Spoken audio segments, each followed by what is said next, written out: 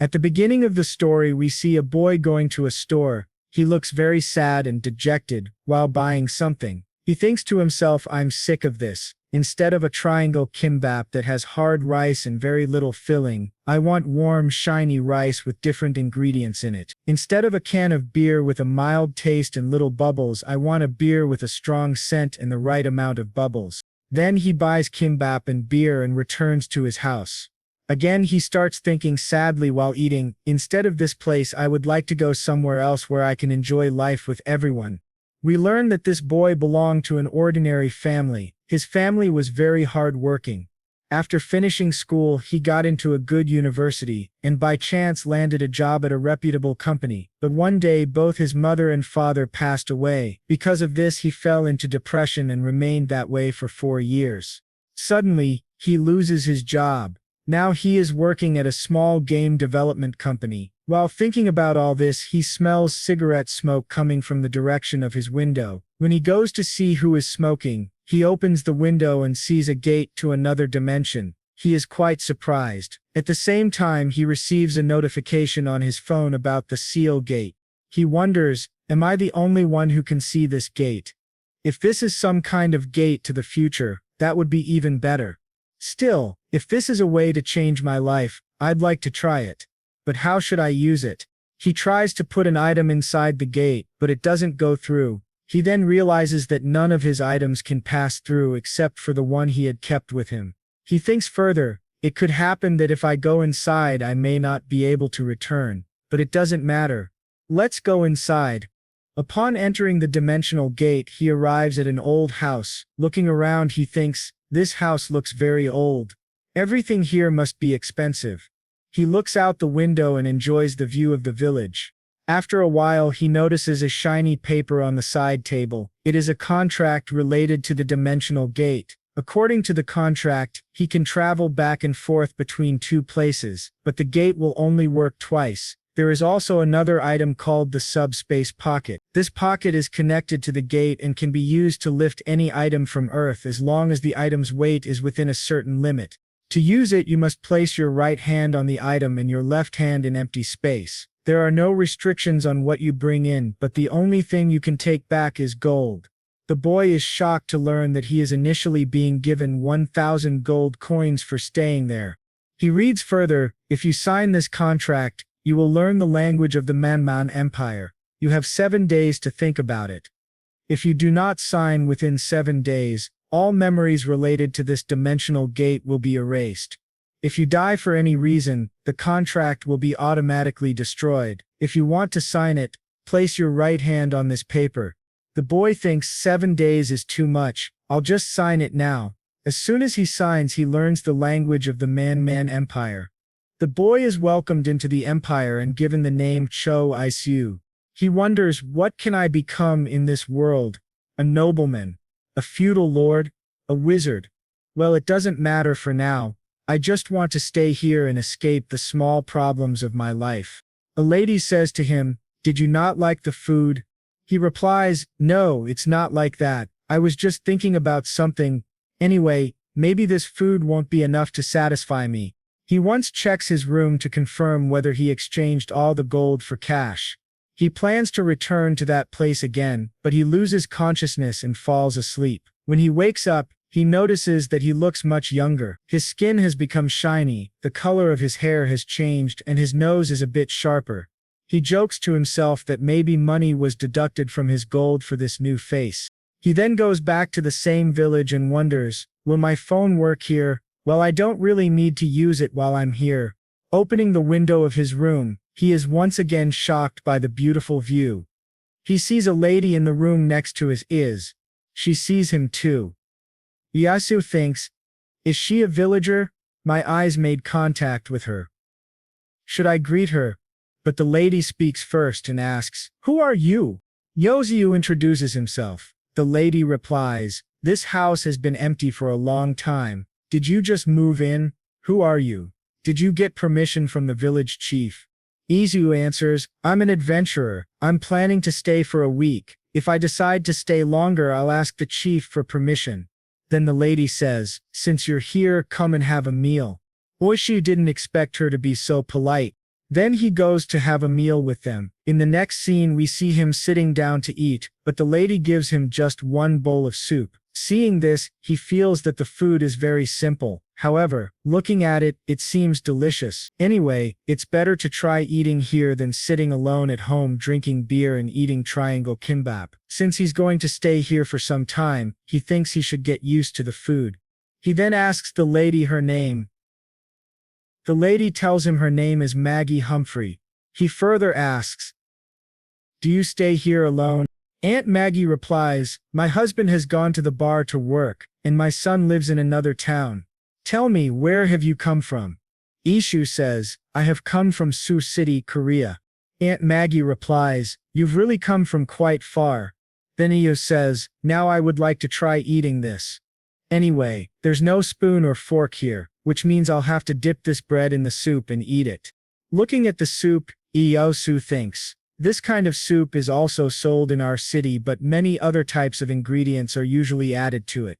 Aunt Maggie asks, "Won't you eat this?" Isu replies, "No, I will eat it." Aunt Maggie says, "Eat it before it gets cold."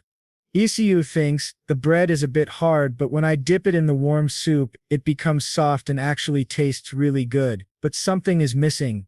Oh, black pepper." Then he says to Maggie, "Excuse me, ma'am, do you have black pepper?"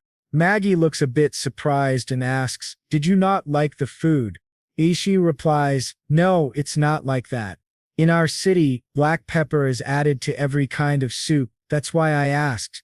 Aunt Maggie responds, "Maybe it's cheaper where you live, but here it is very expensive, so expensive that only noble people can afford it. I've never bought it in my life." Isu thinks maybe she doesn't like talking about black pepper. Then he says, "This bread and soup are really delicious. There's a deep hint of corn in it that makes it taste so good." Aunt Maggie replies, "Don't talk so much, just eat it." Isu says, "Forgive me, but if you don't mind, can I know the recipe?" Aunt Maggie, who was making something, says, "Okay, you want to know the recipe? Fine, come behind me." Then both of them go out of the room. Isu thinks, "The air here is much nicer and fresher than the air of the city." Aunt Maggie says to him, "Come here." Isu starts following her. Then he asks, "By the way, what's the name of this village?" Aunt Maggie replies, "This is Laudine." Isu starts looking around. Aunt Maggie says, "What are you doing? Come here and look carefully." We see some ingredients kept there, which include corn powder, Aunt Maggie's homemade butter, and onions grown in Laudine. Then Aunt Maggie explains the process of making the soup. First, the butter has to be melted, then fry the chopped onions until they turn brown. Onion acts as a sweetener, so there's no need to add anything else sweet. Isu thinks, "I didn't know onion could be used like this in corn soup." Aunt Maggie continues, "Next is this corn powder. I bought this corn from a local trader. He said it's a new crop, so we won't be able to get it for some time." Isu thinks, "It seems corn isn't very common here." Maggie says, "I thought I'd try making powder from this corn. It actually worked, so I continued doing it this way. Just mix a little of the corn powder with the fried onion, then add water and milk together, and boil it on a low flame. Finally, just add a little salt. Now it's ready." Isu is amazed watching the soup being made. He thinks the process is so simple, but even if I try making it, it probably won't taste this good. Aunt Maggie starts going inside the house with the soup. Isu takes something out of his pocket and gives it to her as a gift. Aunt Maggie looks at it and is very surprised. It is a mirror that looks quite expensive. Isu says, "You invited me to your house for food, so this is a small gift from me." Aunt Maggie thanks him, but then rudely hands the mirror back to Isu. Isu thinks, why is she acting so cold now? Then he asks her for directions to the library. Aunt Maggie gives him the directions, and Isu puts the rest of his thoughts aside and heads toward the library. As he walks, we see him looking through a window where he notices a girl. When she sees Isu, she runs away. Isu thinks maybe she's shy. He continues walking and eventually reaches the library. Upon entering, he sees a boy with a name tag that reads Shara, who is eating something. The boy welcomes Isu. Isu greets him, "Good morning," and thinks, this man must be at least 30 years old. By the way, what is he eating? The boy says, maybe we haven't met before. Isu replies, I'm an adventurer who has come to this village for a short time. My name is Isu. I'm from Seoul City, Korea. Isu looks around the library and thinks, this is a library, but it's better than the bookshelf at my home. There are only around 50 books here. Maybe these are all rare books. Still, I don't understand one thing. Why is such a good man taking care of this library? The boy asks Is, have you come here to look for something? Isu replies, yes, can you give me a map of the IR Empire? The boy brings him a map. Isu asks, can I borrow it? The boy replies, no, only people of this village are allowed to borrow books from the library. You have to read them here. As Isu starts looking at the map, the boy also starts observing it with great curiosity, seeing which Isu thinks. He seems genuinely interested. He is very worried and thinks, I will have to flip the pages carefully. If a page gets torn by mistake, it will probably cause me a lot of trouble. Looking at the map, Isu says to the boy, this is a map, there's nothing on it except the sketch of the coastline and the continent. The boy replies, in Man it's illegal to put cities or villages on the map. He then points to a place and asks, is this Lauren village? Isu says to the boy, is it because of war? The boy responds, yes, that's why a detailed map can only be read by the royals and the military. Isu thinks, I hope there won't be a war here. I wouldn't like to live in this world, suffer the wrath and serve only the military people. Isu then asks the boy if war happens often there. The boy replies, it's not like that. Recently a wizard's family helped prevent war in our empire. Looking at the current situation, it seems unlikely that anyone would have the courage to attack our empire. Isu feels happy and thinks, it's good that I won't have to serve the military. Then the boy introduces himself and says his name is Hans. He is in charge of all tasks that require strength in the village. He says to Isu, if you're around my age, let's be friends. Isu tells him that he is 23 years old. Hans is shocked and says, do you use any drink or lotion to look young? I'm 17 years old. Isu is surprised to hear Hans's age. He didn't think Hans would be so young. Then both of them become friends. Isu asks Hans about the food he was eating. Hans says, this is bread with raspberries on it. First we cook the flatbread and leave it for a few days, then top it with different kinds of food. On this one I used crushed raspberries. Then Hans says to Isu, do you want to have a bite? Isu thinks, after seeing it, it doesn't look so tasty. Then Isu asks Hans, by the way, which is the nearest city around here? Hans replies, Pushing City is the closest, but it takes 3 days to reach there by car. Then which is the biggest city? Hans replies, Armenia City, but I've never been there. Some merchants come to our village and I've heard about it from them. It's the capital city of our empire. It takes more than a month to reach there by car. When Hans hears the sound of some people coming, he thinks the merchants have returned. He asks Isu, can you take care of the library at this time tomorrow? I need to go meet the merchants. Isu gets a little confused. Then Hans says that Isu can also get the things he needs from the library. Isu couldn't refuse. Both of them come outside, where we see some merchants. Isu feels very excited seeing them. He goes to say something to Hans but sees that Hans is already gone. Then we see Hans asking Aunt Maggie where the merchants went. Everyone is in a hurry. Hans wants to return home because he has to buy something and needs gold. After coming home he thinks he should take a shower. Then he thinks further, I cannot go from this world to the other world with anything.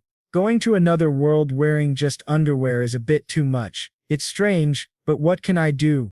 Then he thinks, yes, it's better to take my box of gold coins to the other world than to come and go again and again. That's why I need a subspace pocket. He goes to another place, takes 2 gold coins and heads out to meet the merchants. He goes to a restaurant where the merchants are going to stay. There are a lot of people there, which Isu finds very pleasant.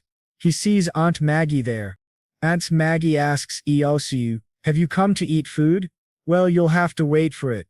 Isu replies, no problem. Then Aunt Maggie says, I'll bring food for you in a while. Till then, drink this. Isu says, thank you, and starts thinking, If she gives me beer, how will it taste? I had beer before, will this one taste different? Then Ant serves him beer. Seeing it, he gets very surprised because he has been drinking this kind of beer for quite some time. He doesn't let even a single drop spill and drinks it completely. He finds the taste very delicious and drinks it again. Then Aunt Maggie comes over and says, "You'll have to give 1 silver and 5 copper coins in exchange for this drink." Isu gives her a gold coin. In return, he receives 8 silver coins and 5 copper coins as change. He thinks this means 10 silver coins are equal to 1 gold coin, so the cost of 1 cup of beer is around 15,000 won. Then he asks, "Do I have to pay separately for food as well?" Aunt Maggie says, "Don't worry, you've already paid for both. By the way, is the price of beer also cheaper in your city? Because here we get 1 cup of beer for 2 copper coins." She adds, "Well, now I'm going to prepare food for you." Isu says, "Till then, I'll enjoy this beer." He looks around. There are a lot of people, and he thinks he should go and talk to some of them. Then Hans comes, calling Isu. Hans says, "Have you also come here to eat?" Isu replies, "Would you like to join me?" Hans says, "No, I came to eat with my family. In our village, it's a rule to spend time with your family during meals. But my family gave me permission to go and meet the merchants. That's why I came here." That's when Isu gets to eat. This time the food was pork stew with bread. Isu thinks, "I also feel like eating with my parents." That's when Hans says, "Your food has come." Hans looks at the food and says, "This is usually eaten in winter, and now it's summer. But I'm sure it will still taste very good." After the meal, Hans says, "Let's go meet the merchants." Isu replies, "That's fine." Then he looks at the food and starts thinking, generally people keep pork like this for 2 days, but that can spoil it. That's why common people eat it as quickly as they can. Fresh pork juice and vegetable soup preparation tastes very delicious. At the same time, they've used essential herbs and salt, which gives it a unique taste. I remember this taste. My mother used to cook food like this. My mother used to make very spicy food, which I liked a lot earlier, but now I don't like spicy food. While thinking about all this, he remembers his mother a lot. When Isu is done eating, Hans asks him again, "Mr. Isu, what will you do now?" Isu says, "I'll go see the merchants." Hans gets excited and says, "Okay, let's go quickly." Then both of them go toward a small festival. Hans says, "You'll find a lot of things here." Aunt Maggie asks the price of a mirror. The shopkeeper says, 8 silver. Isu sees Aunt Maggie asking about the mirror and thinks, "I'm sure the one I tried to give her had better quality. Anyway, 8 silver is 80,000 won. If I were to sell 3 a day, 90 a month, I'd earn 7 million won a month. Awesome." Then Aunt Maggie asks for a cheaper mirror. The shopkeeper shows her a wizard's mirror for 3 silver coins. Aunt Maggie understands that this is a mirror made by a wizard. On the other side, Isu sees a man and thinks, "I've never seen this face before." The old man says to Isu, "Where did you come from?" Isu replies, "I am an adventurer from Korea. My name is Isu." The old man says, "It's my first time hearing such a name. It must be really far from here." Isu tells him, "It's a miracle that I came this far alive. By the way, how much does spice cost nowadays?" The old man replies, 6 gold per pound for black pepper, 6 gold for nutmeg, 1 gold for sugar, and salt is 2 copper. Isu thinks carefully. 1 pound is about 450 grams, so 1 kilogram of black pepper would be 12 gold. That's about 1.2 million won. That's awesome. Then he asks, "Is that standard followed everywhere in Armenia?" The old man replies, "Well, we can say that the prices are similar here and there." Hearing all this, Isu starts forming a detailed business plan in his mind. He thinks, considering the transportation fees, city taxes, and store rental fee, I think it's okay to sell it a little cheaper here. Judging by how they react, they must have increased the prices since they are dealing with innocent rural peasants. Anyway, spices are quite expensive here. If I just find a route to sell them, I might become the richest person in the Armenian Empire. If that happens, I'll be done with you, Manager Park. We see that the same girl starts watching Su from behind a tree. Isu starts asking the old man how much did it cost you to get the black pepper from the port. The old man replies, "Of course, I can't say that." Then Isu says, "Did I mention that black pepper is really cheap in the place I come from?" Isu gives an evil smile and continues, "If we talk about this further, I might be able to provide those at a reasonable price." The old man replies, "3 gold." Isu asks, "Where is that continent anyway?" He continues, "Since they come here and that reduces their burden of having to go to the big city, I think they will buy it for 2 gold coins, right? By the way, I'll ask other merchants too before deciding the exact price." Hearing these lines, the old man says, "So why don't you sell all the black pepper you have?" Isu starts looking at the man with suspicious eyes and says, "Looks like you're lacking in supplies, is that it?" The old man replies, "Of course I am. Every time this crop grows, the royal family and the elite people buy it. Because of that, ordinary people like us are not able to buy it even if we want to. That's why this time I could buy only 5 pounds of black pepper." Isu thinks, "I can understand why it's so expensive. It's brought from such a far distance. Even bringing 2 kilograms of black pepper from that far is a big deal." Then he says, "Forgive me, but for today I don't have anything." The old man gives him a card and says, "Take this." It was written on the card, "Spy Store, Colin Mug Wall, Central Market of Armenia City, Spice Street number 5. Then the old man says, "If a trade route opens to your continent, come to my store. And now, goodbye." In the next scene, Izu sees a kid sitting. He thinks he should go and talk to that kid. He goes to the kid and asks, "Hey kid, do you live here?" The kid says, "I'm not a kid. I'm 10 years old." Isu says, "Forgive me." Then the boy asks, "Where do you come from?" Isu replies, "From Korea." The kid says, "Liar, I've read 100 books but I've never heard of Korea. What are you talking about?" Isu says, "Do you know I'm 23 years old and I've read more than 1,000 books, yet there are still many things I don't know.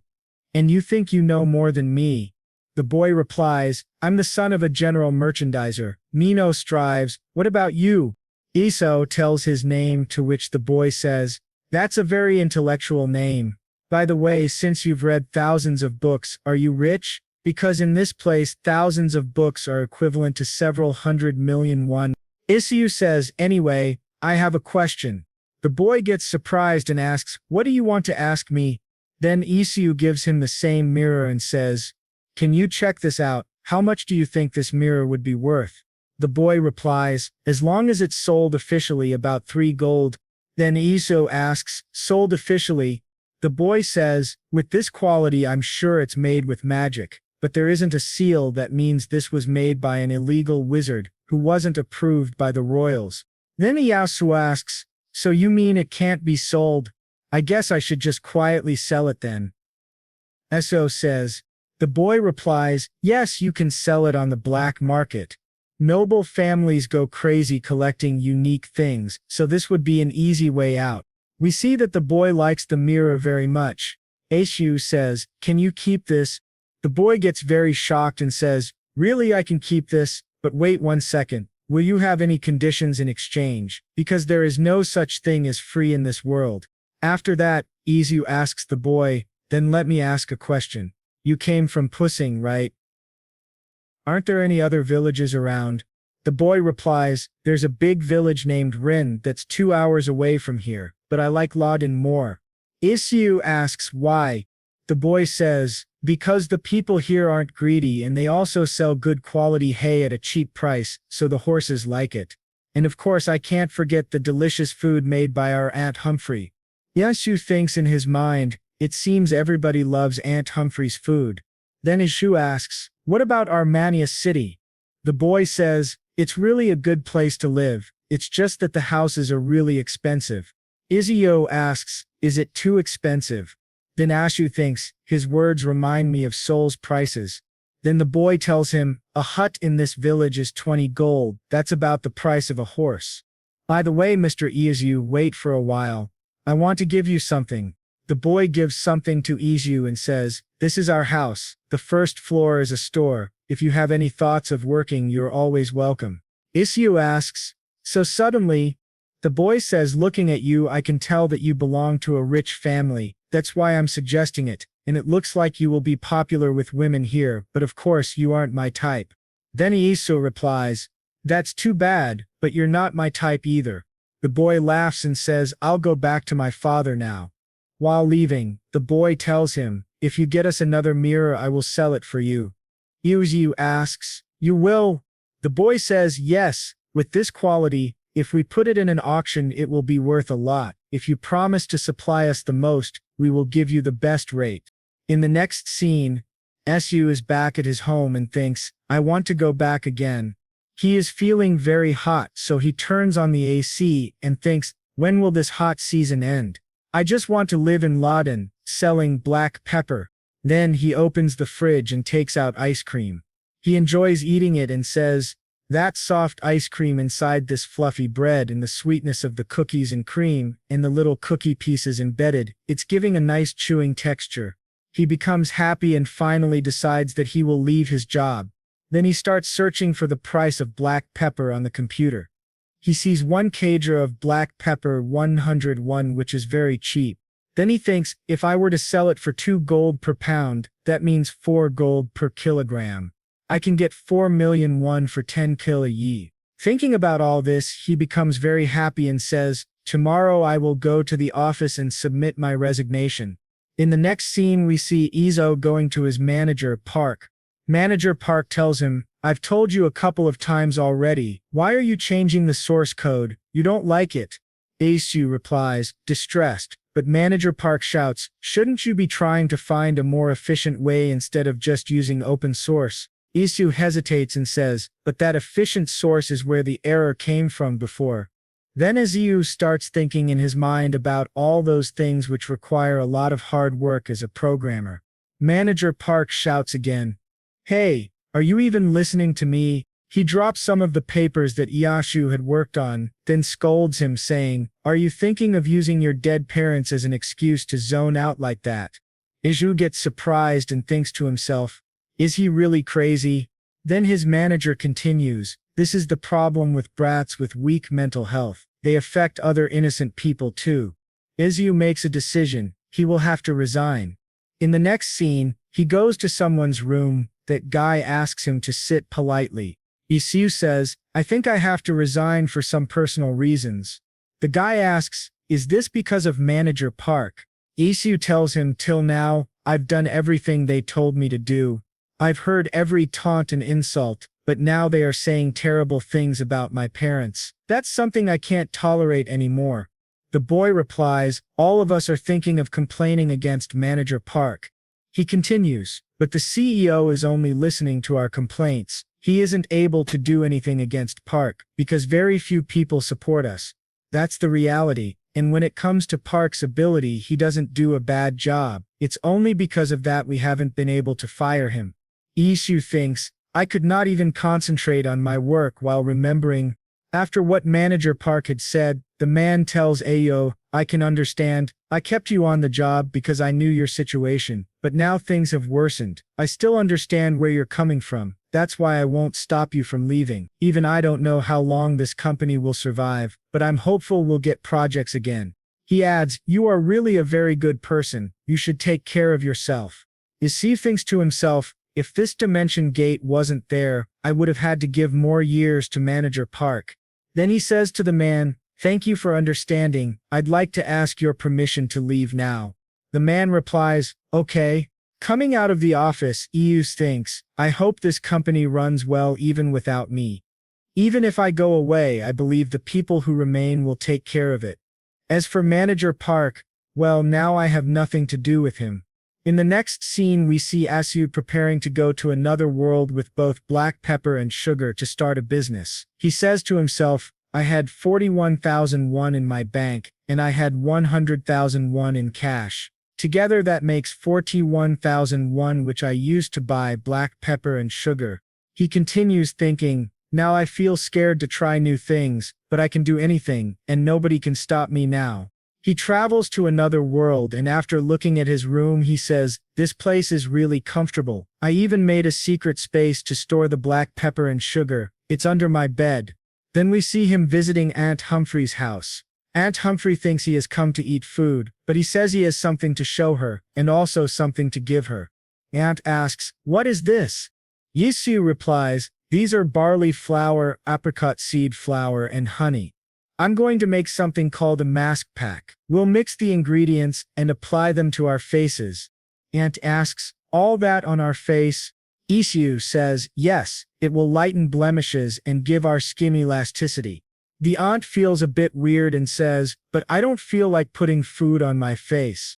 Isu happily replies, "This is how women in our continent take care of their skin. Try it once." Aunt agrees and wears the face mask, which looks very strange. Aunt Maggie didn't leave any gaps while applying the mask. Seeing this, Isu starts laughing and says, "Aunt, you should have left space around your eyes and nose." Aunt thanks him, and Isu says, "It's nothing." In the next scene, he returns to his room and says happily, "I like this freedom very much." This is how he starts to heal and how he spends his days in Seal City. Then there is a knock on his door. Isu opens it and sees Hans. Hans says, "I haven't seen you in a while, so I thought maybe you had left." Isu replies, No. Hans says, "Can you spare some time? Would you like to join me in picking hops?" Isu asks, "Hops, what's that?" Hans replies, "It's used in making beer. I make it myself. Anyway, how long are you planning to stay here?" Isu says, "I'm not sure. I'm going to talk to the village chief first." Hans says, "He'll be happy if you decide to stay for a long time. We always need manpower." He continues, "There's a lot to do: harvesting hay, feeding animals, fetching water, making beer, grinding grains, and I also have to protect the library." Then as Siu asks Hans, "Recently I saw a blonde-haired girl. Who is she?" Hans looks surprised and says, "Blonde hair? There's no such girl in our village. There's only one girl here, but she's a little weird." Isu asks, "Weird? How?" Hans explains, "It's been 10 years since she came here. She lives with her mother, but they don't interact much with the neighbors." Isu says, "Really?" Hans continues, "But they do everything they're asked to do. People have to work if they want to stay in the village after all." Isu asks, "Is that why you want me to go with you to pick hops?" Hans laughs and says, "That's not the only reason. If we think about it carefully, we realize that after taxes, most of our earnings are spent quickly. That's why when merchants come, they manage everything: rent, collection, supplies, and more." Isu comments, "So do you consider them your wallet?" Hans starts laughing. Then Isu thinks, the kid was right. Villagers here only make enough to get by. They'll take whatever you offer without bargaining. It's hard to imagine that in our modern society. I guess this is what it means to live like flowing water. It's good. Both of them arrive at the place they were heading to. Hans shows Isu a sample fruit and says, "You have to collect fruits that look like this." Isu takes one, smells it, and thinks, "It smells good, like a mixture of grass and fruit." Then he says, "I heard that beer in a world without hops tastes awful. It's fortunate there's hops here." Lost in thought, Hans calls him Mr. Isu. "What are you doing?" Isu says, "Nothing. I was just thinking about something. I just need to put this in the basket, right?" Hans says, "Yes." Then we see them collecting the hops together. A lot of fruit was filling the baskets. Hans said, "This is enough." Isu replied, "It finished earlier than I imagined." Then Hans said, "Let's go now." On the way home, Hans told Isu, "The firewood is running out. Can you come tomorrow as well? We have to shave the sheep before it gets hotter." "Do you know how?" Isu didn't say anything. Then Hans said, "I'll take this to the inn. By the way, you must be tired. Take some rest for a while." Isu said, "Okay, thanks," and then started running towards his home. He went home and took a bath, which made him feel really good. Then he thought to himself, a beer would be perfect after a nice shower. If I'm going to drink beer in another world, I should take some food there. He started thinking about a lot of food and said to himself, "I feel like eating all this." He began browsing food on his phone and planned to take some of it to the other world. After much thought, he picked a food item and ordered it online. After some time, the delivery arrived. He decided to take the food to the other world using his subspace pocket. He thought it'll be great to enjoy the taste of Korea in another world. After reaching the other world, he thought, but how can I eat this food? There's not even a plastic bowl here. If I think about it, I haven't brought any of my essential things here. So he went back and brought some bowls from Korea. At this moment, Hans arrived. Hans said, after coming inside, I was knocking at the door for a long time, but I couldn't hear anyone's voice. Isu, who was without clothes, was stunned to see Hans. Hans said, sorry, I came in without permission. Next time, I'll wait outside. Isu said, okay. Then both of them went to the garden and started talking. Hans said, I've been working hard to cover your quota while you weren't here. Isu asked, work? Hans replied, the hops we picked earlier. We had to clean the dust off the fruits to make beer. Since you weren't here, I did all of that myself. Isu was very surprised and said, thanks. He thought to himself, this place is nothing like Seal, but it's much better. Then he thanked Hans again and said, I'll help next time. By the way, why are you here again? And said, do you want to have dinner with me? Isu remembered the food he had planned to eat, the one he ordered and brought into this world. He wasn't sure what would happen to it, but still said yes to Hans. Seeing Isu's expression, Hans said, if you're saying yes, then why are you making that face? Isu said, no, it's not that I don't like it, it's just sudden. I actually cooked something. Hans was surprised and said, you know how to cook? Isu said, yes, but why do you sound so surprised? Hans said, nothing. You just seem like someone who only eats food cooked by others. Isu said, I was planning to share it with Aunt Humphrey. Then Hans said, let's eat at Aunt Humphrey's then. Isu asked, can we do that? Hans replied, of course, I'll get permission from my parents first. Don't start eating until I get there. Isu said, then I guess I'll use a wooden bowl. In the next scene, we see that Isu has prepared a delicious meal. Everyone is asking, what is this? Ya said, it's called roasted chicken. It's made by boiling chicken with different vegetables. Aunt Humphrey asked, lime stew? Isu replied, yes, it's similar. Eat it before it gets cold. After everyone had eaten their share, they started reacting so strangely that Isu became extremely nervous. Isu asked Hans, you don't like it, is it not to your taste? Hans said, this food, it just flipped my whole world. Isu said, what? Aunt Humphrey turned to her husband and asked, are you all right? Her husband replied, I lost consciousness because it was so delicious. Then Aunt Humphrey asked Isu, did you use spices in this food? Isu thought to himself, Aunt Humphrey is really experienced in cooking. That's why she noticed so quickly that I spiced up the food. Then he said aloud, yes, it's a common spice used in my hometown. Aunt Humphrey asked, is it not your type, Hans? Hans shouted, it's completely my type. Aunt Humphrey's husband said, it's my type too. Then Aunt Humphrey said to everyone, start eating now. Everyone enjoyed the meal very much. The next morning Isu said, all right, let's go sell some black pepper. While he was searching for a merchant, he saw a girl riding a horse. Isu thought to himself, she is very beautiful. He noticed people around her and wondered, is she a noble?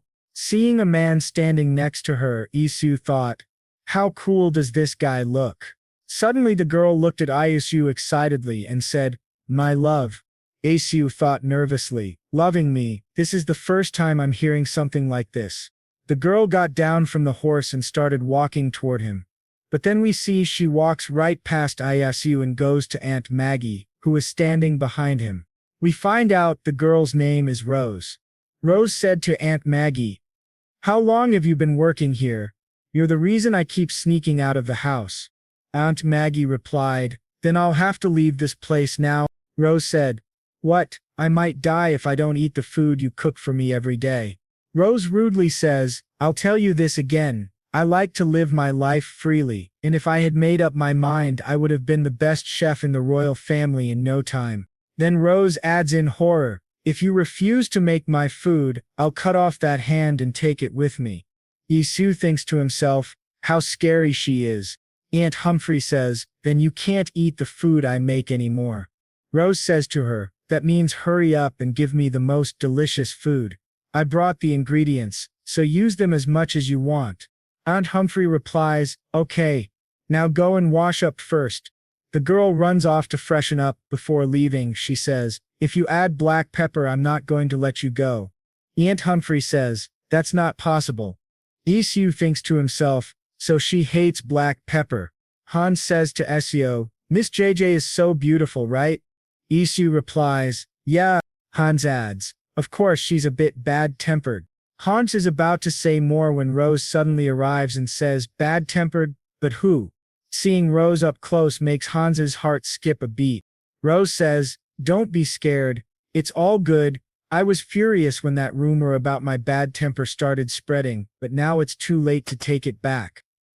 I bet my driver played a huge role in spreading that rumor. It's a really cunning one. Then pointing at Isu, she says, by the way, who's this person? Isu replies, let me introduce myself. I'm an adventurer, Isu from Korea. Hans adds, he'll be staying in the village for a while. Rose starts asking a lot of questions all at once. What is this Korea? It's my first time hearing of it. It must be far away from here. Which family are you from? How much wealth do you have? Hearing so many questions at once, Eozi's head starts spinning. Just then the same man from before arrives and takes Miss Rose away. Rose shouts, hey, let go of me, let me go. Isu looks at the girl and thinks, what a crazy young girl. Then Isu asks Hans, her name is Jace Rose. Hans replies, yes, you can call her Miss JJ for short. Isu says, I see, Miss JJ must be very interested in me. Isu pokes Hans and asks, do you like Miss JJ? Hans replies, what are you saying? It's not like that. He continues, Mrs. Humphrey's food is really good. Even if I use the same recipe and ingredients, it doesn't taste as good as hers. Just then, a swan becomes very happy after seeing a man and says, Mr. Joseph, I am here. The man named Joseph replies, all right, Hans, get me a beer. Hans brings the beer. Isu asks the beer's price and Hans says, we don't charge money today, it's Miss JJ's day, after all.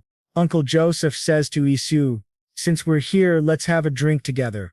Isu replies, yeah, of course. By the way, I heard him call you Mr. Joseph, and I'm Isu, sir. If you don't mind, may I ask what kind of business you do? Uncle Joseph replies, I sell spices in Hermania City. Isu asks, by any chance, do you know Mr. Mugo?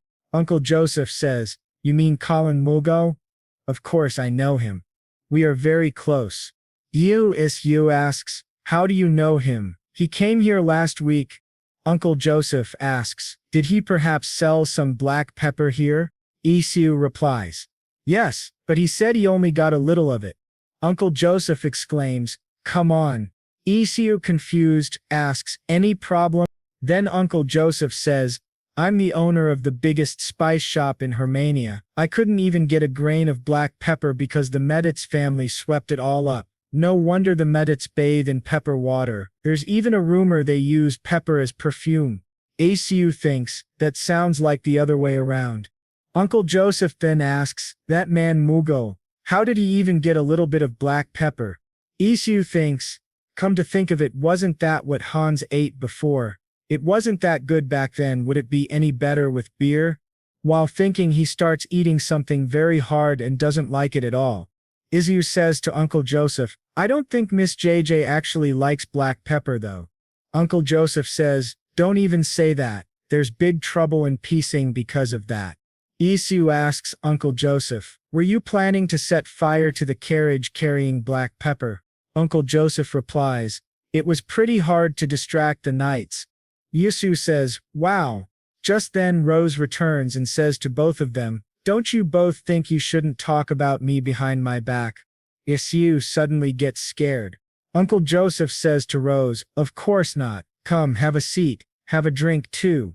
Rose tells Uncle Joseph, how about we steal that carriage? We'll earn a lot if we succeed.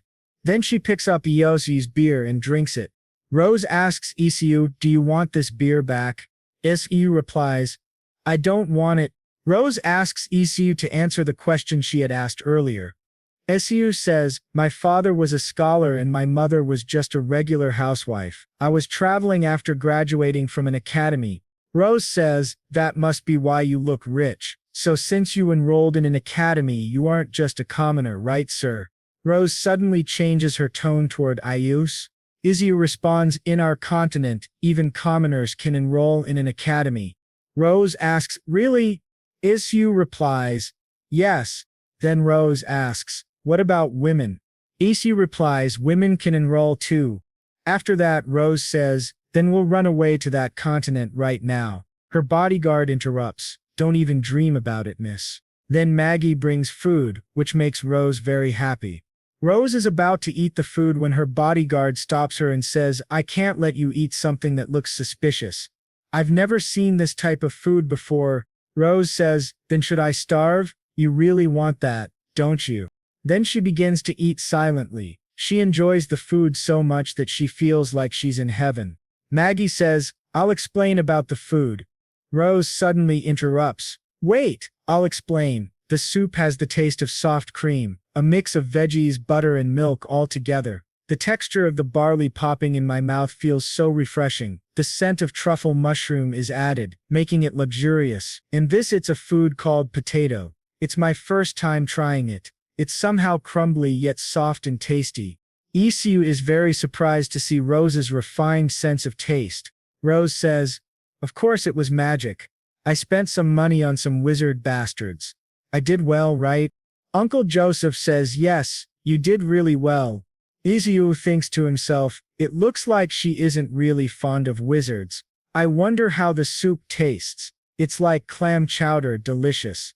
But it wouldn't have been easy to harmonize the taste of potatoes and clams. She made this with ingredients she had never even seen before. She's great. Rose snaps, don't overreact and sit down.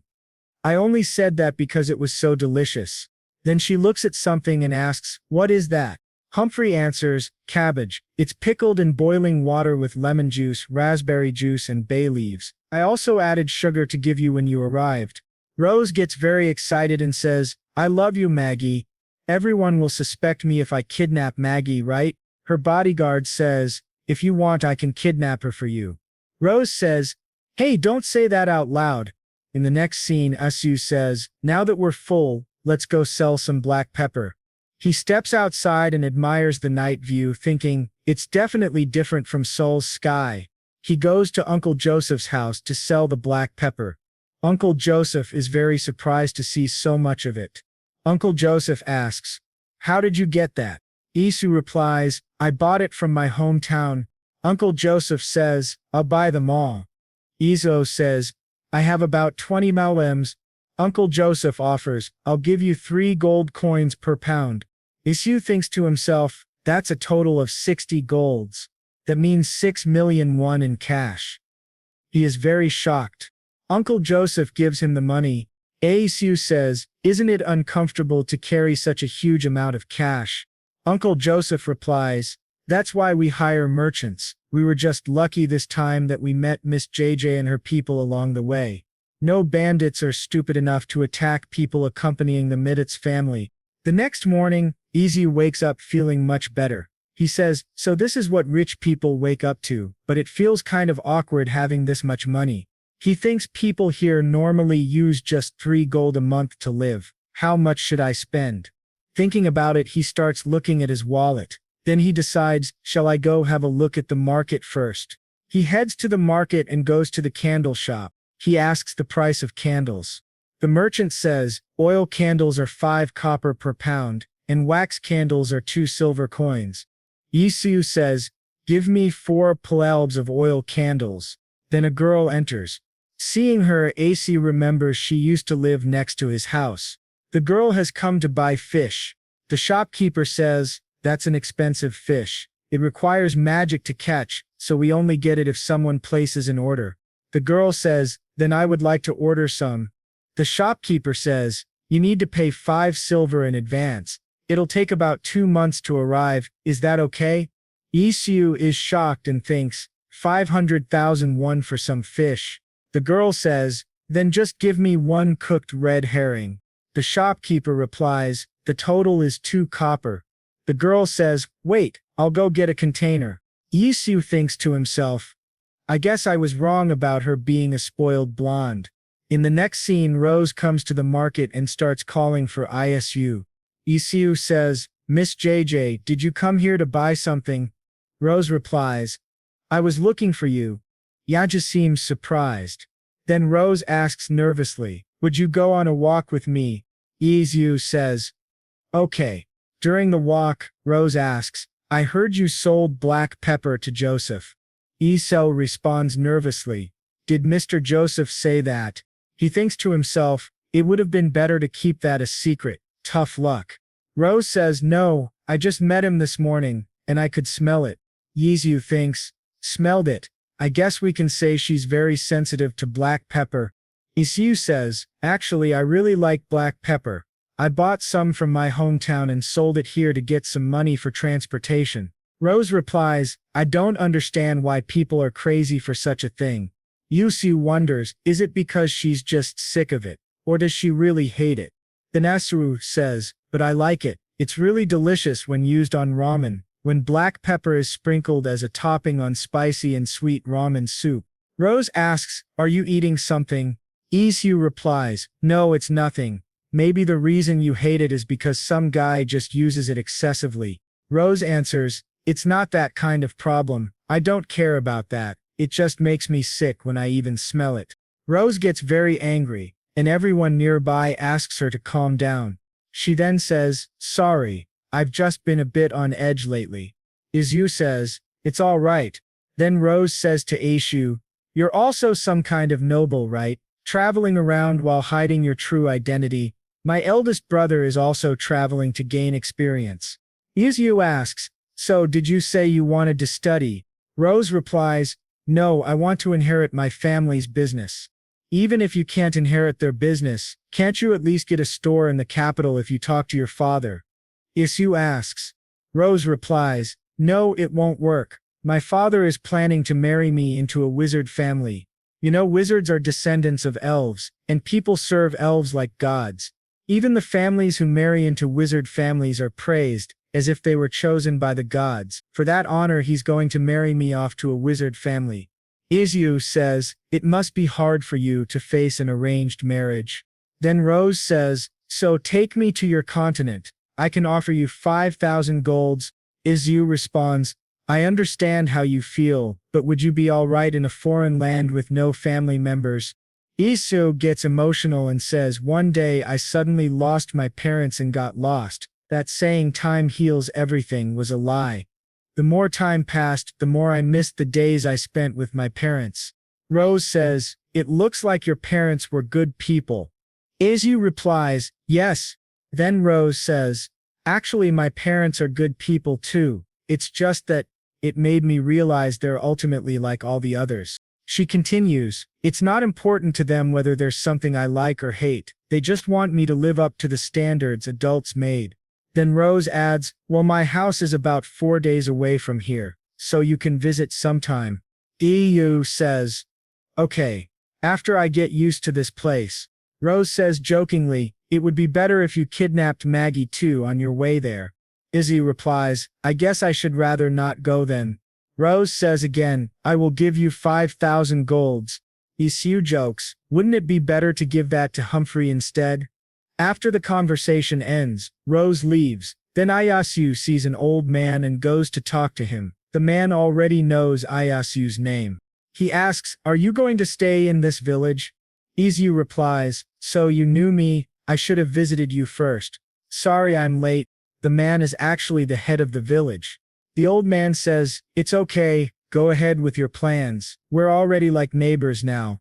Isu says, okay. That's it. So can I just live here?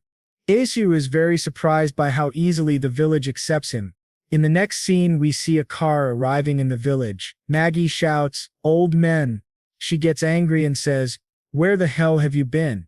Oh my god, you got a kid now? We then see some people arriving bringing a baby with them.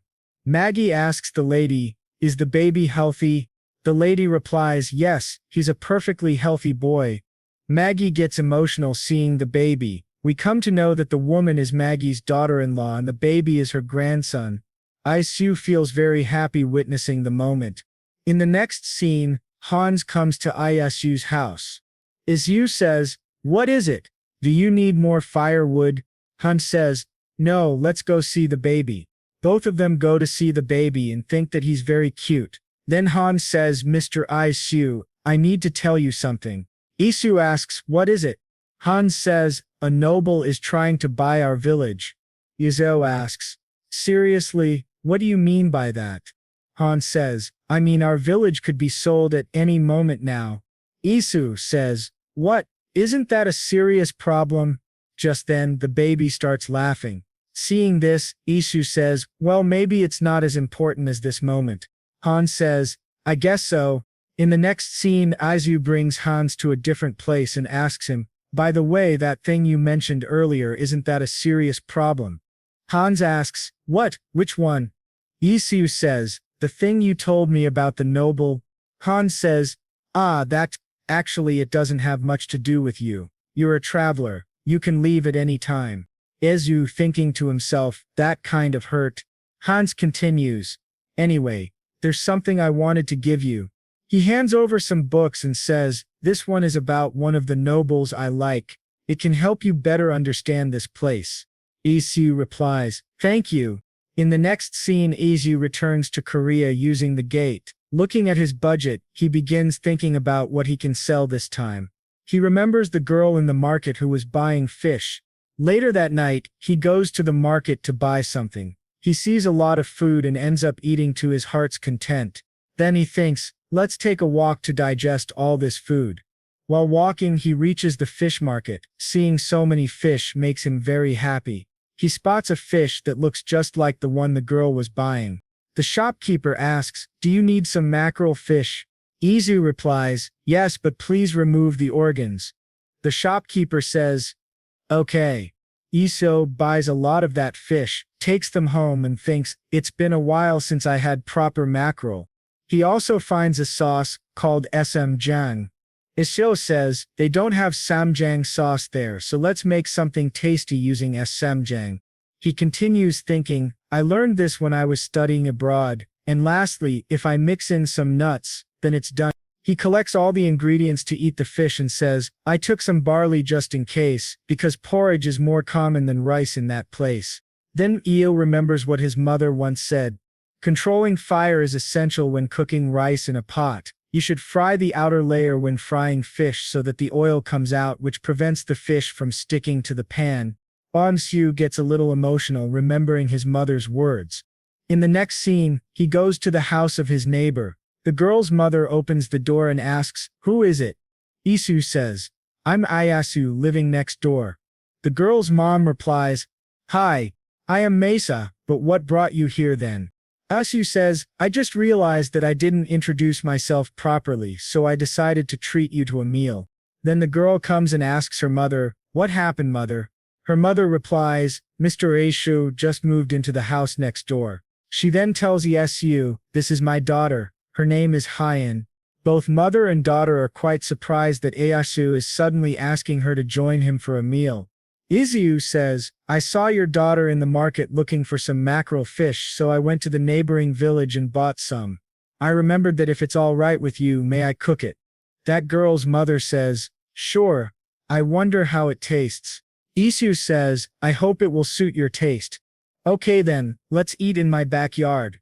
Later in the next scene we see him cooking fish with great fun. He thinks I should fry the fish like this to make it crispy on the outside but soft on the inside. He's done cooking the fish, which looks very tasty. The three of them sit together to eat. Isu says, "This is steamed cabbage, but take a piece of mackerel fish along with some sauce on it, then wrap it and eat it." That girl's mother asks Is, "Did you live in a coastal village before coming here?" Isu replies, "Well, somehow, yes." Her mother eats the fish and after finishing, she says, "You have a talent for cooking, especially this sauce. It's my first time tasting something like this. It's really delicious." Isu feels very happy to hear the compliment and says, "I'm glad that you liked it. Now I want to try too." He finds it so tasty after eating it. He thinks I am in the ocean. He also thinks his mind about the cabbage's sweetness and the barley's texture suits well, but still, this part of the fish is the most delicious one. That girl's mother says, people who know how to eat should start eating from here.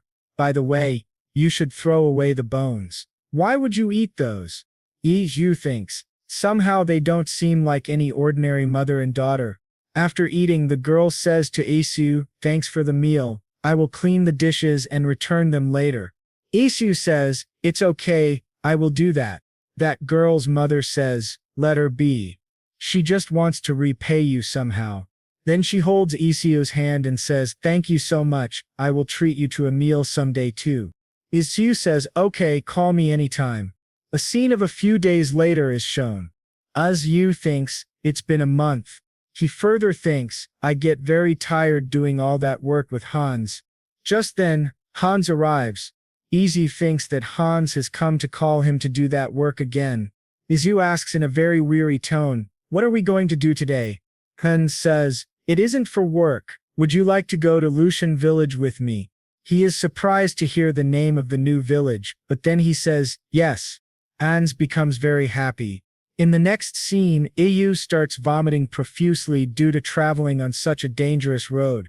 He thinks, I should have taken meds for motion sickness. That was one murderous road. Then Hans says, there is someone I have to meet, so I will go that way. Isu says, okay, let's meet at this spot after about an hour. I will be at the pub if it gets too late. Hans replies, okay. Then he goes to meet someone. Isu thinks that he can take advantage of this opportunity to do some shopping in this village.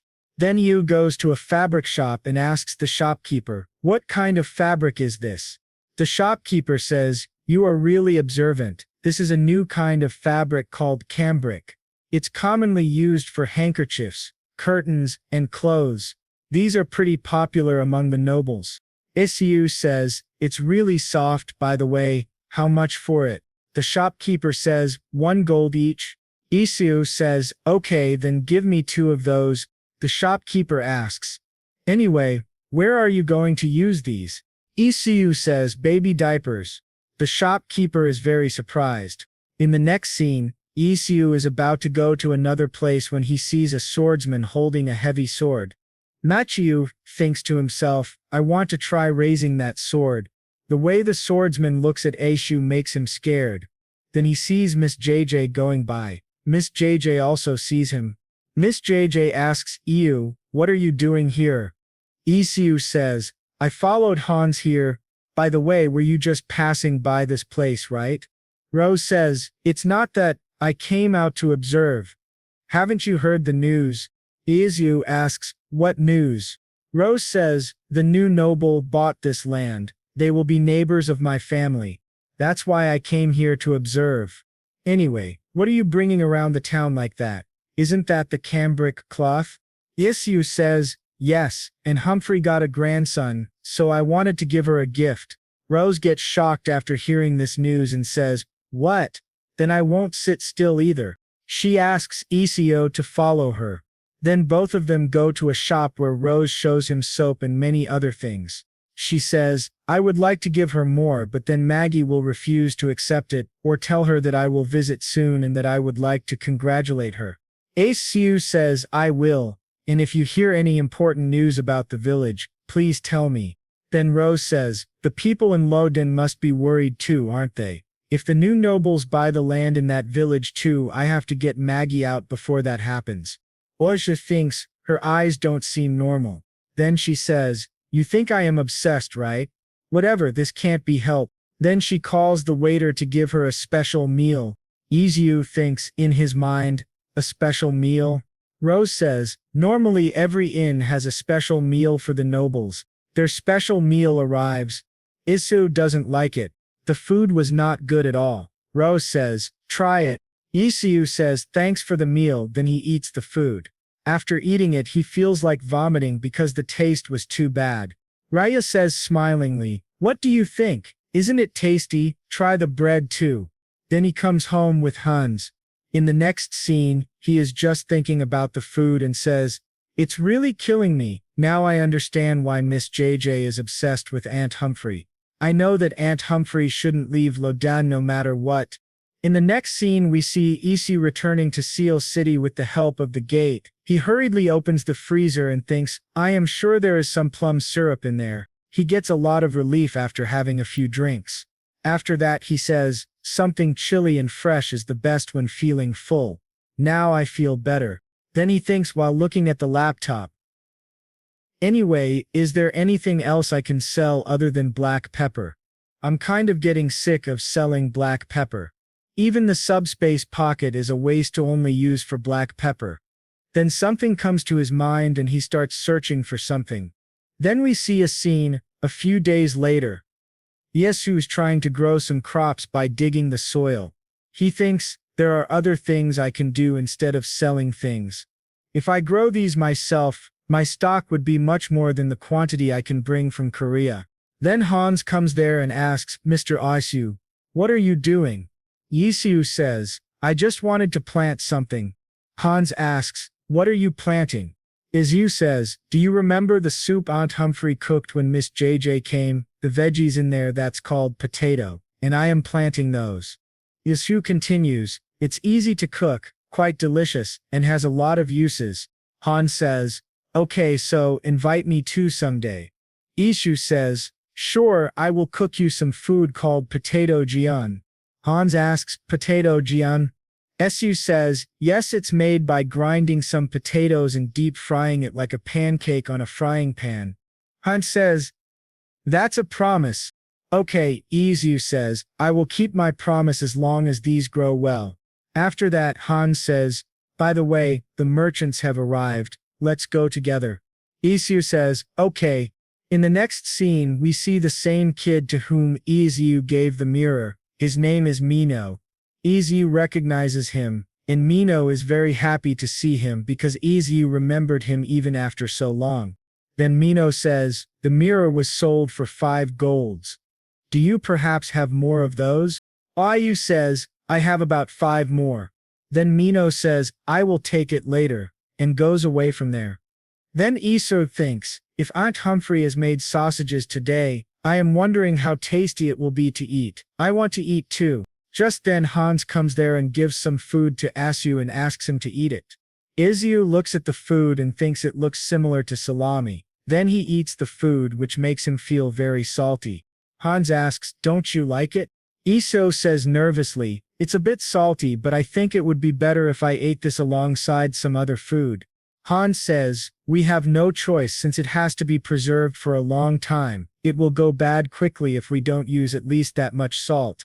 Then Aunt Humphrey comes in with some food. She says to Hans over there, stop talking and help me serve the food. Hans says, okay. Isu, looking at the food, sees there are only sausages and bread for today. Then he thinks, I am sure it will taste good since Aunt Humphrey made this. Then he sees some people sitting in front of him eating food. At the same time, Hans calls him, who is at the dining table with his family. Hans invites him to have dinner with his family. Hans's family also happily invites Isu. Hans's father says to Isu, I have heard a lot about you. Then everyone says, thanks for the meal. Isu eats the food and thinks it still tastes alright when I eat this with bread. The scent of the fermented meat and this chewy texture is this similar to salami too. Then while eating, he starts thinking about food in his mind. Then he asks, anyway, I don't see Miss Mesa and Hyen. Hans's mother says, I heard that Mesa isn't feeling well nowadays. Isu is shocked. Then Hans's mother gives some food to Isu, and says, can you take the leftover food to your place? Isu says, of course. Then when he starts leaving from there, he hears a lot of shouting and fighting. When Isu hears the voice, he understands that it is the voice of Hyen and her mother fighting. Then Hyen comes out of the room in anger. She and Isu come face to face, but Hyen doesn't say anything and goes away in anger. It is then that the mother comes out to call her, and then they start coughing up a lot of blood. In the next scene, we see Isu and the girl's mother at the dining table. Isu says, please eat before the food gets cold.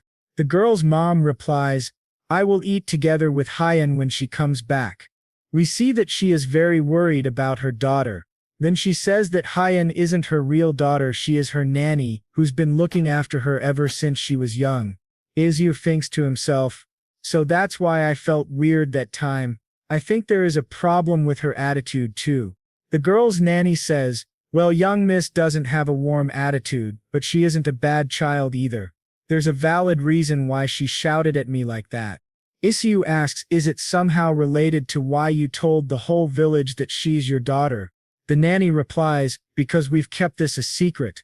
Our miss has a lot of talents. She wants to use those talents to earn money in a big city and get me treated, but I'm not allowing her. She's crazy.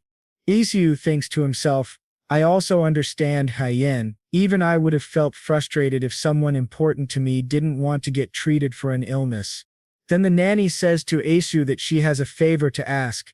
Isu asks, what is it? The nanny says, when I die, please help our Miss Hyen to settle down in this place. The next day we see Isu going to his parents' graves. After getting there, he repeats in his mind what the girl's nanny told him. After that he says aloud, it won't be easy, but I'll try. Then he remembers something his own nanny once said. That's a lot more convincing to hear than you confidently telling me that you would definitely do it just to keep me happy. In the next scene, Iyasu thinks to himself, I am not someone who is good enough to be responsible for a girl that I barely even know. And it doesn't feel like Hyen is someone with whom I can get along well. But the reason why I said that was because I know the feeling of being left alone. In the following scene, we see Mino and Iyasu. Iyasu gives him the remaining 5 mirrors, which makes Mino very happy. Mino says, okay, I'll give you 3 golds per mirror. And I'll give you more if these get sold at a higher price. Isu says, you work with your conscience, huh? Then Iyasu asks, what about soap instead of mirrors? Mino replies, soaps aren't in as much demand as mirrors. Mino continues, anyway, Mr. Isu, what are you? Isu, surprised, says, I said I'm an adventurer. Mino says, what I mean is, are you a noble or a commoner? You have a scent that I can only smell from nobles. Commoners can't take a shower as frequently because water is rare.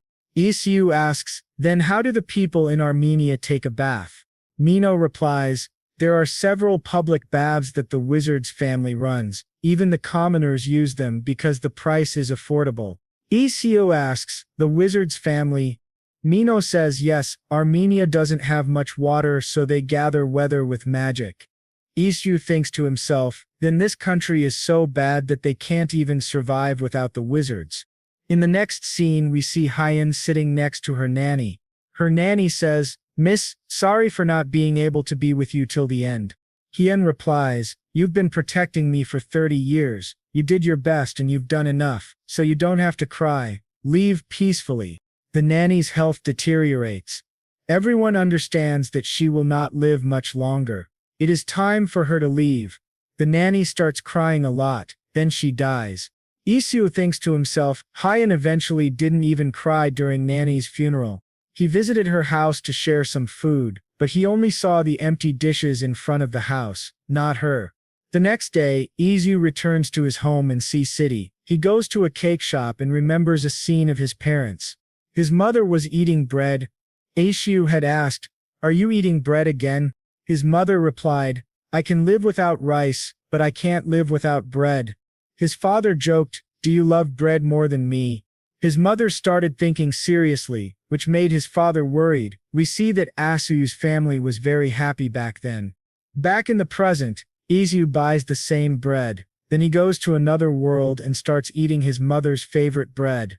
He sees a packet on the table. At first he doesn't remember what it contains, but then suddenly, he remembers it's the same fabric, soap and lotion that he and Rose had bought for Maggie's grandchild. He sets out to give it to Maggie. Maggie asks, what is that? Isu says, Cambry cloth, and I also put soap and lotion from Miss J in here. It's a gift for getting a grandchild. Maggie says, oh my, you are so thoughtful. Isu says, it's nothing much. Then Maggie says, compared to you, the males in my family are so lazy. Isu gets nervous and says, I'll see you later. He thinks to himself, I better get out of here for the sake of peace in this family. Then he goes to see the crop he had grown long ago. He sees Hyan there and is very surprised. He says, "It's been a while, were you looking at the potato flower?" Then he plucks a flower and gives it to her. He says, "How is it? It's simple but beautiful, right?" Hyan looks at him with a strange expression and says, "Why did you pluck that flower?" Isu says nervously, "You should pluck the flower for the potato to grow well." Hyan asks, "What is a potato?" Isu replies, "Something you eat, it's buried under the ground. Right now, we can harvest it after a month. I'll let you taste it." Hyan says, "Forget it." Isu thinks to himself, "Anyway, is she eating properly? Looks like she lost some weight." Then Isu asks Hyan, "Do you perhaps like bread?" Hyan asks, "Breaded?" Isu says, "Yes, I got some of it recently. I like bread." Hyan gets excited. She says, "Come on in then. Let's eat together." Then she eats the bread and Iu thinks, "Looks like she loves bread too. But I was wondering why her hair color altered so frequently, so she was indeed a witch." While thinking this, Iu starts looking at her carefully. At that time, Hyan asks, "Is it your first time seeing someone eating bread?" Isu gets nervous again and says, "No, I was just amazed by your ears." Hyan says, "You could have just asked if I'm a witch." Isu replies, "How could I when you were trying to hide it?" Hyan says, Yeah. Anyway, you better not tell this to anybody else. And don't talk to me when I'm eating." Isu is surprised by her behavior and says, "Okay." After finishing the food, Hyon says, "I get it now. You can fool the others but not me." Mitsu doesn't understand what she means. Then Hyan asks, "You aren't an ordinary person, right?" Isu, sounding very nervous, replies, "What do you mean?" Then he thinks, "Did she somehow notice that I came from another dimension?" Then Hyan says, "You're a wizard, a bread wizard." Isu is absolutely stunned by her words. Then Hyan says, "The texture is soft but not greasy. The egg and butter give a good taste to the bread and the scent spreads all over my mouth. Unless you are a bread wizard, it's not possible for someone to make such delicious bread." Then she adds, "You fed me such delicious bread. In return, I'll help you take care of the potato flowers." Isu says, Sure. Then Hyan says, "I also haven't forgotten about the cooked mackerel. I will definitely repay you for that too." Isu says, "Okay, just tell me if you want to eat that again." Hyan says, "I hate fish." Isu replies, "That's good to know. Anyway, what kind of magic do you use?" Hyan responds, "You want me to tell you that for free?" Isu says, "I don't think I'm asking that for free." In the next scene, we see that Ieyasu has to make bread again. He collects all the ingredients and thinks pound cake has simple ingredients and is easy to make. Traditionally, flour, egg, sugar, and butter are mixed. It's also delicious if we add veggies and bacon. Chocolate and green tea are good too. Also lemon. In the next scene, he starts making bread and thinks, will it be tasty for her? I don't know what she'll say. Just then, Hein arrives. She asks, "Is that bread? When can we eat it? You do know that I'm diligently harvesting the potato flowers, right?" Isu says, "How would I know if those fell off because of the wind or if it was really you? That's the information I want in return for making this bread." Hyen says, "I am a witch with the power to control water."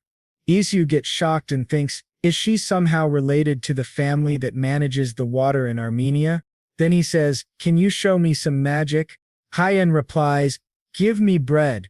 Delicious ones, 10 of them. And cook it faster." Isu says, yes. The cake is ready." Hyen can't wait to eat the cake. She asks Ayo to cut it quickly. Isu says, "Just wait a while," but the cake doesn't come out of the bowl. Then Isu remembers that he forgot to butter the bowl. Isu says, "It's a little burnt at the edges, but try it. I wonder what it tastes like." They both start eating the cake. Hyen loves it. Isu thinks, this cake is very sweet. Then he asks, "How does it taste?" Hyen says, "It's delicious." Isu replies, "Is that so?" Then Hyen says, "Anyway, do you have any milk?" Isu says, "Do I owe you milk? Go get it by yourself from the cow." Hyen says, "I hate animals. By the way, why do you live alone?" Isu replies in a sad tone, my parents passed away. Hyen says in a cold tone, it's better for useless parents to die early. This reminds Isu that her grandmother had said that Hyen has a problem in her heart. That's why she behaves like this. He starts wondering, does this mean Hyen is a psychopath? Then Isul asks, what do you feel when you see an animal? Hyen replies, I feel like killing them. Isu says, what? Hyen asks, do you also think that something is wrong with what I just said? Oziu thinks, how did she end up like this? Then he says, I came to this place to get some comfort. You should go now. Then Hyen asks, why? Are you going to finish the rest of the bread all by yourself? Then Isu gives her a piece of bread. After that, Hyen says, you are a good person. In the next scene, we see Isu lying on his bed, thinking to himself, I understand what it feels like to lose someone important to you. In such a situation, we don't have enough energy to consider other people's feelings, but still, Hyen is a bit worse. In the next scene, we see some people brutally killing the residents of a nearby village. During the fight, one man escapes with great difficulty. In the following scene, that boy is brought in front of the village head. The boy has fainted. When he regains consciousness, he becomes very frightened. The village head says, calm down. You passed out as soon as you got off the carriage. Then the boy says, Father, hurry up. Lucian village was attacked. They might come this way, so we better go. The village head says, it's all right. If they were really planning to attack this place, they would have arrived here already. Izuo is also present and hears everything. He thinks, he's right. The two villages are only 2 hours apart. If they were coming, they'd be here by now. Then the village head says to everyone, it's late already, let's gather again next time. The next day, Miss Ja's bodyguard comes and announces something. He tells everyone, I'm going to stay here for a while and observe their movements. Seeing this soldier, all the villagers start asking, what will happen next? At that very moment, Izu arrives. Izu asks, why is the Mio family stepping into this? The soldier replies, all I can say is that we were also affected. If you choose representatives among you, I will assign a knight to go there with you. In the next scene, Izu thinks, this is weird. A lot of injured, but no casualties. I'm sure there's a reason why they only injured those people and didn't kill them. Then Ashu goes to Hyen. He first calls Hyen, but she does not come out. Then he says bread, which makes Hyen come out immediately. Izu thinks, I'm sure she'd even follow a stranger if they offered her bread. Then Hyen says, I'll make you some bread. Izu asks, instead, can I ask you something? What's with the poker face? Hyen replies, what do you want? Izu asks, what are the positions of the nobles in the Man Nation? You know, something like count and marquis. Hyen says, we have counts but no marquises. Izu says, oh, elaborate then. Hyen replies angrily, one question is enough. Then she continues, from now on asking questions isn't free. 1 bread loaf per question. Izu says, you are a savage robber. Desio is then forced to go and make a cake. Hyen asks, are you going to make bread with these this time? She gets very happy. Then Iso starts telling the recipe while making it. He says, first I'm going to put this mingle and mix it several times, then put some oil on the pan and place the batter on it. Hyen says, cook it already, I'm hungry. Isu says, we have to cook this slowly on a slim fire. Hyen says, you must not be good yet with your magic. Isu says, this isn't magic. We see that he makes a pancake. When it's ready, Hyen is just staring at the food. Isu says, stop staring and eat it. Then she eats it and likes it very much. She asks, what is this? How can a piece of bread be this soft? Isu says, that's called a pancake. Then Hyen eats the whole pancake. Isu says, if you're eating, can you answer my question now? Hyen says, don't be so impatient. Isu says, oh, sorry. Then she says, first, the highest position is the emperor. That bastard rules this entire kingdom. Isu asks, are you really allowed to say it that way? Hyen says, I am going to kill him with my own hands anyway. Isu thinks, what a troublesome kid she is. Then he says, okay, continue. Hyen says, Next is the Duke. It's a position given to the wizard family and the indirect royal descendants. Next are the counts and the rest of the nobles. Isu asks, "That's all?" Heian says, "Next are the people who buy the certificate of nobility." Isu asks, "How much is that certificate?" Heian replies, 5,000 gold coins. Then Isu asks, "By the way, why do you want to kill the king?" Heian replies, "He is the enemy of my kind." Izo asks, "But don't the other wizards get along well with the emperor?" Heian shouts, "Don't act like you know everything, you aren't even a wizard." Isu says, "What a terrible mistake on my part." Then Heian says, "Anyway, I'm going to go to Hermania City. From now on, give me 1 gold per question." Isu asks, "You don't have a transportation fee." Then Iyasu asks again, "Bread or gold, choose one." Sachin says, "That's a hard question, I'll think about it." In the next scene we see Iao riding in a horse-drawn carriage somewhere. He begins vomiting again due to motion sickness. He thinks, "Without the pill for motion sickness, I'm no better than a dog." Heian says, "Mr. Isu, are you all right?" Isu replies, "Yes." Then he asks, "Anyway, the village looks so much better in just 2 weeks." Heian says, "Didn't I tell you?" "Okay, now I'm telling you." Actually, the Pang family spent a huge sum of money and hired a healing wizard. They helped to cure the villagers and restore the village. Izu asks, "Pang family? The one who was buying the lands here?" Heian replies, "That's right." Then Isu thinks, the land they were planning to buy just got ambushed by bandits, but they restored it for free. Then Isu asks, "What's their condition?" Heian says, "Condition? Actually, they don't say anything about a condition." Isu thinks, this is suspicious. Then he says, "Anyway, I'm glad the people are okay." Heian says, "Right, then shall we meet here after finishing our own business?" Isu says, "Sure." In the next scene Isu says, "I finally sold all the black pepper I brought." He sees some people talking in front of him. One man says, "I met the bandits on my way here to Count Maith's territory." Another man says, "Really?" Then the first man continues, "They say the bandits are wandering around with this area as their center. But I heard Count Meath isn't even putting on a guard." The second man says, "What if the bandits have something to do with the Meath family?" What do you thinks lies? The knights of the Meath family have been guarding the streets for the last 2 weeks. Then a third man says, "I'll kick their asses if they try to come here again. You know, when I met them a few days ago, I glared at them without getting scared. One of them had an awful-looking scar on his jaw, but I still acted bravely, started to beg after I stabbed him." Isu listens and realizes this man is talking about someone he had met before. In the next scene we see Heian coming to Isu and shouting, "Bread! Where is my bread?" Isu replies, "Today I will harvest potatoes."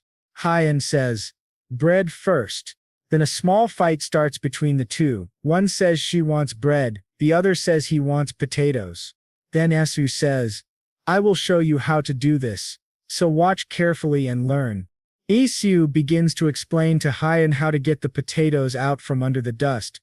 He says, "Dig the dirt under these roots as carefully as possible. Then some big round roots will show up, like this." Heian says, "It's ugly." Isu says, "Doesn't this look like you?" Then he adds, "Have you ever seen a mirror in your life? You said you were 23 years old, right? Now I understand why you couldn't get married until now. Today, I'm going to cook with this one." Heian asks, "Not bread?" Isu says, "If you don't want it, don't eat this." Heian says, "Let's see what you've got first." Then Isu washes the potatoes thoroughly and refreshes them. Heian asks, "So what are you going to make using these things?" Isu replies, "Potato pancake. It's a simple food you can cook with just potatoes and oil." Heian says, "It doesn't sound tasty." Isu says, "Just help me, I'll make you some bread later." Then Heian says, "Give me the knife." Isu gets scared and says, "Have you ever even used this before?" Then he says, "Just grind the potatoes that I give you using this." Heian says, "Okay, sure, I can do something as simple as this." Then we see that she starts grinding the potatoes very fast. Isu is afraid and says, "Hey, let me do it." Then we watch as they grind the potatoes. Isu says, "I didn't expect that you couldn't even peel a potato properly." Hyen says, "It took a long time even for you." Isu says, "Didn't know that you had no idea how to grind potatoes." Hyen says, "Shut up." Then Isu says, "Now we will place this ground potato on the sieve. Throw away the water floating above and mix the residue of potato starch with the grated potato. Then spread a layer of oil on the frying pan and fry it." Hyen says, "That's delicious to you." Isu says, "If you want to add texture to this food, you just need to use some potato slices in it. You can also put in some veggies if you want. It all depends on your personal taste. Now it's done. Go ahead and try this." Hyen starts looking at her food carefully. Iju says, "Eat it before it gets cold." Hyen says, "Don't rush me." Iwaju watches her. It seems she liked the food very much. While eating, Hyen says, "These edge parts are especially tasty." Isu thinks she knows how to enjoy this even though she doesn't know how to enjoy expensive ribs. Then he says to Hyen, "Next time I'll make you some potato bread with the potatoes you harvest." Hyen says, "I like the pound cake more." Isu says, "But you seem like you're really enjoying that potato pancake right now." We see that Rose has come to Maggie's house after a long time. Maggie says, "You're here." Rose says, "Yes, by the way, you've been doing fine, haven't you? This time I'll be staying here for about 3 days. Cook me lots of delicious food, okay?" Then Isu comes in and tells Rose, "Miss, can I have some of your time?" Rose gets shocked. In the next scene, Rose says, "So what is this all about?" Isu replies, "I have a favor to ask of you." Rose says, "A favor?" Isu says, "There is something I heard from the villagers in Luchun." Rose asks, "Then?" Isu says, "First I would like to tell you that I am not suspecting the Miao family, so don't be offended by me. I also know that your family has assigned the guards too." Rose asks, "What is it that you want to say?" Isu says, "Someone has already started spreading fake rumors about the Miao family, so before the rumor spreads further, a scar on the chin. Could you check if someone has a knife scar on the chin in your land?" Hyen says, "Are you saying that you think the culprit is in our land? Let's say it's him. What are we going to do when we find him?" Isu says, "I already have a plan for that." Rose says, "If you are planning to harm the reputation of a noble, try to think again, if this goes wrong as punishment." In the next scene we see Rose eating something and saying, "No punishment for that. The food has been cooked by Isu." Rose says, "What is this? It's so soft. Did you make a taste like this with butter? If you knew how to do this since long ago, why didn't you make me one before?" Isu says, "I'm glad you like it. So about my favor." Rose says, "Don't worry, all you want is a letter when I find him, right?" Isu says, "Yes, then I will go there." Rose says, "Okay, I can do that, it's nothing hard. Anyway, how did you make this?" Isu says, "Do you remember the potato you brought me first? I washed it clean and then sliced it."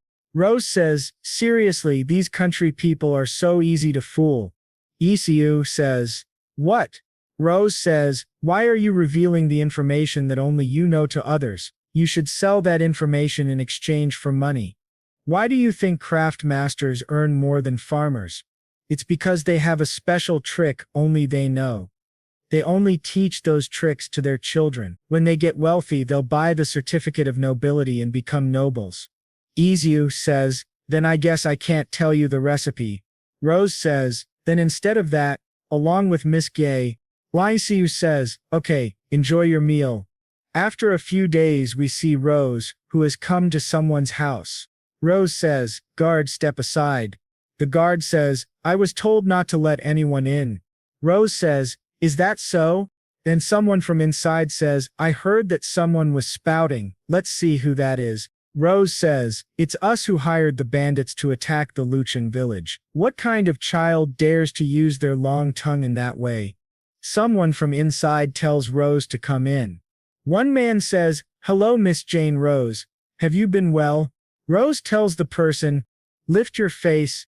That person does not give any answer. Rose, while pulling his hair, says, Didn't you hear me? Lift your head up before I smash it. The person sitting in front tells the man to lift his face. We see that it is the same man we encountered once before. The man in front is Rose's father. Rose says, "Father," she continues, "there is something I would like to tell you, just the two of us." Rose tells everything to her father. Then she asks, "What are you going to do now?" Her father says, "That man who just confessed is the territory manager of our family. I knew that the other nobles were planning something, but I didn't expect them to try pulling our honor down by buying our manager."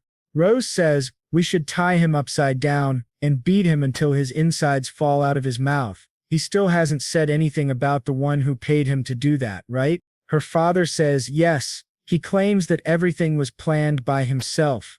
Rose says, "Then let's just torture him by drowning him for a week straight." The next day we see Izu going to a place in a beautiful-looking carriage. He reaches the place and we see Rose waiting for him. Isu is quite surprised to see Rose's new getup. He thinks, she is definitely the daughter of a duke. Rose says, "What is with that reaction? Anyway, this isn't right to test a guest who has just arrived like this, but let's take care of that first." Isu says, "Okay." Then Rose asks, "So what is your plan?" Izu says, "This is a treasure of my family. It's made by a wizard with the power of the thunder god and the god of wisdom." Then he shows her something and says, "It's called a lie detector." Rose says, "You don't have to explain it with such minute details. So it's an artifact, right?" Izu says, yes, it's an artifact." Then Rose says, "So this distinguishes lies from the truth." Isu says, "You are right." Rose thinks, who the hell is he really? He's got an artifact as an heirloom, and there's also a wizard in his continent. Artifacts aren't things ordinary civilians can even see. Then she replies, "Okay, let's use this right away." Isu asks, "Don't you want to check what would happen if someone lies?" Rose gets a little scared and says, "Why? Will it kill me?" Isu says, No. Then we see that both of them try to get the truth out of the man's mouth with the help of the machine. Isu says, "From now on, if you tell the truth, God will be on your side, but if you lie, he will punish you by tearing your blood vessels apart." The man says, "Why should I believe that?" Isu says, "I will prove it in a simple way. Just say no to all my questions." Then Siu asks him the first question. "Miss JJ likes Aunt Humphrey's food, right?" Because of this question, everyone starts looking at Rose. The man says, "No." Then the machine detects the lie and gives an electric shock to the man. Yes says, "See, now we are done with the practice." Then Asu says with a horror-struck face, "If you lie once again, your family, children and even grandchildren will be punished for your sin. You will be punished by God who will tear your limbs apart." The man gets scared and says, "Please leave my family out of this. I just did what I was told to do." Isu becomes happy. Rose's father says to Isu, "I will continue from here. You can wait outside. Please take your artifact with you." Then we see Isu and Rose coming out of the room. Rose says, "That was quick." Isu says, "What should we do now?" Rose says, "There was something I prepared for you." Isu asks, "What?" Rose says, "I'm sure you'll like it a lot." We see a basket of cakes being brought to Isu as thanks. Isu gets shocked. Rose says, "Looks tasty, right? Try this. It's a flour dessert and is very popular among nobles and royals." Isu thinks this will be a very tasty dessert. But after eating it, he smells a lot of perfume, which he doesn't like very much. Rose says, "What do you think?" Isu says, "No comment." Then Rose says, "Try the others too." He says, "Okay," and thinks, "I hope that one tastes better." Rose says, "You can try each one of them." Then he eats another one and thinks, "I don't understand these tastes. It tastes like cosmetics, so terrible." After the lie-detecting incident, Isu has earned the trust of the media family. Now we see him relaxing after the incident. Rose and Isu are seen having a fun banter. After a while she asks, "By the way," Isu replies, "Yes." Rose continues, "Can I borrow this?" Isu is confused and asks, "What are you going to use it for, if I may ask?" Rose, with determination says, "I was thinking of disciplining some of the guards." Isu gets scared for the guards and denies her request. Later in the evening, Isu arrives before Count Medea and properly introduces himself. Rose asks her father, "How did it go? Is the Fia family really related to all of this?" Count Medea replies, "Yes. The royal family has decided to impose separate punishments. The man they instigated will be sentenced to prison for life." We see Count Medea being grateful to Isu, as he was the most helpful. The next morning, Isu wakes up from a comfortable sleep, then walks toward the window to watch the bustling town. As he feels the chilly air, he quickly shuts the window. In the meantime, his butler arrives and brings him morning tea, snacks, and a bathrobe for him to cover himself. To Isu, it felt weird that he was relaxing in this new world, but he made up his mind, "This world is my new home." When he heard a voice calling for him, stating that the meal was prepared and Isu was called to have a meal with Count Medea. At the dining table, we see Rose all excited as she watches Io wearing formal noble clothes, commenting, "You look as shiny as a new gold coin in that outfit." Isu feels embarrassed since he's not used to noble clothing but decides to have the meal with the Medea family. Rose is interrupted by her personal maid for her informal way of speaking. Feeling lectured, she orders the maid to bring the food. The dishes looked delicious. There were fruits, chicken, and fish. Yet when Ayachu tried the fish, it was bland and only tasted of salt and pepper. Rose, bold as ever, noticed Ayachu's reaction and spoke up. "Now you know why I keep going back to Mrs. Humphrey." Not wanting to make the Medea family feel bad, Izo compliments the food. Then he is served mutton ribs, which he finds good and not gamey. Rose's mother, feeling worried for her child, speaks up. "Goodness dear, aren't you a little picky about your food?" Rose answers in frustration, "You won't say that once you've tried Mrs. Humphrey's food, mother." Her mother says, "That's why I'm telling you to invite her over." After the meal, Rose and Isu go out to explore the town. While they are leaving, Count Medea and his personal butler have a deep conversation about Isu's rewards. But Lord Medea had something else in mind for Isu. He proposes, "Money isn't enough to express gratitude for what he has done for us." The butler is shocked and realizes that Lord Medea is thinking of writing a recommendation letter for Isu to become a noble. The butler explains that through the Count's recommendation, Isu can buy noble privileges without any restriction, but he also mentions that the Count rarely writes recommendations. After the discussion about recommendations, Count Medea and his butler have a fun conversation about Isu, common people, and hiring a butler. A few days later, we see a posh carriage with metal wheels and 2 horses pulling it. A familiar man sits inside. It's Isu. He now has the recommendation letter and 5,000 gold coins for buying the noble privilege. He thinks the money is too much for him, so he plans to save some in the bank. Soon they reach Rodan. Examining the weak fencing, he starts formulating ideas for a new fence around the village. On a beautiful morning, we see Isu and Hans working hard on the walls of Hans's house, since winter is coming. Hans, a bit curious, asks, "How do people in your hometown prepare for winter?" Isu is a bit confused as to how he should explain the idea of central heating, but tries. "We have something called undul," he says, which is an underfloor heating system. Basically, we lay stones on the floor and light a fire underneath, which warms the air and heats the stones. Hans is shocked and terrified. In a scared tone, he says, "So you grill people alive?" Isu had a rough idea how Hans would react, so he doesn't press the topic any further, but he begins planning how to build an ondol system himself when he becomes a lord. He realizes he will have to build a designated room for it. Later, he comes up with another idea and asks Hans for help. Hans shows up to Isu's living quarters in the village with pork feet. Isu thanks him and asks him to place them on the table. We see Humphrey a bit excited and shouting to announce that Isu will be in charge of today's dinner. She later asks, "Everyone raise your hands if you're going to eat here. The rest who have family waiting back home can leave." Isu is shocked by the number of people wanting to try his cooking. He politely asks them, "It's going to take a while, why don't you all wait outside until it's ready?" As the last person steps out, the air around Isu changes. He brings out his secret weapon from another world, spices and condiments.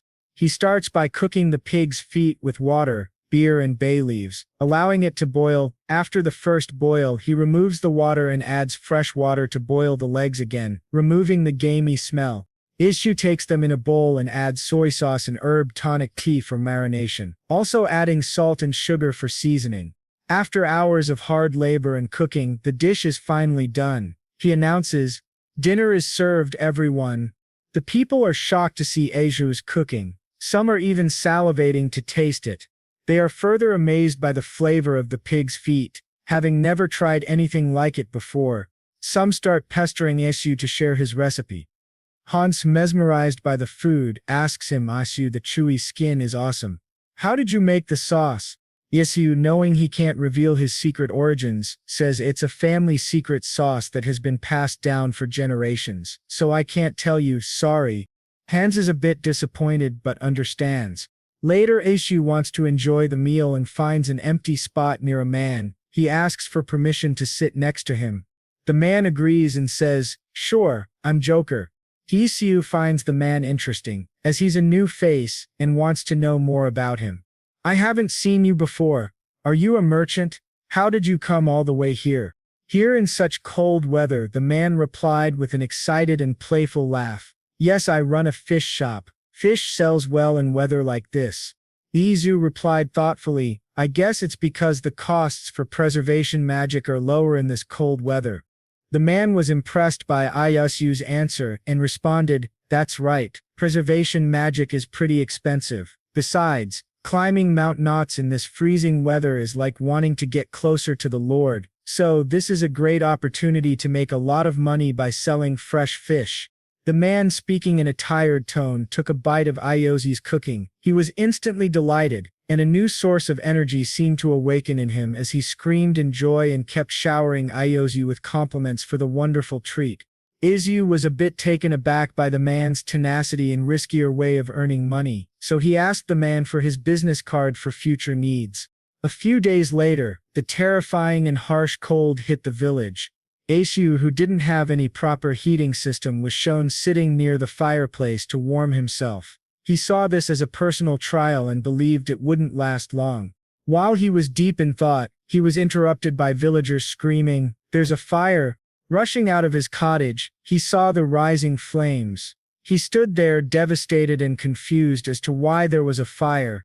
Soon Hans woke him up from his trance, asking him to help bring water to stop the fire from spreading. The village was in terror. Everyone ran, bringing water to fight the flames.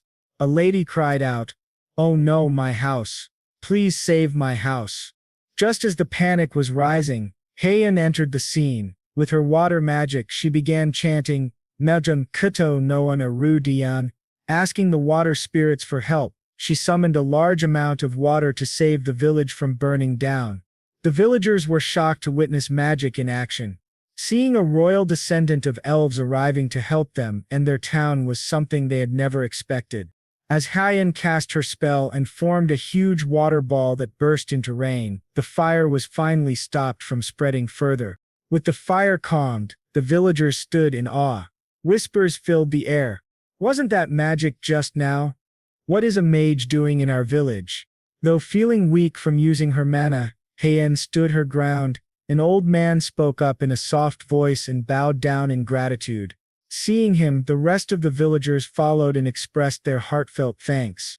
Isu was proud of her and tried calling her, but she ignored him and walked back to her living quarters. The villagers began discussing plans to renovate the burned houses, and some even came up with good ideas. Still, Isu remained worried about Heian. The next morning, Isu rushed to Heian's quarters and knocked gently on her door. "Hey Heian, it's me," he said, holding a brown bag. She slowly opened the door, looking gloomy and tired from using her mana the day before. Seeing him, she asked in a frustrated voice, "What do you want?" Isu tried to convince her to talk, but she shut the door on his face and snapped, "You're wasting my precious time." Knowing she was in a bad mood, Isu tried a different approach. "Guess what the bread mage brought you," he teased. Feeling both hungry and curious, Heian slowly opened the door again and spoke in a disgusted yet warm tone. "You're becoming more and more cunning by the day." Isu laughed softly and replied, And you still wear your heart on your sleeve. As his laughter faded, he noticed the bags under her eyes and became concerned. He gently asked, "What happened?" She replied nonchalantly, "Magical powers don't pop out of nowhere, you know." Isu realized how much mana she had used and sincerely thanked her for saving the village. Feeling embarrassed by his gratitude, she spoke in a pouty and half-angry tone. "I didn't do it for the village, I did it to protect the bread mage." Isu, knowing she was moody, didn't press further. Instead, he asked in a serious tone, "By the way, are you okay with the villagers knowing your identity?" She understood her secret was out, and that it might lead to people disturbing her. Still in a foul mood, she replied irritably, "That's none of your business, I'll take care of it. I need to rest, so hand over what you have and beat it." Izu, understanding her exhaustion, did as she asked. As he handed over the bag, he explained, "Those are called egg cookies." Just as he was about to say more, she shut the door firmly, leaving him standing there alone. He thought to himself, she really needs to work on her temper. As he walked away, he shrugged and mused, "Well, I'm sure they have egg cookies here as well, so I can skip the explanation." Meanwhile, Hyen watched him leave. Her eyes followed his figure for a little while before turning her attention to the egg cookies. She was quite mesmerized by their appearance and muttered, "Cookies baked with eggs, but they don't smell like the ones I know." She picked one up. It looked extremely delicious and crispy. The moment she took a bite, it melted on her tongue. Only one sentence escaped her lips: "They're delicious."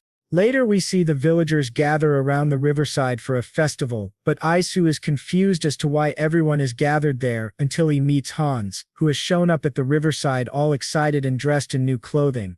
Still confused by the occasion, Isu asks Hans about it. That's when Hans hands him a pot. Confused, Isu asks, "A pot?" Hans replies, "Yes, we put a stone in the pot every year, which signifies our age. Make sure you find a pretty stone by the riverside." Though still puzzled, Isu accepts the gift from Hans and complies with the ritual. But curiosity lingers, and he asks Hans, "By the way, is this some kind of special day? This place is packed." Knowing Asu is not from the village and is an outsider, Hans replies, "Oh, you probably don't know.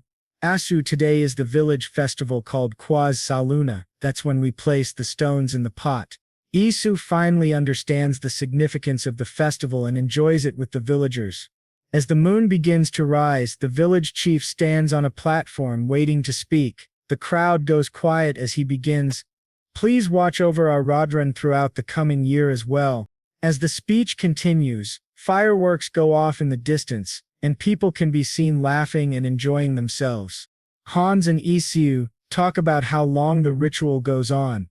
As people gather, Isu has a small conversation with the chief and asks for permission to continue staying in the village. The chief nods in approval. Later, the chief calls everyone to form a line. The villagers get excited, knowing it's time for the Quaz Salona ritual. The chief marks everyone's forehead with a red powder mixed with water. As the chief slowly marks each person, Isu grows nervous. This is his first Quaz Saluna, and he awaits his turn. After he is marked, Hans tells him, "Next we put the stone in our pots and make a wish." Isu nods and does as Hans says. He closes his eyes and wishes, "I wish for this year to be happier than the last one. Mom, Dad, I'm doing good, and I really miss you both." After Quaz Salona days pass, we see Isu preparing to leave the village. He makes sure to pack all the essential things: food, water, a first aid kit, and most importantly, the money gifted by Count Medich. Later he meets up with Rose and they have a conversation about how Isu can buy noble privilege. Rose also mentions that he can buy the status in Pusing. Rose explains, "Pusing is a port city run by us, the Medich family. We initially used the manga port, but the family that controlled it started imposing heavy taxes, so we had to find a new port." Isho understands their situation and Rose continues, "Every port has a royal administration that issues rank certificates. Since you have my father's recommendation letter, you can easily buy one in Pusing." Ishu feels the generosity gifted to him by Count Medich and feels deeply indebted to the Medich family for this amazing opportunity. But then Rose states, before that you need to overcome one more hurdle. Isu falls into deep thought, realizing that he has to pay a hefty price for noble privilege. He wonders if he's being pulled into some kind of scam but shakes off the doubt, choosing to trust Count Medich. He feels he's rushing to buy noble status and keeps thinking of other ways to use his 8,000 gold, like buying a great house back in his original world. But he dismisses the idea, saying to himself, the reason I decided to buy the status first is because I want to find my purpose in life here. Since I've come all the way to another world, why not make good use of my time and at least become a feudal lord? He had made up his mind. Later we see Isu and Hyen having a delightful chat. While eating, Hyen speaks with a stuffed mouth. I want to go to cuisine too. Isu smiles at her clumsiness and says, swallow your food before speaking. She nods, finishes the bread Isu brought, and starts coughing while hitting her chest to swallow, looking very childish and cute. After swallowing the food, she says with a proud and loud voice, take me with you to cuisine. I'll be your guard. Isu is a bit shocked and laughs softly, saying, I doubt someone so feeble can protect me. Hyen pouts at him. He feels a little bad but enjoys seeing her pout. That's when Hyen decides to show off her skills. She collects water using magic and brings it close to Isu's weak points. The icicles she forms are so sharp that they could seriously harm him. Scared for his life, Isu shouts, hey, what's the big idea? Get this away from me. It's clear Isu is genuinely terrified, but Hyen smirks and says, I haven't used this magic in a while, so I might struggle to control my power. Inju, furious and worried, replies, another reason not to take you. You're staying here. But Hyen doesn't agree. She refuses Isu's rejection. It seems she has another motive. That's when she says, it's Martha. I want to pay you back for what you've done for her. If you decide to accept my offer, I plan to use my power solely for you for a year. Isu is a bit taken aback. Taken aback by her sentiments, Isu was about to speak when Hyen interrupted. Besides, I also need to continue having the bread mage's bread. She seemed a bit irritated that today's offering wasn't bread, though she remained moody. She admitted, it wasn't bread this time, but it was still delicious. Isu was confused by her irritation, as he was sure she'd like the dessert. It was made with the cheese he and Humphrey had prepared together. Hyen explained, I also liked the crunchy biscuit at the base. The savoriness goes well with the saltiness of the cheese. While she complimented him, she still added, but bread is better. Isu smiled at her and asked, by the way, what will you do if I decline? She replied with a nonchalant and irritated look, I'll take you for the worst dimwit ever and flee this village. Isu sighed and thought that taking Hyen along would be better than going alone. Everything was set, money was prepared, and he'd be working with a mage who controlled water. Still, he felt that 1 year was too short, so he asked her, hey, but does it have to be a year? Hyen was surprised by Isu's cleverness and replied in a mocking tone, I guess you're smarter than I thought. She then explained that she had royal duties too and couldn't follow him around forever. Isu understood and thought to himself, today is just the first day. That's when Hyen dropped her demand. Instead, provide me a loaf of tasty bread every single week.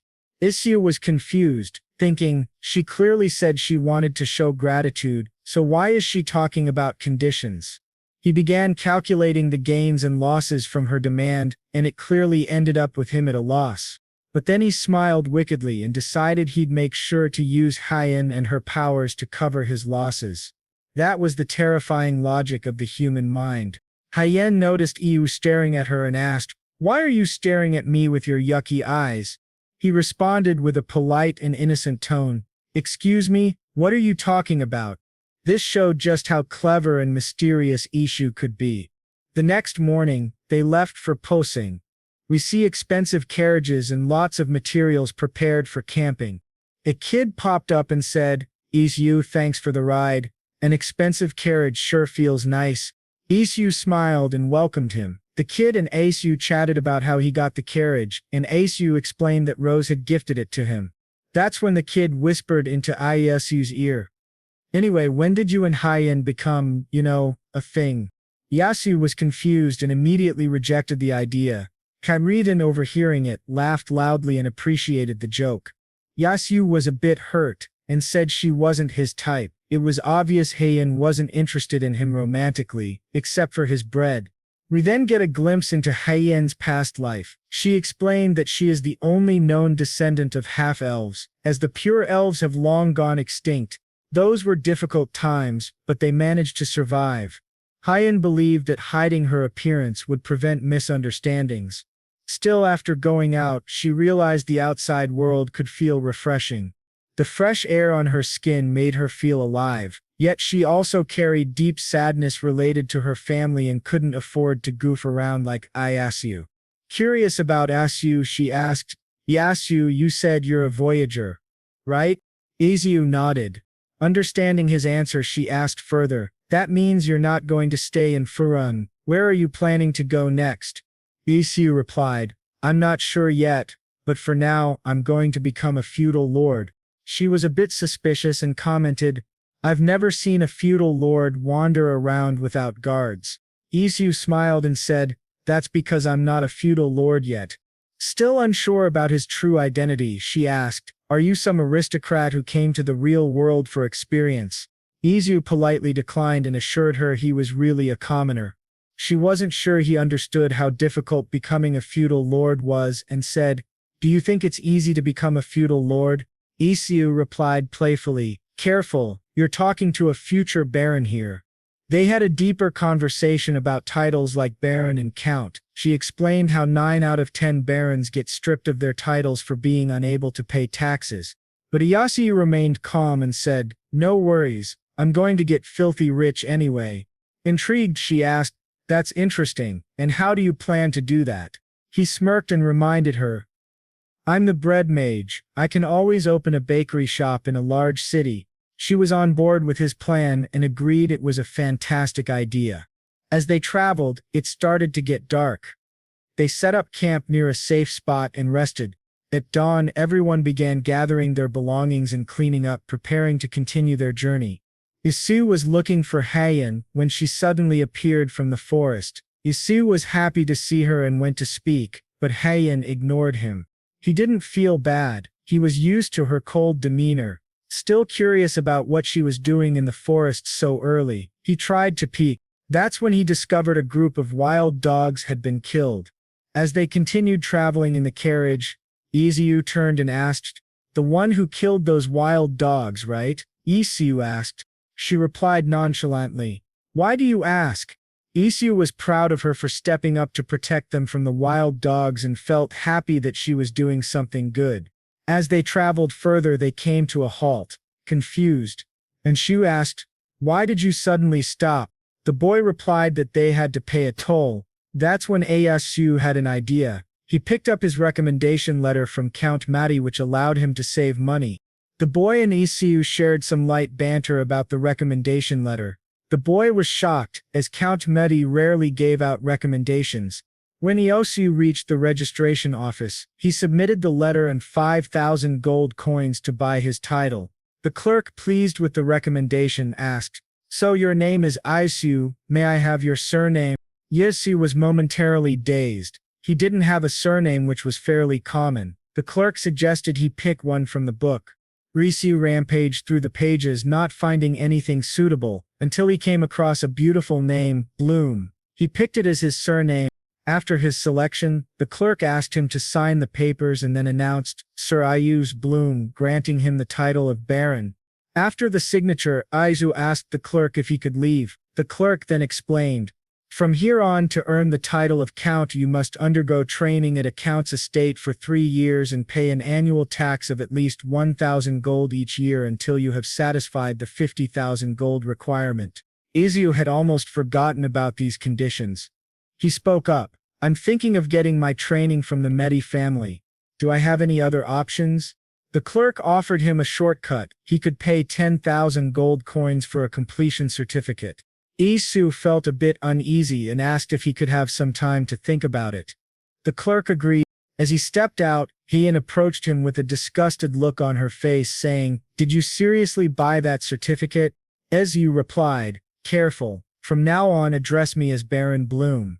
This irritated Hyen, and she cracked a joke about making him kneel in front of the Grand Mage, which terrified Isu, but it turned out to be a joke. Later she said she was hungry, and the two of them visited a fancy restaurant and ordered food. When the food arrived, Hyen looked at it with suspicion. Isu, a bit skeptical of her not liking seafood, still tried to feed her the shrimp by placing it on her plate. As she tasted the shrimp, she felt the waves and saltiness of the ocean. It mesmerized her with delight.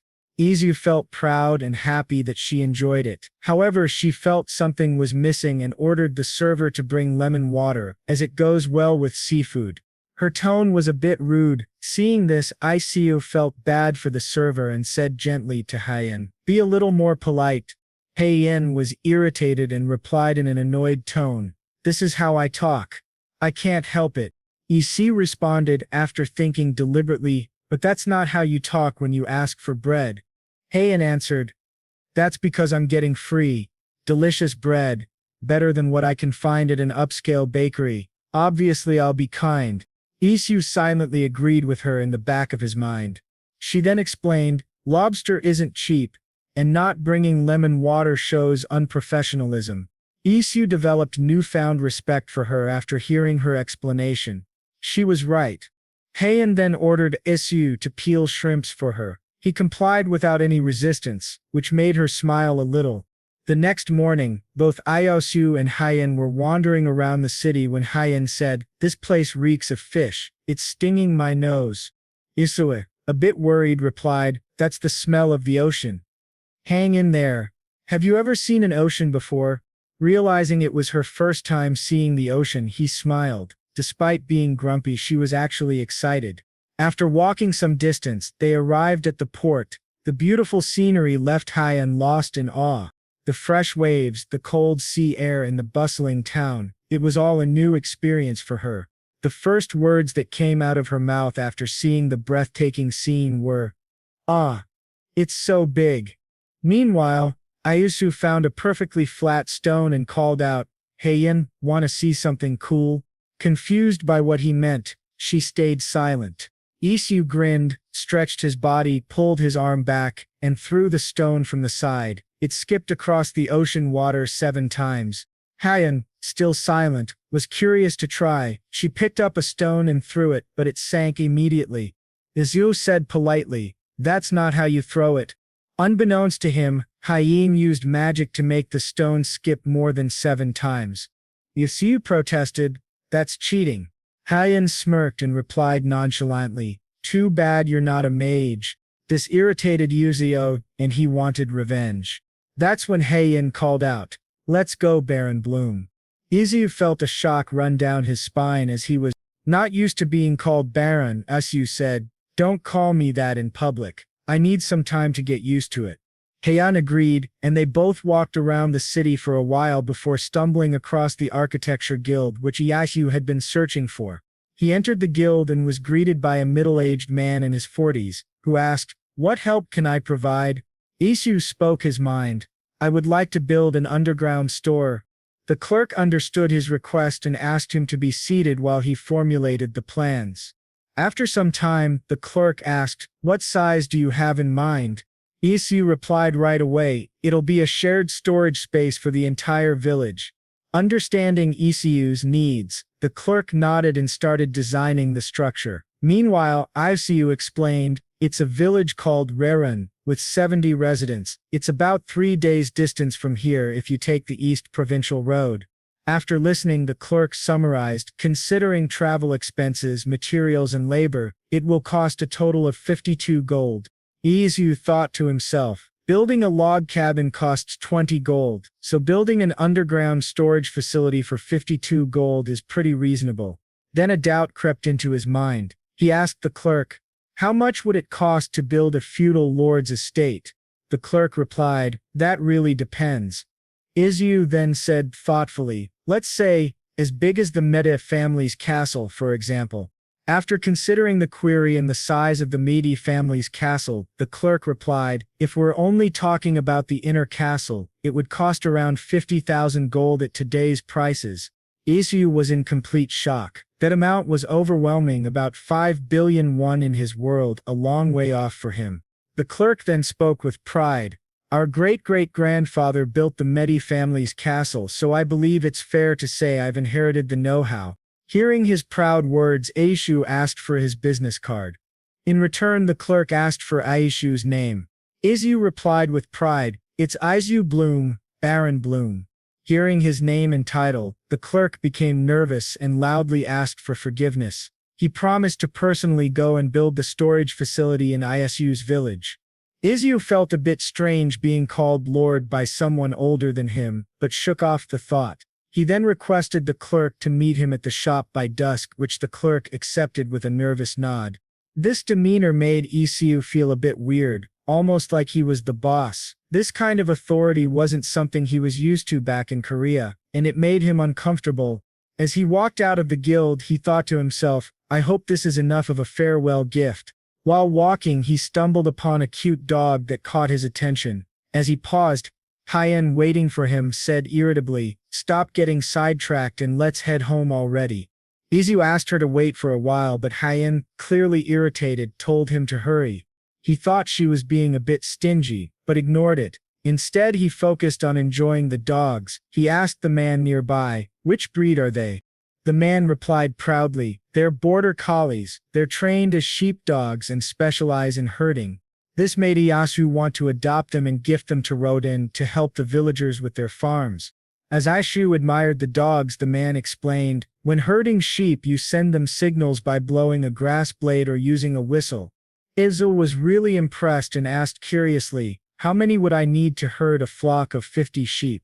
The man examined the question and confidently replied, "One should be more than enough." Isu then asked, "How much do I need to pay?" The man replied, 3 gold, sir." Isu excitedly said, "In that case, I'll take them in pairs." He paid the man on the spot, thrilled.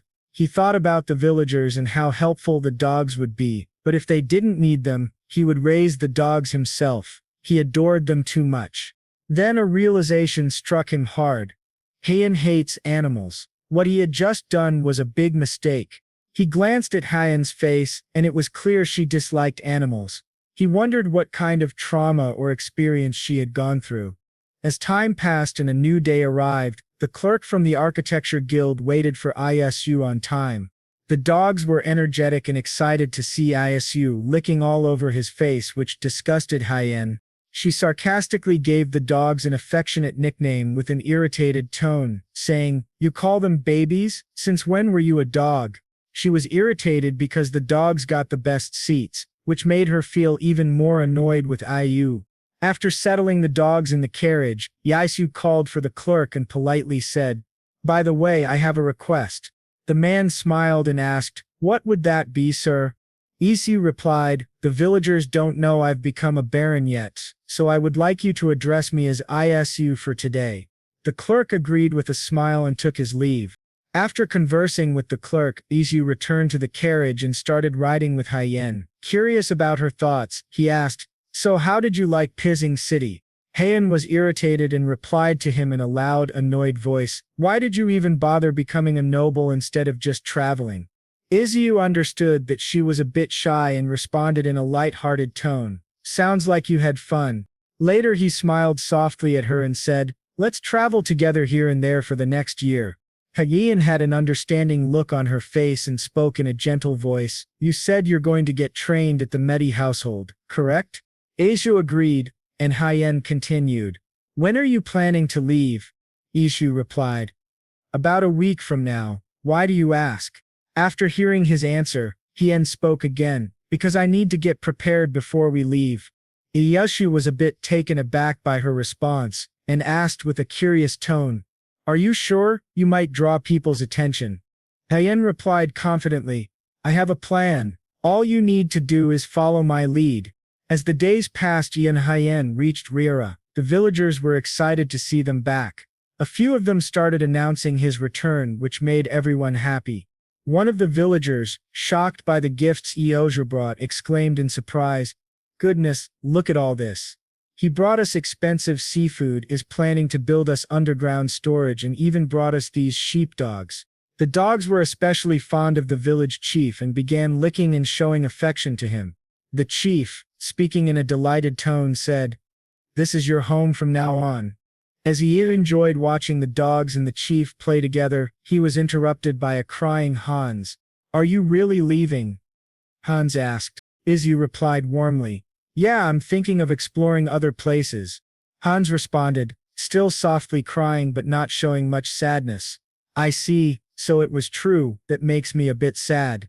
Isu was a little shocked that Hans didn't seem very sad about his departure, which made him feel slightly down, but he kept a smile on his face to hide it.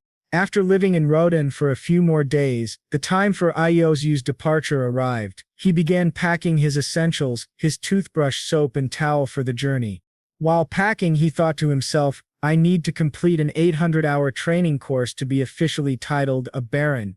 He kept thinking and planning, "If I were to take 8 hours of lessons per day, it's a waste to open a new portal if I'm only gone for 3 to 4 months. So let's leave it here." As he packed, his mind wandered to Hyen because he was worried about her. He remembered his talk with Martha, where she explained that Hyen refused to go to the city due to fear of her identity being exposed. He kept wondering whether he should take her or not. Meanwhile, Hyen was alone at Martha's grave, mourning. She spoke quietly, "Martha, I feel uneasy thinking about leaving you here and going away. You were a great mother and a good friend." We see a glimpse of Hyen's past, where she's bratty and screaming, "Are you saying she wasn't my mother? Then where is my real mother? Get rid of that woman and bring me my real mother." In her memories, we see Martha sweet and kind. Even after being harshly told to leave, she returned to Hyen with a bright smile, though Hyen was still angry and screamed at her. When she saw Martha smiling and bringing her something, she calmed down and began to trust her again. In another memory, Martha was wrongly accused of stealing. She cried out in front of the Duke, "I really didn't steal that necklace. I'm innocent, madam." The Duke, furious and believing the accusation, shouted, "You aren't even showing a hint of remorse. Have you no shame?" As she was being scolded, Hyen jumped in and defended her, shouting Martha would never do such a thing.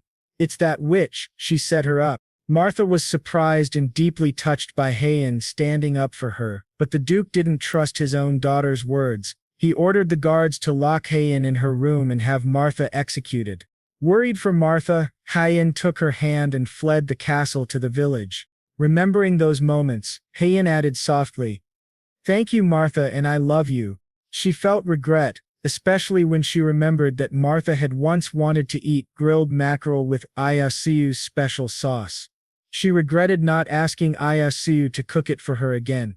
Speaking to Martha's grave, she said, "A while ago he peeled some shrimp for me, and it was hard to hold back tears. It reminded me of you." She smiled faintly.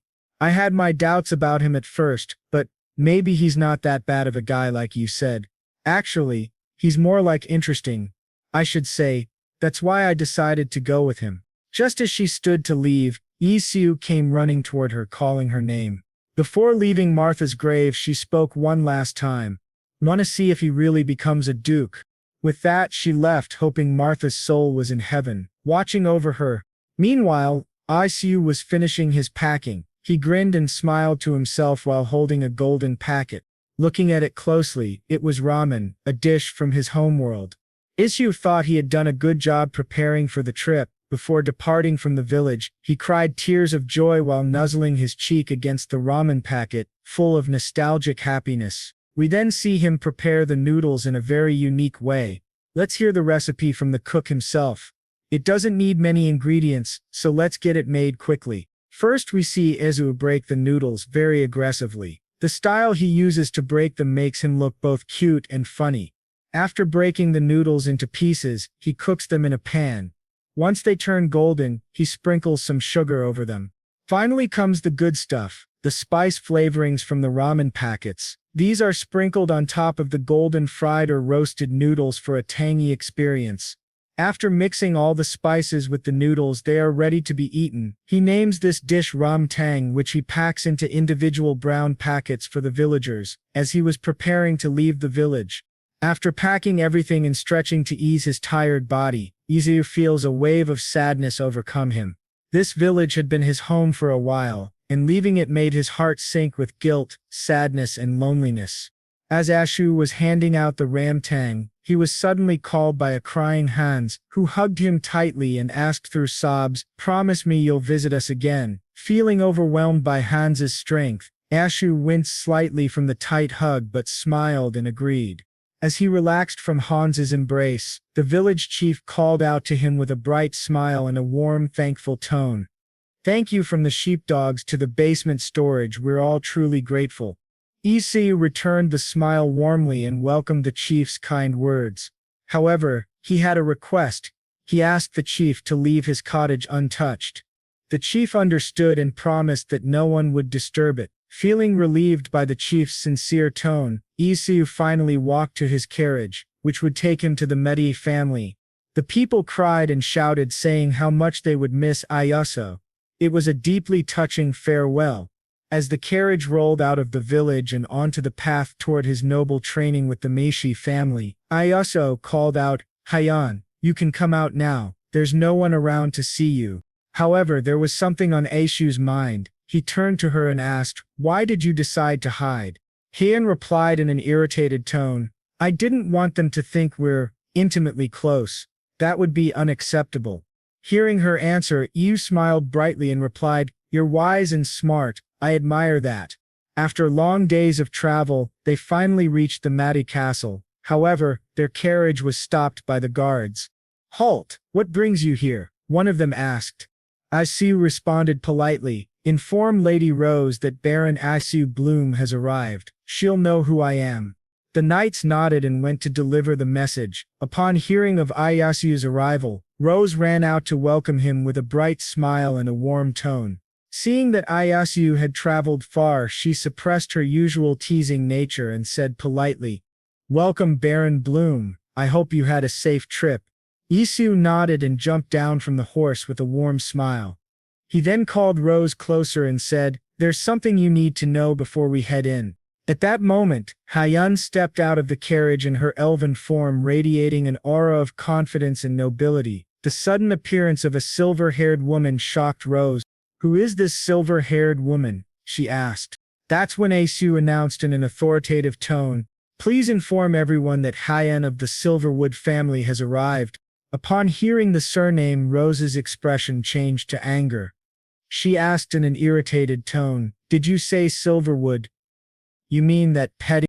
Before she could complete her sentence, the butler swooped in and muffled her mouth with his hand, preventing her from saying anything further or insulting the Silverwood family. He then dragged her into the castle. Even while being dragged away, she continued to struggle and mumble behind the butler's hand. It was clear that she was truly furious and held no good opinion of the Silverwood family. After this chaos, Hyeon turned to Ayasu and asked, "I hope she didn't mean petty little family, or did she?" Isu felt a sharp gaze on his back, turned around quickly, and denied it with a nervous laugh, saying, "Of course not, and don't call her a shrew." He laughed awkwardly, trying to calm her down.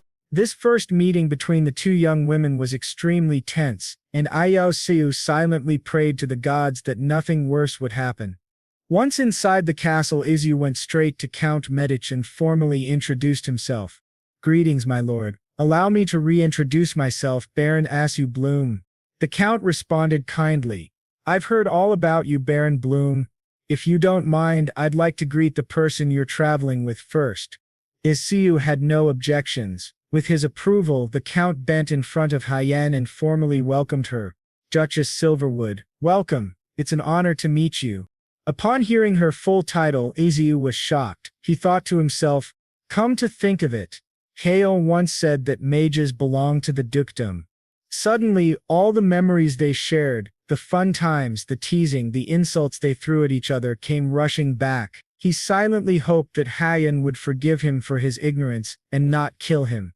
After all, dukes were second only to the king, and they have the power to send forces into battle and aid the king himself. Realizing this, Eo is truly terrified of his past mistakes and wonders what Hyeon will do to him after this. After the arrival of Baron Bloom and Duchess Silverwood at the Meiji Castle, the warm welcome by the Count himself was a delightful treat and a blessing to Heian. The narrator gives us information on the dukes and their heritage. A mage can only have one child by fate. Once one of the elven parents passes away, the title is inherited by their child. Wealth, estate, and fortress are not of importance to a mage. Nothing matters more than their bloodline. Heian had a gloomy look and spoke in a soft voice to the Count. "Did father pass away?" The Count replied with a sad and polite tone. "Yes, he passed away due to old age a while ago, my lady. I also attended his funeral." From the Count's expression, Heian could sense the truth. Deep anger brewed inside her and she spoke through gritted teeth. "What about those people?" The Count understood her fury and pain. "They purchased a mansion with the inheritance in a Romanian city," he said calmly. Her anger didn't subside, and her blood kept boiling because of what the witch had done to her family. She thanked the Count for informing her. He bowed graciously and welcomed the Duchess, but a doubt crept into his mind, and he humbly asked, "No problem, my lady, but may I ask, how are you acquainted with Baron Bloom?" Heian replied coldly while masking her anger. "Let's just say we had a connection." She then calmed down a bit and asked politely, "Speaking of which, may I ask you a favor?" The Count agreed. "Sure, what is it?" Heian replied, "I would like to stay here with Baron Bloom while he's here. Also, I would appreciate it if you could keep my identity a secret."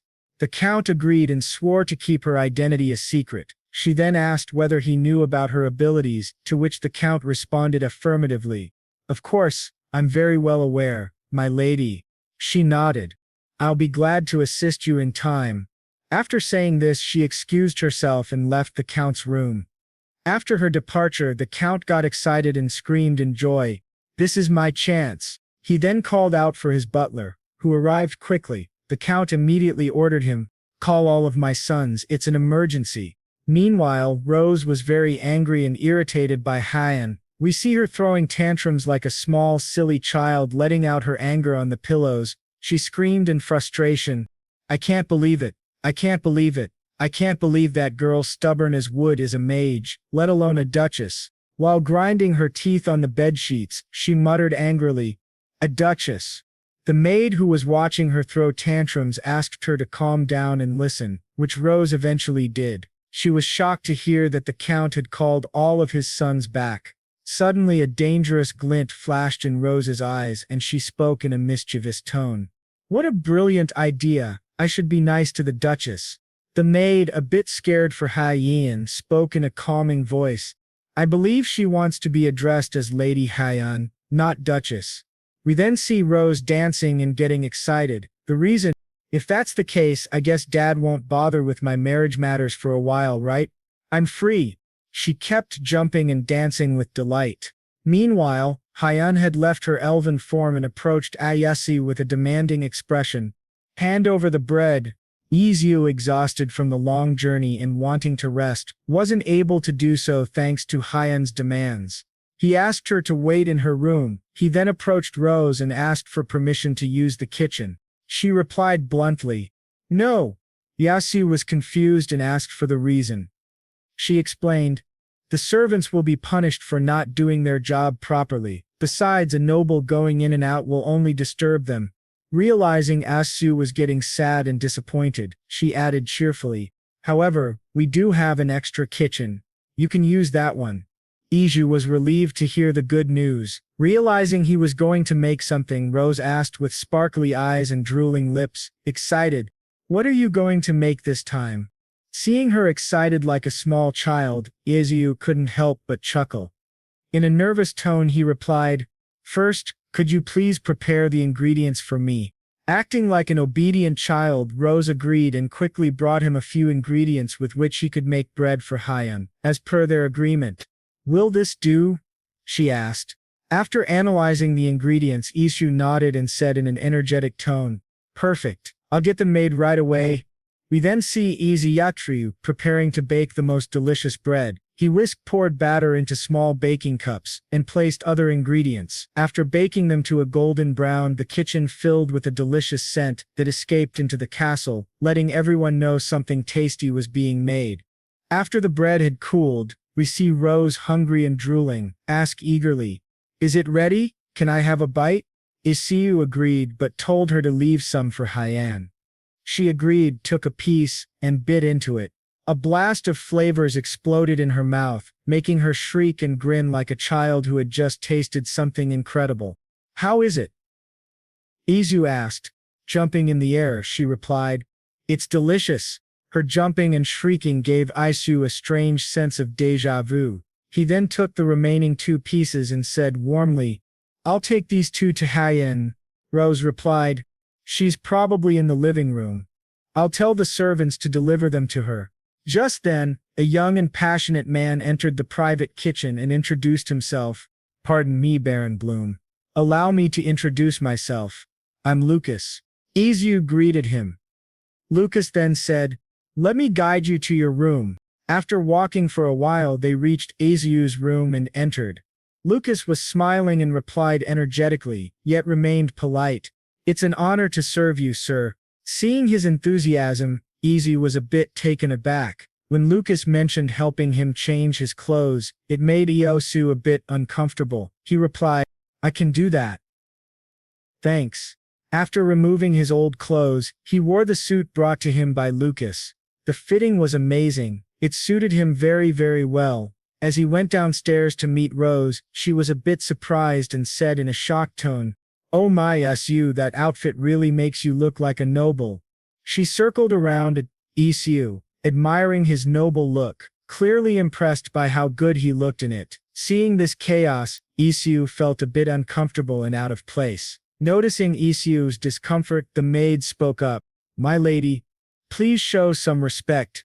As the chaotic Rose continued analyzing Isu, we see Hyan enter in a beautiful purple dress with a sparkling brooch on her neck. This dress actually elevated her beauty, making her look even more like royalty. After being called out by Hyan, both of them calmed down to saying Biu was in shock at how beautiful Hyan looked. Rose felt like Hyan was showing off a little and said in a nonchalant manner, "Come on, it's not that impressive." Isu walked toward Hyan and bowed gently to show his respect. He then asked her politely, "Did you enjoy the bread?" To that Hyan replied, "Wasn't too bad." Isu chuckled and replied, "Your plate says otherwise." Rose popped out of nowhere and became overly polite to Hyan, saying, "You sure seem to be enjoying your meal for someone who said it's not too bad." Irritated by her overly polite manner, Hyan replied with slight annoyance, "Please mind your own business, Lady Jekro." It was clear that Rose was trying to create some kind of blunder. Hakan knew she was being overly polite because she needed something or stood to gain from it. The sparks were flying between the 2 ladies and it made Isu nervous. He quickly stepped in and pulled them apart. Rose then calmed down and spoke in a polite tone.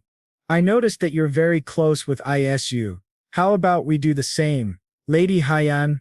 After analyzing and understanding her demeanor, Hyan replied, "As you wish." Somehow her cold reply made Rose angry and she was ready to fight but calmed down. Still, she was annoyed with Isu for not breaking the ice between them. Isu found himself in a difficult situation where he couldn't run or hide from the tension. After this banter, Rose thought for a moment and then said, "Come to think of it, you need to take your etiquette training, right?" Isu nodded and agreed with her. He was excited and nervous about these lessons. After Rose mentioned Isu's training, Lucas took Isu to a room and asked him to wait for the instructor to arrive. Feeling giddy and excited, Isu thought, "Am I finally becoming a noble?" A sense of relief washed over him as he recalled his past memories. "It's already been a year since I came to this world, but I still can't believe it. Whether it's due to greed or just a challenge, I can always return if it doesn't work out." We see him overthinking his choices and creating a plan in case things go wrong, but still he didn't give up. He promised himself to fulfill his goals and work harder for a better life in this new world. He also felt a different kind of relief, thinking, if everything works out fine, I'll be a noble, and if I fall in love with someone and marry her, then maybe I'll have kids. I could settle here. That realization hit him. After all, this world could be my home, my new family, not Seoul. As Ietsu was deep in thought, he was interrupted by Lucas. "Sir, your instructor is here," Izu called out. "Let him in." After his approval, a handsome man in his mid-50s entered and introduced himself. "Allow me to introduce myself, Baron Bloom. I'm Bassett, and I'll be in charge of your etiquette training." As he made his announcement, his formal appearance, stance, and even manner of speaking clearly showed how well-trained he was. Some might even mistake him for royalty. Flabbergasted by the instructor's demeanor, Izu smiled and replied warmly, "Pleased to meet you." Once the greetings were over, Bassett began preparing a few things for Ietsu to learn proper manners. He said, "Then we will begin right away. Please take a seat at the dining table." After giving clear instructions, he turned to the maids and asked them to place the utensils and glasses on the table for Ietsu's training. Noticing the maids placing different and uniquely designed cutlery, Isu was shocked by how fancy these utensils were, ones used by the aristocrats. As he curiously played with a fork, Bassett spoke up in a stern yet polite tone. "Just now you have committed 3 critical mistakes, sir." The sudden appearance and voice of the instructor made Izu jump a little. He looked confused, unsure of what he had done wrong. Bassett then began lecturing Isu on tableware etiquette. First, touching the tableware without washing your hands goes against etiquette. Second, nobles do not exclaim. Izu was feeling a bit overwhelmed by all the instructions and rules. He absent-mindedly picked up the fork again and started playing with it. Bassett noticed and said, "Third, leaning down to look at your fork is considered disgraceful for a noble." "You've got to be kidding me," Isu muttered. Bassett noticed the tone in Izu's dazed look. He then spoke up, "Even the words you just uttered are not standard language, so please refrain from using them." After making his point, Bassett then lectured Isu on table manners. Before taking food from the central plate, you must always wash your hands. After wiping the moisture on the tablecloth, proceed to place the food on the plate in front of you.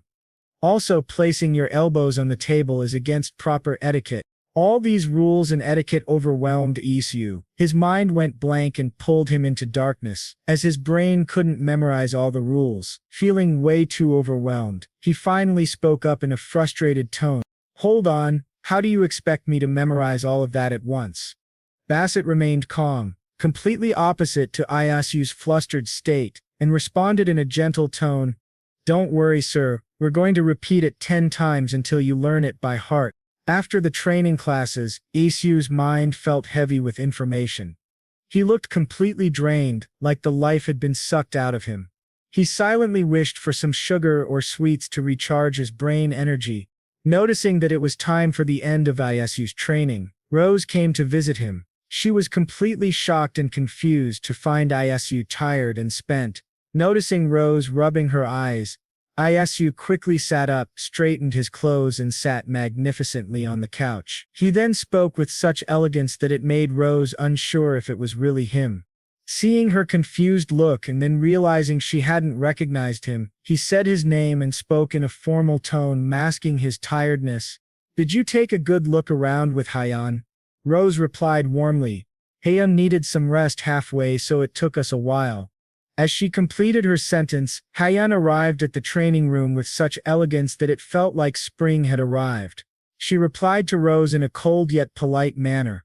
"How inconsiderate. I traveled a long way, so it's obvious I needed a good rest." Feeling irritated by her reply, Rose snapped back, "You talk as if we begged you to come." Following this exchange, the girls grew visibly angry. Fury filled their eyes and it seemed like they could fight at any moment, but Isu quickly interrupted them and calmed them down to avoid a conflict. Noticing the uneasy tension between the girls, Isu got a brilliant idea. "All right. Have you girls tried creme brulee?" Hearing the unfamiliar name, the girls both looked confused and spoke at the same time. "Creme brulee?" Understanding their confusion, Isu began explaining with passion. "Yep, it's a simple custard cream dessert with sugar on top." He then added, "I'll make one for both of you." A doubt crept into his mind and he asked, "By the way, are there any pastry chefs or pâtissiers here? How can you not know creme brulee?"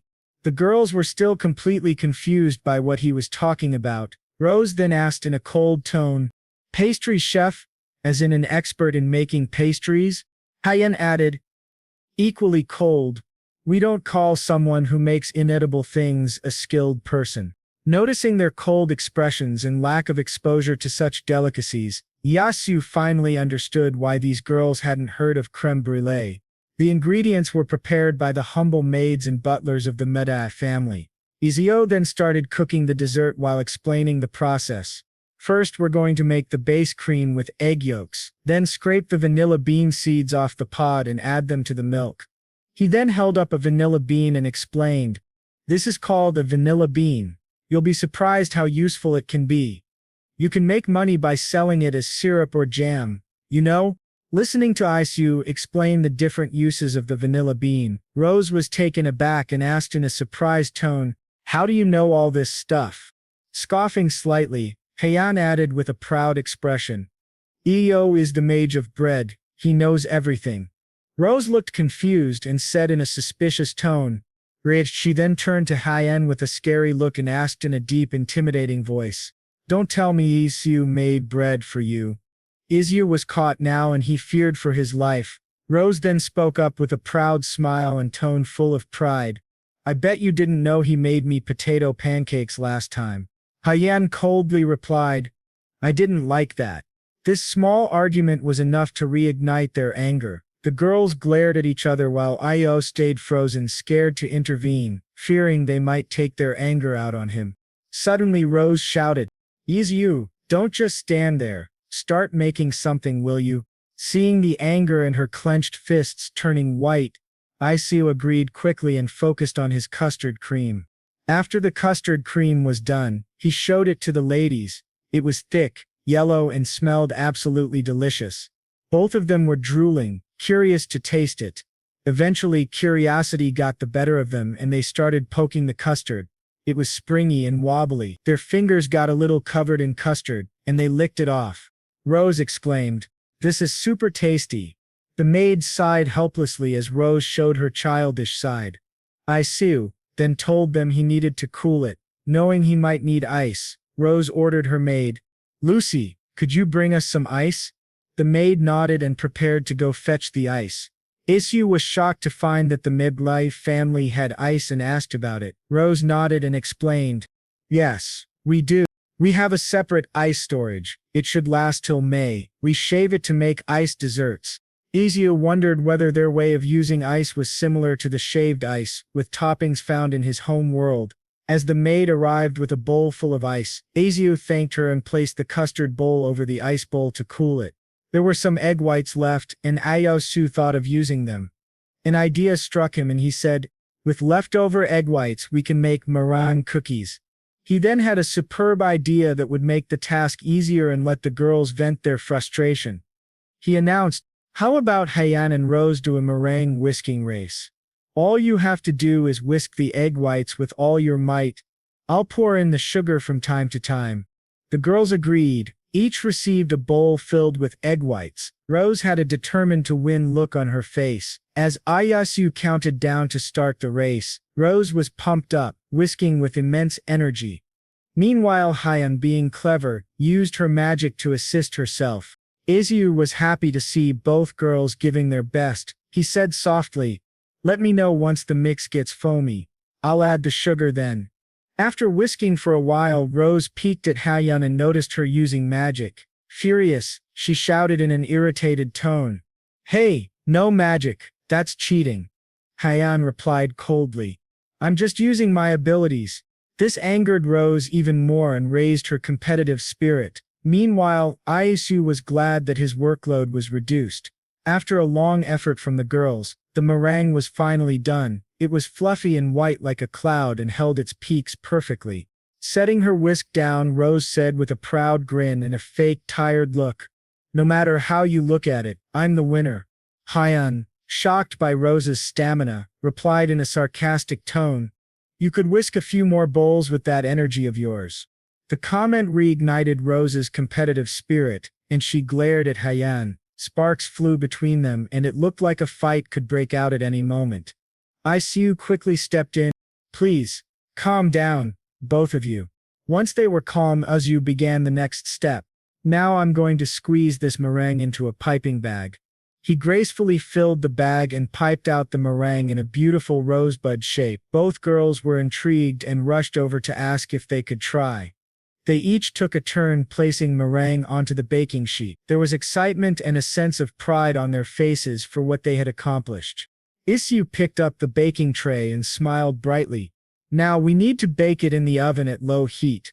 An old man in a white uniform, the head chef, stood near the oven. Isu gently asked, "Can I put you in charge of this?" The chef replied with a polite smile, "Yes, you can count on me, sir." As the tray baked under the chef's care, Rose pulled Isu and said in a warm, childish tone, "Come on, let's quickly check on the creme brulee we made earlier." Noticing her excitement, Isu calmed her down, then took the chilled custard out and placed it into a classy container. It looked like an expensive, restaurant-quality dish. Rose and Hyen were excited, and Rose asked Isu for permission to eat it. Isu smiled and replied, "No." He thought to himself that when it came to tasty food, these girls acted like twins. Then he explained the main part of the dessert. "We need to sprinkle sugar on top and use fire." Speaking of fire, he muttered to himself, "In this world I don't have a blowtorch." He scurried around the kitchen, searching for something useful, and finally found a matchbox. Using it, he carefully melted the sugar. As it caramelized, it formed a beautiful brown coating over the custard, giving it a delicious aromatic appearance. Looking at the finished product they had all worked on, Rose stared at Isu with hungry eyes and a drooling mouth. "Now can we dig in already?" she asked. Seeing her cute reaction made Io chuckle a little. Just then, a maid called out to Rose with a sigh, "How about we eat this properly in the drawing room, my lady?" Rose nodded and agreed. They all headed to the drawing room to enjoy the delicious dessert. Once seated, each took a cup filled with custard and caramelized sugar. Isu guided them. "Crack the caramelized sugar with your spoon, then scoop it up with the cream."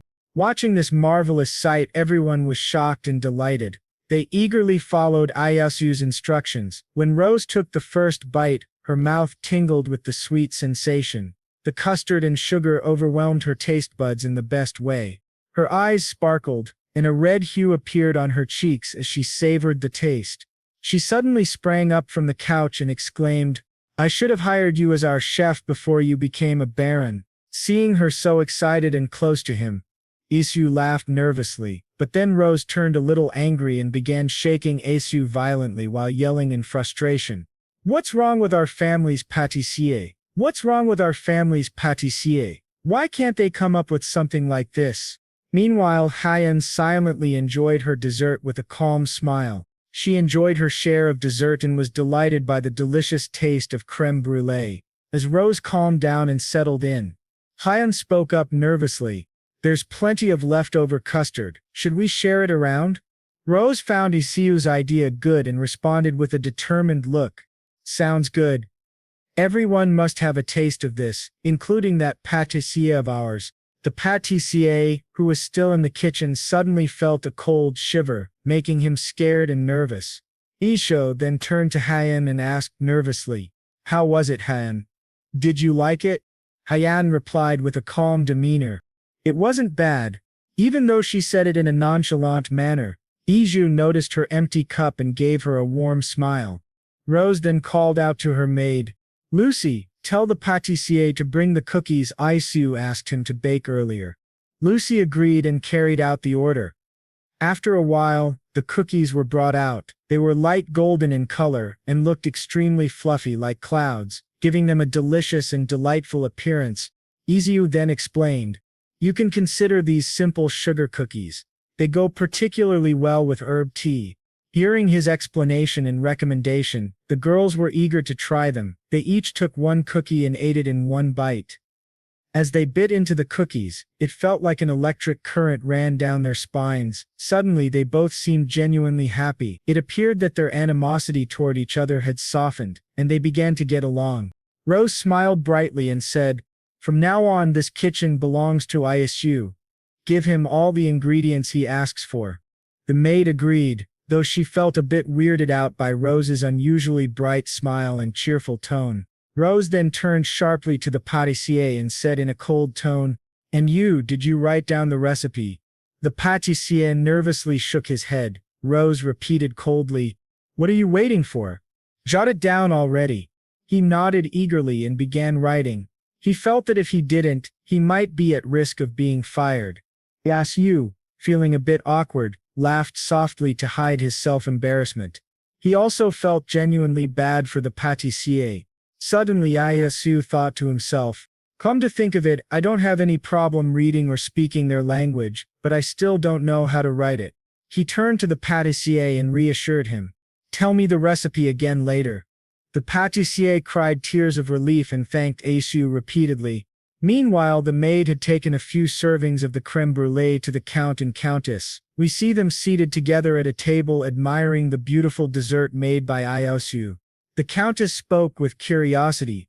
"This dessert called crème brûlée is really delicious, isn't it?" The count replied thoughtfully after taking a bite, "It's my first time trying it, and it tastes absolutely delightful." The countess then took a spoonful and analyzed the flavor. She noticed a mild yet sweet taste that was distinct from milk, sugar, or eggs. She commented, "It has a peculiar aroma. I wonder what it is." The count replied gently, "I heard he used the vanilla beans we brought in a while ago." The countess responded, "We should make a note to keep some in the pantry." The count laughed softly and agreed. They both continued enjoying the dessert and shared a few laughs together. As they were in the middle of their conversation, their butler knocked at the door. The count allowed him to enter. The butler bowed gently and said, "I came with news of the young masters, my lord. Currently, the oldest master is traveling the southern region. He has recently become captivated by wine and is studying the art of winemaking. As for the youngest master, who has entered the royal palace—" Before the butler could finish, the count interrupted with a sigh, "Enough of that for now. Just tell me how Jaja is doing." The butler laughed nervously and then spoke, "Well, my lord, you see." He began explaining the incidents involving Rose and Hyan and the banter between them. This was enough to worry both the count and countess. The countess sighed and said, "I hope she hasn't torn out the duchess's hair." The butler reassured her, "Rest assured, madame. Thankfully, it's nothing to that extent. Lady Jasha has decided to become friends with the Duchess and Baron Bloom, disregarding all formalities." The Count and Countess laughed and agreed that this was for the best, for both Rose and the family. She had always been the most notorious troublemaker and mischievous individual in the family. "It is a bit suspicious that she became friends with Hyan," the Countess added. "But in the end, this might help us learn more about her and make our family stand out stronger." Days passed, and Isu's training for nobility continued. His exhausting and hellish routine never ended. One day, Isu was late for an important meeting. Rose and Hyan were dressed elegantly, and both appeared irritated by his delay. Rose spoke up in an annoyed tone, "What took you so long?" Hyan followed with a cold, flat tone, "Which country considers being late for an appointment to be good manners?" Isu laughed nervously and replied, "Sorry, I had some business to take care of." The real reason for his delay, however, was his upset stomach. He regretted not bringing his daily probiotics. As Isu caught his breath, he noticed Hyan wearing the dress he had bought for her during their visit to Pussing City. Hyan flicked her hair and said, back over her shoulders, she said, "I like this outfit, it's comfortable." She then added in an irritated tone, "Dresses here are so tight around the waist, it feels suffocating, I can't stand it." Listening to Hyan say this, Rose was shocked and then said, "You can easily untie the waistband when the maids are away." She then showed her in an elegant manner how she untied the waistband around her waist. Rah! Hyan agreed and decided to do that in the future. Meanwhile, Rose's maid was in shock and flinched in terror at this sight. As they traveled out of Medic City, the scenery that was seen by Isu was magnificent and beautiful. The air that he felt on his face, the leaves fluttering in the air, and the river flowing around the city were all too bewitching to him. Isu then asked Rose in a surprised tone, "Wow, is that a river?" Rose smiled and said in a gentle voice, "Yep, it's the Midi River." This flowing water and the air were all too stunning for Isu, and he thought it must be awesome to be rich enough to name a river and a city after your family name. Then Isu got a wild idea that if Hyun helped him and cleared a path for his future estate, then the river that would flow there would be named Bloom River. Isu then mesmerized the scenery and admired the beauty of nature. After a while he asked Rose in a happy tone, "Then there must be a lot of fish over there, right?" Rose was a bit confused by his happy demeanor and said in a flat tone, "I heard there are hardly any." This sentence was enough to burst the dreamy bubble of Isu. He thought if the river had fish, then he would go fishing and try making amazing dishes. He then asked the reason for the decline in fish. Rose then said with a hint of sadness, "Yeah, these days even if you farm it's a poor harvest, so we're just expanding the farm." Iso was overwhelmed by this information and had a doubt, but before saying anything he thought, raising livestock in the farm up there and cultivating bee crops in the farm down there, this is an amazing idea. He then spoke his mind. "Then do you also make cheese?" Rose nodded and said, "Of course. If there's a place you'd like to explore on your own, feel free to look around. We'll go back and wait for you." Iso was confused by Rose's words and asked her in a confused tone, "Oh, can I do that?" Both Hyun and Rose had a mischievous glint in their eyes, and agreed, letting him go out and explore the city. Then they both opened the door of the carriage, looked around to stall time, and as they found the horses, they got up on them and started running away. The servants of the medic family were in shock and terror when the girls started running away. They followed after them, really worried. Rose waved at Iso and said, "Then enjoy." Isu then guided the chauffeur to take him into the town, and he observed people making cheese. He thought, looks like a lot of people are making cheese, since it's spring. He was mesmerized by the method they used to make cheese, and later he found a boy sitting on the footpath. He ordered the chauffeur to halt, and then called out to the boy, "Hey kid, come here for a sec." The boy felt he was called and walked nervously to the carriage, speaking in a shaky voice. "Do you need anything, sir?" Noticing the boy's nervousness and scared look, Isu rummaged in his bag and took out the manga cookies, handing them to him. The boy nervously took the cookies and admired their shape before eating them. His eyes shone with a bright sparkle and he spoke in a grateful tone, "This is delicious, sir." "Thank you." Isu smiled and spoke with a warm tone. "I'm glad you like it. Now can I ask you a question?" He then asked the boy, pointing his finger over to the other wagons present there. "Where are those wagons over there going?" The boy understood what Isu was talking about and then spoke up. "They're transporting cheese to the less fermentation chamber." Isu then glanced at the wagons with an intense look, making the boy feel scared. After thinking for some time, Isu spoke in an intense tone, which the boy mistook for anger. "You know the way that comes out after making cheese, right? Do you guys make ricotta cheese with that?" Isu waited for the boy to understand his question, and the boy finally spoke. "Yes, sir, the Lord has approved it too." The boy was so scared that his voice was shaky and his face was turning white due to fear. This made Isu realize that he was being a bit harsh on the kid, so he immediately softened up and smiled at him while saying, "It's okay, I'm not trying to scold you. When you make ricotta cheese, do you add lemon juice and heat it?" The boy relaxed a bit and answered, "Yes, we do." Isu nodded and gave the boy a warm smile. Then he told the chauffeur to take him back to Medi Castle, as there was now an amazing idea running in his mind and he wanted to try it out later. Isu rushed to the kitchen and made an amazing cooling drink, serving it to the Count and his family. They were confused by the white drink in front of them, and the Count spoke up in a suspicious tone. "Are you suggesting that this is the solution to the harvest issues?" Isu smiled and laughed nervously before saying, "It might not be perfect, but it seems like it could provide some help. From what I heard from Jaja, there are no fish in the lake and the harvest is poor for crops as well." The Count understood what he was trying to say, but still a doubt crossed his mind and he said, "Yes, she's right, but how does this help with that?" Isu nodded and said in a polite and formal tone, "I'll explain later, sir." He then said with a bright smile, "But please try it." First the Count and his family nodded and understood his intentions. Without giving it much thought, they tried the drink in front of them.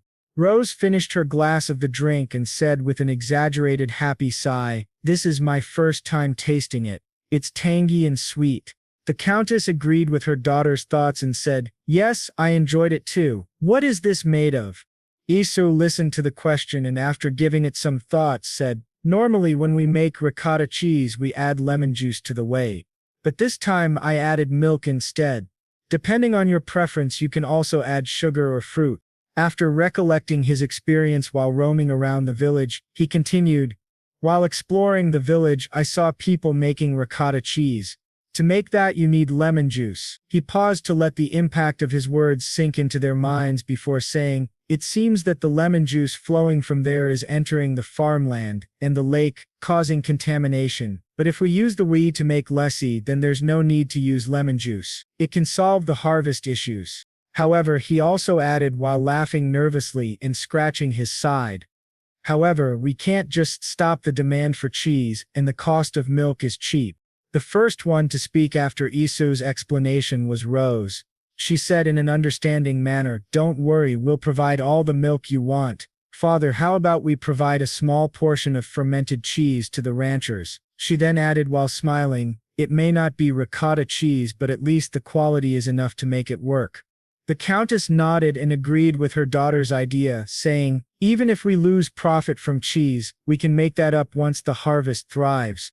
Isu was shocked to see how understanding the Medi family was and realized why they were so respected by the people living in their city.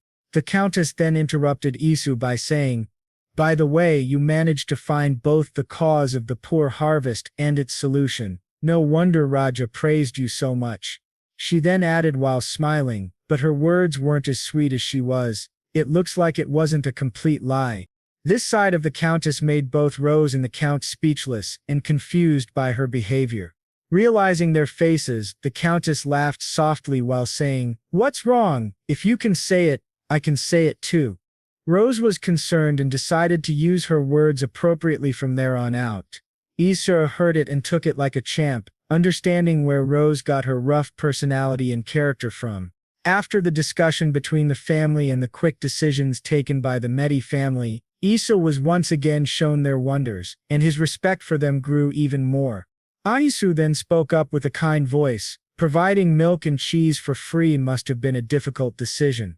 I can see why the people respect your family so much."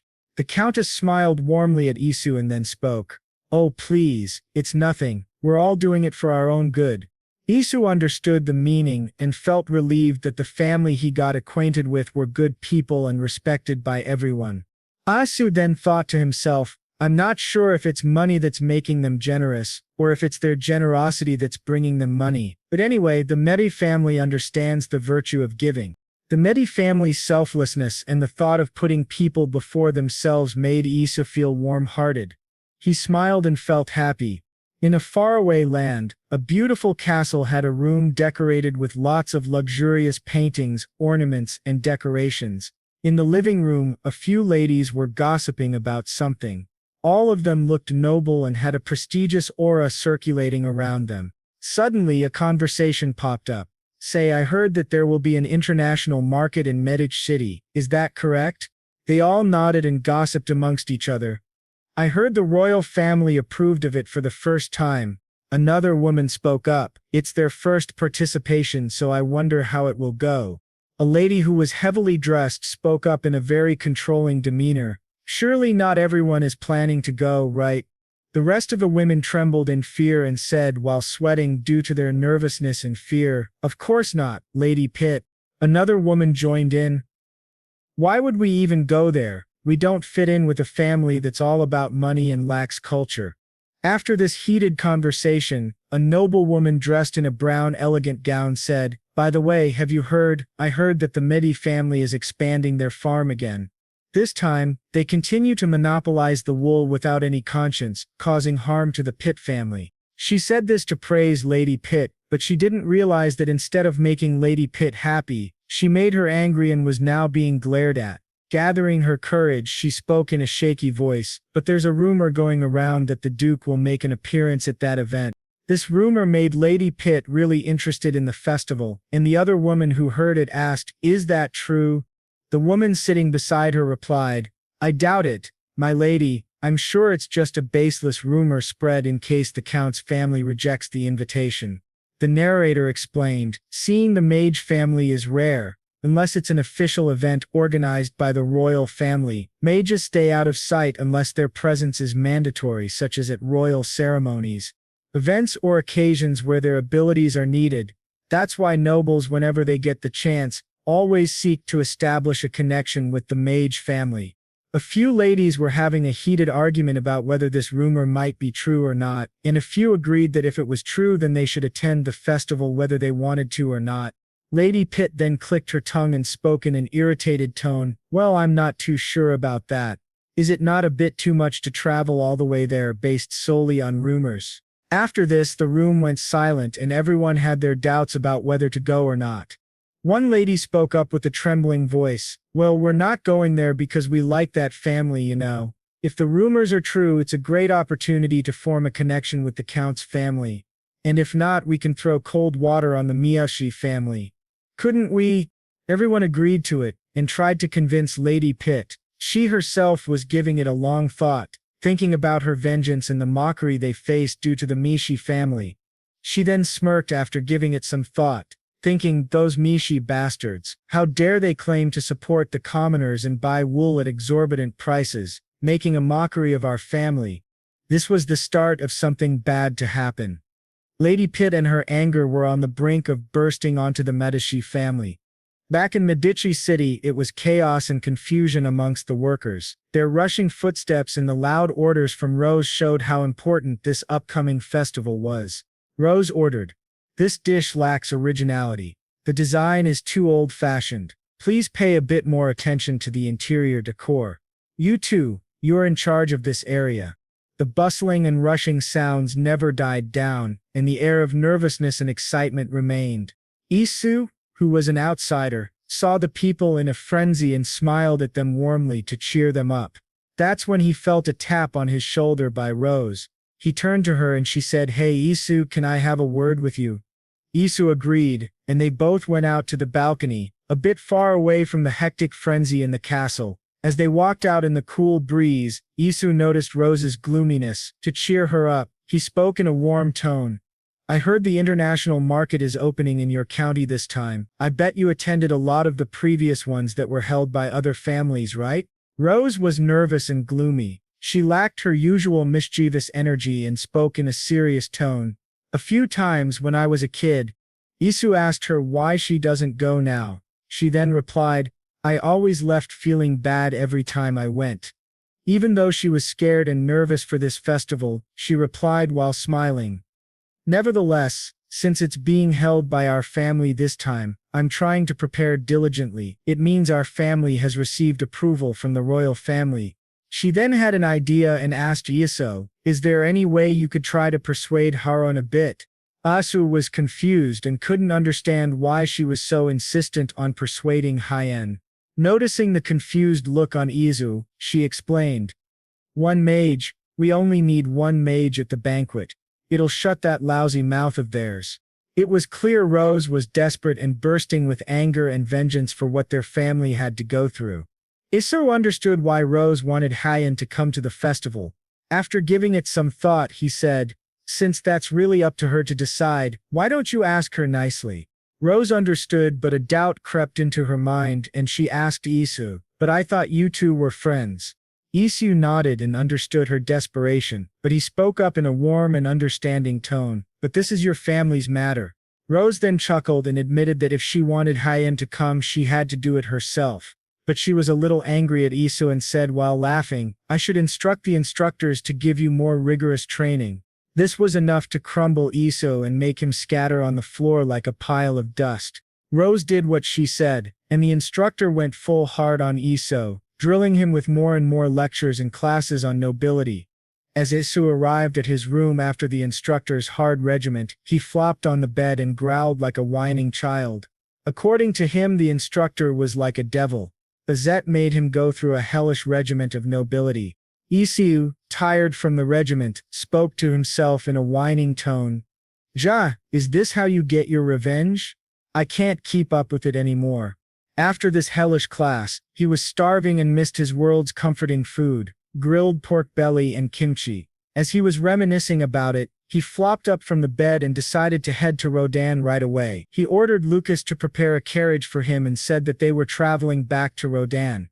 After a long and hard journey, they reached Rodan. It still looked beautiful and had the comforting scent of grass from his first arrival. As he took his first step out of the carriage, he felt nostalgia hit and reminisced about his experiences. Then he turned to Lucas and said, "Take the carriage and go to Rushen. Come pick me up after 3 days." Lucas nodded and did as he was ordered. As he saw Lucas leave, he rushed to his cottage for the portal. As he found the portal, he went through it and reached back to his world. Home. Isu then dressed normally and went down from his apartment onto the street. He cried tears of happiness and relief as he finally made it back home.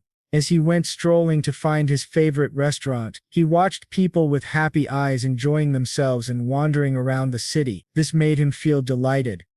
Later his food arrived and the sparkle in his eyes showed how much he missed Korean food and how long he'd been away from home. Isu then spoke to himself in an excited tone. "It's been so long since I had Korean food." Examining the old familiar dishes and smelling the food made him drool. His shiny eyes and gaping mouth from where the drool fell clearly showed his admiration and desire for the food. Seeing people enjoy their food in the lightened mood due to alcohol and delicious meals was a beautiful scene for him. He then picked up his chopsticks and readied himself to take a bite. As he chewed, the flavors rushed in his mouth, and in his imagination, it was so delicious that he pictured himself waving the national flag of Korea while crying tears of relief and comfort. He spoke in his mind, "It's so delicious, I'm going to cry." While chewing, he sniffled a few tears of appreciation for this tasty meal. He then poured himself a glass of soju, the Korean spirit that is the companion of adults in Korea. Taking the shot filled with alcohol, he was mesmerized by the usual and comforting taste. He let out a satisfying sound as he enjoyed the flavor and nostalgia. He was interrupted by the staff, who served him his pork belly. Isu thanked them and then appreciated the food in front of him. He picked up the belly slices and started grilling them on the hot grill in front of him, enjoying the sizzling sounds and the delicious smell. He then thought, "I'm definitely taking kimchi with me this time." His wide grin and smile showed how happy he was. After grilling the pork belly, it turned golden brown, showing it was cooked perfectly. Isu then carefully placed it on his plate. After admiring this beauty, he blew on it softly and took a bite. There was a wide grin on his face as he then drank a shot of soju. As Isu enjoyed his food and time in the restaurant, he was called out by someone he was acquainted with. "Yo, Isu." Isu then waved back at the man and said, "Hey, what's up?" The man spoke in a happy tone. "How have you been?" Isu thought in his mind, "My former colleague, who I was close to at work." He then gestured for his colleague to sit down and asked with a smile, "Did you just get off work?" The man replied with a tired groan. "Yeah." He felt a bit awkward speaking in his native language, Korean. The man then added, "By the way, why haven't you been responding to my texts lately?"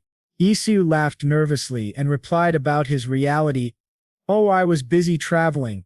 The man understood and asked, "Where did you go?" Isu then poured a glass of soju for his acquaintance.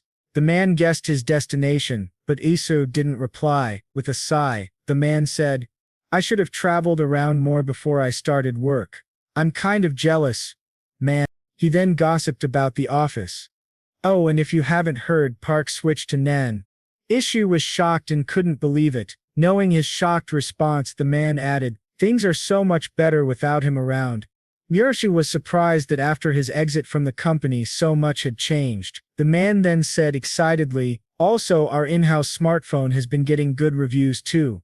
Somehow this conversation made Isu realize how left out he felt. He couldn't speak about the world he currently resided in, nor could he fully talk about the world he used to live in, that other world. All of this loneliness and feeling of being left out finally hit him, and he turned silent. The true feeling of being disconnected and not being able to speak openly was eating him from deep within. After being silent for a long time and drinking quietly, he spoke in a flat tone anyway, "If there's no reply, just assume that I'm traveling." The man was energetic and happy to meet Isu after a long time. The genuine smile and happy tone were evident on his face. He then spoke up with a smile. Okay, let me know when you're back. Isu waved back at his friend and then walked back home, his head low and deep in thought, wondering whether what he was doing was okay or not. He reached his apartment, unlocked the door and flopped onto his bed in frustration and tiredness. He groaned into his pillow, turned sideways and spoke up. I'm starting to feel more and more disconnected from this world. He turned in his bed, stared at the ceiling, thinking about something, and then spoke. Come to think of it, I remember they said many nobles will be at the International Market Festival. I want to make use of this opportunity. The empty house, apart from his, felt really weird and sad to Isu, and he was determined to make use of every chance he got in the new world. Then he thought, anyway, since I've already set my mind on becoming a count, the success of this event by the Mishi family will be helpful for me too. He kept staring at the ceiling, thinking and planning his steps to become a count. The loneliness and detachment from his original world were a bit too overwhelming for him.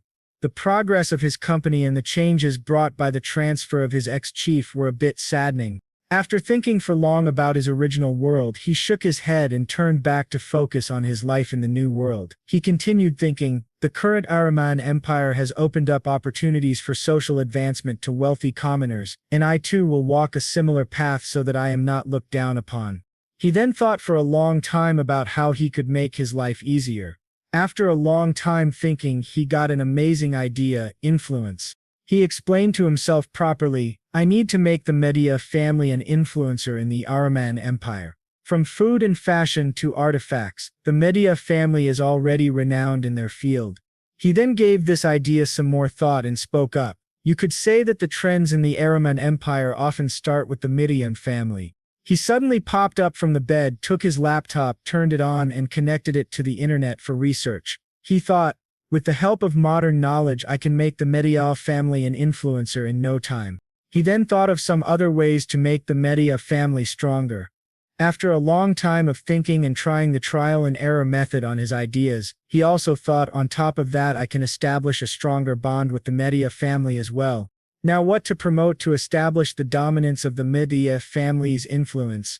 He thought of many ideas and tried rough sketches in his mind, but after this to and fro of ideas, he ended up choosing spices as the base of the Miache family's influence. Cloves, nutmeg, vinegar, and many other spices were his ideas, but he couldn't find the right one. He also thought, since the Miache family already has a hold on pepper, I shouldn't meddle with that. Isu was right, as the Miri family's dominance over the pepper market reigned, and there was no way to overthrow them. After thinking for a long time, he spoke up. How about red pepper powder? Isu's eyes sparked with this idea, and he thought of a plan. I'm sure it wouldn't be too hard to introduce red pepper powder to the villagers. This was a brilliant idea, introducing a new spice and increasing the family's influence. It was a win-win situation for him. Also, it was a small victory because with this introduction he could make kimchi and enjoy it over there. As this was his next step, he sprang up and planned. Alright, let's start packing the things I'll take with me from the kitchen. This was a brilliant idea by Isu. Isu then later broke the fourth wall and talked to us. You see, viewers might be thinking, kimchi? Not again. Well, you're kind of right. We all thought about this too. Why kimchi again? Couldn't he have a better idea? Also then broke the fourth wall again and spoke to us. Once you're in my shoes, you'll find yourself doing the same thing. Well, that was an amazing thing, Isu said. If we were all stuck in his situation, we would also try to make things really close to our hearts available in that other world. After his 3 days in his old world, it was time to go back to the Media city. As soon as he arrived at the Media castle, he was surrounded by the two ladies, Rose and Hayan. Rose spoke in a lecturing tone while being angry at Isu. You skipped classes and ran off to Riran, right? Hayan then added in a cold and furious tone. How do you think you'll become a count by being so lazy like that? Guilty as charged, Isu was in a pinch of trouble. Now being surrounded by these furious and beautiful girls, he was in for deep trouble. He laughed nervously and said, wait. Calm down, you guys. Instead of calming down, the girls got more furious. Rose spoke up with an intimidating tone. Did you eat Maggie's food all by yourself?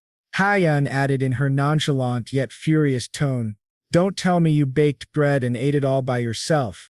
This series of questions and glares was too much for Isu, and he knew the trouble he was in. He slowly accepted his fate and gave up on survival.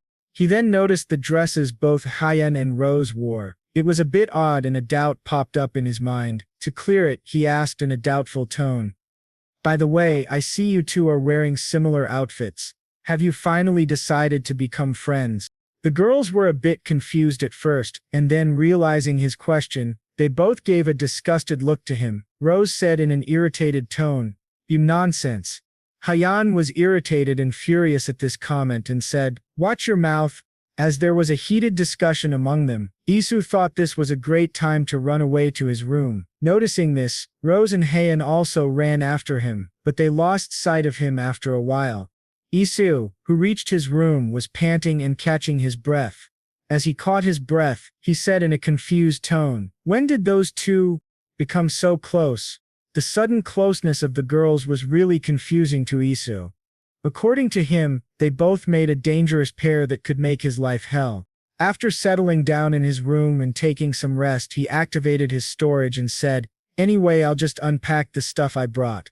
After taking out all of the things he brought from his original world, he started formulating plans on how to make it seem like they were all grown in this world. After a long time of processing and thinking, he came up with various ideas. Let's store the kimchi in the jar I brought over last time, and let's store the red pepper powder and baking powder deep inside a box. After packing the kimchi in the jar and packing the red chili powder in the wooden box, he called out for Lucas.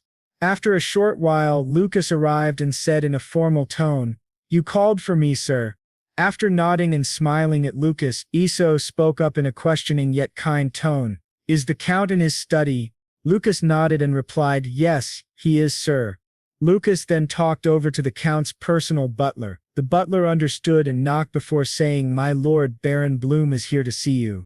The Count lifted his head from the books, and after listening to the butler's announcement, he agreed to let Iso come in.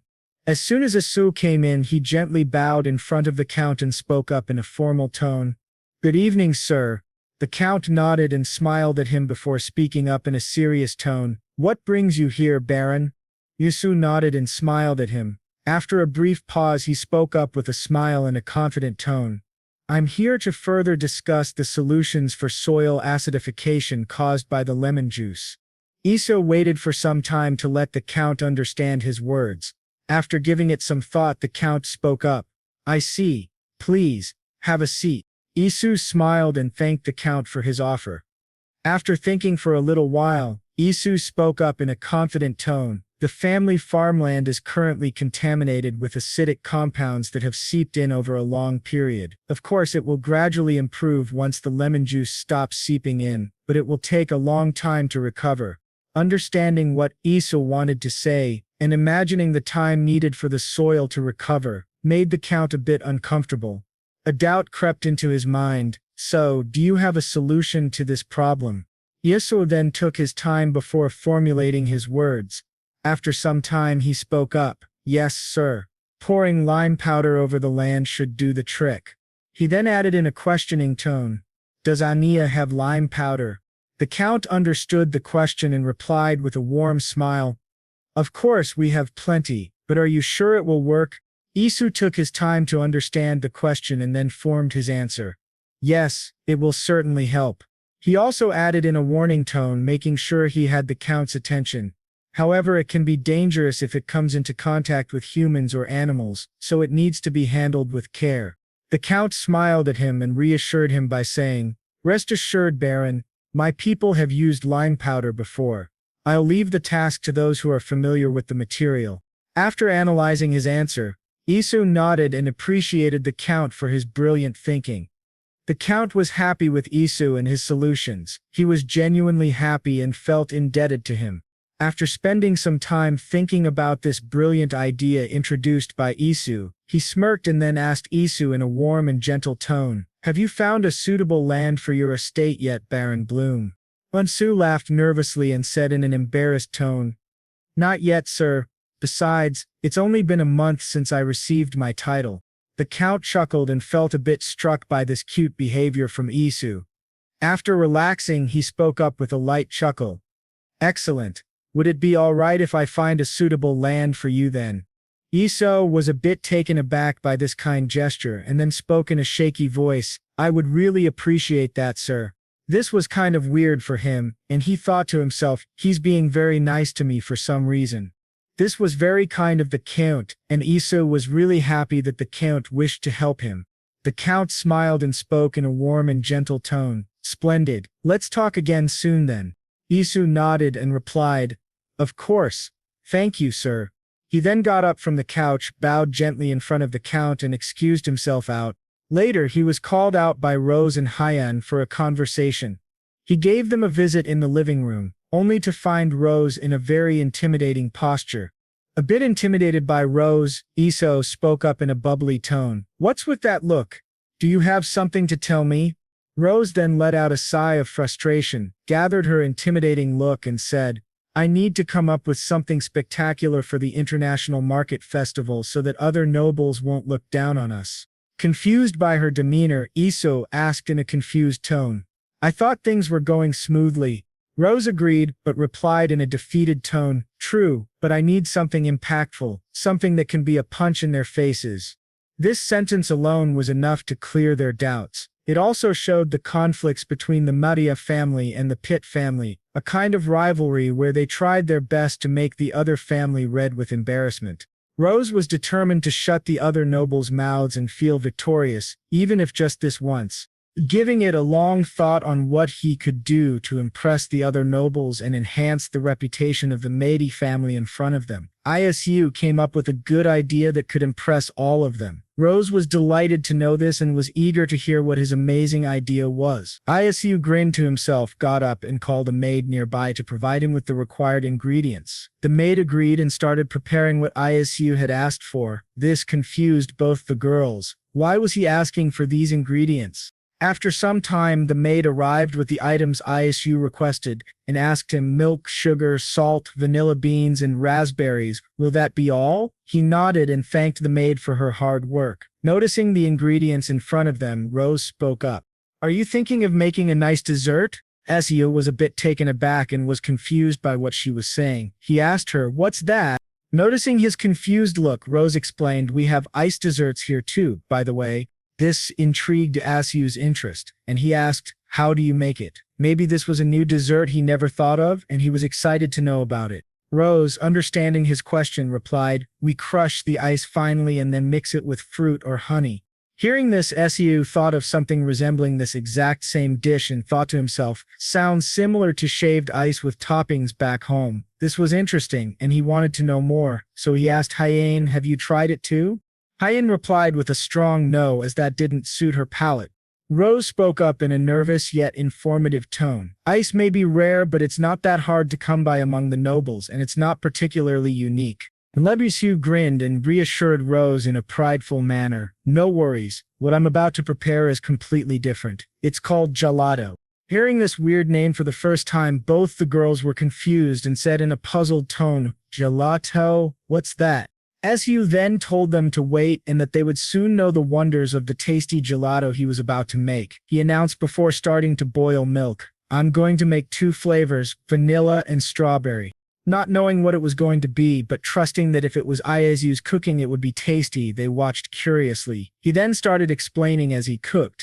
First, put sugar, vanilla beans, and separately whisked egg yolks into the milk and let it simmer. When the aroma is strong enough, put the mixture into 2 separate bowls. He then explained, add crushed raspberries into one of them and mix them with the milk. He left the bowls to cool down a bit and let the flavors be absorbed. Then he moved on to the next step. Next, prepare a silver bowl filled with ice. Here you mix salt with ice in a 1-to-1 ratio. Seeing this, Rose spoke up in a worried tone. Why are you adding salt into an ice dessert? Annoyed by her questioning and disturbance, he replied back in a sassy tone, Hold on, I'm not done yet. He then calmed himself down and continued explaining, Now I'm going to put what we made earlier into this ice bowl and mix it. Although it might seem that Isu knew what he was doing, the truth was that he found this recipe on the internet and hoped it would turn out good. The looks from both girls were a bit scary and disheartening because they showed their mistrust in him due to his addition of salt into the ice. As Isu kept stirring and checking on how the gelato was doing, it eventually started freezing. Seeing this, Rose spoke up in an amazed voice. Incredible. It's gradually freezing. Isu, are you a mage too? Hyen replied back to Rose with a prideful tone. What did I tell you? He's the bread mage. Listening to this, Rose agreed and admitted that Isu was a bread mage. Isu laughed nervously and continued to explain the procedure of gelato. Once it's frozen to some extent, add some air to achieve a chewy texture while stirring, and repeat this process 2 or 3 more times. After this continuous procedure of scooping and making it fluffier, it was finally ready. He scooped some and served it in a crystal-clear bowl, garnishing it with mint leaves. As it was ready, he asked both of them to try. He then spoke with a confident tone, "Oh, I've only made a small amount for now, but I'll need to make more for the huge crowd at the International Market Festival. So I was thinking if Hyen could help out with the ice." Suddenly, the girls took a scoop of the gelato, and they both started shivering with their mouths full of it. He was worried and asked, "Hey Yen, JJ?"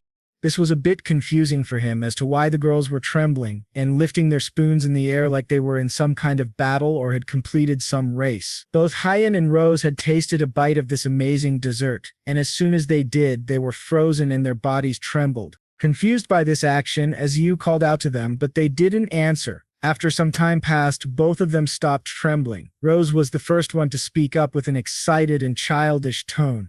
"What's this? It's so delicious. Did you say it's delicious? Did you say it's jello?" This sudden burst of energy made Isu a bit shocked, but he nodded after understanding her question. Rose then spoke up with a delighted tone. "I've never had an iced dessert this creamy and delicious before, not to mention its chewy texture." This amazing response by Rose was enough for Isu to know that what he had created was amazing and would definitely work market magic at the international festival. Market. He then asked Rose in a calm tone, "How is it? Do you think nobles would like it?" Rose shouted back in an excited tone, "Of course." Hyen then added with a rare expression of excitement, "It's so soft that one might mistake it for cream." Isu was a bit taken aback by Hyen's rare display of energy and emotion, but this also made him feel relieved. If Hyen agreed to the taste and liked it, then it meant it was a suitable dish to be served at the festival. Feeling relieved and happy, he watched both girls digging into the gelato again and again. Then the time arrived when Rose, due to her energetic scooping of gelato, got a brain freeze. She spoke up in a pain-bearing voice while pressing her forehead with her hand. "Oh, my head is hurting from eating cold food in a rush." Although having a brain freeze and the sensation was painful, she yearned for more and said, "This is so good. I want it all to myself." Hyen, the ice queen who didn't show much emotion, spoke up. "I usually don't like cold food, but this isn't too bad."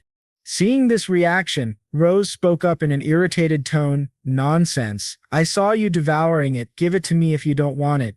This infuriated Hyen, and she replied in a cold tone, "No." This was enough to spark the inner wild beast within them. The fight over the last cup of gelato was going to be intense when Isu stepped up and calmed them down. He thought to himself, "I'm glad that at least they both enjoyed it." After calming them down completely, he turned to Rose and asked her, "Then why don't you go and get the final permission from your parents?" Even after being taken far from Hyen, Rose was gritting her teeth, but after listening to Isu, she grinned and replied in her usual energetic tone, "Fine, make me 2 more. I'll bring them to let them taste it." She then turned to Hyen, and after giving some thought, she spoke up. "By the way, Hyen?" Hyen didn't reply but looked at Rose. Rose then asked, "Have you been to the International Market Festival before?" After understanding her question, Hyen replied in a nonchalant manner, "No, never. My so-called father would leave me behind and take his new wife and her bastard of a son instead." Realizing the dark turn of this situation, both Isu and Rose turned silent. After some time, Rose spoke up with a heavy feeling, "Oh, I see." She then nudged Isu to convince Hyen to come to the International Market Festival. Noticing her look and nudge, Isu was a bit confused as to why she was doing that, but then he remembered what they both talked about. Isu then asked, "Hey, Hyen replied in a suspicious tone, "What?" Noticing her questioning glare and suspicious tone, he laughed nervously and asked, "Want some bread?" Rose then slipped out of the room with the 2 bowls of gelato that were prepared by Isu to bring to her parents for approval. After a few days and with the approval of the count for the gelato, Isu called for the head chef to come to his personal headquarters. The head chef was a bit scared and confused as to why he was called, but he abided by the request and headed to Isu's room, knocking softly on his door. Isu then allowed him to enter. The head chef entered the room and with a confused and nervous tone asked, "You called for me, sir?" Isu nodded and gave him a warm smile. He then said in a gentle tone, "Please have a seat. I have something to discuss with you." The chef understood and headed towards the couch. He was a bit hesitant before sitting down on it. Noticing the nervous and tired look on his face, Isu offered, "Here, have some herb tea and please just relax." Noticing Ie's gentle demeanor and kindness, the chef was a bit confused and dumbfounded. He asked again in a confused tone, "Thank you, sir. If I may ask, why have you called for me, sir?" Isu then spoke with a warm and gentle tone, his expression showing empathy towards the chef. "I'm sure you're stressed over coming up with new menu items. Am I right?" The chef spoke up in denial, disagreeing with Isu. "Of course not, sir. I'm just doing my job, that's all." He then continued with a tired tone, "With many important guests expected to attend the festival, I have to think day and night about how to enhance the experience. Nevertheless, my ideas are nowhere near yours, sir." He ended his talk with a light nervous chuckle. Isu nodded in understanding. After some time he spoke up. "Back from where I come from, baking is a big part of our culture. My mother was also passionate about baking as well." The chef nodded in understanding. Isu then continued to explain his idea. "Spices like ginger and cinnamon are particularly inexpensive and readily available. So my point is, if it's all right with you, I would like to pass on my mother's recipe to you." After hearing Isu was willing to share his family's secret recipe, there was shock written all over the head chef's face. Isu was a bit taken aback and said in a warm tone, "I'm not necessarily insisting that you use my recipe, but by referring to it you might come up with even better ideas." The head chef was in tears due to Isu's kindness and selflessness. He spoke in a grateful tone, "I don't know how to thank you, sir. In fact, I was quite stressed about developing new menu items, so I truly appreciate your understanding." Feeling overwhelmed by the tears and grateful tone of the head chef, Isu spoke up in a comforting tone, "It's okay, let's set aside the emotions for now and start writing down the recipe." The chef nodded and started jotting down the recipes that Isu gave. Isu then explained to us, "I gave him a total of 3 recipes: churros, butter cookies, and lemon ginger tea." The head chef, after jotting down the recipes, said in an astonished tone, "Sir, your ideas are simply extraordinary." Isu then said in a gentle demeanor, "I already asked to have the ingredients ready, so go ahead and make them now." The chef then added in a curious tone, "Oh, can I also bring the creme brulee by any chance?" Isu replied in a gentle tone, "Of course. How about making your own version by adding toppings of your choice?" This kind gesture was enough to make the head chef cry again, and he replied with gratitude, "Of course, sir. Please share more recipes in the future. I'm always open to learning new recipes." The head chef then got up, bowed in gratitude, and left the room with new profound ideas. Isu was grateful to see this and was excited to see what new recipes would be formed and given for tasting before the International Market Festival by the head chef. After a while, Lucas came and knocked on the door, announcing himself. Isu let him in and awaited what Lucas had to say. Lucas then said in a calm and gentle tone, "Sir, Mr. Steve and his son have arrived at the Southern Inn." Isu nodded and asked for the directions to the Southern Inn. After some time, he left Medai Castle and walked down the road in Medai City. He was still confused about where it was located but remembered the address. After a bit of walking, he spotted the Southern Inn and knocked on the door. A familiar young boy's voice came from inside. "Who is it?" Isu called out his name, and then the door opened with the boy smiling brightly and warmly at him. He then said, "Baron Bloom, I heard you finally earned your title." He continued in an excited tone. "Goodness, I knew it. So was selling mirrors more like a side business? Where is your estate located? Are you not going to visit a Romania city anymore?" Feeling overwhelmed by the number of questions, Isu asked him to limit it to one question at a time. He then asked him, "Are you alone?" The young boy laughed and replied, "Well, answer is yes. My father is away attending to business." Isu understood and then asked him, "Then would you care to join me for a walk?" The boy agreed and they went to a park nearby the inn. The boy asked Isu about how the lessons were going. Isu replied honestly, they are very boring. The boy was happy about Isu's honesty. Isu then asked the boy, by the way, you know the International Market Festival is being held here, right? The boy nodded eagerly and spoke, of course. We're planning to stay for about a week during the festival period since it's on our way back and forth. Isu smiled and nodded in agreement. Then he shared his idea about what he wanted from him. The boy understood and nodded before confirming, so you want us to spread the word once we return to the city after the festival. Is that it? Isu replied with a nod. Yep. Could you do that for me? The boy smiled widely and replied, I have a knack for spreading rumors like nobody else. He then spoke with a mischievous glint in his eyes, rubbing his hands together like a merchant. But you know there's no such thing as a free lunch, eh? Isu smiled nervously before replying, certainly. What do you want in return? The boy lowered his grin and then smiled widely before saying proudly, one would be to provide us with lodging we can stay in for 7 days. The other is a guarantee of a prime spot at the festival. Plot.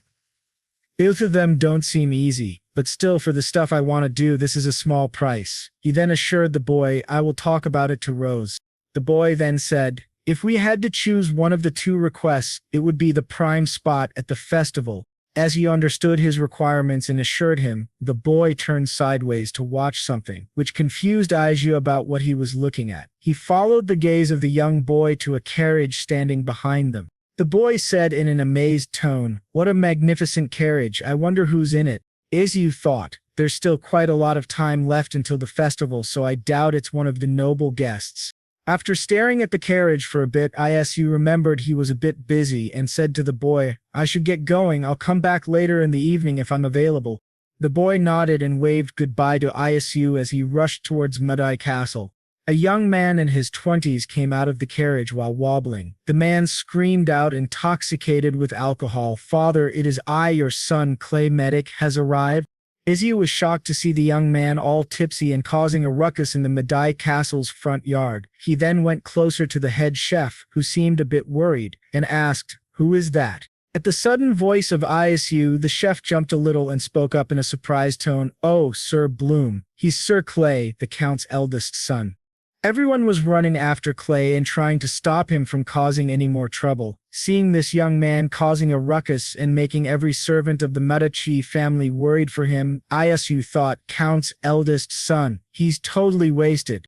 After calming down Clay and taking him back to his room, there was peace at last. After some time, he met up with Rose and asked, so Sir Clay is your older brother? Rose nodded and answered back.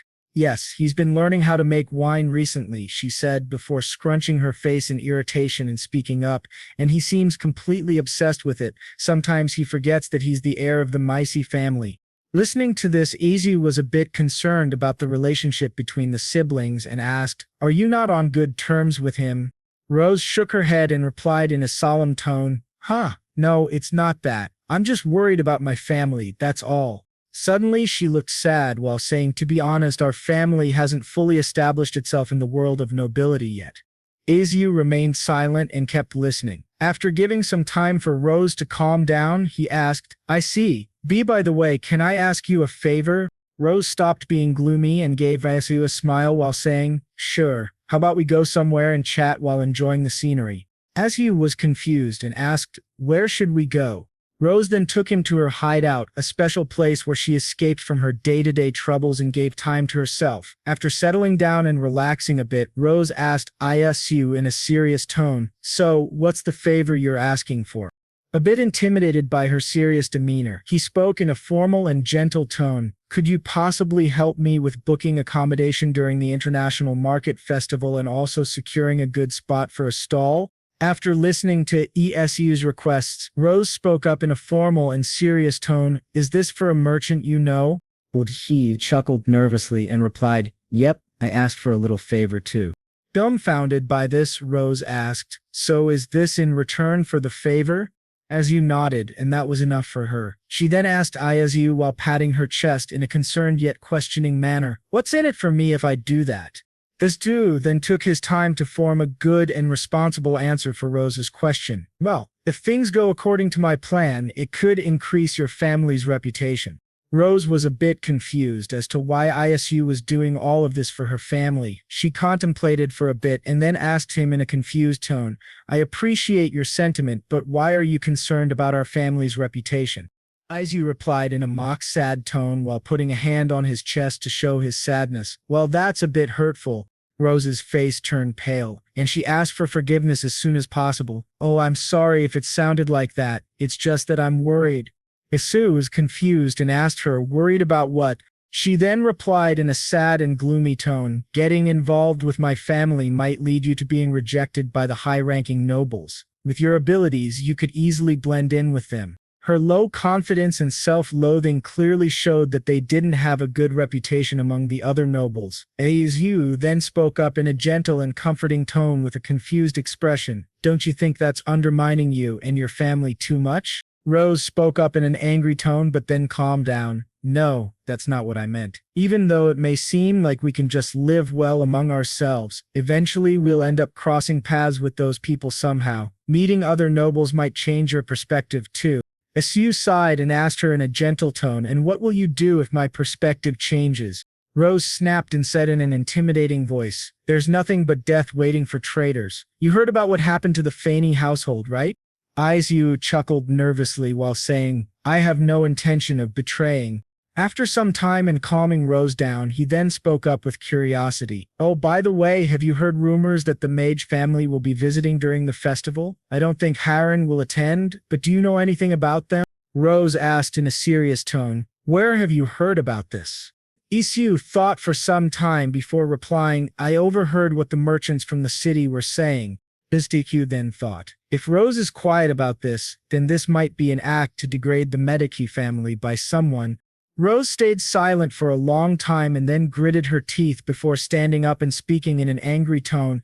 I should go talk to my father about this. He watched Rose leave her hideout in a rush, anger on her face clearly visible. After some time, his instructor arrived and he attended classes till evening. Tired and exhausted from the classes, Isu lay down and tried to relax. That's when he jumped up and covered his ears to stop them from hurting due to the vomiting sounds from Clay. He then spoke up in an irritated tone. Gosh, how long is he going to keep up with this? He then thought to himself, drunk all day every day, then vomiting non-stop. He sighed and thought in a tired tone. I can't even do anything about it since he's JJ's brother. At least he could stop the vomiting. Suddenly, an idea sparked up in his brain, and he called for Lucas, ordering him to go with him to the prep kitchen. After spending some time in the prep kitchen and making a drink that's good for a hangover, he explained, nothing like nice honey water for hangovers. He then asked Lucas to bring it to Sir Clay, which Lucas followed as quickly as possible. He then thought to himself, I hope that does the trick. I'm already exhausted. Of all those lessons, I don't need more stress in my life. He then spoke to himself while stretching. Anyway, I should get ready for the swordsmanship training tomorrow. The next morning arrived and Isu was busy with his sword training master, practicing his sword skills while participating in a mock duel. Sir Kay, who was free from the hangover, called out to Isu. Isu turned around to see who was calling him. That's when he got struck by his instructor, and he yelled in pain. Kay then asked for forgiveness for his bad timing. The swordmaster greeted Kay and then turned to Isu with a serious expression. Baron Bloom, you have been stabbed 89 died 4 times so far. Please focus. Su yelled in protest while clarifying himself. Hey, Sir Kay was calling me. How can I ignore him? Noticing this misbehavior, the instructor said, we need to go over your manners again too. After seeing how tired Isu was, the swordmaster declared enough for today and took his leave. Isu then realized something. I should have just bought that certificate for 1,000 gold. The training to be a count is extremely hard. Isu sighed and turned to Kay with a gentle smile. Kay smiled back and reached for his hand before saying in a gentle tone, pleasure to meet you, Baron Bloom. Isu was happy to see that Kay wasn't hung over and now seemed sober. He then replied with gratitude, yes, nice to meet you too. Then in a questioning tone he asked, but may I ask what brings you here? Kay replied with gratitude in a happy tone, that honey water last night, I heard it was your idea. Isu replied, oh that, yes it was. Are you feeling better now? Kay replied in a jolly mood, it was the perfect remedy for my hangover. Isu smiled and felt relieved that it helped him, then said in a worried tone, I advise you to cut down on the drinking. It's not good for your health. Kei replied with a mock disappointed tone. It seems like nobody is on my side. Isu replied with a worried tone and a mild smile. Everyone is worried about you, sir? Kei then responded by sighing in disappointment. Oh, please. Their distress is nowhere near that of this incompetent heir of the family. Kei then replied in a nervous tone while chuckling. Please don't look at me that way, sir. It was just a joke. The CEO laughed awkwardly, and then with a sigh of sadness he replied, In fact, I also once lived a life fueled by alcohol. Noticing the sadness of Isu, Kei felt that he had gone through something heavy. Sensing the heavy air around them, Kei replied with an awkward laugh, I drank honey water not to ease my hangover but to prevent my throat from hurting when I'm vomiting. Kei smiled and replied with a soft smile, I would love to hear more about your story, Baron Bloom. Come join me for a meal. Isu agreed with him. Meanwhile, in the Count's personal library, his personal butler arrived and said in a panicked tone, Sir, rumors are spreading that the Mage family will visit the International Market Festival this time. The Count replied in a stone-cold voice, Yes, I've heard about it from Gigi. The butler replied in a worried tone, So it seems like there will be more customers than expected. The Count nodded and agreed while saying, From what I've heard, a total of 20 families have opened portals and passed through Mount Knots. This was a bit too much for the Medi family, and the rumors that had been spreading could cause more downfall for them. As the royal families from all over the Aromonian Empire were arriving in Medici City, the nervousness and upcoming challenge were becoming heavier. To impress these families, a huge workload had been put on the Medi family's servants, and a huge misunderstanding was the reason for all of this. The Count explained, The reason for these families' arrival is that there is only one mage who can open portals in the Aromonian Empire. However, portals can only be opened in 2 locations simultaneously, so the cost of opening portals is very expensive. Therefore, portals are usually opened only when the imperial family needs to travel. This was a huge headache for the Count, and he let out a sigh in discomfort. He then clenched his head while saying, This is absurd. Because of rumors about the mage household visiting, they're coming in large numbers through the portal. The Count then thought for a while before saying, They must be planning to use this opportunity to humiliate us. The butler understood his heaviness and replied in a worried tone, A large crowd like that must have cost around 10,000 to open the portal. The butler then replied in a comforting yet concerned tone, We're doing our best to take measures, but things aren't looking too bright, right, sir? The Count reassured him, and the butler nodded in agreement and took his leave, worried about what was to come in the future. Meanwhile, Isu, Rose, and Hyan were in the living room enjoying themselves. Isu then introduced them to something. Techa, this is the game I mentioned before, called D-Jenga. I asked the carpenters to make it for me. Confused by this game and not understanding the significance of this pulling blocks game, Hyan asked in an uncertain tone, What's so fun about pulling out wooden blocks? Rose agreed and said, That's what I'm saying. She then continued with a complicated look, strategic thinking and dice throwing. Understanding their misunderstandings, Aiju then clapped before smiling. Now, you don't know until you try it for yourself. Besides, anyone can play this game. People will love it at the festival, he said with a spark in his eyes and a dangerous glint, speaking in a mischievous tone, and the one who makes the tower fall will get a finger flick on the forehead. The girls were a bit confused and looked at him dumbfounded. A finger flick, they asked. He knew that no matter how much he tried explaining it to them, they wouldn't understand, so he said, Go ahead and play it to find out. Rose exclaimed in happiness. Alrighty, this should be easy. But she couldn't do it, and her bratty personality and pride wouldn't accept defeat. So all of them played again and again, and every single time Rose was the loser, getting the most finger flicks on her forehead. She then screamed out in anger and frustration, No fair, this doesn't make sense. How can I lose every single round? She then pointed towards Hyan and spoke in an irritated tone, Especially you. Hyan spoke in a nonchalant tone, What about me? Rose's anger sparked up and her fighting spirit rose as she said, Your finger flick hurts the most, you know that. Let me give you a taste of my flick too. Seeing this turning into a dispute, as you interjected, How about we wrap it up and go eat? Noticing how Rose's knuckles were turning white, he knew she wouldn't settle for a finger flick. Rose then spoke up in an irritated tone while throwing a tantrum. I'm pretty good at playing chess. Let's play that after our meal. As Yu then replied to her, I don't know how to play it and chess is boring, as he wasn't interested in playing it. This only infuriated Rose further, and she was about to throw an even bigger tantrum when the Count's personal butler called for her. She then went towards him and asked, "What happened?" The butler whispered into her ear, "There's something I must discuss with you." This caught Izu's attention and he tried to have a conversation but was requested to leave as this was a personal matter of the Medicae Count. Understanding the privacy of the matter, he smiled and took his leave. He was then taken by Lucas to an establishment near the county. He appreciated the beautiful room given by the Medi family and felt even more respect and gratitude for them. He then thought to himself, "For once, I can be alone." He then turned towards Lucas and said in a merry tone, "You may return to the county, Lucas." This terrified Lucas and he overthought the situation, feeling he was incapable of being helpful to Isu. He then spoke in a scared tone, "Did I make a mistake, sir?" Isu replied in a comforting tone, "No, relax. I just want to spend the next 2 or 3 days meditating alone." Understanding the reason for his departure to the Count, Lucas nodded and then spoke up. "Oh, in that case, I'll instruct the servants to prepare the bathwater, sir."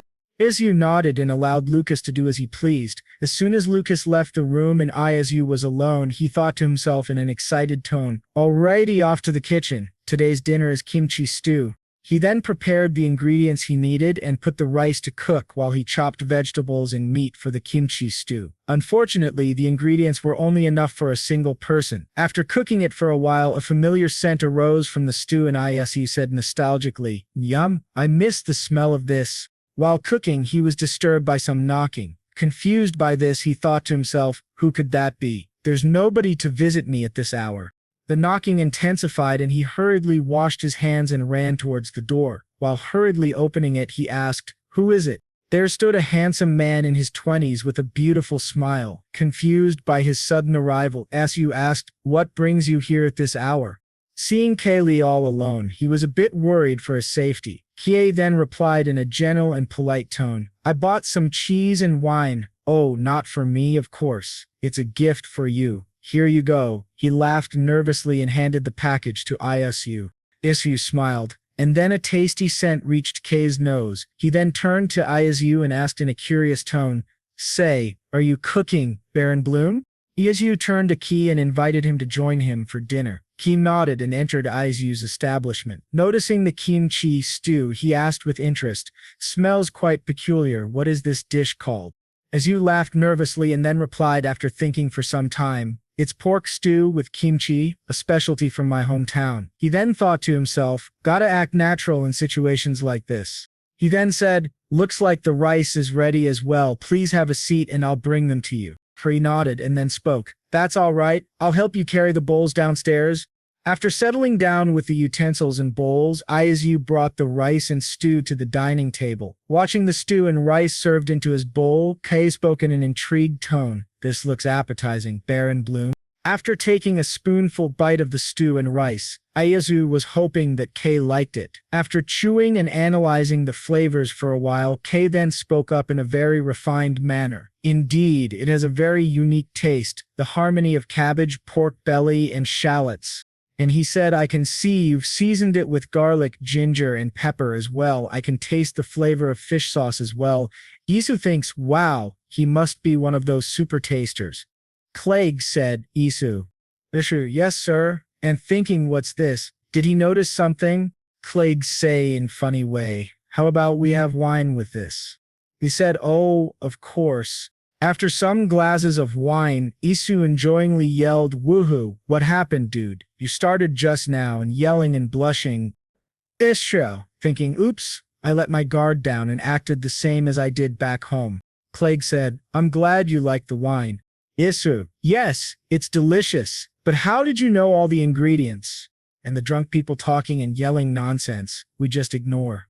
On the first day of the International Market Festival, families from various places exchange welcoming greetings. On the second day, there is a banquet for the nobles, and on the third day, the castle is open to the public, and the entire village enjoys the festival. CV, I am currently preparing to attend the welcome ceremony. Wow, this feels way too tight. He dressed like acrobatic player? Ha ha ha. Someone said, "Sir, that was made by the tailor who satched with love and care of his body." Plain body, what love and care he mixed. Isu said, "All right, I get it." And he said, "It looking good on you, sir?" Isu, all I have to do today is just greet them and leave, right? He said, "Yes, sir. The banquet is tomorrow. Now a short welcome ceremony. Lady Judge and Lady Hyan are waiting, so let us proceed there." Azashu, of course. Let's hurry. In ceremony, a beautiful women playing music, everything looking rich and awesome. Ashu, it's not as extravagant as I expected. That butler-type person calling our maid, "Hey, what are you?" Inside two beautiful girls waiting for Ishu. She is, Baron Bloom. Welcome. Boys, thank you, Lady Jeje. It awkward to treat so formally. She, yes indeed.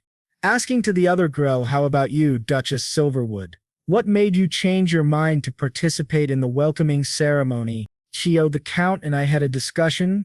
Red Hair Grill asking with shock, "You did? But father didn't tell me anything." Speaking himself, is she sure about this? Or does she feel comfortable revealing that she's an elf? The mage family is inevitably entwined with the royal family. I wonder if Hyan is mentally prepared right now. Once she reveals her identity, not only will she be expected to make public appearances, but she will also face pressure due to the marriage issue. There's no need for you to know the details. That time Butler come in and said, "Lady Judge, everyone is waiting for your greeting. Baron Bloom and Lady Hyan, please wait just a little while." Hyan and Isu thinking. Isu, he run towards window and watching outside the carriage, he said, "Wow. Hyan, what's so impressive about that? It looks petty compared to my carriage." Us, says the person who doesn't have a carriage anymore, no house or money either. Isu think it's your end there. There's no chance if she hit with this power IP Isu. She prepared an attack, Mon Perino. No one sick wait. Isu said, "Stop it. This threatening thing is going too far, got it?" In next scene, Asiu, by the way, what are you planning to do after revealing yourself to the public? They's talking with each other. Some knocked someone and said, "Sir, it's time." Isu said, "Okay, let's go high and be like protagonist," makes the last appearance. Isu, "Okay, I'm going then," she said. "Okay." Jia called Baron Isu. Isu asked, "Why are you alone?" She said, "The family I'm close to Hashimi arrived yet." Isu, "Okay, I'll wait with you." In bright light, everyone sweating and complaining. That time strawberry and vanilla gelato. A dessert with a rich and smooth texture that brings out the bursting flavor of fresh ingredients. Another simple name, ice cream served to everyone. The person he suggests everyone to please try it. People are talking. I've never seen this before. What can this possibly be? What the hell, man? It's ice cream, man. Just eat it. Sorry for my intervene. In that ceremony, one auntie had brand, so she decided to try it first, and she did it. She was mesmerized and very impressed. She's satisfaction level was high. She think it's a 10 out of 10. She suddenly changed her emotions and said, "Well, it doesn't seem incredibly impressive." What, man, I thought she have so-called brain, but it's freezed with that ice cream. But everyone's saying, "Wow, it's absolutely delicious," and asking for one more, and Jeshing mother explains to all, "It's called gelato, made with vanilla beans," and she add, "I heard the Krenaman family monopolized the vanilla bean trade. She apprecate the family." One woman said, "It's refreshing and sweet. It feels like all my fatigue is disappearing." She turned to her husband and asking, "Don't you agree, dear?" That poor husband, "My dear, you're quite right." The Sioux thinking, once the recipe for making such delicious ice cream becomes known, making money is just a matter of time. Lady Jessie called Isu, "Are you planning to spread this recipe through that merchant?" They whispering with each other that time the barin less lady trying to babble something. And she said, "I have admit, the taste isn't bad," just as Lady Chronoman said. "I'm sure it wasn't easy to store this much ice in this scorching weather. Could it be that a mage has visited?" In serious tone, "Because you've been promoting it so diligently, everyone has high expectations. Isn't that right, everyone?" She, trying to be vileness and misleading everyone, and all have building their one-made question. At that time, our beautiful Lady Hyan was entered in ceremony. The person announced that, "Dear guests, allow me to present to you Duchess Hyan Silverwood." That baneless auntie was shocked. "Ush!" And JJ was to sting their gases. "Hyan, pleased to meet you. My name is Hyan Silverwood. Family, you must all be exhausted out here, so please get some rest and let us gather again tomorrow at the banquet." Everyone, it's an honor to meet you, my lady. Hi-in, Lady Jeje. Would you like to go for a walk? She happily said, of course. Duchess. Our Zhu thinks, where's the Clegg? Cut to the scene. Ias reached the Clegg house. Butler asking to two Ease, what brings you here? Sir Baron. Isu, we're Lord Clegg. He said he's still in bed. Isu asked I come in, he said. Of course, sir. Is your trying to wake him up, but Clegg not ready to get up? Finally, they out to the street. Isu and Clegg try buy something to eat, searching for food stalls. They just enjoyed the day. The next day, Isu and Jeje decided to joining the reception. At reception, one dumb-looking guy sitting with his friends and try to approve his superiority. Behind him, one red-haired guy appeared and asking Mandy if I join your conversation. He straightly threatened him join the debate after dinner, and he went. Jeje everything from distance. The same red-haired guy welcomed everyone. Sagun whispers to us that the first dish was your idea, right? Isu thinking, I hope it's all right, the dessert was a success, but I hope the dumpling soup isn't too ordinary for the nobles. Everyone enjoying the dish, but one lady that Brima and less lady appear again and insulting the reception and food. Towards the Metzte family, Is thinks to himself in a disgusted manner, wow, what trashy people. Lady Pitt then continues in her sarcastic and taunting manner, saying he put a baron of questionable background in charge of this important banquet. Lady Croman then interjects Lady Pitt by saying, does that mean the food didn't suit your taste? Lady Pitt then replies in a nonchalant manner, no, I didn't mean that. It wasn't as horrible as its presentation. I assume the food was to your taste perfectly, Lady Croman. Lady Croman replies in a gentle and cheerful manner, of course, it was amazing. So amazing that right now it seems as if you're refusing to yield. Listening to these words from Lady Croman, Lady Pitt jumps back and shouts in a flustered and angry tone, not refusing. How dare you? That doesn't change the fact that the food wasn't made by the heir of the Mate family, does it? As soon as this was said out loud by Lady Pitt, the nobles were all in a dilemma and shocked to know that this wasn't created by the heir of the Meditate family. A few of them started chatting with each other and began to question the authority of the Meditate family. Lady Pitt then turns away in anger and calls her son to leave the banquet as soon as possible. Her son was a bit hesitant but left the banquet with his mother. Seeing them leave, Isu had a wide grin and a smirk on his face while thinking, ignore them, Kay. He then speaks up in an irritated tone, serves them right. He continues in his sarcastic tone, that family is a bunch of clowns. He then thinks to himself in an angry tone, those people are really rude. While Isu was speaking in a comforting tone, Kaylee was sulking deeper and deeper. He then spoke up in a depressed tone, no, they're right. Just as they said I'm not good at anything. Noticing the sinking mood and depressed tone of Kay, Isu quickly turns to Kay and speaks up in a comforting tone, don't let their words get to you. But this wasn't enough to uplift Kay's mood, and he thinks to himself, soon my head is going to drop to the floor. After a long time of silence, suddenly a thought ran through his head and he spoke up in a comforting tone, oh right, come to think of it, we went to the market yesterday, didn't we? How about you cook with the ingredients we bought there and serve it to our guests tomorrow? Kay then turns a bit pale and his voice turns a bit shaky and nervous while saying, but during all of this, Rose's anger was boiling. Seeing her brother's nervous and timid look, a dangerous angry glint appeared in her eyes. She banged the table with a loud thud. She sprang up and spoke in a loud voice, Father. This startled both of the brothers and made them turn their heads towards her. Rose spoke up in an angry tone. To commemorate the last day of the International Market Festival, Kai insists on cooking for our guests. Listening to this absurd idea, Kaylee spoke up in an astonished manner. What are you saying, Jai? Rose then turns to Kay and speaks up in an angry tone and a scary look. Right, dear brother? Seeing the furious look in her eyes and the angry tone hidden by a smile, Kay then slouches a little in fear and says, yeah. Isu looks at this little banter created by Rose and then thinks to himself in a nervous tone. Guy looks furious. Her eyes are rolled back. The Count then speaks up in a curious tone and asks Kay, is that true, Kay?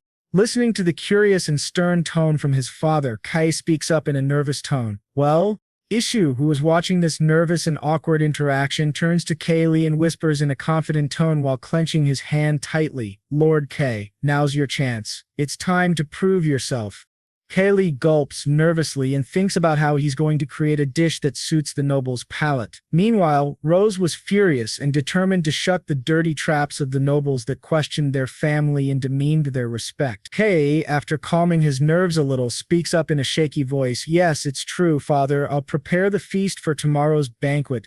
As the day ends and night arrives, after the busy and bustling energy dies down, the day was both a memorable one for Isu and the Mate family. Isu then walks to Kei's room and knocks on his door. "Lord Kei." He then thinks to himself in a worried tone, "I did stop by because I was worried."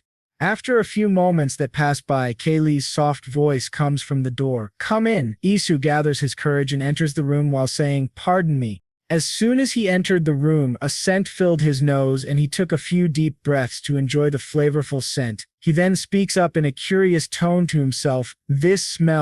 After the eventful day, Kei was deeply immersed in his cooking, and as Isu disturbed Kei and entered his personal room, he was hit with a flavorful smell that made him remember a dish from his old world. Kei then speaks up in a loud voice, "Please, on the first floor, I'll be down in a minute." There was some rustling upstairs, and Kei rushed down with loud footsteps and spoke up in a nervous tone, "Sorry for keeping you waiting." Isu shakes his head and smiles at him warmly while saying kindly, "Not at all, that was fast." Kaylee laughs softly and places the pot gently on the table. He then says in a gentle tone, "Try this. This dish is called the chicken soup of the East." Isu then admires the dish in front of him and takes a whiff of it. His mouth starts drooling, and he speaks in an excited tone.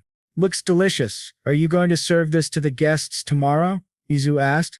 Kei replied in a bit of a nervous tone, "Yes, that's my plan. But since you're the culinary expert, I wanted you to be the first to try it."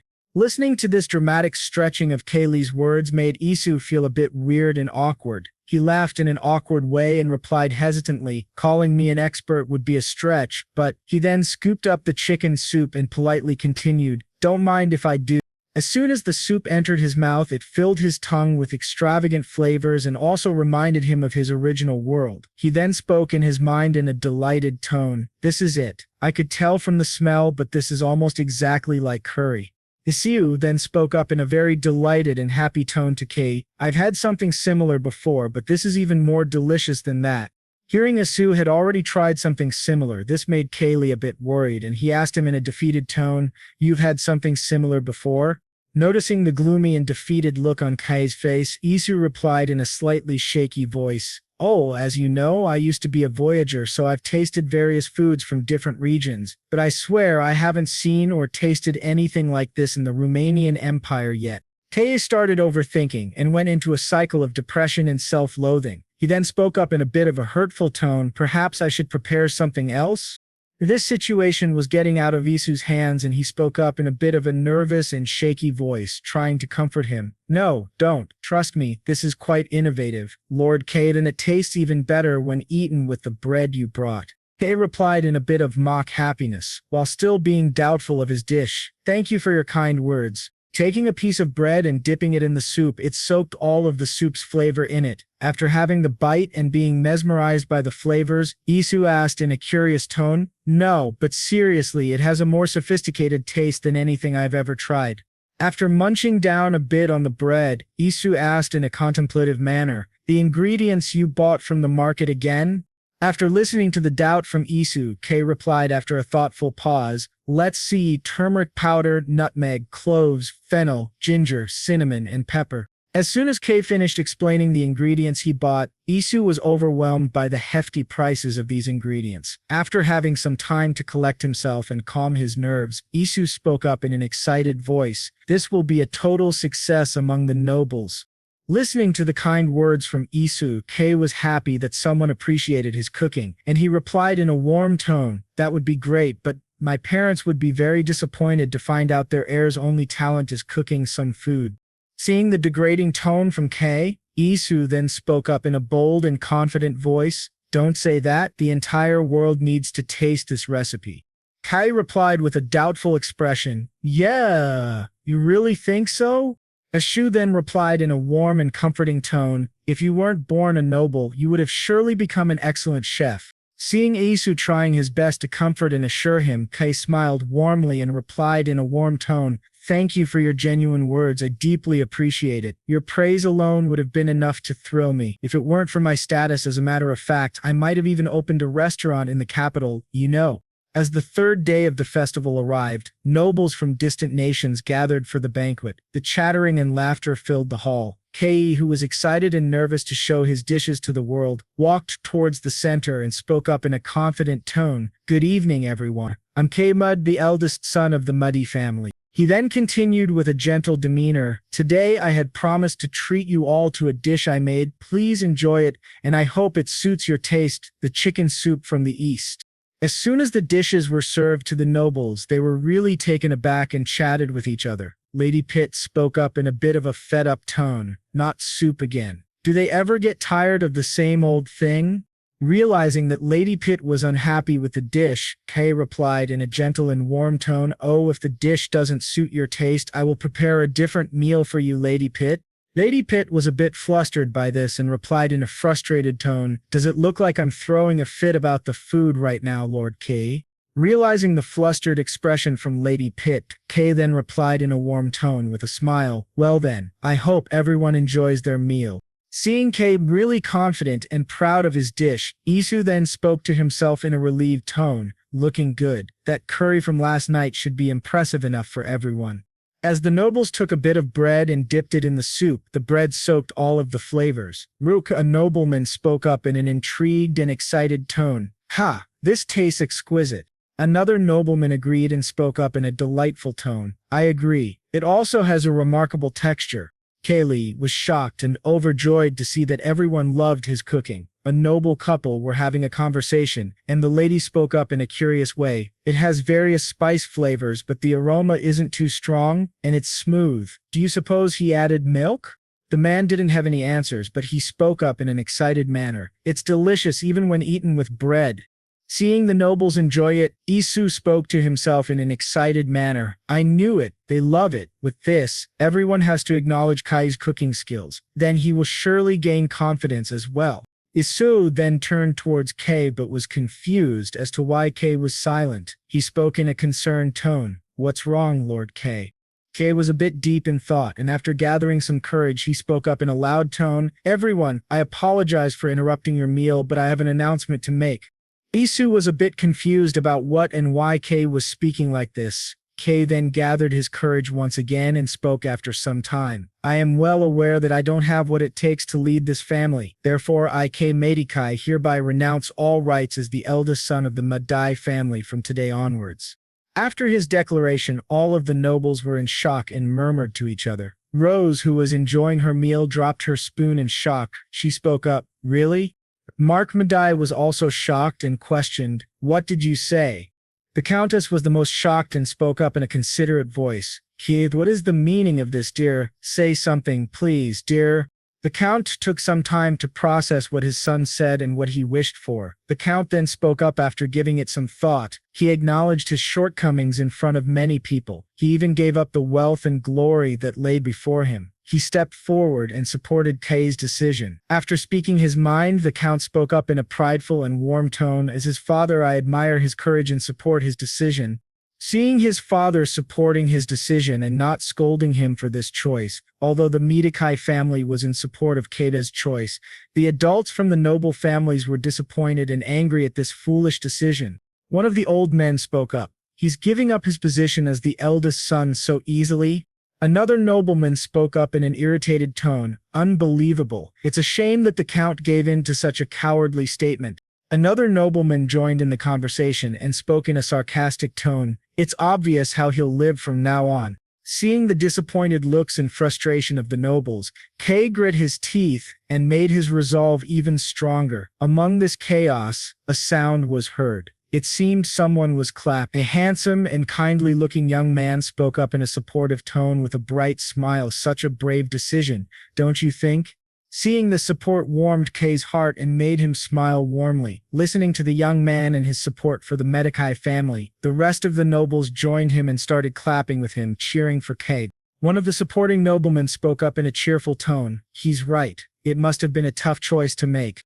Another nobleman agreed and cheerfully spoke out loud. "We support you, Lord Kay." Seeing all of the nobles support him made Kaylee really happy and overwhelmed with gratitude and warmth in his heart. Kay then spoke up in a kind and soft tone while wiping his tears. "Thank you, everyone." After the banquet was done and the nobles left, Rose and Isu left the banquet together and roamed around the city. After walking for some time on the road and exploring the festival, Isu then spoke up in a hesitant and curious way. "So, how are things going with Lord K?" Rose then spoke up in a tired and shocked tone. "Woo, don't mention it. Father offered him the position of a baron in a small estate, but he decided to opt for a small house and a shop in the capital instead." Listening to this, Isu was a bit shocked, and then his chest filled with guilt. He then thought to himself, "Now that makes me feel guilty for encouraging him." Rose then shook her head and spoke up in a leisurely tone. "Well, it's all for the better, I guess. Plus, with Mark as the heir, things will be much easier." She then got a bit sad and disappointed due to not being free. She then spoke in a sad tone while smiling to hide her pain. "Lucky K, he's free to do whatever he wants now." Noticing the evident sadness in Rose's eyes and face, Isu felt a bit sad too, and he called out to Rose, "JJ?" Noticing the heavy environment around them, Rose then jumped up and turned to him with a bright smile and spoke in her cheerful tone. "With that aside, I have a surprise gift for you." Isu was confused by this and stared at Rose with confusion-filled eyes. Rose then turned towards the gate with excitement and spoke up in a cheerful tone. "Oh, there they come." Isu turned towards the gate to see who was coming. As the people came a bit closer, Isu heard a familiar voice calling him out. It was Hans from the Raran village. He wasn't alone. Along with Hans, the village chief and Humphrey tagged along to surprise Isu. The surprise that was created by Rose was the arrival of Isu's friends. This made Isu really happy and emotional, as Raran village was his first home in this world. Isu then turned to Rose and asked her in a curious and excited tone, "Hans, how did everyone get here?" Rose was really happy to see Isu smiling and being cheerful, so she replied in a warm and happy tone, "I invited them." Hans, who was close to Isu, was a bit taken aback by what Isu was wearing, so he asked in a questioning and slightly curious tone, "By the way, Isu, you're—" Realizing what Hans meant, Isu smiled politely and replied, "Oh, I've become a baron." Rose confirmed it and spoke up in a cheerful manner, "He's Baron Bloom from now on." This was really shocking to Hans, and he screamed in shock and happiness, "Woo, really?" After calming down from the excitement and adrenaline rush, Hans went into overthinking mode and questioned Isu in a hesitant manner. "Then do I call you Sir Baron Isu Bloom?" Noticing the tense behavior and awkwardness of Hans, Isu replied in a relaxing tone, "Relax, Hans. Just call me like you did before." Hearing this reassuring tone from Isu, Hans was really happy and he jumped, hugging Isu tightly. Meanwhile, Rose was excited to see Humphrey, so she ran towards her. After the heartwarming reunion and hugs, Isu asked in a gentle manner, "How do you like the International Market Festival?" Hans replied in a chaotic and excited tone, "I love it. So many new things to see, new people to meet, and a lot of fun things to do." Hans then became a bit sad and continued to speak. "Not that I don't like Rodin, but it really feels like the countryside there. Only me and the doggies. I didn't want to miss this opportunity, so I came as fast as I could, but now that I'm here, I feel reluctant to go back." Realizing the sadness and gloomy look on Hans, Isu spoke up in an exciting tone. If you're done exploring the market, want to take a look at where I'm staying?" Hans was a bit confused and asked him in a questioning tone, "Really?" Isu then spoke in a polite and proud tone, "Sure, you came all the way here, so I should serve you well."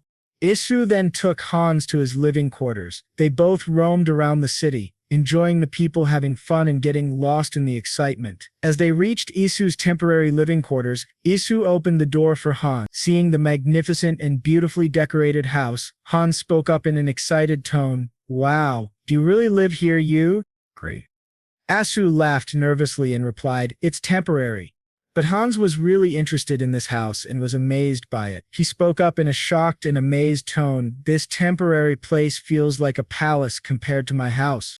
Hans then started looking around the house, exploring new artifacts and paintings in the room. Meanwhile, Isu had a bright smile and enjoyed Hans being excited like a small child. He then turned around and called, "Lucas." Lucas appeared within a few seconds and spoke in a formal tone, "Yes." Usan asked him politely, "We still have that gelato from last time, right? Could you bring me a bowl of that?" Lucas nodded and rushed back to the kitchen. After some time, Lucas arrived with a bowl of 2 flavors of gelato, vanilla and strawberry. He served it to Hans, gently bowed, and took his leave. Isu then turned to Hans and politely offered, "Try it, Hans. It's a nice dessert called gelato." Hans was a bit perplexed by this dish and asked Isu in a curious and gentle manner, "Isu?" Isu then replied after giving it some thought, "Yep, I was able to get ice." Listening to Isu say that ice was available to him, Hans was shocked. Hans then replied in a shocked manner, "They have ice here? That's unimaginable in Rodin." Hans then took a scoop of the gelato and spoke in a grateful tone. "Then mind if I do." As soon as the gelato settled in his mouth and he chewed on it for a little while, he went silent and didn't speak for some time. Seeing Hans not replying or speaking, Isu got a bit worried and asked in a worried tone, Hans?" Isu then got a bit more worried and spoke in his mind. What's wrong? Did he get a brain freeze from trying cold food for the first time? He couldn't bear seeing this anymore and yelled in a worried tone, "Are you okay, Hans?" Suddenly tears were dropping from Hans' face. Isu was a bit tense and thought to himself, "Is he crying?" Hans then wiped his tears away and spoke in a grateful tone, "Oh, sorry to startle you. It's just that I've never eaten anything like this before. Boy, I was surprised." He laughed a little at this embarrassing thing and then spoke up in a grateful tone. "The taste is so fascinating. It's so squishy and chewy, and yet it's also smooth like the clouds and sweeter than honey." He couldn't control his tears and kept crying while appreciating this dish. "It's simply so scrumptious." Ishu then relaxed a bit and thought to himself in a relieved tone, he nearly scared me there. Of course, he would be shocked if it's his first time eating ice cream. After enjoying the gelato, Hans spoke up in a slightly nervous tone, "You?" Ushu was a bit confused as to why Hans was a bit serious. After collecting his thoughts and relaxing his nerves, Hans spoke up, "Could I travel with you, Ushu?" Isu was a bit taken aback by Hans' request. After giving some time to this thought, he asked in a worried tone, "Why do you ask all of a sudden? Did something happen?" Hans then calmed his nerves a bit and spoke up, "No, everything's fine. It's just that if I stayed in Rodin, I wouldn't have experienced something like this in my lifetime, nor would I have had a chance to enjoy this festival with so many people. I also want to explore a bigger world, experience different things. I simply can't do it alone, but I have a feeling I can do all that if I'm with you." After listening to Hans' explanation and needs, Isu smiled softly and looked at him. Isu then spoke in a comforting tone, "Hans." Hans then got a bit scared and quickly spoke up in a nervous and shaky voice. "Of course, I'm not saying just take me along without any consideration. I can do pretty much anything with my strength and muscles. And I'm pretty smart from working at the library." He then stood up from his seat and spoke in an almost begging tone. "So please, take me with you." Isha then took his time and thought for a long while, but a doubt crept into his mind, and he asked Hans, "That's fine with me, but did you ask your parents?" Seeing Isu agreeing with Hans, Lucas spoke up in a scared and shaky voice. But sir," he then continued to speak in a gloomy and depressed tone. You have me serving you right now. I can also do pretty much anything you ask for. Are you planning to get rid of me?" Lucas fell down and started crying, regretting and punishing himself for not being a better butler for Isu. Lucas was slowly sinking into depression. He was getting scared of being replaced by Hans. Isu then realized that Lucas was getting into depression as he cried. He walked over to him and comforted him, although his voice was shy yet no nonsense. "Calm down, Lucas."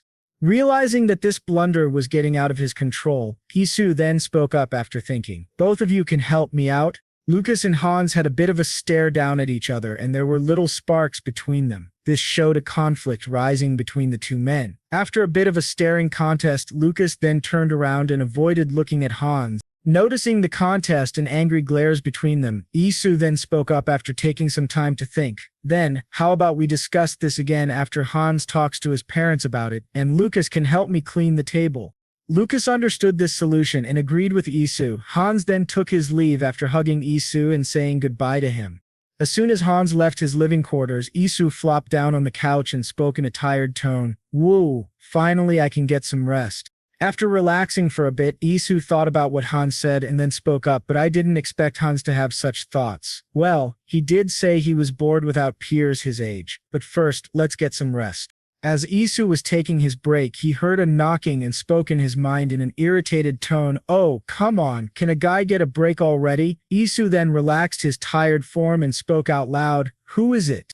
As soon as the door opened, Rose and Hyan were standing there and they entered his living room. Isu was confused and asked them in a curious way, "What are you two doing here at this hour?" Rose then calmed her nerves and spoke up in a cheerful tone, "Today is the last day of the festival. Join us in enjoying the night view." Isha was a bit tired and spoke in a tired manner. "Oh, I'm feeling a bit tired today. How about you two go ahead and enjoy without me?" Rose and Hyan didn't listen to Isu's words and dragged him out to the festival. Rose then spoke up while dragging him out. "Okay, let's go."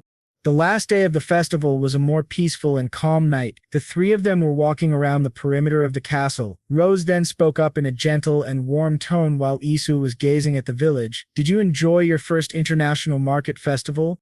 Isu then thought for some time before replying, "Sure, but overall I had a great time. It's all thanks to both of you, Jieja and Heian." Heian and Rose were both a bit flustered and shocked when Iso complimented them. Rose then smacked his back while being flustered, her voice also flustered. "Yui, why are you being so cringy?" Rose then stopped smacking his back and spoke genuinely. "Thanks for your contribution too, by the way. You're a man full of talent. How come you're traveling around the world as a voyager?" Listening to this question, Isu got a bit gloomy and started to think about the things he had to go through in his old world. Rose saw Isu being sad and gloomy, so she called out, "Isu." Isu then collected his thoughts and spoke up in a sad and gloomy tone. "Heian might already know this since I told her, but both of my parents have passed away." After explaining his parents' death, Isu then had flashbacks of the incident. A dark memory popped into his mind. Car crash sounds and loud honking were heard. Ambulances rushed in to rescue the victim. After taking the victims to the hospital, Isu rushed there after getting a call from one of the nurses. As soon as he entered the operation theater, he saw his parents dead in front of his eyes. At the time, there was only one thing in his mind: why? He opened the door to the mortuary and saw his dead parents lying there with a cloth covering their faces. After a few days of staying in the hospital and the cremation of his parents, Isu filed a case against the driver who caused the accident. After days and nights of hard work and fighting, the judge heard both sides, the prosecution and the defendant. After a long duration of this to and fro from both sides, the judge gave his final judgment. While the defendant was slightly intoxicated while driving, taking into account the challenge of securing good visibility late at night, and considering the defendant's mental health condition and impaired judgment, I hereby sentence the defendant to 18 months of imprisonment with 3 years of probation. While listening to this judgment, Isu was dumbfounded and spoke to himself in an angry and confused way. Mental health condition and impaired judgment, probation. The defendant, who was truly guilty, showed his true acting skills. He showed the judge that he was grateful for the chance he had been given, and that he would reflect on himself forever. Meanwhile, Isu had doubts about this decision and asked the question, "How is this possible? It's not fair." After the final decision of the court, Yu was sitting outside the courtroom, feeling gloomy and sad. Meanwhile, the defendant, who was actually guilty, came out of the room and saw Isu being all sad and gloomy. He smirked while watching this behavior. Isu was shocked. Later, anger boiled inside of him, and he lunged at him. He shouted at him in frustration and anger, "You, I'm going to kill you." He grabbed his shirt and shook him really hard, but the guilty man wasn't fazed at all and kept his smirk on his face. Later, a few people removed Isu from his neck and pulled him back, but Isu kept being in pure rage and shouted at him with all his energy, "You're going to pay for this." As the guilty man was leaving, Isu screamed in pain and anger. He was left broken and destroyed due to the corruption of this world. After feeling destroyed and depressed, he said about his experience, "To overcome this pain, I needed to distract myself from everything, and so I found refuge in the online world." After that, he could not get back on his feet for a long time. He was still gloomy and sad and thought to himself, "Thanks to that, I read a ton of fantasy web novels. Is it a coincidence that the portal opened up in front of me?" He then remembered the time when the portal arrived at his apartment for the first time and how he entered and lived the life he has. He had a last thought. Or could it be that my late parents opened one up for me?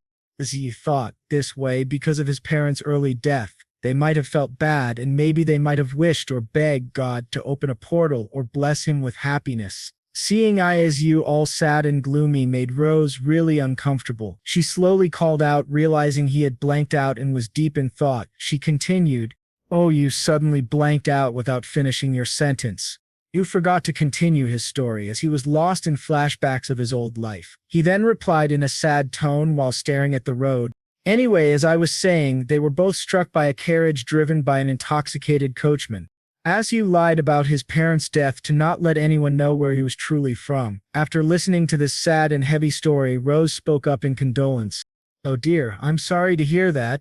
Hyen, who knew the past of Isu, didn't speak, but it was evident that she couldn't speak up due to the heaviness and sadness lingering inside her, and it reciprocated with Isu's. After listening to Rose's sad tone, Isu replied back in a gloomy manner, "No, it's okay, so I started traveling to let go of stray thoughts, and I feel like I've gotten somewhat better while adapting here." Even though he was speaking with a smile, it was quite evident that he was trying to hide his pain and sufferings from them so they wouldn't feel bothered by it. Realizing the late night and the quiet situation around the city, Isu suggested in a polite manner, "It's late, how about we head back inside?" Even though Rose wanted to say more, she stayed silent and felt that if she said anything or tried to comfort him, things might get a bit weird. Both Hyen and Rose noticed the suggestion made by Isu and agreed to head back to their rooms. Meanwhile, the Count, in his personal room, was disturbed by his personal butler saying, "A message from the Croman family, sir." As soon as the letter was handed to the Count, he opened the envelope and with a serious expression, read the contents. After reading the letter, he closed it and put it back in the envelope while having a delighted smirk on his face. He then explained to the butler in a delighted tone, "It says that the food served at the festival is trending in the capital. They are thanking us for the surge in sales of vanilla beans and ginger. This was all thanks to the rumor spreading that was requested by Isu, and one more favor indebted to the Medici family." The butler understood the explanation and then asked in a curious tone, "Aren't the Pitt and Croman families at the heart of Central Power, sir? We should take this opportunity to increase our trade volume of vanilla beans and ginger." This indeed was a great idea and a fabulous suggestion by the butler. The Count then spoke up in a happy tone. "JJ told me this was all Baron Bloom's idea." The butler nodded and agreed with the Count. "He is indeed a man of great knowledge, sir." However, the butler was not sure about something and a doubt crept into his mind. After pondering about it for a long time, he asked in a polite manner, "But sir, are you truly considering handing over that land to Baron Bloom?" Confused by this question, the Count spoke up in a formal and stern voice. "You mean the land I'm considering presenting to him? Well, what do you think?" The butler was a bit taken aback by this question and pondered on it. After a long time of thinking, he spoke up in a cautious tone. "Be cautious, sir. He's a foreigner about whom we know very little." The Count thought for a while on this question before answering in a chuckling manner. "Ha, I heard that the Baron is terrible at swordsmanship." The butler replied while holding back his laughter. "Yes, sir, I heard his joints ache whenever he wields a sword." The Count laughs hard and replies while laughing, "Even better for us, don't you think?" The butler was confused by this and asked, "Excuse me, sir?" Realizing the confused tone and the dumbfounded look on his face, the Count replies after controlling his laughter and speaking in a confident tone, "At least he won't threaten me with a sword to my neck." After explaining his reasons, the Count then orders his personal butler, "I have made up my mind, go and fetch the Baron." Meanwhile, Isu was training really hard on this hot summer day, swinging swords one by one with his joints cracking every time he struck with his wooden sword. On the other hand, we see Hyen and Rose chilling in the shade, enjoying watching Isu all battered up and hard-working in his training. After enjoying the cookies made by Isu before his training, Rose speaks up with her mouth full of cookies. You know what they say, nobody is perfect. Hyen, who was in her elven form, agreed with Rose and spoke up in her usual cold tone while munching the cookies. "Good thing he's at least a good cook." Rose then replies in a sarcastic and teasing tone while munching on the cookies, "He's worse than Clay, in my opinion." Hyen felt this was a bit over the top and replied back, "That's a huge insult." Hyen then turned her attention to the plate filled with cookies and noticed that a lot of them were missing. Hyen then spoke in her cold and sharp tone, "By the way, I only ate 4 cookies, yet there are barely any left. Just how much did you stuff yourself?" Rose was in huge trouble because of her binge eating the cookies that were made especially for Hyen. When Hyen questioned her about the fewer cookies, Rose felt a sharp gaze and an intimidating aura from Hyen that made her feel like prey against a strong predator. After some time, the Count's personal butler called out to Rose while bowing gently, "Lady JJ." Rose turned quickly towards the butler and spoke in a shaky voice. "Oh, Peter, what brings you here?" Peter, the Count's personal butler, then replied in a gentle and formal tone, "The master is calling for Baron Bloom." Rose nodded and called out to Isu in a very casual demeanor while waving her hand. "Oh, you, Baron Bloom, father wants to see you." Isu was a bit dumbfounded by this request, but complied. He then turned towards the swordsmanship instructor and spoke up in a polite manner. "I should get going." The swordsmanship instructor understood this urgent meeting and replied, "Very well, sir. Please don't be discouraged. You will get a hold of it soon." Asiu shook his head and replied in a warm and gentle, comforting voice, "I'm not worried. If I keep practicing, I'll be able to face a petty thief at most. What do you think? I should at least know how to defend myself when I'm alone." The instructor nodded and replied in a stern voice, "We shall practice with a real sword tomorrow." Izu was shocked and replied in a gentle tone, "Really?" The instructor nodded and took his leave. As soon as Isu left the sparring arena, Lucas reached him as quickly as possible and suggested, "Sir, how about a quick shower before you go?" Isu agreed and replied in a gentle tone, "Good idea, Lucas." After having a proper bath and changing into fresh clothes, he then walked towards the Count's personal room and knocked on his door. The Count agreed and let him in. Azu then spoke up in a cheerful tone while having a polite smile. "Did you call for me, sir?" The Count nodded and replied, "Yes, please have a seat." After taking his seat, Ieyasu then spoke up in a nervous tone, "May I ask what it is you want, sir?" The Count noticed the nervous and shaky voice. He smiled warmly at Ieyasu and spoke up in a cheerful tone, "I have an offer for you, Baron." Ieyasu was a bit confused as to why he was being gifted this opportunity and asked in a curious tone, "An offer?" The Count nodded and quickly dropped his smile. In a serious and intimidating voice, he then replied, "Yes, but first, let me ask you a question." Azu quickly replied in a hurried tone, "Yes, anything, sir." After some time, the Count straightened up and asked in a strict and stern voice, "Why did you help us during the Fai family incident?" Noticing the serious look on the Count's face, Azu then thought to himself while remembering the incident, "He must be talking about the last time we used the lie detector." Azu calmed his nerves and spoke up in a soft voice, "To be honest, I did it all for the sake of Rodin rather than the Medici family. In a way, Rodin is like my hometown. I couldn't bear the thought of it losing its freedom by falling into the hands of the Fenai family." Understanding the logic behind why he was helping them, the Count replied in a thoughtful tone, "So that's how you helped us in the process." Izu nodded and answered in complete honesty, "Yes, sir." The Count then dropped his strict and scary demeanor and smiled brightly at him. "Splendid. Let us leave this discussion for later. Did you say you're still in search of land?" Izu nodded and replied in a confused tone, "Yes, sir." The Count then continued with a gentle tone, "I happen to know a place and I was thinking of giving it to you as a gesture of gratitude." Izu felt a bit uncomfortable by this gesture and spoke up in a worried tone, "Excuse me, sir, but I don't believe I deserve such a grand gift." Noticing Azu's nervous expression and gentleness, the Count replied, "Please, I insist, not only because of the Fane incident, but we are indebted to you for so many things." Su wanted to reject this offer, but he wasn't allowed to, so he accepted it and spoke in a grateful manner with a bright smile. "I appreciate your thoughts, sir. If that's the case, instead of land, may I take some of your people with me?" After Iesu's request was made, the Count was a bit taken aback and went into a dilemma. The Count then thought in a judgmental tone, "Look at how impudent he is. I wonder who he wants specifically." The Count was still in his thoughts when he suddenly felt anger boil within him and thought, "If he dares to take Gya with him, I'll chop his head off." The Count then shook his head, removed all of his torturous thoughts and spoke in his formal and gentle tone, "By people, who do you mean?" Izu nodded and thought for a while about whom to select. After a thoughtful discussion with himself, he replied, "Lucas, sir, he'll be enough."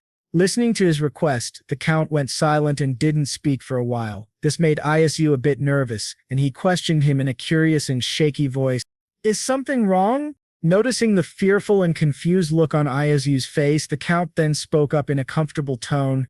Oh, it's nothing. No asset is more valuable than a person. I will inform him of this in advance. The Count then thought to himself in a kind and considerate tone, Lucas's family has served the Medici for generations. Therefore, he knows better than anyone else about how the Medici family operates.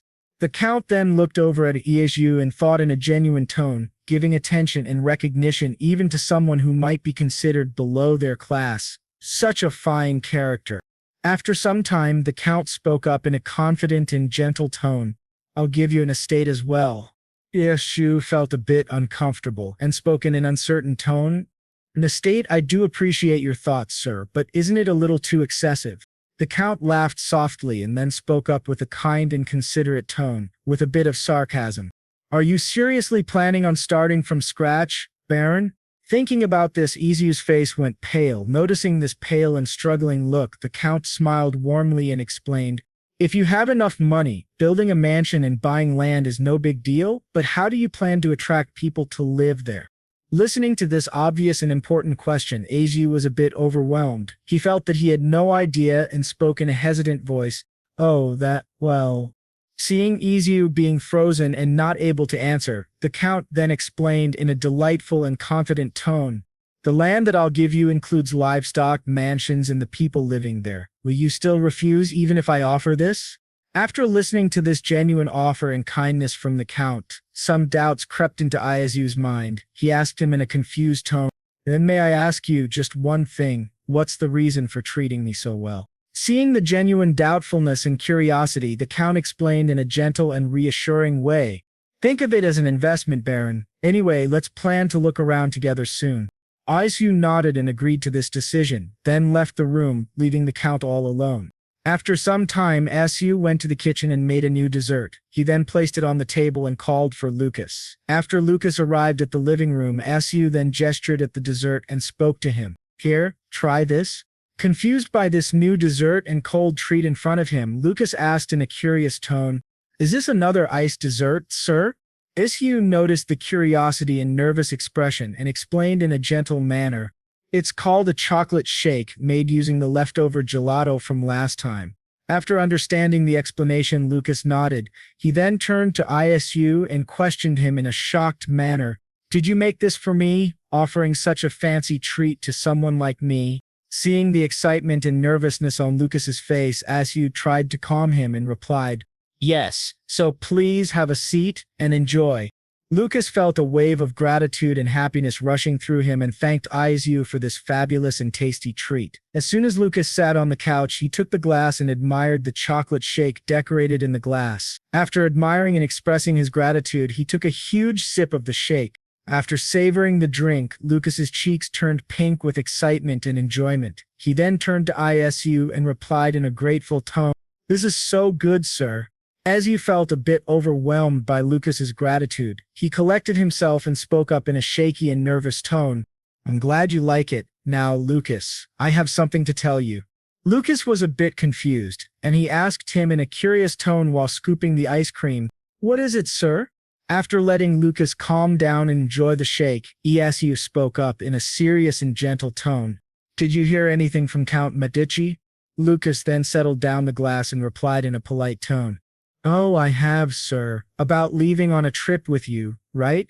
After listening to Lucas's reply, Iesu asked him in a polite tone, so what do you think?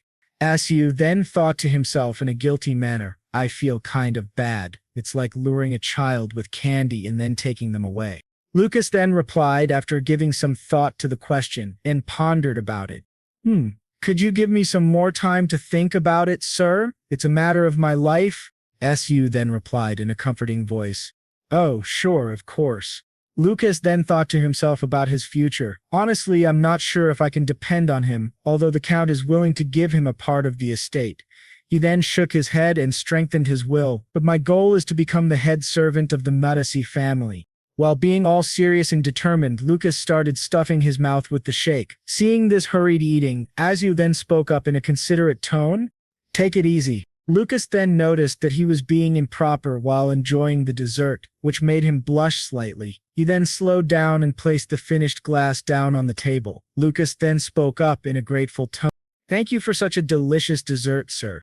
Isu then replied in a heartwarming and welcoming tone. "Great to see you enjoyed it." After some time passed, Isu then spoke up in a serious tone. "By the way, Lucas." Lucas then replied in a warm and gentle tone. "Yes, sir?" Ezzy then questioned after some time, "What's the biggest reason for the Baron's downfall?" Lucas thought for a while, and after giving it some thought he answered in a serious tone, "Well, it's money, of course, sir." This straight answer made EU slouch from the burden of earning money. He then thought to himself while feeling burdened by this impossible task, simple answer, "Nice." SU then questioned Lucas, "Are there any disputes over the estates?" Lucas then replied in a serious tone while explaining, "There's hardly any dispute among the barons as far as I know. Actually, it's more common for vassals to argue among themselves." Isu then replied in a shocked manner, while feeling scared for himself, "Then there's a possibility that it could lead to one's downfall." Lucas shook his head and explained in a gentle and polite tone, "No, sir, the lords can always gather armies with their wealth, so it's impossible." Listening to these harsh words of reality, Asu once again felt the burden. Asu then thought to himself, "I have about 3,000 gold in my hands at the moment. The tax for retaining my baron title is 1,000 gold. This thought process alone was enough to make Isu feel down. After some time, Isu continued thinking, "If I hire 20 soldiers, it seems like I'll go bankrupt within a year." Ezio then shook his head and with a determined look thought, "No matter how I look at it, being a merchant in the capital comes first before farming." While staying in a clenched and determined position, he then thought, "But it wouldn't hurt to take a look at the estate." The very next morning, Onoju and the gang were ready for their journey to the estate. As soon as Iezu stepped out of his living quarters, both Rose and Hyan were waiting for him at his doorstep. Seeing them standing there for him, he asked them in a curious tone, "You two are going to come along?" Rose showed her cute side and replied in a sweet tone, "Yes." Hyan nodded and replied in a cold tone, "Yeah." Listening to their obvious answers, Asu then spoke up in a curious tone, "I mean, tag along all you want, but what for?"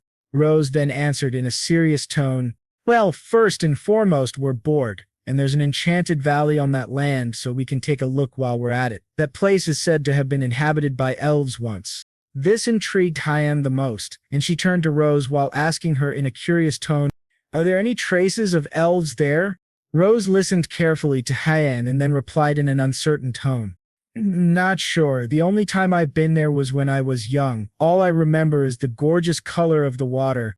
The Count then disturbed the long discussion between the three of them with loud claps and spoke up in a stern voice, "Now that everyone has gathered, let's start our journey." All of them nodded and entered the carriage that was supposed to take them to the estate. As they crossed many fields and villages, Isu was stuck in this long and torturous trip as he was getting motion sickness from the movement of the carriage. He then thought to himself, "The atmosphere feels awkward, and it's been a while since I rode in a carriage. I feel so nauseous." He then questioned himself, "How come Jads doesn't feel anything? She treats it like some amusement park ride." Noticing Azu being sick and staring at her, Rose quickly turned to him and replied in a boastful voice, "Do you know how good my stamina is?" Asu was a bit confused. Noticing his confused and sick look, she continued explaining in a prideful and boasting tone, "This is a piece of cake. At this rate, I can jump over Mount Knots to the capital." Isu was a bit annoyed by her cheerful and bubbly tone, so he replied in an annoyed tone, "Okay, good for you." Rose then turned to her father, the Count, and spoke in a very cute and docile manner. "With that being said, father, can I come along the next time you go to the capital?" The Count wasn't fazed by this cute act and with a stern voice said, "No." Realizing Rose was in a foul mood, the Count tried his best to console her. There, cheer up." Realizing she wasn't getting any better and remained in a foul mood, he sighed and replied in a comforting voice, "But you can take Mark with you. The road is too rough for a child like you." Rose replied in an annoyed tone, "This is unfair. I'm much more capable and trustworthy than that useless Clay." Meanwhile, Clay, who was minding his own business, felt goosebumps running down his spine. His spine tingled, but the Count didn't listen to her rambling on about how she could handle everything alone and spoke in a firm tone. A no is a no. End of discussion. Rose tried to interfere and change her father's decision, but he remained strong and said strictly, "No buts, young lady." Rose then tried her best to convince him in a cute voice, "But you are the best father in the entire world." Hyan watched this bickering between Rose and her father and felt a bit empty and sad. She then turned to the window and looked outside to distract herself. Aziu felt a bit sad and pity for her, so he called out for Hyan. Before they could have a conversation, one of the servants working for the Medici family announced in a loud voice, "We've arrived, my lord." After a long, treacherous journey filled with huge obstacles and troubles, only for Isu due to his motion sickness, they had reached their location. The fresh wave of air and the silent surroundings made it feel like a place out of fantasy. Zayo stepped out of the carriage and was hit with the beautiful scenery in front of him. While admiring the structure, he thought, "Wow, just look at this place. It's more like a mansion." The Count, after stepping down from the carriage, turned to all of them and spoke in a suggestive manner, "Let's stay here for tonight." The Count then turned to one of the servants and spoke in an authoritative tone, "Show the Baron the best room." The servant nodded and bowed gently before the Count, then proceeded to take Isu to one of the luxurious rooms. After entering the room, Isu flopped on the bed, all tired and succumbed to fatigue. Feeling extremely tired and sleepy from the long journey, Isu "If the paved roads are this uncomfortable, I wonder how exhausted I'll be when traveling on unpaved dirt roads. Whatever, I'll think about it tomorrow. As long as I take motion sickness pills, I'll be fine." After thinking and planning his days, Isu fell asleep and slept until early morning the next day.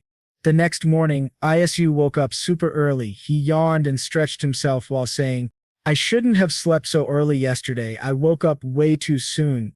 As soon as he entered the backyard, Isu was a bit taken aback by Hyan's presence.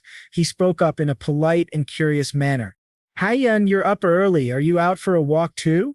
Hyan shook her head in denial and replied in her cold tone, "I couldn't sleep well."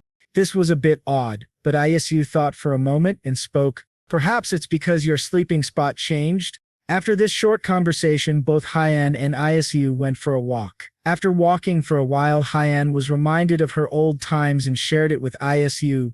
"My family sometimes went on trips without me. Then I didn't like being alone in that big house, so I wandered outside all day like this." After listening to this sad past, Isu spoke up with a heavy-hearted voice, "Must have been lonely at such a young age." This awkward situation was a bit too heavy between them, and Hyan didn't reply to what Isu said. After walking a bit of distance, Hyan replied in a stoic and nonchalant voice, "Well, it's all in the past." Isu then replied in a soft and questioning tone, "Oh, do you know that it's already been 5 months since we started traveling together?" Listening to this, Hyan replied with a gloomy look while her voice remained nonchalant, "Time surely flies." Noticing this would be a good time to tease Hyan, Isu spoke up in a sarcastic tone while holding his laughter, "Isn't it sad that time passes by so quickly?" Isu was expecting a cold, savage reply from Hyan, but it was completely opposite to what he expected. Hyan replied in a gloomy tone, "Yes." Seeing her reply in such a gloomy tone and admitting it confused Isu, and he replied in a very confused tone, "Oh." While trying to understand her behavior and her speaking manner, Isu thought to himself, feeling guilty. Wasn't expecting such a straightforward answer. Hyan didn't reply after Isu's awkward response and remained quiet for some time. Noticing the strange silence between them, Isu spoke up in a comforting voice, "As long as you're okay, I'm fine with continuing to travel together." Both Han and Isu remained quiet for a long time, no one suggesting any movement. But after seeing the sun reach its pinnacle, Hanian spoke up in her cold and commanding tone, "Let's just go get ready to leave." Isu replied in agreement and started to head back to his room to change his clothes. After changing and freshening up, he rushed down to meet the Count and servants waiting to show him around the estate. After greeting everyone with a good morning, Isu then entered the carriage and awaited the long journey around the estate. As the carriage roamed around and juggled on the pavement, Isu felt nauseous and thought with fear and irritation, "It feels like riding a taiguda, it's taking ages to get there." Isu was feeling irritated and nauseous when the Count called out for him, "Baron Bloom." Isu turned to the count, calmed his nerves, and replied, "Oh, yes, sir." The count then turned to the window and said in a stern voice, "We have entered the Auburn estate." As soon as Isu peeked out of the window, he saw barren land, expired wheat, dried leaves waving in the air, and cracked land. Seeing this, Isu replied in an amazed tone, "It's kind of empty, sir." Suddenly, a high-speed stone was thrown by someone aiming at the carriage. The stone then hit straight on Isu's head, which made the stone hit him, making him bleed. Seeing Isu clench his forehead, Rose got worried and spoke up in a worried tone. "What's wrong?" While trying to see what happened to Isu, Rose was also attacked by the stone thrower. She screamed out in pain. "Oh, what was that?" Isu started rubbing his forehead and saw Rose getting hit too. Rose was shocked and spoke out in terror. "Yikes, your forehead is bleeding." The count then turned to Rose and spoke in shock and terror. "Pshaw, you're hurt too." This angered the count, and he turned to one of the soldiers and asked in a stern voice, "What is going on?" The soldier quickly ran towards the count. After examining the situation, he replied, "A vagrant, my lord. What shall we do with him?" The count then ordered the soldiers, "Bring him to me." The soldiers brought the guilty man in front of the count. The man then spoke up in frustration and anger. "Kill me if you desire. I'd rather die at the hands of knights than live like this. I don't want to live any longer in a place where only the Lord is well-fed and rich." The count then spoke up in a reassuring tone. "I understand what's going on, but that doesn't justify such behavior. Get rid of him." The soldiers nodded and replied in an understanding tone, "Yes, sir." They then dragged the guilty man away from the carriage. Meanwhile, in the carriage, Isu was wiping the blood off with his sleeve. Seeing this, Hyan handed him a piece of hand towel. "Here, take this."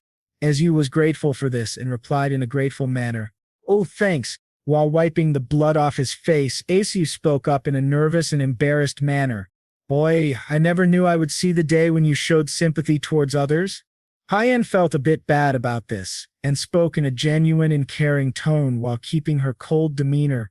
"I also don't like seeing the people I care about getting hurt, and stop talking as if you've lived for 1,000,000 years." As Isu continued to wash the blood off with the handkerchief, Rose was trying to find the perfect moment to tease Hyan about this situation. After a while, Rose turned to Hyan and asked her in a cute voice, "Where's my handkerchief, Duchess?" Seeing Rose trying to irritate her, Hyan spoke up in a cold tone while being irritated, "You sound fine to me." Later, both of the ladies calmed down and sat in their respective seats. The count then turned to Isu with a worried expression and said, "Are you all right, Baron?" Isu then gave a warm smile with genuine appreciation. "Yes, sir." The count nodded and gave a warm smile to Isu. Then, turning to everyone present in the carriage and collecting his thoughts, the count spoke up in a serious tone, "This is what happens when you have an incompetent ruler." The explanation and strict nature of his voice made Isu think for a while before speaking in a confused tone, "Who is the lord of this estate?" After giving it some thought and walking towards the mansion, he spoke up in a stern voice, "He's my second cousin, if I'm correct." After reaching the mansion, they were greeted by a smiling, rich-looking couple. The man spoke up in a formal and gentle tone with a wide smile. "Welcome, dear Count. Good to see you too, Lady G. You brought a lot of guests." The lady standing beside the man then spoke up in a worried tone, "Goodness, my lady, how did you get that wound on your forehead? We should treat it before it leaves a scar." Meanwhile, Rose was standing in front of them in an intimidating posture which made her look like a predator. After the fake caring from the couple, the count then gathered air in his lungs and spoke out in a loud and angry voice, "Silence! I order all of you to pack and get ready to leave. If you obey, then I will at least spare you a cottage in Medi City." Listening to the final decision from the count and realizing his seriousness, the man then spoke up in a scared and fearful tone, "What do you mean, sir? This is my property." The count raised his voice again in a stern and strict tone, "If you refuse, then I will have no choice but to use force." The man then spoke up in a nervous and scared tone, "But this is all too sudden." The count then yelled in an authoritative tone, "There are only half of the serfs left, and the remaining ones have turned into vagabonds. The farmlands are overrun with weeds, and the houses have turned into ruins, yet you're here enjoying outrageously luxurious clothes and ornaments. And look at this mansion. Why are there so many glass windows? After taking a little break from shouting and showing his anger, he took a deep breath and shouted at his maximum volume in anger, "Let me ask this one last time. Are you going to leave or die right here?" Isu was a bit taken aback and felt shivers run down his spine. He thought, I suppose he's not here just to look around the estate. After listening to the Count's warning and last chance, the man replied, "Very well, we will leave as you wish." The lady then spoke up in a horrifying tone, "Honey." The Count then ordered the man, "Take 2 servants and nothing else." He then announced to the estate, "From today onwards, Alan Medier is banished from the Auburn estate. I'll personally oversee the management of this place until the new owner arrives, so be it." After seeing his cousin and his wife leave, the Count then turned to Isu and, forgetting to switch back his tone, spoke in a strict voice, "Have a walk with me, Baron Bloom." Isu was a bit scared of his demeanor and agreed before the Count could shout at him again. As they both walked around the estate, the Count then softened his tone and gave a warm smile to Isu while speaking. "Sorry to present such an unpleasant sight upon your first arrival." Isu then turned to the Count and replied in a soft tone, "It's okay, sir. I'm sure there was a reason behind it." The Count gave a warm reply and asked him in a curious manner, "Anyway, how do you like this place?" Isu replied with a warm smile, "I like it very much, sir." The Count nodded and gave a warm smile to Isu. Both of them walked around the estate for a while. After walking around for a bit, the Count spoke up in an informative tone, "If you travel west for 3 days, you'll come across a small port called Inch." Isu was a bit confused as to why he was sharing this and then spoke up in a formal tone while understanding, "I see, so from here I guess Inch is closer than Fusing." The Count was impressed by Isu's understanding. He then replied in a gentle tone, "Correct. You know that all of Aaron's fisheries belong to the royal family, right?" Isu nodded and replied, "Yes, I heard."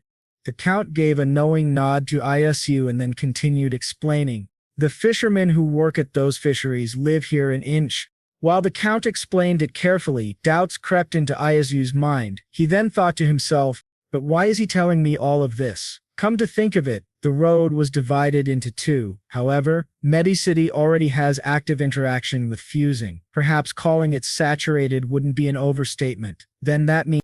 Isu then thought for a while before speaking, "Do you need me to take charge of the ENT region?" The Count smirked widely after knowing that Isu understood what he wanted and the future developments that the Medi family would have due to Isu's help. After the discussion of Isu's need to take over Auburn estate, the Count was pleased to know that Isu guessed his reason for bringing him to this estate. The Count then explained in a gentle tone, "As you can see, Medi City is at full capacity. There aren't enough lodgings for merchants to stay." After understanding the reasons and ideas for the redevelopment of this estate, Isu spoke up after careful thinking, "So you're hoping to revitalize the route from Auburn to Inch, which is close to Medi City but hasn't developed yet." The Count nodded and explained in a genuinely interesting tone, "If this place is developed and the roads are well maintained, it will only take half a day to travel back and forth from Medi City." The Count then turned to Isu with a genuine smile, "What do you say, Baron? Does it intrigue you?" Seeing the genuine trust and anticipation on his face, Isu was speechless and thought in a nervous manner, "Count Medi is a tycoon beyond imagination. He is acquainted with many other nobilities too." He then doubts himself, "But am I qualified to take part in this endeavor? I am not sure." He continued to doubt himself and kept questioning his worth. After gathering his thoughts and thinking about it, Isu spoke in a nervous, self-doubt-filled voice, "Sir, thank you for your generous offer, but I'm afraid I lack the experience and would prefer to gain that before proceeding." The Count laughed nervously and spoke in an understanding tone, "Oh dear, I didn't mean to rush you. As I get older, my mind keeps feeling more impatient. Take all the time you need, Baron. I'll give you 3 years." Listening to the reasons behind the Count's excitement, Isu had a doubt in his mind and asked, "May I ask you a question, sir?" The Count was a bit confused about what he wanted to know. After collecting his thoughts and calming his nerves, Isu asked in an uncertain tone, "What potential did you see in me?" The Count then turned silent and took his sweet time to think on this. After thinking for a while, the Count spoke up, "It's hard to put into words, but there's something about you that feels different from others." Isu then thought about this and said to himself, "He's not completely wrong. I am from another dimension after all." The Count then asked him in a curious and clarifying tone, "Besides, you're not from Arman either, correct?" As Iyo sighed in relief and spoke up in a nervous tone, "That's right, sir." The Count then asked in a clarifying tone, "And you mentioned that both your parents have passed away, is that correct?" Isiu replied in an understanding tone, "Correct, sir." As Yu then thought to himself, Jade must have told him. The Count gave an understanding nod and continued with his explanation for his question. "And the fact that you have no association with the nobility makes you the perfect candidate. When you're involved with many people, it's easy to get swayed." After understanding his reasoning and the Count's need for him to take over this estate, Isu felt a bit sad and thought, "He likes me for being a commoner, now that hurts."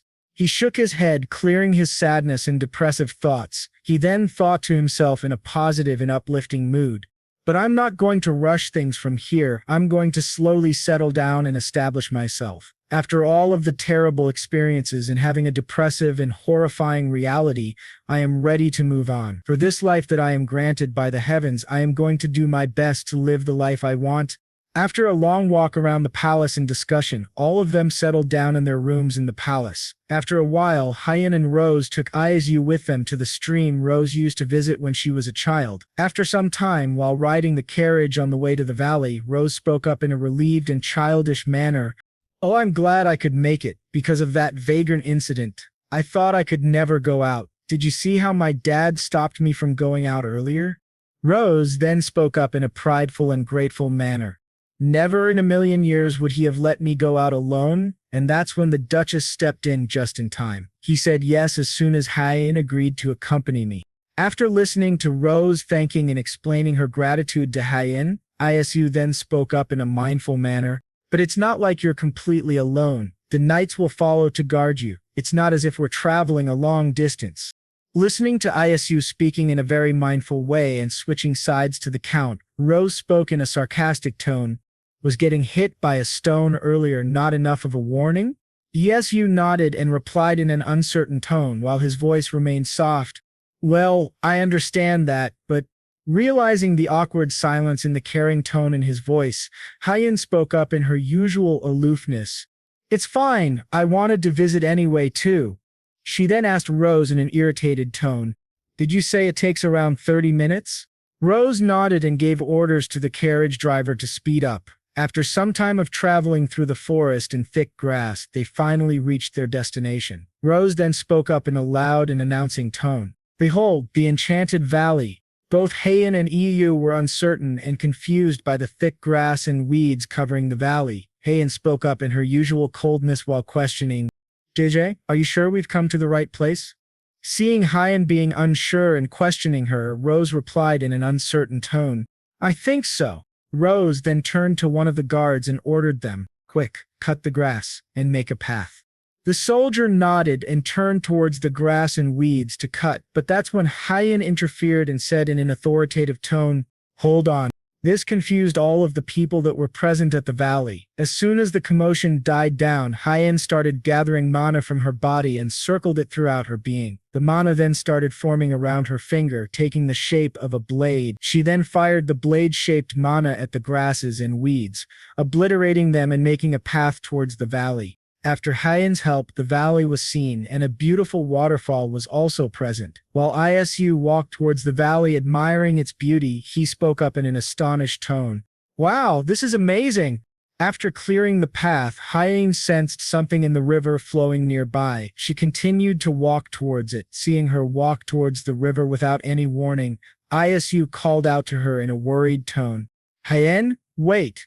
She then jumped into the river and sank herself deep into the water. Seeing this, both Rose and Isu shouted for her in horror. Hyen continued to sink herself deeper and deeper into the river. She then felt a bit strange and started gathering her mana in her body. While gathering her mana, she felt a surge of increasing mana within her and kept going to collect more and more. Meanwhile, both Rose and Isu were worried sick because Hyen was in the water for a long time. Rose then spoke up in a worried tone. "Shouldn't we help her?" She then grabbed Isu's collar and shook him in a nervous and terrified tone. "I don't know how to swim. Hurry, get in there and save her." While being shaken really hard, Isu spoke up in a calming voice. She's the water mage. I highly doubt she'll drown. After listening to Isu's thoughtful reply, Rose nodded and spoke up in agreement. Oh, you're right. After a while of waiting and searching for Heian, she finally came out of the water, gasping for air. Seeing that she hadn't drowned and had come out safely, Isu spoke up in a relieved tone. There she is. Heian then walked through the water and got out of it, walking towards Rose and Isu. Rose then asked in a worried and curious tone, "What was that all about, Duchess?" There was something odd about Heian. Rose spoke in a curious tone. You've grown taller. There's more vitality in your cheeks too. Listening to Rose's description of Heian, Isu spoke in a dumbfounded manner. Do you think so? He then quickly brought out a towel and offered it to her. Here's a towel, Heian.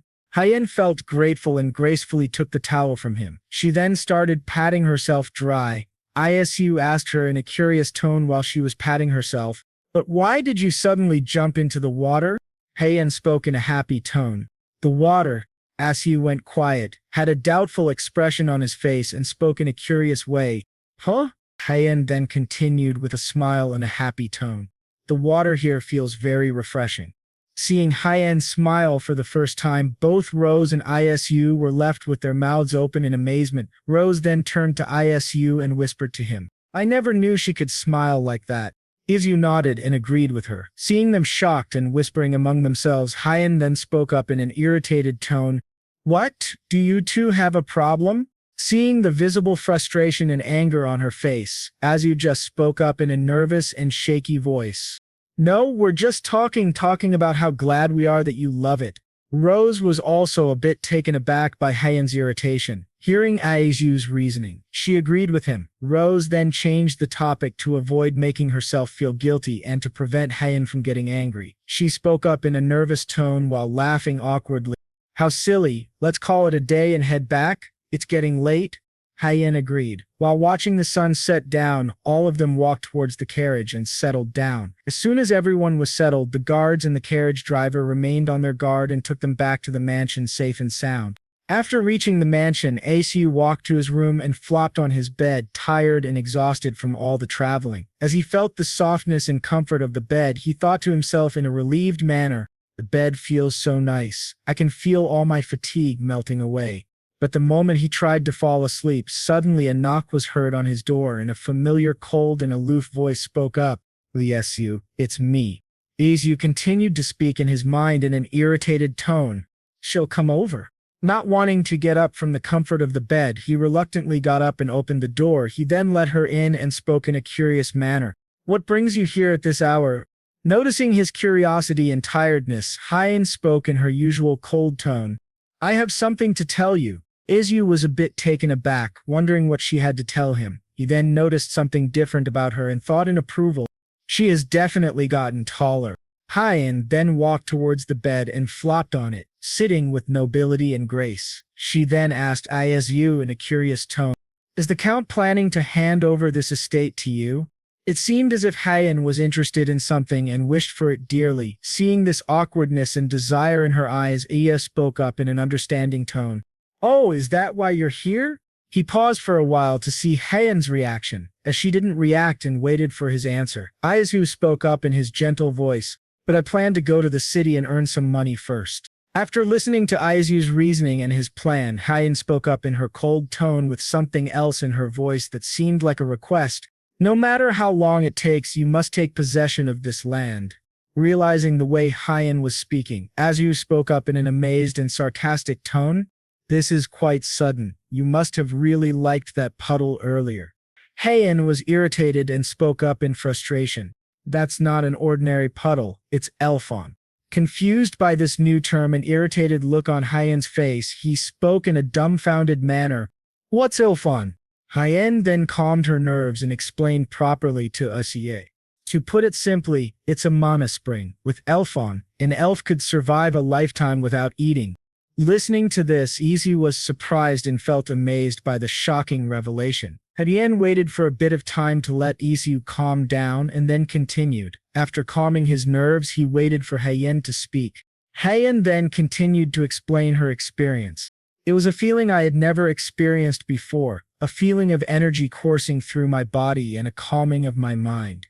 Isu took his time to understand this experience, and he had a question in his mind. He spoke up in a doubtful tone. Haiyan. Hain didn't listen to him calling her name and continued to explain. There are a total of 5 elfen in Omen. Since you can obtain limitless mana from them, they are a rare find. She then spoke up with a determined and requesting tone.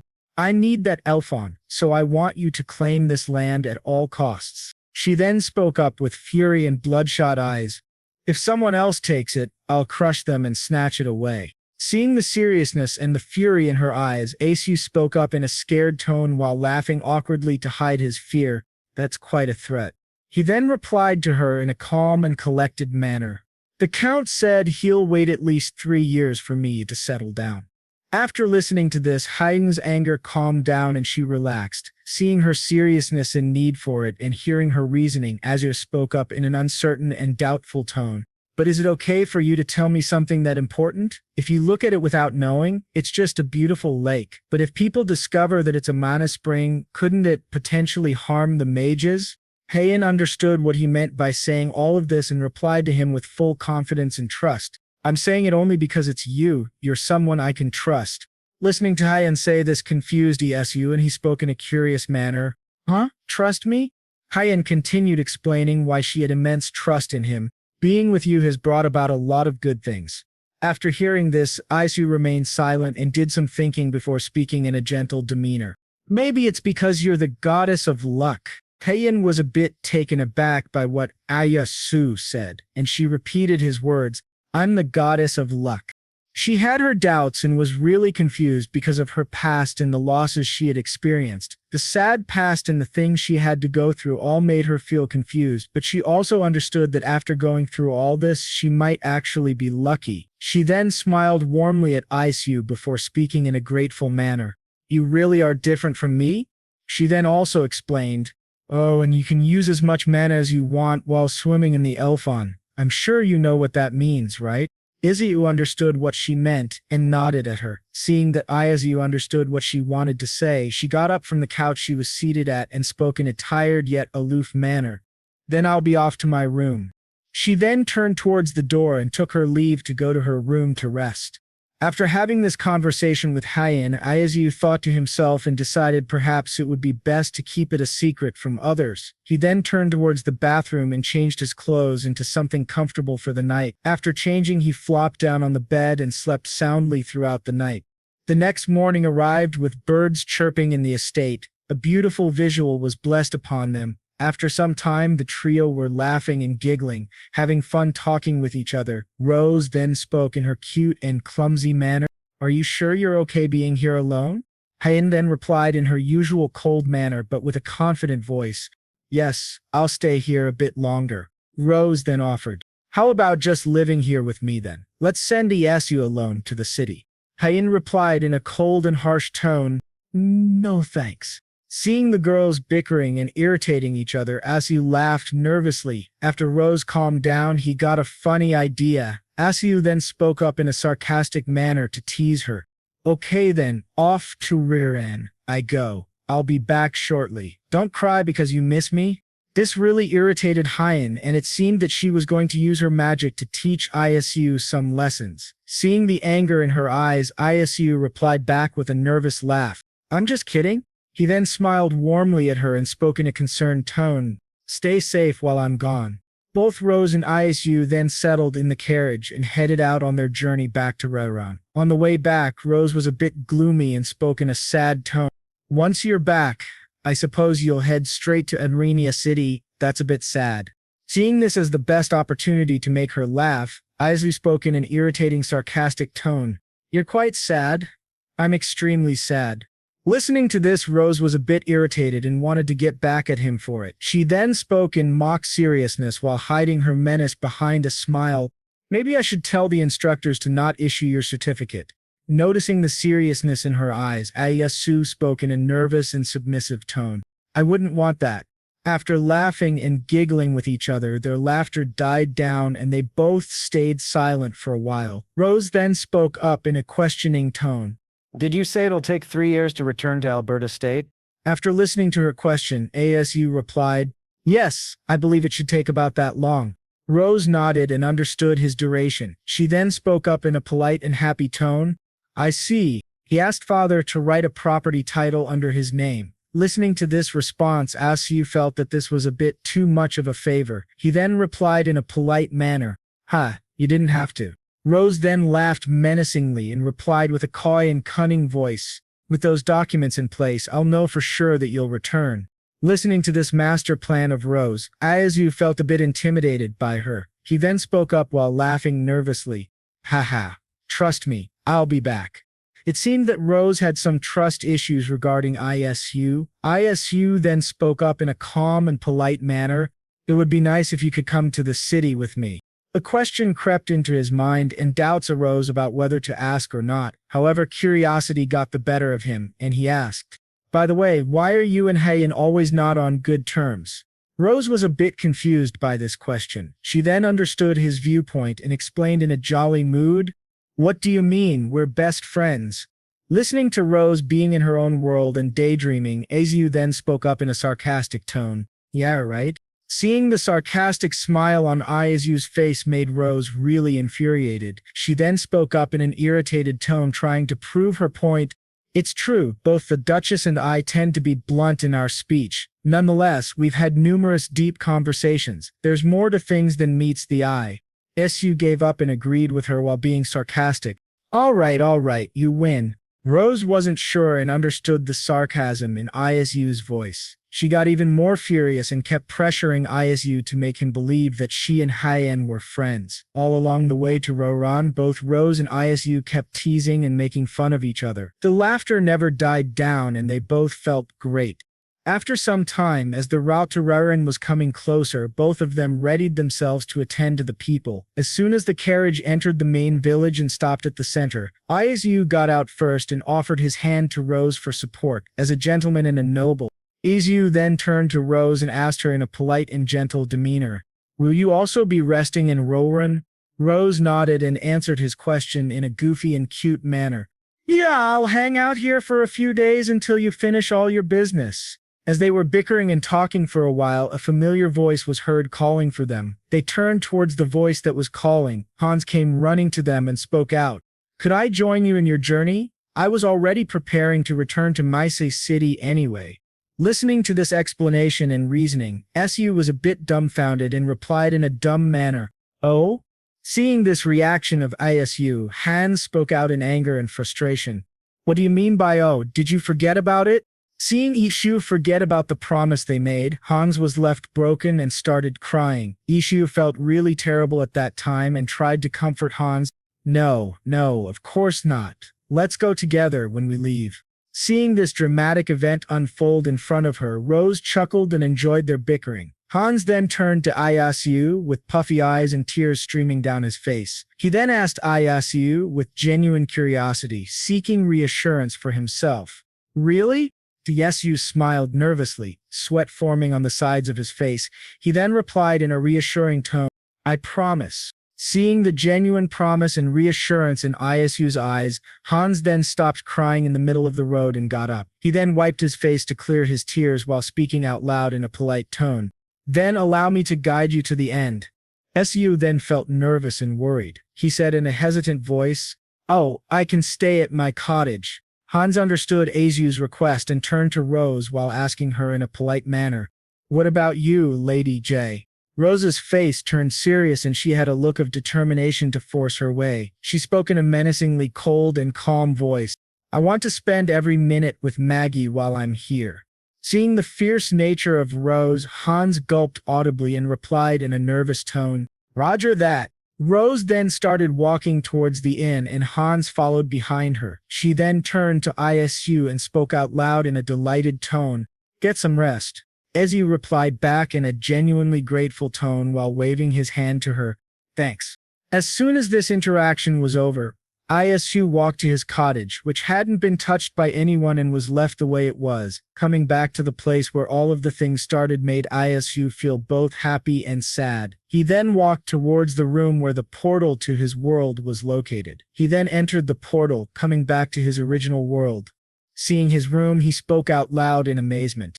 Wow, it's been 4 months. Look at all the dust. He then quickly rushed to his bathroom to take a shower and freshen up from the long journey. After wrapping a towel around his waist, he started to plan about his journey. Anyway, what should I take with me if I'm going to cross over? I heard it's going to be a rough journey. He kept on thinking about his journey to the Aranya capital city, and suddenly he realized something and spoke out in a sad tone. Let's set that aside for now. First, there's somewhere I need to visit. He then quickly dressed himself and bought flowers on the way to the cemetery house where his parents were currently resting. As soon as Isu reached in front of his parents' graves, he greeted them with a warm smile that hid a lot of pain. Mom, Dad, I'm here. How have you been? I'm doing pretty good in my own way. He then gathered his thoughts before speaking out in a sad voice. When you passed away on his birthday, he felt like he could never celebrate it again. He placed the bouquet of flowers in front of the photo, the last memory and proof of his parents. He then spoke up in a sad yet grateful tone while smiling warmly at his parents' photo. But now, if I go over to that world beyond the portal, I think it'll be all right to bring it up and celebrate. After having a heartwarming conversation with his parents, Isu smiled at them one last time and took his leave. After returning from the cemetery, Isu stopped at the supermarket that was on the way to his home to shop for his needs during the journey to Aranya city. He then took all of the things to the other world.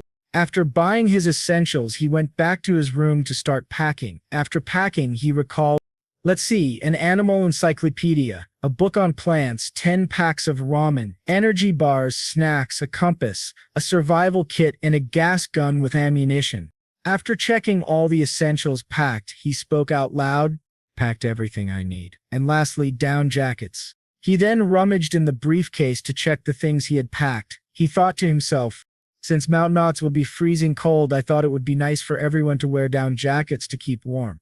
He then shut his briefcase and turned towards the exit, thinking to himself, I should tell Hans and JJ it's time to leave.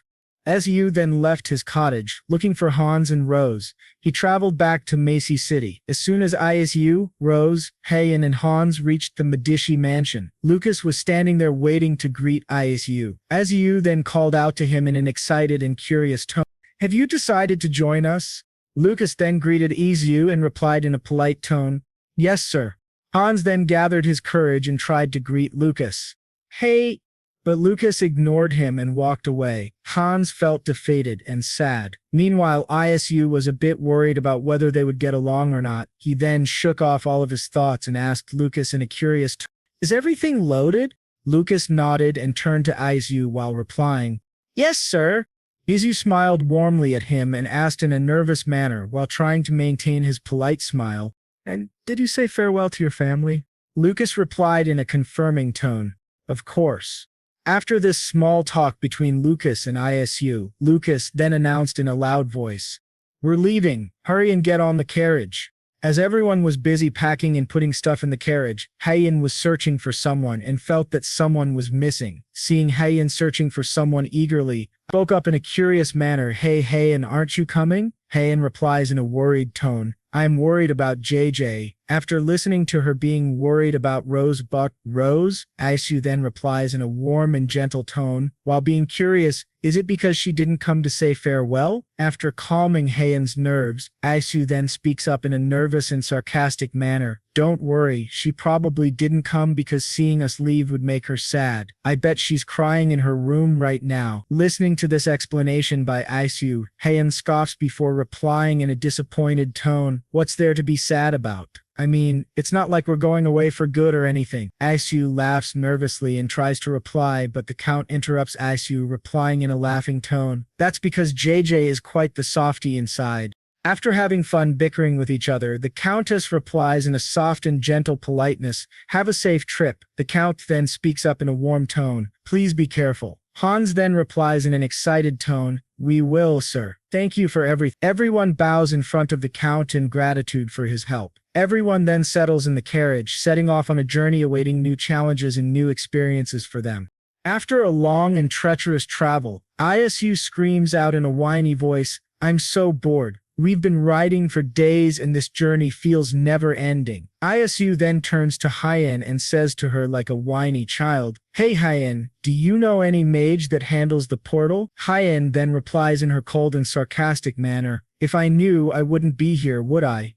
This fun and teasing conversation ended soon when a soldier shouts out, "Halt!" Seeing the sudden halting of all the carriages, Isu was a bit confused and also had some guesses. Then he calls one of the soldiers' captains and asks him in a curious manner, "Are we staying here for today?" The captain gently bows before Isu and speaks in a serious and gentle tone. "Yes, sir, we usually stay at designated bivouac sites. We've already cleared the trees and prepared the ground. If you will excuse around, are we camping out here?" Isu then laughs in a polite and nervous manner while speaking. Looks like it. The soldiers had finished building the barracks and resting station for all of them and also built a special resting station for Izu and Hyen. After spending early morning to their noons and most of their evening, everything was built properly and ready. Meanwhile, Isu and the gang were at a nearby place seeking warmth from the campfire. Hans, Isu, and Hyen were really close to the campfire and enjoyed its warmth. After observing for a while, Isu noticed something off about Hyen and thought in a worried expression, she looks very tired and cold. Hyen sat there expressionless, but a hint of exhaustion and cold was visible on her face. Seeing this for a while, Isu then gets reminded about something and thinks in an excited way, "All right, the down jackets." He then gets up from his position and rummages through his briefcase for the jackets he bought for them.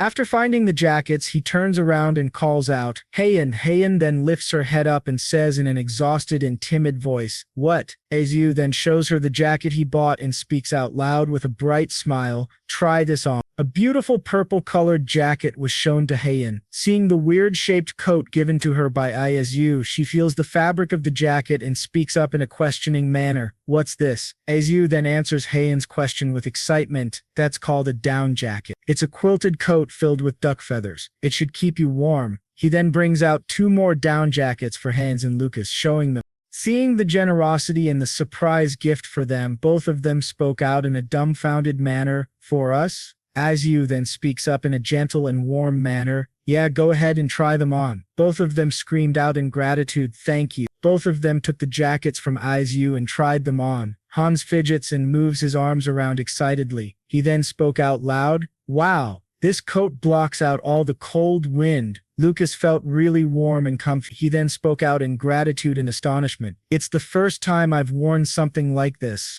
Seeing this, Aishu chuckles softly and smiles at them. Meanwhile, Hyen pondered about something and kept silent for some time. Hyen then spoke out loud in a curious manner, "By the way, why do you keep buying me clothes in the same color?" Aishu then turns to Hyen and speaks out without thinking, in a derpy manner, "Because that color suits you well." Listening to this explanation by Aishu, there was a hint of kindness and happiness in her eyes. She then wears the jacket and enjoys the comfort provided by it. She then speaks out in a genuinely grateful tone while smiling, "The down jacket is really warm and lightweight. Thanks, Baron." Aishu smiles back at Hyen with warmth. Hans then interrupts both of them and stands in a pose while asking Su in a curious manner, "How about us? How about us?" Meanwhile, Lucas stood there in awe and embarrassment. Called out by Hans, Su turns to them and says out loud.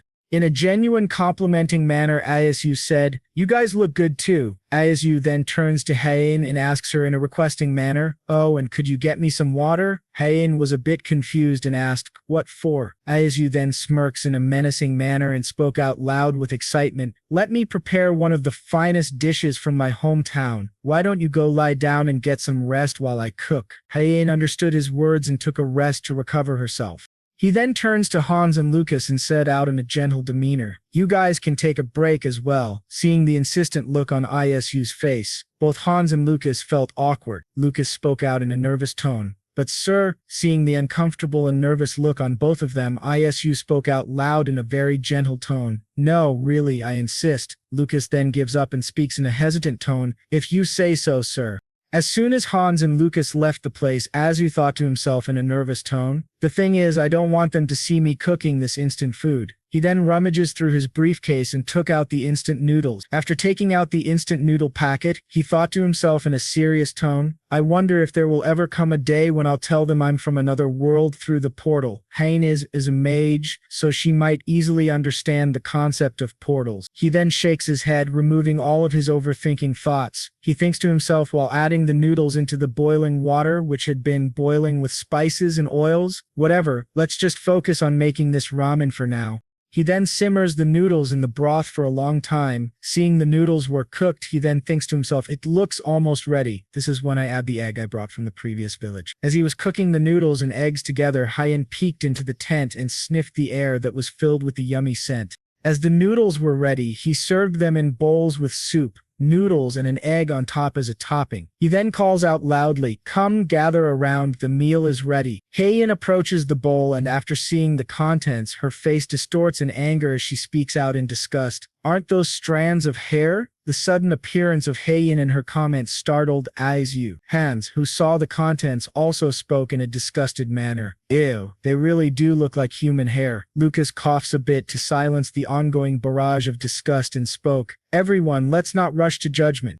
Hyen then spoke out, confirming her suspicion, "But it does look like strands of hair." Irritated by their attitude and complaining, Lucas spoke out loud, "These aren't hair." This Daeju then calms everyone down and explains, "These are noodles made by kneading flour dough and stretching it into long strands." "Hans, you've seen this before, right?" Hans was a bit taken aback and spoke out loud in confusion, "I have." Daeju shakes his head and tries to figure out a way to explain it. He then remembers the time they had something similar and said in an excited and hopeful tone, "Yeah, don't you remember ramen tang? This is the boiled version of that." Remembering something he had like that when Isu was back in Rodan, it clicked to Hans and he spoke out in remembrance, "Aha, I see." Feeling relieved that Hans remembered, Isu then prepares 3 bowls of noodles and calls out, "Here, Hyen, this is yours." "Hans, Lucas, come and take your bowls too." Hearing his name called out, Lucas felt a bit weird about it and spoke in a nervous manner. "As a servant, how could I possibly dine with you at the same time?" Isu waves his concern off and spoke out in a happy tone, come on, it's fine." After distributing everyone their bowls of ramen, he took his bowl and sat with all of them. Hyen continued to stare at her bowl in confusion and spoke out in an almost doubtful manner, I guess it shouldn't taste bad since it's made with the same ingredients as bread." Seeing the confused look on everyone's face, Yeju then took his fork and explains in a gentle manner, "Now use the fork to scoop it up and eat it like this." After scooping up some noodles, he slurps the noodles into his mouth, making lots of noise with a blissful expression on his face. Seeing this vulgar manner of eating, Hyen spoke up in a disgusted manner, "Perhaps I should confiscate and burn your etiquette training certificate." He laughs nervously and then turns to Hans and Lucas, convincing them, "You guys should try it too. You won't tell anyone that you made noises while eating." Hyen got a bit flustered by this method of enjoying and spoke out in her usual cold and commanding tone, "Hans, Lucas, cover your ears." She then took her fork, scooped some of the noodles and slurped it into her mouth just like Isu. Grabbing this opportunity to tease Hyen, Isu spoke in a mock complaining tone while chuckling. Even the Duchess made noises while eating. Listening to this and the way he made fun of her, Hyen got furious and channels her mana while saying in her frustrated tone, "Mon Perino, I'm sure no one will know if I get rid of you." A sharp ice blade formed and she aimed it at Isu's throat. Realizing he took it too far with her teasing, Isu spoke out in fear and shock, "Whoa, calm down, take it easy there." Both Hans and Lucas gasped for air and were in huge shock to do anything. Hyen then continues with frustration, "It won't end with just a threat." Isu understood he took it too far and asked for forgiveness while laughing nervously. "All right, I'm sorry, I'll stop teasing you." Seeing the fear and genuine sincerity on Isu's face, she cancels her spell. It disintegrated into small particles of water and vanished completely. She then spoke in an irritated, imp-like pouting manner, I'm letting it slide this time." Isu felt a heavy burden fall off his shoulders and he spoke in a light-hearted manner, "You really need to control that temper of yours."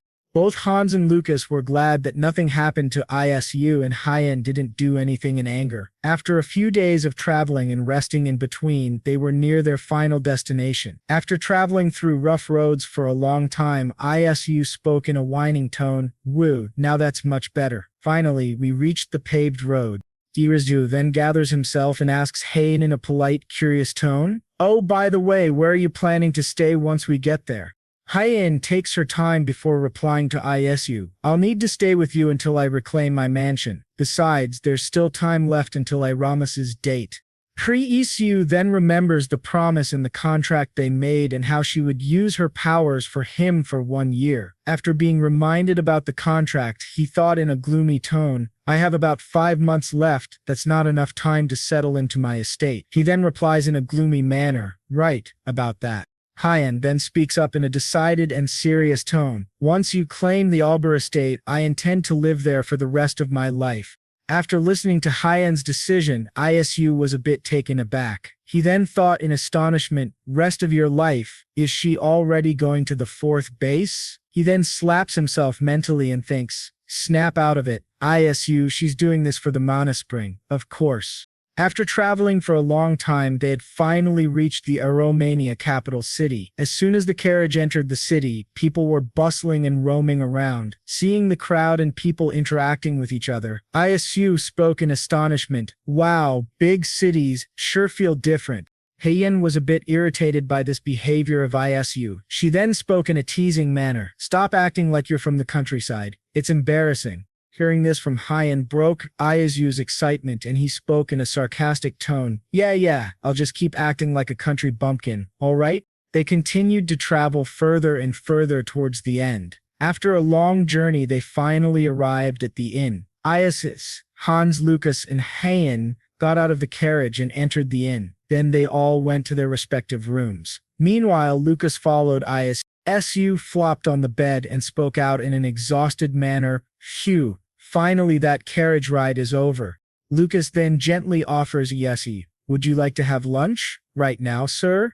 Azu was a bit too tired from the long travel. Listening to the offer from Lucas, he agreed and then spoke out in a loud manner, yeah, go ahead and order a special meal for yourself and for Hans as well.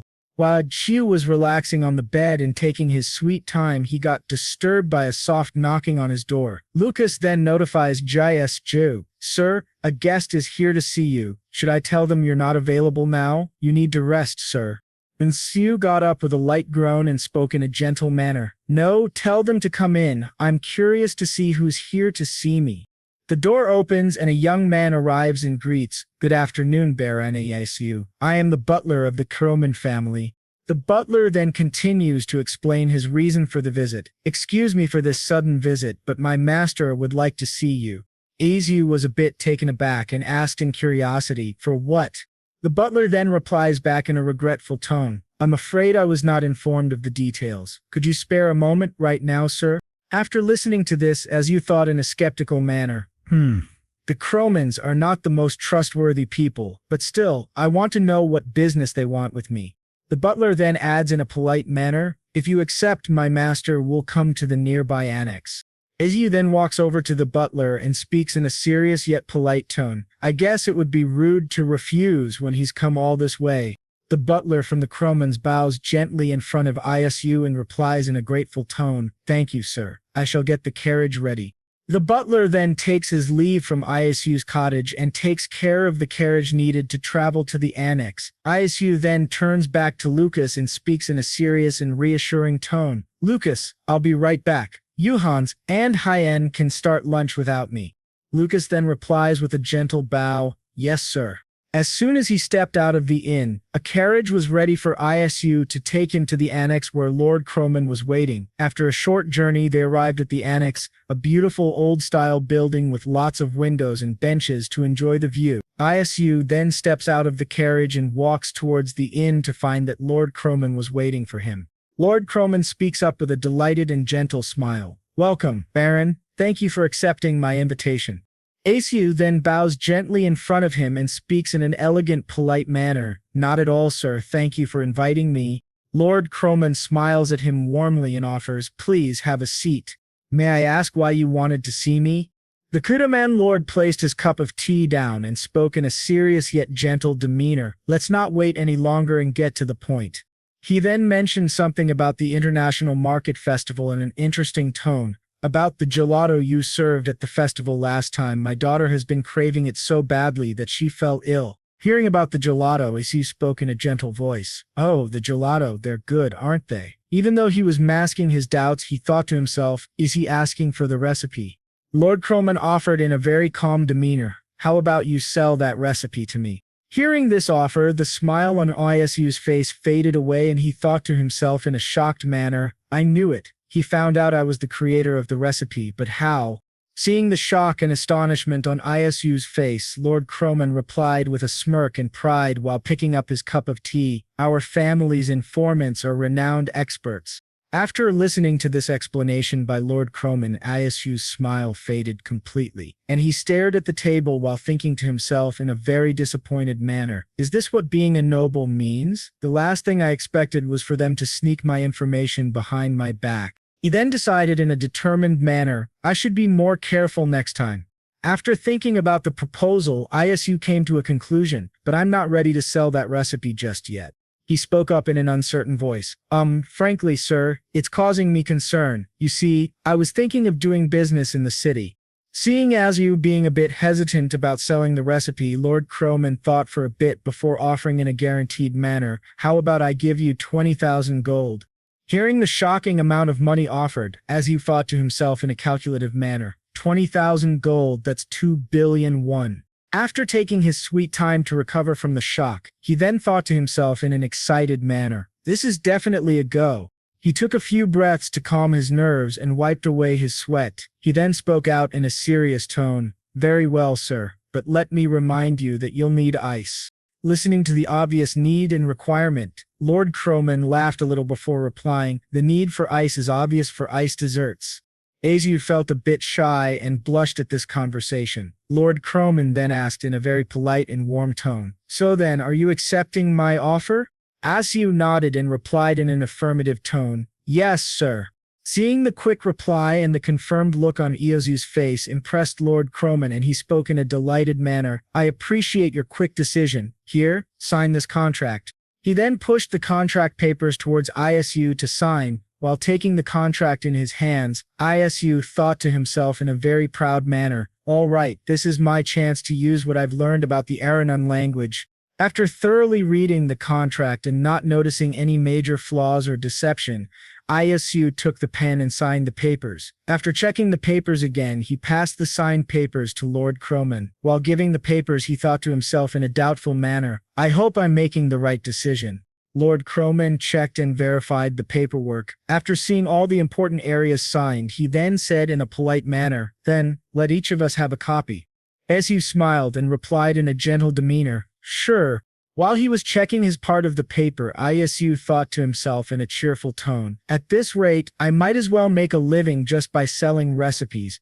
Lord Croman then explained to Isu, you can withdraw the 20,000 gold from the Media Bank in a Romania city. This seal is the key to our private safe. Please keep it safe. Understanding the grave importance of this seal, Isu nodded and replied in an affirmative tone, yes, thank you.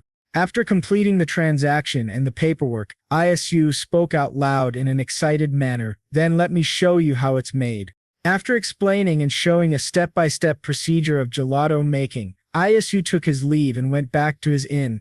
After some time, Isu was found in the dining hall of the inn. Hayden approached Isu while he was eating. Seeing her, he replied in a very nonchalant manner, I heard you met Count Croman. Listening to what Hayan said, Isu replied back in a bit of a shocked manner, oh, is that what it's about? He wanted to know my gelato recipe, he said without batting an eye and continued chomping on his food. Listening to this buffoonery, Hayan's anger shot up to the roof and she shouted, what? So did you just give it to him? Her rage and fury were enough to burn this inn down. Seeing the anger and rage on Hayan's face, Isu replied in a soft and excited tone, of course not. I sold it for a good price. Listening to this, she felt a bit relieved that Isu wasn't a complete fool, but curiosity got the better of her and she asked him in whispers, how much did you sell it for? Seeing the curiosity on her face, Isu spoke in a happy tone while whispering 20,000 gold. She suddenly took a step back and all of her anger dissipated. This confused Isu a little and he called out, hey. She then gathered all of her energy before speaking in a commanding tone, I thought we almost had to live in a shabby attic. This left Isu speechless as he awaited her next words. She then continued while crossing her hands. Speaking in a commanding tone, Hayan said, go and search for a mansion with 10 rooms. After listening to Heian's command, Isu was a bit in shock. Then, after calming his nerves and collecting his thoughts, he spoke to Heian in an angry tone while pointing his finger at her. Since you're a water mage, you could at least open a public bath and chip in. As you can see, I've done all the work to make money. To Isu being a brat, Heian replied in a disgusted and cold voice. You're so cheap. She then relaxed herself and reminded Isu in her cold and distant tone, keep in mind our promised time is almost up. Shouldn't we at least try to remain amicable after that?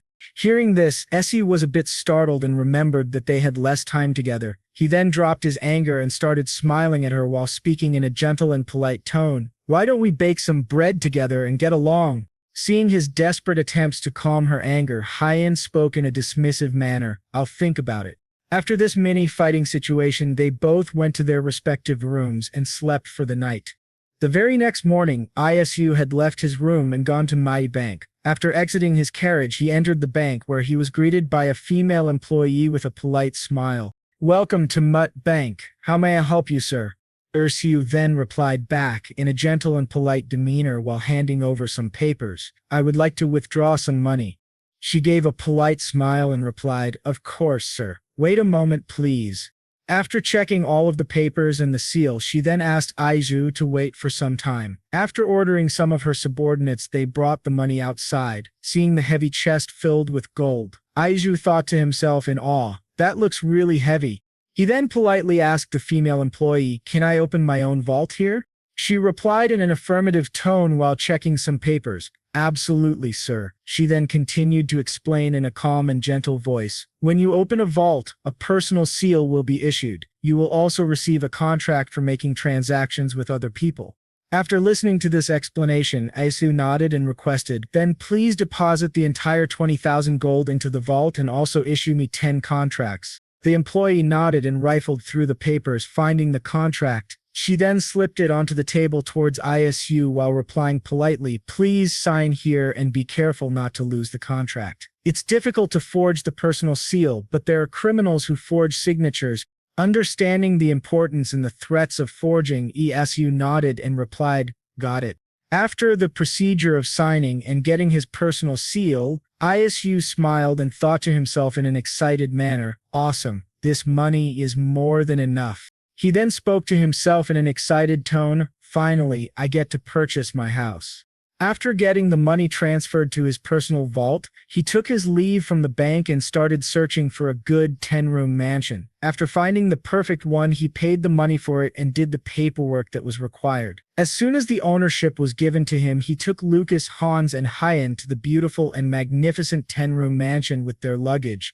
Looking at the beautiful mansion, Heian spoke in a shocked and astonished manner. You actually bought a 10-room mansion. At this rate, you won't need any of my help.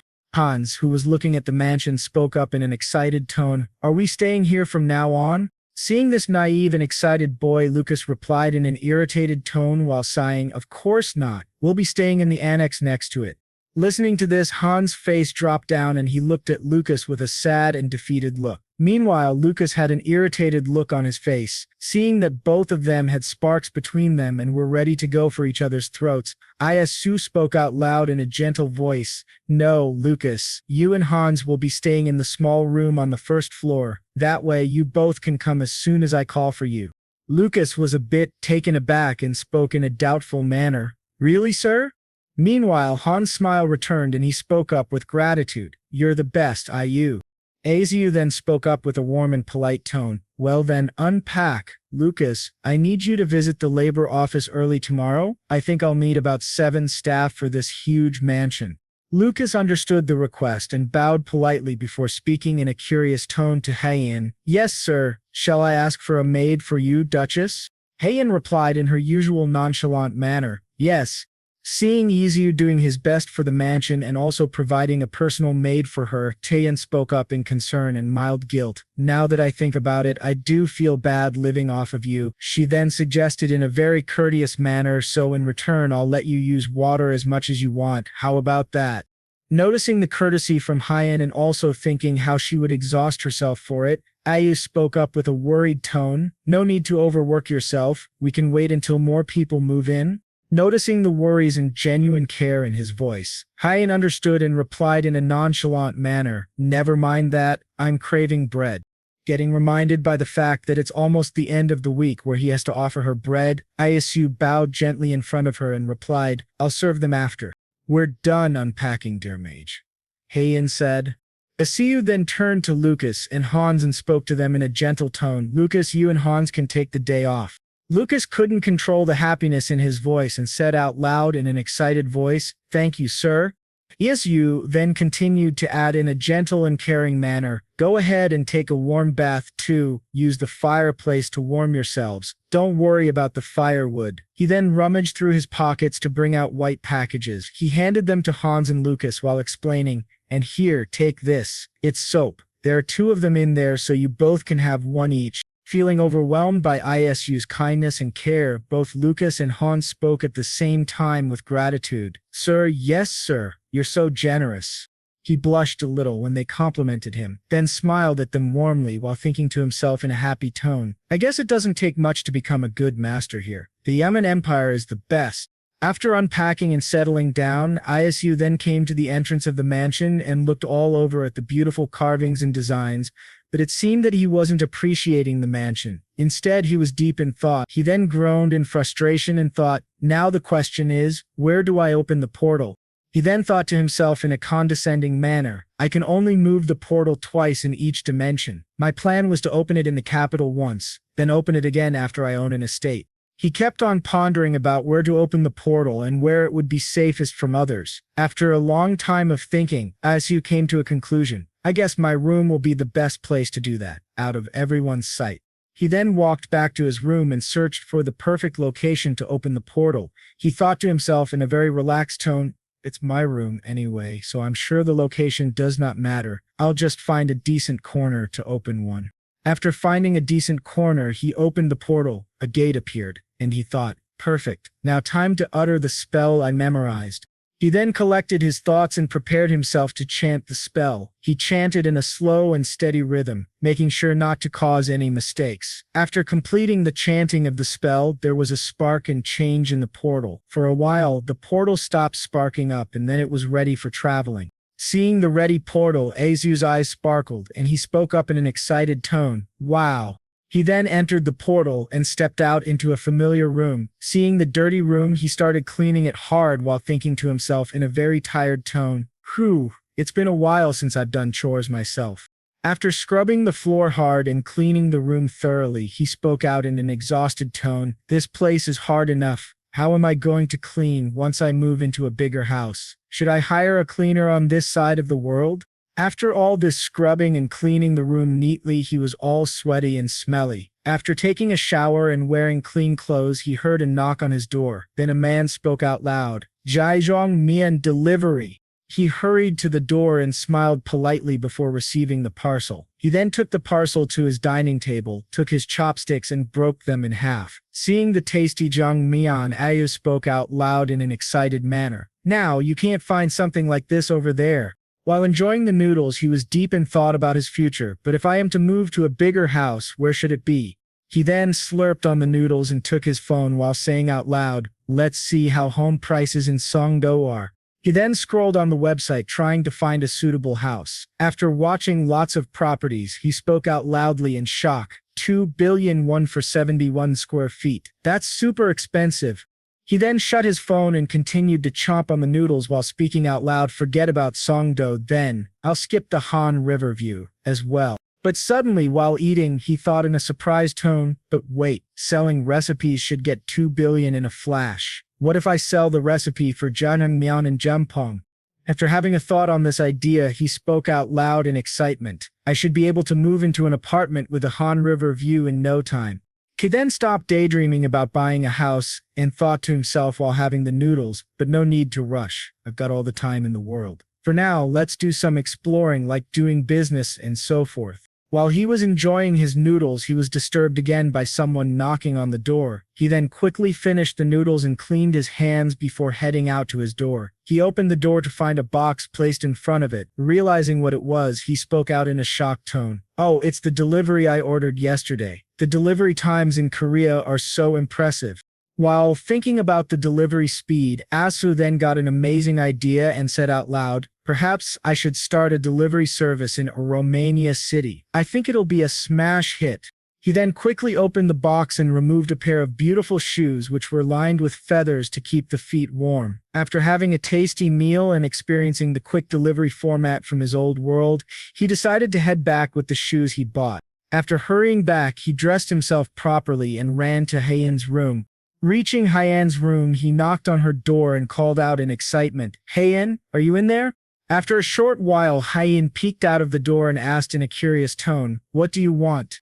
You see, he couldn't control his excitement and spoke in a happy and excited tone. "Today, I got a present for you." Listening to Isu saying he had a gift for her sparked excitement and curiosity in her behavior. She quickly took the box from him and started tearing the cover like a child, asking him in an excited manner, "Is it bread?" Seeing her fast reaction and super speed in unwrapping his gift, Isu spoke in an apologetic tone, "Sorry, but no." After disposing of the wrapping paper and ribbon, a beautiful pair of shoes quilted with feathers were present in the box. Looking at the pair of shoes, Hyein spoke out loud in a curious and mildly disappointed tone. "A pair of shoes?" Seeing Hyein confused and sad made Isu feel a bit bad. He then calmed his excitement and explained, "It's to keep your feet warm in this chilly weather." He then gestured to Hyein to take a seat. After she took the seat, he took out the shoes from the box and slipped them on her foot gently. After doing the same with the other foot, he got up and took a few steps back. Seeing the shoes fit perfectly, he asked Hyein in a curious tone, "What do you think?" After clicking the heels of the shoes and taking them for a light walk, Hyein nodded appreciatively and replied to Izu with a wide and warm smile, "It's warm and pretty." Seeing Hyein smile at him in gratitude, with genuine happiness in her eyes, Iju's cheeks flushed pink lightly, and his heartbeat started beating faster. Meanwhile, he looked at her smile with a newfound expression. Seeing this look on Iju's face, she then spoke in a worried and teasing tone, "What's with that face?" Hearing Hyen's voice, Ezu snapped out of his daydreaming and spoke in a flustered voice, "Nothing. I bought pears for others too. Since you like it, I guess I made the right choice." He then quickly took his leave. The very next morning, what awaited Isu was a long and hard day. Lucas then summarized the people he found for the mansion: one chef, one experienced butler, one handyman and attendant, and a maid. He then took a more professional and serious tone while explaining, "With this, I have interviewed and hired 7 staff, sir."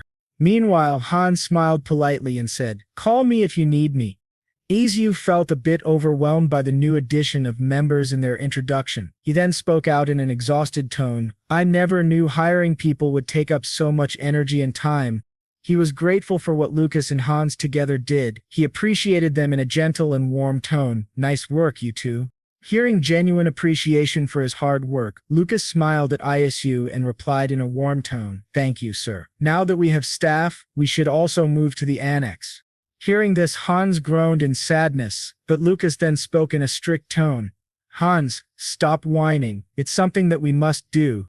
Listening to this explanation, Hans felt really sad about leaving the mansion and sobbed softly. Seeing this, Isu felt bad and suggested, "I would prefer to have both of you stay in the main building." Lucas shook his head, indicating disagreement with Isu. He then explained in a gentle and warm tone, "We must avoid giving the impression that we are being favored over other staff. The rule is that only official butlers can stay in the main building, sir." After understanding the rules and regulations, Isu realized it would be unfair to the rest of the servants, so he accepted this decision. But seeing Hans still in a sad mood, it ached Isu's heart, and he spoke out in a comforting, happy tone, "Very well then. Hans, come, let's visit the marketplace." Hearing this, Hans stopped crying and washed his face before leaving for the marketplace with Isu. As they roamed around the marketplace, Asu was a bit shocked, though he had kind of guessed that it would be bustling with lots of people. While roaming around, Hans got a bit curious as to why they were there, so he asked in a curious tone, "By the way, what are we here for?" Dechu replied in a serious tone while looking over the stalls, "I need ingredients for cooking." He then turned to Hans and asked him in an excited voice, "What do you want to eat? I'll cook it for you." Hans felt a bit awkward at this question and he replied in a confused tone, "Are you asking me, sir?" "Oh, I'll eat anything you make." Noticing the hesitant look on Hans's face, Isu kept pressing and spoke, "Come on, tell me." Getting pulled by two sides, Hans' face turned gloomy, and he spoke in a regretful tone. But Lucas will kill me if I say it. Seeing the gloominess and sad sighs, Isu then comforted Hans. Don't worry, I won't tell him. Hans knew how Isu was, and he trusted him completely. So after thinking for a while, Hans spoke in an uncertain tone while fidgeting with his fingers and laughing nervously and awkwardly. Nothing specific comes to my mind, but I do feel like having a nice warm bowl of soup now that the weather is getting chillier. After thinking for some time about Hans's request, Isu got a brilliant idea and spoke in an excited and mischievous tone. Then I know just the dish for you. After figuring out what to cook, he then ordered, Hans, follow me. Hans followed him, but he was a bit curious and asked, wait, but what are you going to make? Isu replied back in an excited and thrilled voice, it's a secret. At the marketplace, they looked for the ingredients Isu needed for his new recipe. After buying tons of ingredients, they went back to the mansion and entered the kitchen. He asked Hans, who was carrying the bag, to leave those there. Hans smiled at Isu and placed the heavy bag on the table. Seeing the heavy and huge bag, Hans got a bit curious about what Isu bought and asked him, you've been busy shopping for various things, what did you buy? After seeing the curiosity and excitement in Hans's eyes, Isu replied in a gentle voice, some pork bones and appendages. I'm going to make tomorrow's meal with these. Hearing someone enter the kitchen, a man in his mid-20s walked in and greeted them in a formal and polite manner. Welcome back, sir. This startled Isu a bit, and he turned to the voice. The man then bowed gently and introduced himself. I'm the chef in the kitchen. Leave the cooking to me. The man standing in front of Hans and Isu was Seth. After the clear reintroduction, Isu greeted him back and spoke in a requesting, serious yet gentle tone. Then I'll leave this in your care. First, drain all the blood from the pork bones. Then prepare the intestines for me. I'll give you specific instructions after that. Isu waited for a while for Seth to understand his words. Seth then nodded and agreed to his clear instructions. Seeing this, Isu smiled at him in a very warm and gentle way. Suddenly he realized he didn't mention an important thing, so he quickly said, by the way, this will be tomorrow's menu, so prepare something else for dinner tonight. Seth nodded and spoke out loud and proud, yes sir, please go and get some rest. You can leave the kitchen to me. Isu nodded appreciatively. He then took his leave and entered the living room. Meanwhile, his personal butler, who was waiting for Isu, spoke up in a gentle way. Your bath water is ready, sir. The personal butler who was introduced was named Corky. After listening to this announcement, Isu said, okay. Corky nodded and took his leave first to the bath. Meanwhile, watching the stern and elegant man walk away, Isu thought in a nostalgic manner, he reminds me of Peter. I wonder how capable he is. Isu then followed Corky to the bathroom. Seeing the bath water ready, he stripped all his clothes and stepped into the bathtub. He then relaxed even more, laying in the bathtub and spoke in a relaxed tone. So refreshing. Seeing Isu feeling relaxed, Corky then asked in a suggestive manner, should I add more hot water for you, sir? Hearing this suggestion, Isu politely waved his hand and said, no, it's fine, the temperature feels perfect. Corky nodded in agreement. He then spoke up in a concerned tone. This mansion has been vacant for a long time, so there's a lot to renovate, sir. Isu understood the concern and knew that the mansion hadn't been renovated for years. He then spoke up in a gentle tone. Don't worry about the money. Just repair everything thoroughly. I'll also install a fireplace in the servants' quarters. Corky nodded and felt gratitude towards Isu. He then suggested, after thinking for some time and noting down his thoughts, excellent, sir. And I noticed the barn was empty. May I suggest raising chickens and cows there? After hearing this idea, Isu was impressed by Corky's perception. He then spoke up in a happy tone. Good idea, let's do that once everything is repaired. After saying this, he took a bit of a break and thought about some things that needed to be done in the mansion. Isu then spoke up in an excited manner and call in a skilled glass artisan, a construction worker, and a tailor. I want to build a swordsmanship training ground on one side of the courtyard. Corky nodded and kept jotting down the requests Isu made. Isu then stopped for a while to think about something he needed. After remembering his need for someone, Isu then requested Corky. Oh, and I need someone knowledgeable about the market prices of items in Romania. Find someone who is well versed in that area. Listening to this specific request made by Isu, Corky spoke up in a reassuring tone. In that case, there might not be a need to hire someone, sir. I have notes from my time working as a butler that include information about it.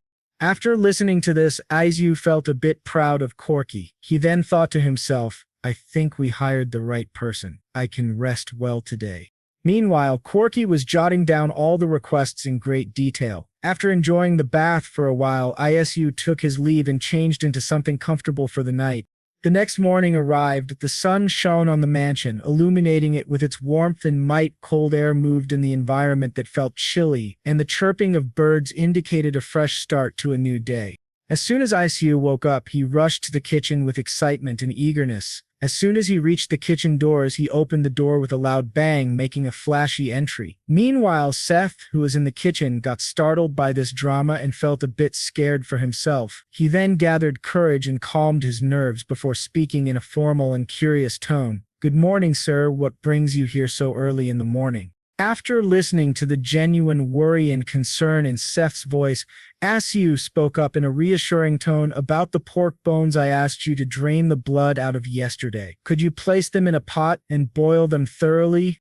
Seth understood his instructions and did as he was told. He then stirred the pot in between to make sure it didn't stick at the bottom. Seeing Seth doing exactly as he was instructed, Isu then added to his instructions in a gentle and polite manner, leave it to simmer until dinner. Make sure you stir it in between so it doesn't stick to the bottom. Seth then nodded and spoke up in a noted tone, yes, sir. After hearing Seth's accepting manner, Isu then spoke up in a grateful tone, keep up the good work.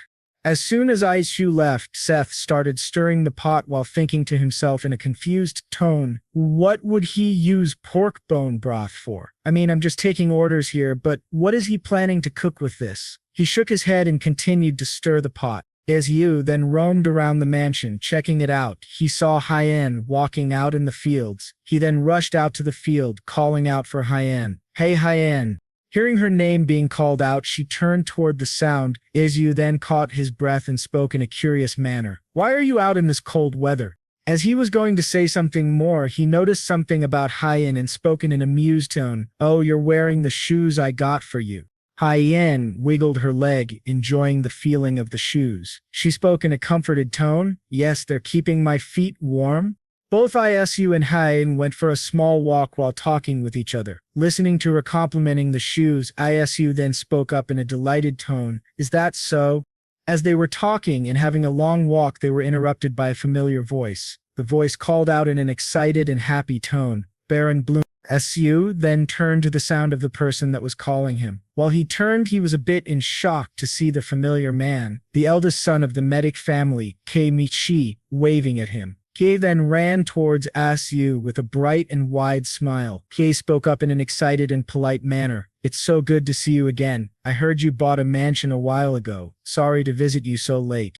After hearing this and sensing his apologetic manner, Isu waved it off and spoke up in a friendly tone. Nonsense. There's nothing to be sorry about. Kei felt a warmth running through his heart when he heard Isu's friendly tone. Kei then spoke up in a gentle and polite voice while gesturing to his carriage. I brought a belated housewarming gift as well. Chanrisku felt a wave of happiness course through his body when he heard that gifts were brought by him. Isu then spoke up in a friendly and warm tone. Then all the more reason, you're welcome here. It's been a while since we've met, and you're looking great. After listening to Isu's genuine happiness and concern for his well-being, Kaylee felt really happy. He spoke up in an excited and bubbly mood. Of course, I've never felt happier in my life. Kaylee was a bit curious to see Hyen there. He then turned to her to ask in a curious and polite manner, and may I ask why you're here, Duchess? Being questioned about her choice and her wish to live there, Hyen didn't reply but stared at him with a cold and nonchalant manner. After getting the cold shoulder from Hyen, he felt a bit awkward and he flinched while replying in an awkward and nervous manner. Well, I'm sure you have your own reasons.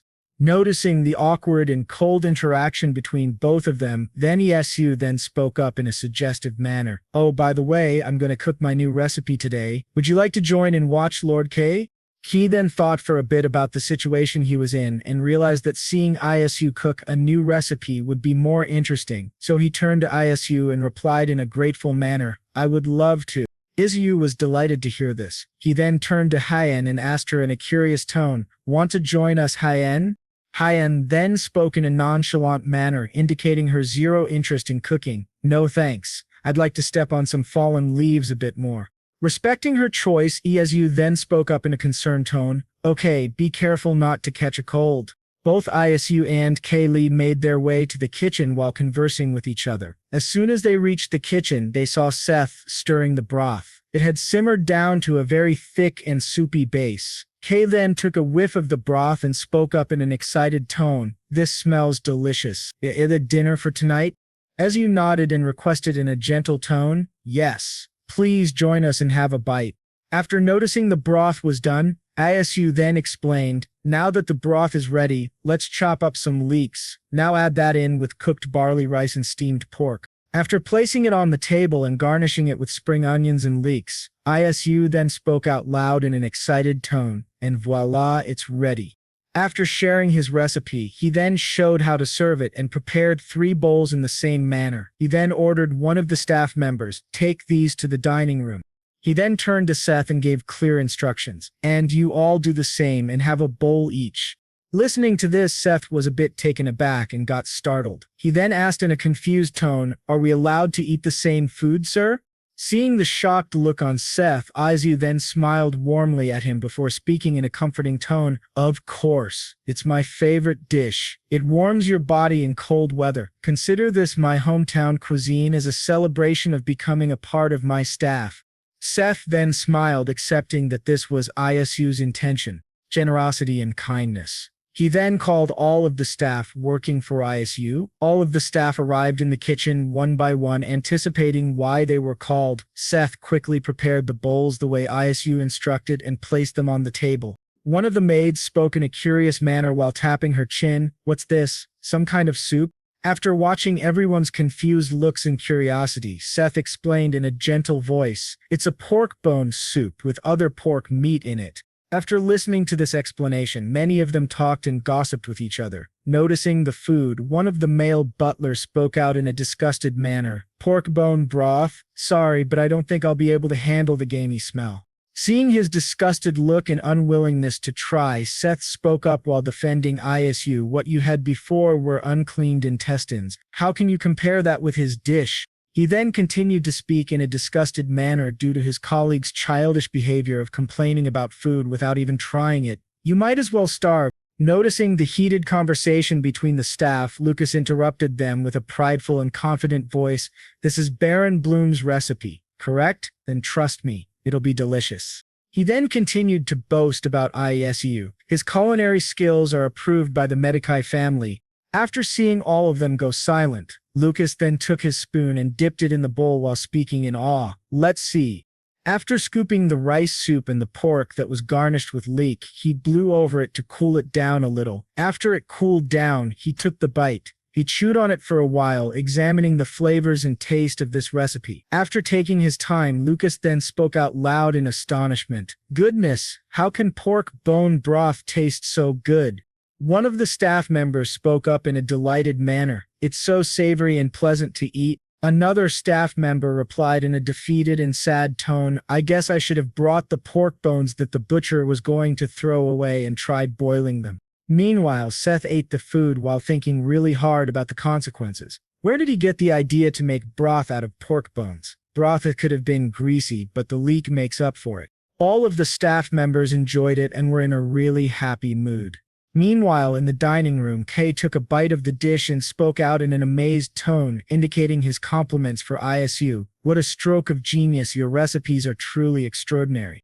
After enjoying the recipe, Kay then went silent and thought about something. He then spoke up in a warm, gentle tone. How about selling the recipe to the Inn Association? With such affordable ingredients, it will yield a substantial profit, which will attract vendors. After listening to this suggestion, Isu thought for a while before asking in an uncertain tone, do you think it would sell well? Noticing his doubts and concerns, Kay smiled brightly and said in a confirmed and gleeful tone while giving him a thumbs up, take my word for it, I think it would be a huge hit. As the two men were busy talking about business and how it would be beneficial for the Inn Association, their talk was interrupted by a loud slurping sound. Both of them turned to the sound and saw Hyen slurping the soup like a child and enjoying it well. Seeing her enjoy the dish and her slurping sounds, Isu chuckled lightly and said out loud in a joyous manner, looks like even Hyen approves. Kay noticed this and joined in the fun, laughing along with Isu and enjoying this lively environment. After eating their fill and feeling the warmth of the dish course through their bodies, Isu, Heian, and Kay were seated in the living room while enjoying tea. Kiev had an interesting doubt and asked Heian in a polite tone, "How come you don't engage in business or trade?" He then continued with an affirmative look, "I'm sure selling water during winter could earn you a considerable amount of money."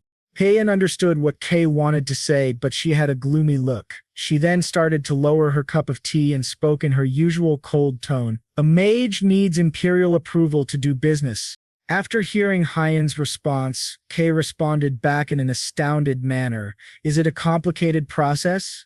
Heian then placed her cup of tea on the coaster and turned to Kay, responding in a very calm and gentle manner, "Not really, but I have no intention of doing any business." Kay was a bit taken aback by her nonchalant response, and spoke back in a worried tone, "It's just that I feel it's a shame you're wasting your talent." Feeling his genuine concern and worry, Heian then spoke up in a reassuring tone, "If it's water that you want, we have plenty, so take whatever amount you need." While both of them were in conversation, Isu had a pleasant smile and enjoyed his tea in the conversation. After hearing the genuine offer from Heian, Kay stood up in a hurry and spoke in a stunned, worried manner. "Are you sure about that, Duchess?" Heian nodded and replied in an encouraging and comforting tone, "I'm only doing this because you're an acquaintance." Listening to Heian's words and her selfless attitude, Isu thought to himself in a proud manner, "One like a parent? Heian has finally learned to give. I'm so proud of her." After this fun bickering, they all continued to enjoy their warm evening together and laughed. Kaylee noticed something interesting about Heian's shoes. This really intrigued him, and he asked in a curious tone, "By the way, Duchess?" Heian looked up and replied, "Yes?"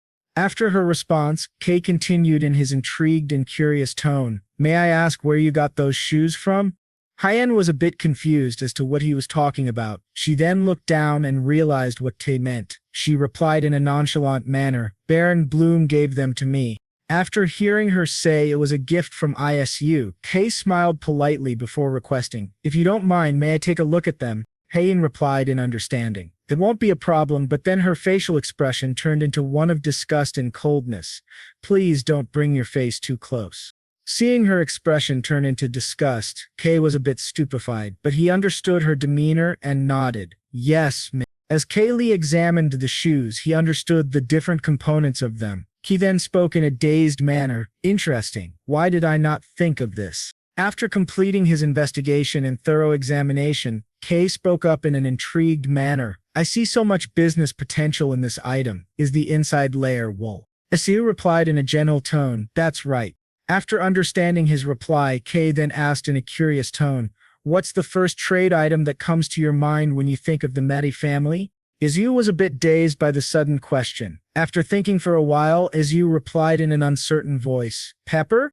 Hearing his response, Kay then tried to hint to Isu that too, but after seeing the push from Kay, Isu then thought for a while, trying to find the correct answer. Suddenly, an answer struck his brain and he spoke in an eager tone, "Oh, woolen fabric is your family's main trade item." Kai was happy with his answer and gave him a nod before saying in excitement, "Correct. Besides, wool or leather are pretty affordable items. We can make these shoes and sell them to the commoners and middle class." After listening to the genuine and healing offer from Kay, Isu thought in a joyful manner, "Yes, this is my chance to benefit from personal connections." He then spoke up in excitement, "That's an awesome idea. I should suggest this to Count Medi when I meet him again." Listening to the business proposal between Isu and Kai, Heian jumped in with an affirmative tone. "Then I'll help you convince him. If that happens, 3 people are better than 2 to persuade someone." Listening to this wonderful idea from Heian, Kay then gave a really bright and polite smile while speaking in a polite tone and rubbing his hands. What a remarkable idea from a remarkable duchess. Seeing this overly friendly demeanor of Kay, Isu thought to himself in an astounded manner, Kay sure knows how to flatter people. After this fun and little bickering between Heian and Kay, they all enjoyed the time they spent together. Kay then noticed the dawn and spoke in an embarrassed tone, "Oh my, look at the time, I should get going. Please stop by my house anytime to try the new recipe I created." Isu gave a warm smile to Kay and replied in a polite tone, "I sure will." He then turned to Lucas and asked him in a confirming tone, "Lucas, did you bring what I asked you for earlier?" Lucas then entered the room and said out loud, "Yes, sir." As soon as Lucas put the jar on the table, Isu smiled at Kay and spoke in a gentle and warm tone, "A gift for you, Lord Kay. It's tea made with jujube." Then took the jar and opened it. After eyeing the contents, he took a whiff of the jar. Kay then said in a happy tone, "Yum, it has a remarkably pleasant smell. I should look into this ingredient, called jujube." He then shut the jar and gave a polite smile to Isu, saying, "Thank you for the gift. I should get going now." Then smiled back and greeted him, "Have a safe trip back, Lord Kay." Hemen took his leave and went back to his home. After his departure, Isu turned to Hyen and offered her to go to the balcony to enjoy the night and the stars while drinking tea. While enjoying the stars and the song from the cicadas, Isu spoke in a delighted manner, "I love sipping warm tea while feeling the cool breeze."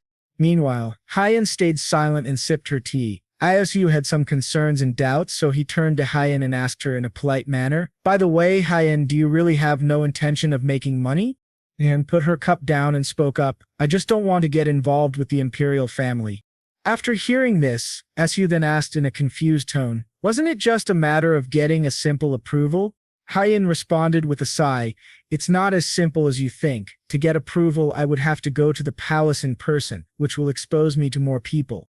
Isu was still confused and asked her in a dumbfounded manner, "But I thought you decided to be more confident from now on." Hyen then spoke out loud in anger and rage, "That's a different problem. Once they find out who I am, they'll bother me by trying to find me a groom, and I don't want that. If I want to do my own business, I must first marry someone I want, otherwise I'll end up marrying one of the imperial members."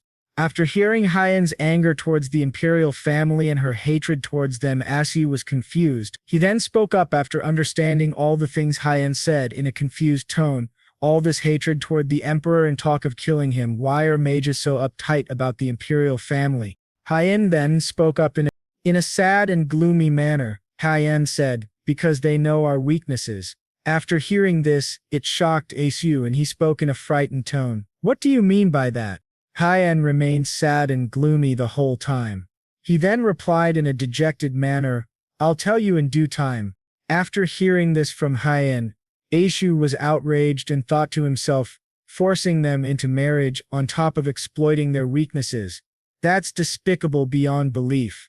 He tried to calm himself down, but the thought of the imperial family using this method made him even more furious and angry.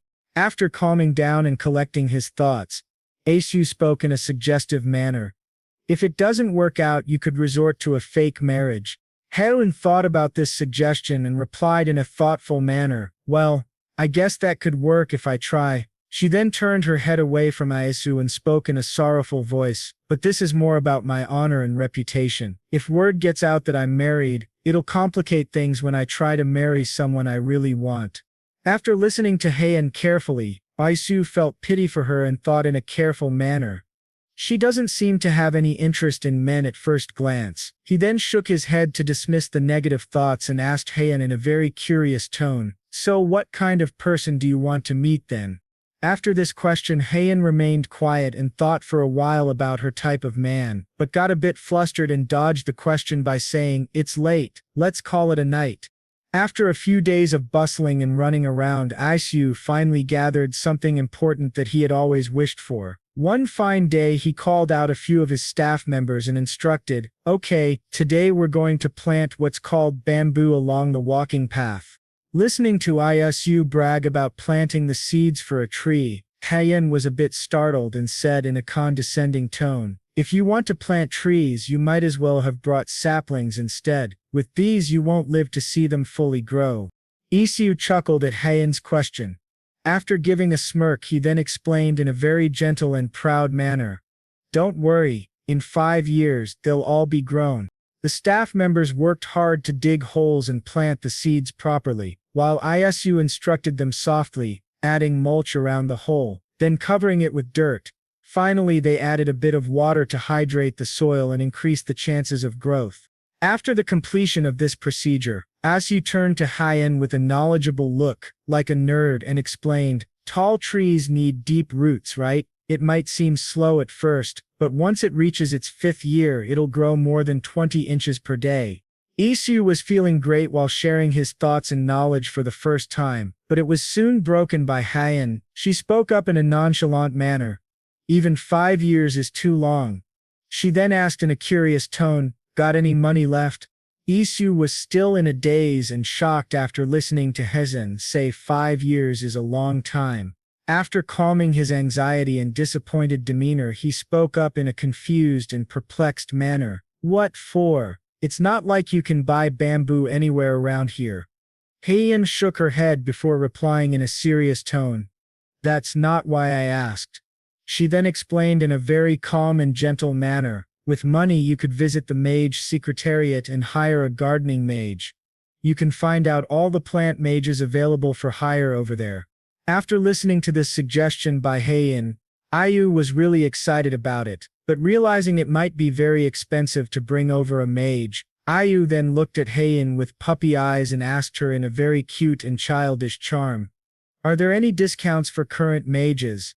Listening to Isu being all cute and childish for the benefit, Hernine's face turned into one of disgust. She spoke in a very rude and cold tone.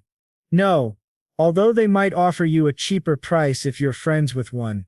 Listening to this explanation, Izu was a bit disappointed and spoke in a disheartened manner. "Never mind then." Seeing this bratty side of Isu really infuriated Hyen. She then growled at him before speaking in an angry tone, "You'd better leave unless you want another taste of the ice pick." Feeling threatened by her words, Iu laughed nervously while cowering in fear and reassuring her, "No thanks, but thanks for the info. I'll get going right away." Hyen really looked like she was ready to use her mana to form an ice pick and threaten Isu. Before that happened, Isu called out for Lucas and asked him to prepare the carriage for his departure. Lucas nodded and ordered the carriage master to ready the carriage for the journey. Isu was seated in his carriage and ordered the master to head to the mage secretariat. After a short while of traveling, Isu entered the hall and was greeted by an employee. He was then given a book that registered many mages for different occupations. Lisiu flipped through many pages and was quite fascinated. He spoke his thoughts out loud in a stunned manner. "Wow, looks like there are about 50 registered mages. Incredible." While he was scanning the pages of the registry, he was amazed and said out loud, "So the healing mage charges the most. There even seem to be magic skills for protection. Any magic related to survival demands the highest price, just as I thought." While he was rummaging through the pages, he had some doubts and thought to himself. After giving it careful consideration, Isu thought, if one could use magic limitlessly, it would be immensely helpful to people, but at such high prices, only the privileged can enjoy magic. He pondered for a while, trying to come up with a solution. Suddenly an idea struck him, and he thought out loud in an exhilarated manner. "The Alphon, what if I persuade wandering mages not affiliated with the imperial family to stay in the city and utilize their magic limitlessly?" He then smiled widely, thinking excitedly, then the Albert estate would become immensely powerful beyond anyone's reach. But suddenly, his excitement and happiness died down quickly as he began thinking more carefully. But if the mages were to see the mana spring and incite a rebellion, things might get a bit complicated. He shook his head and refocused on the task of recruiting a mage for his bamboo garden. After selecting a mage, he turned to the employee and asked for an appointment. After finalizing the date and time, Isu signed the paper and headed back to his mansion, where he awaited the mage's arrival. A young and handsome man with pointy ears arrived at Isu's mansion. After looking for Isu, he found him and greeted him with passion burning in his eyes. "Pleasure to meet you, sir. I'm Edro of the Goldson family," he said. Isu gave a warm smile to the upcoming mage and offered a firm handshake. He replied in a warm and gentle tone, "Welcome, dear mage. I'm Baron Isu Bloom." After this short introduction, and still smiling at the mage, Isu thought to himself, it seems he hasn't inherited the title yet, judging by his use of honorifics. After some casual chatting and exchanging of pleasantries, Adro got straight to business. "That'll be 200 gold for my travel expenses, sir. Where shall I use the magic?" Isu nodded and explained what he had done so far. "I've planted tree stems along the walking path here." Adro nodded, then stepped up to the garden and sensed some sort of energy. He spoke in a concentrated manner. I sense a lot of unfamiliar life energy under the soil, not flowers, I presume. Edro continued to explain in a cautious and unhappy tone. If flowers bloom in the middle of winter, everything will freeze. Without a weather mage, that would be tragic. Sir. Isu nodded and reassured Edro with a nervous laugh and polite smile. They're trees that grow well even in winter, so there's no need to worry. After hearing this explanation, Edro understood and replied in a relieved tone. Well, that's a relief then. He then said in a cautious manner, now then, please step back. Edro chanted a spell, forming a magic circle in his palms. He then aimed at the ground where the bamboo seeds were planted. Lots of buds sprouted, and after a while of continuous mana flow, beautiful and long bamboo trees emerged and stood strong. Seeing how powerful the magic was, Isu was amazed and spoke his thoughts aloud. Wow! Meanwhile, Edro, who also saw the trees, was fascinated and exclaimed in an amazed voice, wow! Both of them enjoyed the view of the magnificent trees for a while. Edro then turned to Isu and complimented him in an amiable manner. Some magnificent trees you've got here, sir. What are they called? Isu, happy to explain, replied in a gentle tone.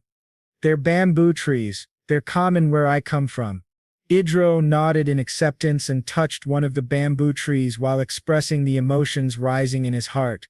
They're as beautiful as the banyan trees, which are my favorite. He then turned to Isu and gave him the warmest and gentlest smile while asking for a favor. Could you share some seeds with me as well? Of course, I'm not asking for them for free. His eyes conveyed genuine trust in Isu. After thinking for a moment, Isu spoke out loud in a determined tone. I would like to sell you a gold's worth. I won't charge you a travel fee either. Hearing the shocking amount of money Edro was offering, Isu went wide-eyed and thought to himself in a flabbergasted manner. That's 100 million won. Isu smiled warmly and offered in a genuine tone. Sure, feel free to take as much as you need. Edro was surprised and spoke in an amazed tone. Really? Thank you, sir. After finalizing the deal, Edro prepared to leave. As he headed out, he greeted Isu. Take care. After Edro's departure, Isu kept staring at the bamboo forest, feeling relieved and happy. He spoke out loud. Now that the bamboo forest is complete, I need someone to walk through it with me. He then got an idea, having a partner to walk through the forest. He called out for Lucas and ordered, Lucas, could you call Hyen for me? As soon as his name was called, Lucas appeared like a ghost. After hearing Isu's order, Lucas nodded and replied, yes, sir. Lucas hurried to Hyen's room and called her out, saying that Isu wished to see her and that she should hurry to the bamboo forest. As soon as Hyen entered the lawn area, she was stunned to see the beautiful and strong trees standing tall. She spoke in an amazed voice, how marvelous. She then examined the trees more closely and said in a marveled tone, they're as stunning as the banyan trees. Isu smiled warmly and then explained his idea. I'm going to build a small annex on the opposite side of this forest. Hyen nodded, already understanding his vision.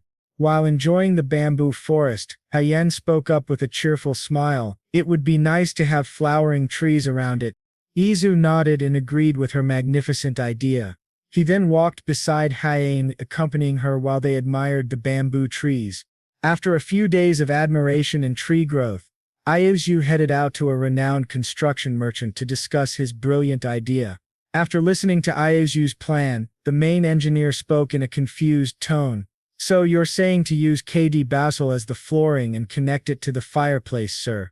Isu had a serious and determined look on his face, almost intimidating, while agreeing with the engineer. He continued to explain in his firm tone, when you light the outdoor fireplace, warm air will flow through the floor and exit through the chimney.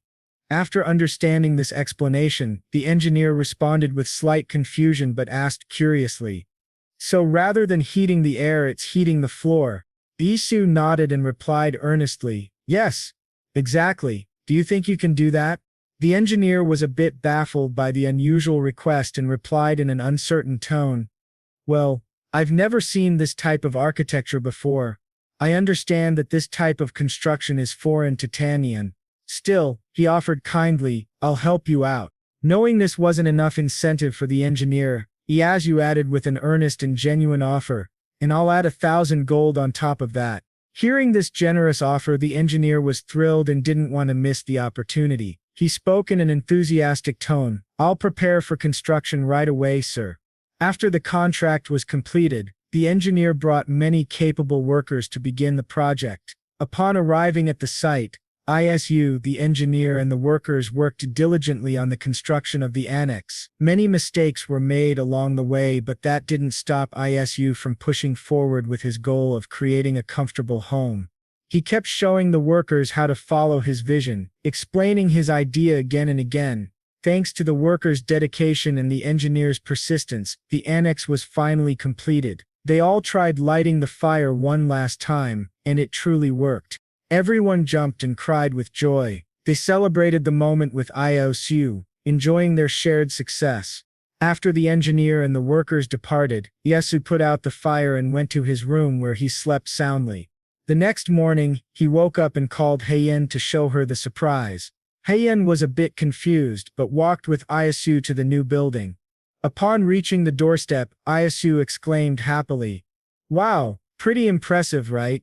Heian looked at the house puzzled, and said in a perplexed tone, "It looks like an average house to me. What's so different about it?" Isu turned to her and responded proudly, "You'll see once you step inside." He then gestured for her to follow him into the house. As the door creaked open, a plain house was revealed. No furniture, no paintings, completely empty. Before entering, Iyasu politely instructed, "Take off your shoes and come up here." Heian followed his instructions but remained doubtful. She asked in a frustrated tone, "I asked what's so different." As soon as she stepped onto the floor, she felt something unusual. It was pleasant to walk on and surprisingly comfortable. While walking further, she was mesmerized by the strange sensation. She spoke in an astounded tone, "The floor feels warm." Isu laughed softly at her startled expression and explained, in a gentle and sweet voice, "It's called an underfloor heating system. Here, sit on the floor and cover yourself with this blanket." She did as he said, sitting on the floor and wrapping herself in the blanket. Isu nodded at Heian, then walked over to the window. He opened it to let in the cool air from outside. Turning back to Heian with a warm smile, he asked in a curious tone, "What do you think?" The cold air brushing her face caused a pink hue to appear on her cheeks, and she shivered with joy. She responded in a delighted and comfortable tone, "My body feels warm while my face stays cool. It feels really good."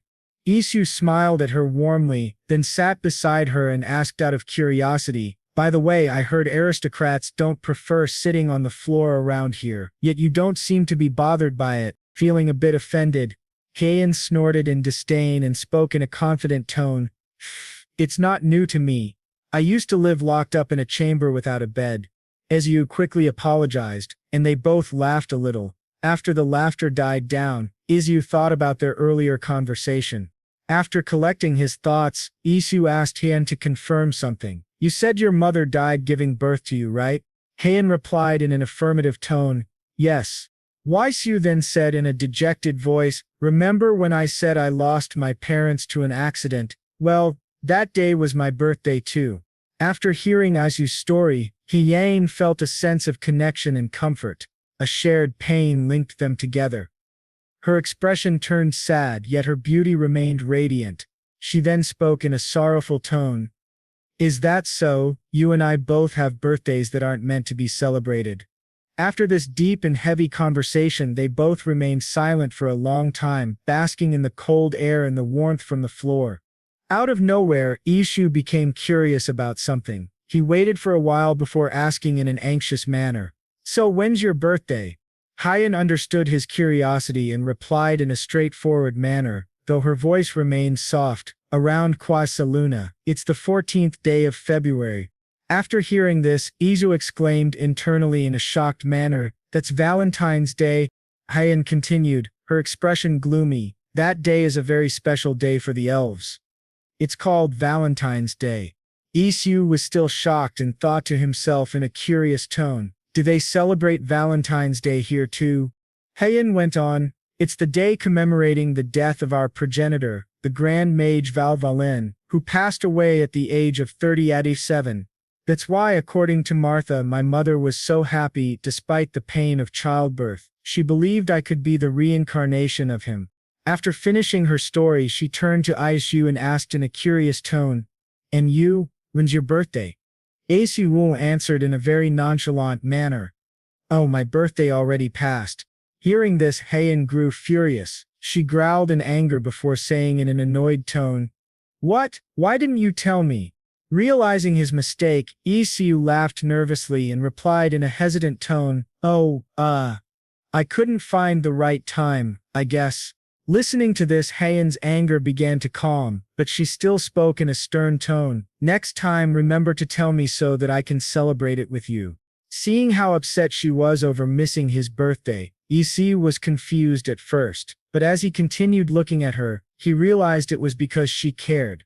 He smiled softly and warmly at her, and replied in a gentle voice, "I sure will. Let's celebrate each other's birthdays from now on." Heian nodded, calming further. She then spoke up in a commanding tone, "But for now I want you to bake me some bread."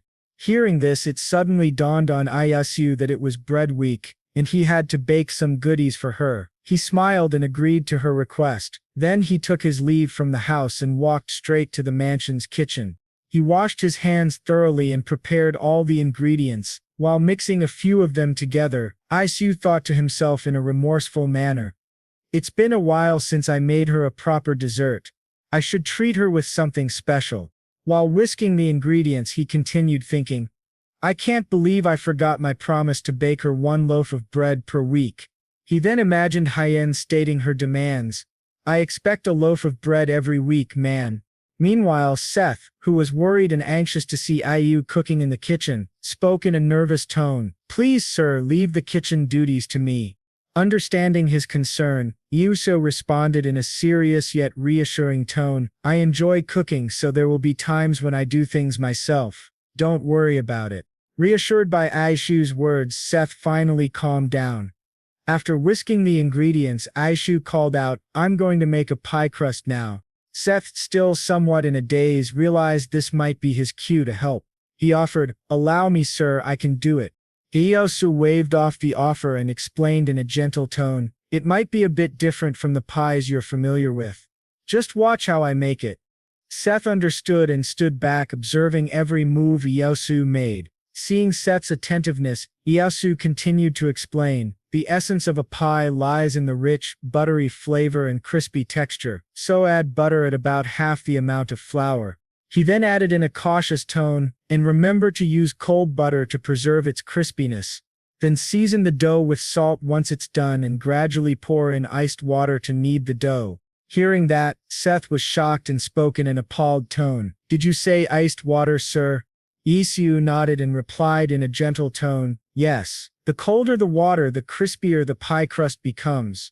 After listening to these crystal-clear instructions, Seth spoke in an amazed tone, "Wow, sir, you certainly know a lot, just like the rumors say." Isu shook his head and replied in a modest, gentle manner while kneading the dough, "Nah, it's all just from experience." He then remembered the times his mother used to bake sweets with him and teach him. Reminiscing, Isu spoke in a nostalgic voice, "My mother was good at making bread and cookies." After listening to Ieyasu's story, Seth replied in an apologetic tone, "Oh."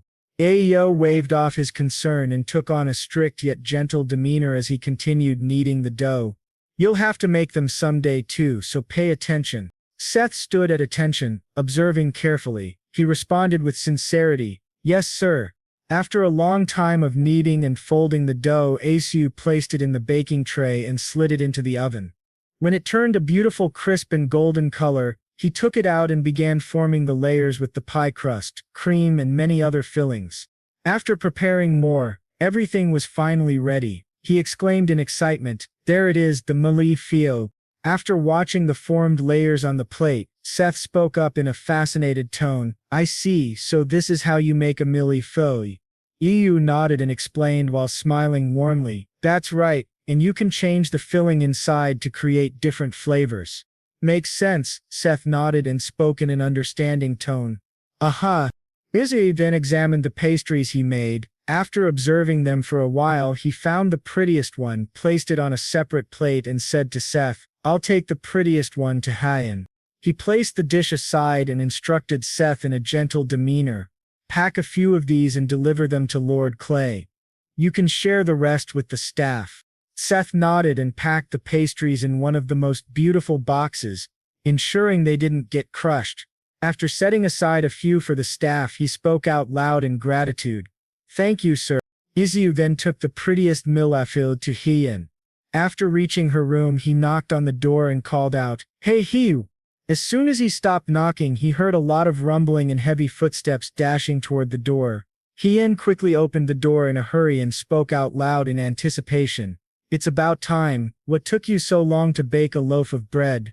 As Hyen calmed herself down, Isu noticed something different about her. He then spoke up in a polite manner, complimenting her. "You look good with your hair tied up like that." She didn't reply to his compliment and kept staring at the dish he was holding. She couldn't contain her curiosity and spoke out in an eager, childlike tone. "Hand me the bread." She complied with Asu and quickly took a seat. Asu gave her a warm smile and placed the dish on the table, showing her the beautiful pastry. He then spoke out loud in a boastful tone, "Here, try this. This is a millefeuille." Just as he was about to continue his explanation, Hyen couldn't wait any longer. She took one of the pastries and bit into it as soon as possible. An incredibly loud and satisfying crunch was heard. The crispiness mixed with the cream filling created a perfect balance between salty and sweet. As she finished her share of the pastry, she spoke out loud in a delighted voice, "This isn't bread, this is pastry." Isu nodded, and then spoke in a polite and gentle demeanor. "Yeah, I thought I'd make you a dessert since we already had our meals." Hyen understood his thoughtfulness and caring nature. She kept staring at the remaining pastries with great intensity. This confused Isu, and he asked her in a curious and intrigued tone, "Aren't you going to have some more?" Hearing the curiosity in his voice, she was tempted to eat more, but she steeled her nerves and pushed the plate toward Isu, shocking him. She then spoke up in a gentle and happy tone, "You can have the rest." Seeing her being so warm, Isu was baffled and spoke in a shocked manner. "Who? Hyen?"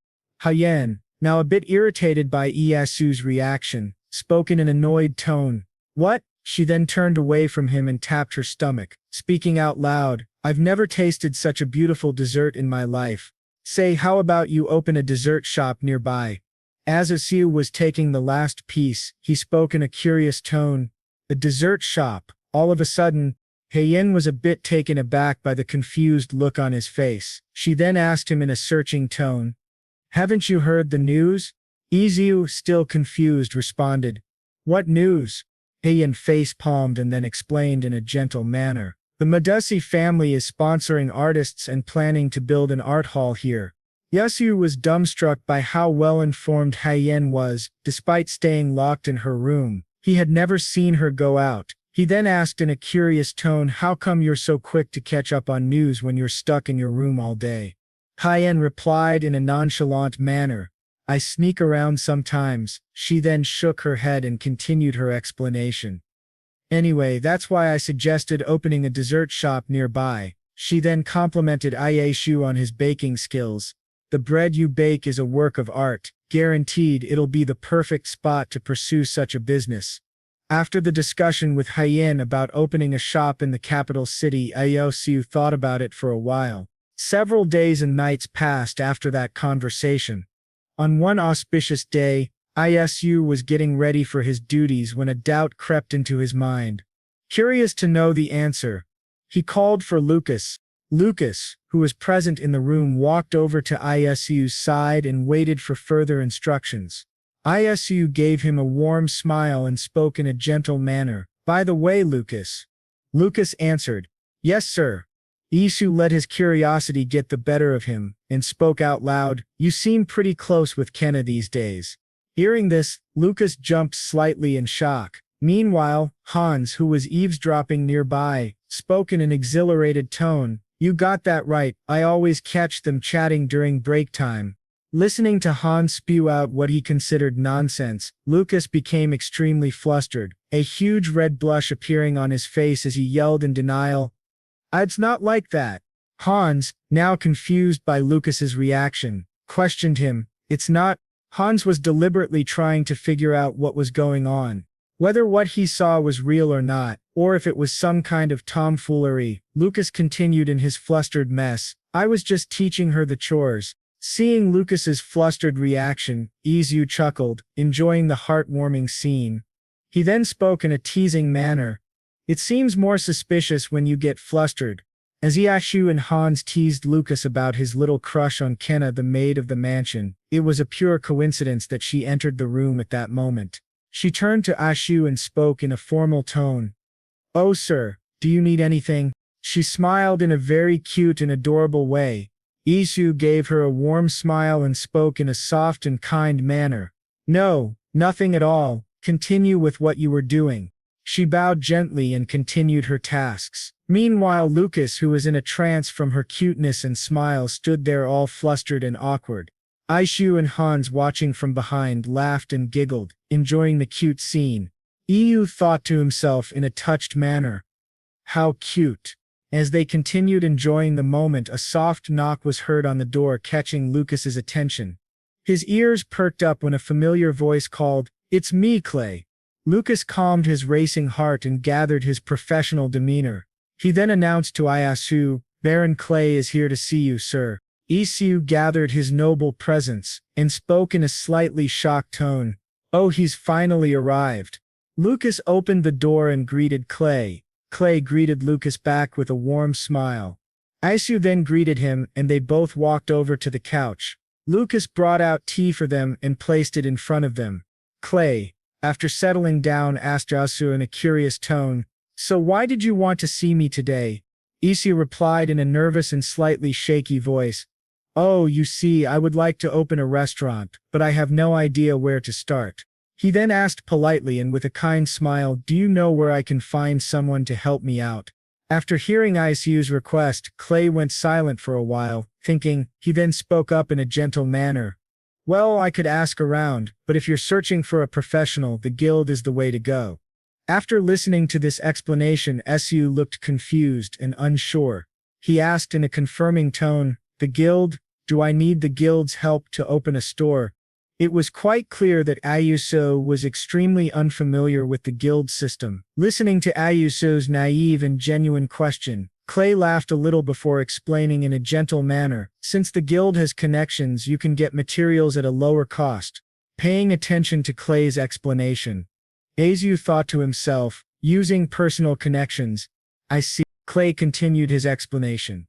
"If you don't join the guild, you'll end up bringing in materials at a higher price, which will also raise your prices. In the end, stores affiliated with the guild can offer the same products at a cheaper rate, causing private stores to go bankrupt." Seeing Isu giving it some thought, Clay then offered a solution in a kind manner. "How about hiring an agent to find suitable guilds or professionals for your situation? They can also handle errands. Go ask the information guild. They'll help you out." This was a huge help to Isu. He then asked in a curious tone, "Aha, will hiring agents solve the problem?" Clay understood his genuine concern and replied in a kind voice, "With you having so many great recipes, trying to scout everywhere on your own might lead to leaks and that could be risky." Clay waited a moment to let his words sink in, then continued, "So hiring an agent would be more useful in that sense." After this conversation, Isu and Clay went silent, enjoying the tea and engaging in small talk. After a brief pause, Isu spoke up in an intrigued and kind manner. "Oh, by the way, managing the moccasin business has been on my mind. Following your suggestion, I should indeed explore hiring an apprentice through an agent. Thank you for informing me."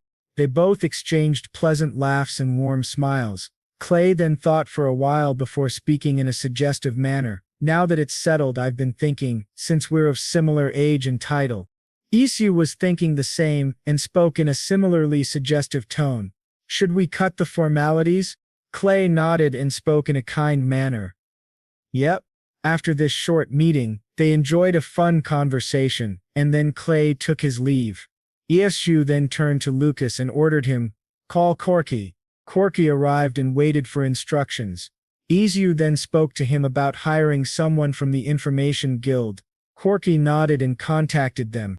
After a few days of searching, a young and capable woman arrived at Isu's mansion. The staff led her to meet Isu. After knocking on the door, she entered the room and greeted him politely. "Nice to meet you, sir. I was introduced to you by the Information Guild." Isu gave her a warm smile and spoke in a gentle tone. "Thank you for coming all this way." The woman replied in a formal tone, "The pleasure is mine. Please call me Lena." Isu then got straight to business. He spoke in a formal and serious tone. "I've been looking for a guild to help me open a restaurant. But first, let's go over your contract." Isu then passed. "Contract will be in effect until I request termination. After 3 years, I'm planning to move elsewhere. Would you be able to leave Renai and come with me?" She then took her cup of tea and spoke in a formal and business-like tone. "Did you mention your father is a knight banneret?" "Yes, sir. He's the one who taught me swordsmanship." Listening to her say this, Isu was a bit startled and spoke in a surprised tone. "I had no idea. You're quite different from what I imagined." She then placed her cup down on the coaster and spoke with a tinge of sarcasm. "Did you expect me to have sword scars all over my body?" She then calmed herself, and her voice turned polite. "Even during our training, we wear gloves to prevent calluses from forming on our hands. This is only possible because we're trained to predict the opponent's every single move." In the heat of the moment, Isu became more curious about her and asked, "Well then, I'd like to see your skills in action." After listening to this request, a dangerous glint flashed in Lena's eyes. She took her secret dagger out of her dress and in one swift motion aimed it at Isu's neck. She then spoke in a mischievous and villainous manner which made her resemble an assassin. "Your guards were lenient with the body search because I'm a woman. That's why it's more advantageous to hire women to gather information or assassinate someone." She quickly retracted her knife from his neck and spoke in an apologetic tone. "Forgive me if I startled you, sir." Meanwhile, Isu, who was still in shock from her performance, thought to himself in a frightened manner, "I nearly jumped out of my skin." Lena then continued in a gentle and formal tone, "And please don't punish the guards. No one has ever found this dagger in a body search." She then smiled warmly at Isu and spoke her thoughts clearly in a formal and kind manner. "If you contract with me, you can assign me any task you want, but only on one condition. I request that you establish a guild with me as the leader and provide me with a building upon your return to the estate."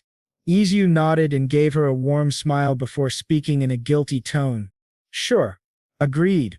However, be prepared for a busy schedule ahead, especially since I'm new to the city." After hearing this, Lena didn't seem to mind the busy schedule and spoke in a happy tone. "Then I look forward to serving you, Baron Bloom." After their conversation, Isu gave her a warm smile showing kindness. Meanwhile, Lena stared at his good-looking face which was quite appealing to women. Seeing her stare at him, Isu was a bit confused but kept his smile. Lena, lost in a deep trance, started thinking about her past, a memory from a while ago. Her father yelled at her in anger. "Lena, get to work. You can't keep turning down customers." Meanwhile, Lena, who was picking her ears, spoke in a disinterested tone, saying her thoughts out loud. "I told you I won't work until you find me a handsome and wealthy customer." Listening to her being a complete brat, Lena's father then spoke in a less irritated tone. "I don't know about wealthy, but I do know a good-looking baron." Hearing these words, Lena's attention perked up. She stood up so quickly that the chair fell back and yelled in an eager tone, "Sign me up." In the present time, Lena turned her head to excuse herself and coughed slightly while thinking to herself in a delighted tone, "Things are going well so far." Seeing her stare at him and then turn her head away, Isu was really confused and baffled by her reaction. After some time of silence between them, Isu then spoke in a gracious and gentle tone. "For the time being, it's fine for you to come and work when I call for you." He said this, taking into account that she had taken good care of him as his employee. Lena gave Isu a warm smile and spoke in a really kind demeanor. "Nonsense, sir. What are you talking about? As your agent under a long-term contract, I should stay close by." Isu nodded, understanding her vision. He then offered his hand for a handshake to show it was a deal, and spoke in a benign tone. Very well, you may use the small room on the first floor. As they were about to shake hands to close their deal, a familiar voice was heard calling out, Hey Asa.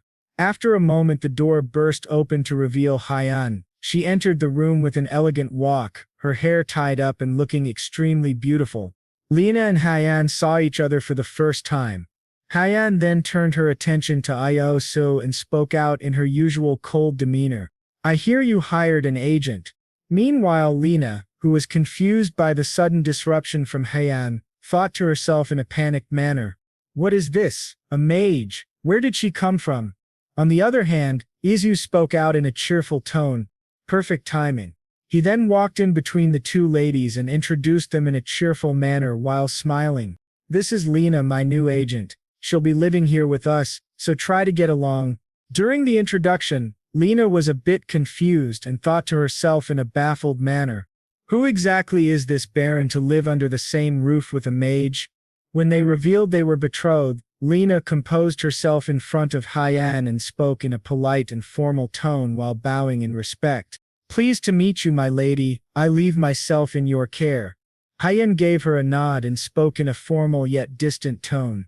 Yes, you'd better assist the baron well. I'll be keeping my eyes on you. After this short exchange, the atmosphere among the three of them became quite awkward. Isu then turned to Lena and gave her a warm smile, issuing an order in a gentle manner.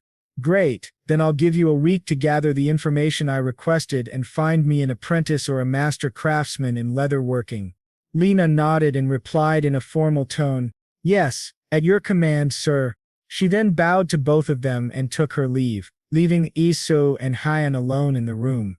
Isu turned to Hyan and, feeling her behavior was eccentric, asked in a curious tone, Why are you reacting like that? Do you not like her? Hyan replied in an uncertain tone. How would I know, we just met? However, seeing Isu hire an agent made Hyan feel his actions were unusual, and she asked him, But why hire an agent all of a sudden? Isu replied in a calm and gentle manner. You suggested I open a dessert shop, so I thought I'd look into a guild for it. While I'm at it, maybe I'll also hire an apprentice to craft moccasins. After hearing Isu's reasoning, Hyan was quite impressed and spoke in a mindful tone. Hiring a female agent was a good move, but you need to be cautious. This confused Isu and he asked in a curious manner. Cautious of what? Hyan shook her head at Isu's naivety, then explained in a warning tone. There's nothing more desirable than a handsome and wealthy man. They are often targets wherever they go. Isu was a bit taken aback by Hyan's warning and thought to himself in a confused manner. Is that a compliment or is she just warning me to watch my back? After hiring Lena and in issuing her his first order, several days and nights passed. Then on a regular day while Isu was busy with his work, he was disturbed by a knock. A familiar voice announced, Excuse me, sir, Lena is here. Isu then called out loudly, Tell her to come in. The door opened with a creaking sound, and an elegant woman appeared, striking her dress to remove the water that had soaked into it. It was Lena, the agent Isu had hired. She was a bit irritated by the climate outside, and complained in a stressed manner. It's been snowing all day.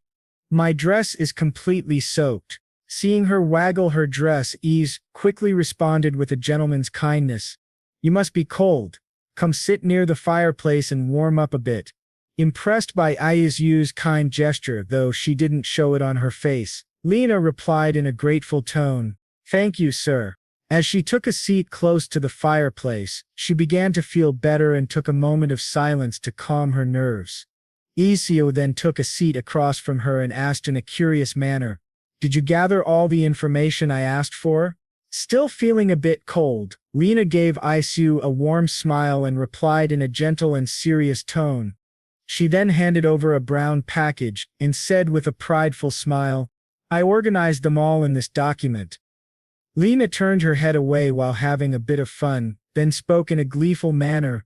It's a secret. A true merchant never shares her secrets with anyone. As Isu flipped through the pages, he asked Lena about the apprentice. Lena nodded and said in a polite manner, I already recruited one. She then spoke in a slightly gloomy tone, hoping that Isu would understand. He's got the skills, but he's got a backstory. Pausing to let her words sink in, she continued in a serious tone. People like him tend to be loyal with a bit of generosity. The very next day, a young man was called to Asu's mansion. He was brought by Liana and then shown to Asu's room. After entering, the young man started with a polite and respectful tone while bowing slightly. "Nice to meet you, sir. I'm Tor the shoemaker." Seeing his tension-filled body and signs of stress from work, Isu spoke in a gentle and kind voice. "You know my name, right? I'm Baron Isu Bloom." Tor nodded and smiled a bit warmly to reassure him. Isu continued in his gentle manner while maintaining his polite smile. "I'm thinking of starting a shoe business. That's why I need your help." After understanding Isu's idea and vision, Tor was a bit confused as to why the Baron would choose this particular niche. He then spoke up in a nervous and careful tone. "Well, surely handmade products like shoes are custom made by artisans, right?" Tor continued in a curious manner. "When you say business, are you planning to sell ready-made products?" Isu nodded and replied in an affirmative tone, still keeping his warm smile. "Yes, making shoes in various sizes and selling them in stores." He then waited for a moment to let Tor absorb and understand his business vision. After taking some time, Tori then spoke up in a surprised yet confirmation-seeking tone. "Then I guess those shoes would be targeting commoners." Isu nodded, and then added with excitement, "Perhaps the nobles might be interested too, if word spreads." Isu then passed a paper containing the contract to Tori and spoke in a polite and gentle tone. "So, with that said, how about you work for my family for 3 years?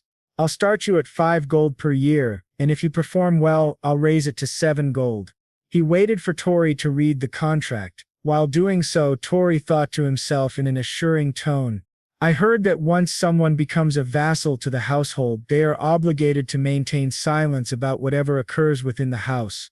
Isu handed the paper over to Tori and thought to himself, "If I can secure ownership of my products for 500,000 won, that's quite a profit." After carefully reading the contract, Tori nodded and gave a polite smile to Isu. He then signed the contract and took his leave.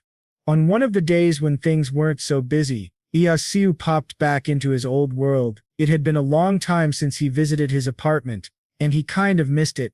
Isu then freshened up in the bathroom and sat at his desk surfing the internet while thinking. While browsing through pages, Isu thought out loud in confusion. What should I cook?" He scrolled aimlessly, trying to find the perfect recipe to make. Taking a break, he then spoke in a thoughtful manner. "Hayeon's birthday is coming up soon, and I want to make her something special." He continued scrolling, keeping in mind that she liked bread. Finding the perfect recipe was difficult, but not impossible. After browsing for a while, he finally stumbled upon a recipe. Reading through it for a while, he then exclaimed in excitement, "That's it! Lasagna!" After deciding what to cook for her birthday, Isu returned to his new world and ordered Corky to contact Edro. After a short while, Edro replied back. Isu then asked Lucas to ready the carriage for an immediate departure to Edro's greenhouse. Upon arriving, he left the carriage and walked toward the greenhouse. Surprised by its maintenance and size, watching Isu approach, Edro gave him a warm smile and spoke in a polite tone. "Oh, Baron Bloom." He walked toward Isu and asked in a curious and respectful manner, "What brings you here, sir?" Isu greeted him and returned a polite smile, replying in a very gentle manner, "Oh, I'm looking for something." The greenhouse was quite fascinating from the outside, but watching it from the inside was an entirely different experience for Isu. He spoke up in an amazed tone, "By the way, your place is gorgeous." As Isu complimented the place and looked around, Edro stood by, fascinated by Isu's interest and kept his warm smile. However, a doubt crept into Isu's mind, as it was really cold outside yet the plants were thriving and given total care. He turned to Edro and asked in a curious manner, "Did you hire a weather mage?" Edro nodded and replied in a soft tone, "Yes, I did." Sensing that the conversation was drifting from its original purpose, Edro then asked in a polite manner, still willing to help however he could. So what is it that you're looking for? He kept his warm and kind smile while waiting for Ayazu's reply. Ayazu calmed his excitement and spoke in a requesting tone. Oh, I would like some tomatoes, the red and brown fruit that grows on vines. Understanding Iyu's request, Adro then gestured toward the path that led to the tomatoes. He spoke in a gentle manner, still smiling warmly. Come this way. After walking for a while, they arrived at the vines where tomatoes were growing. Adro then announced in a kind manner, here they are. As soon as Iyashu saw the tomatoes, he thought to himself in an excited voice, yes, tomatoes. Edro remained quiet for a long time, but curiosity got the better of him. He spoke in a confused tone. Tomatoes aren't commonly sought-after crops. What do you plan to use them for?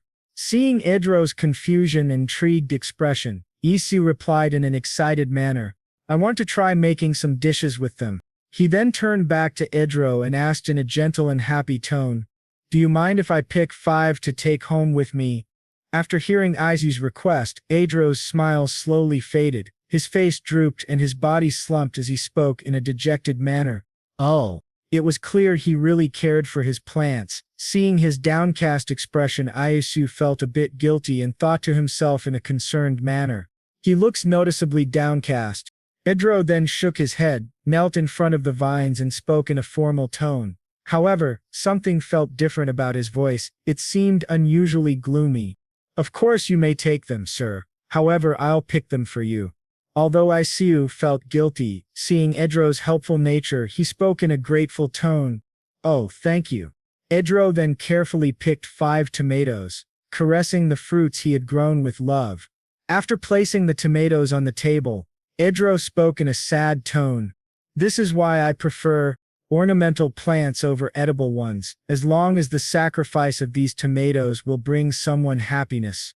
Seeing this dramatic performance from Edro, Yosu felt really bad and guilty. He then thought to himself in a remorseful manner, I should have just bought them from the store. After carefully taking the tomatoes, he thanked Edro and took his leave from the greenhouse. While waiting for his carriage, he sat and soon traveled back to his mansion. Upon arrival, he went straight to the kitchen and asked Seth to prepare a few ingredients for him. Once the ingredients were prepared and placed on the table, Isab eyed all of them and smiled warmly. He then spoke out loud in excitement. I'm going to make what's called lasagna. He turned to Seth and politely ordered. You can make the dough, Seth.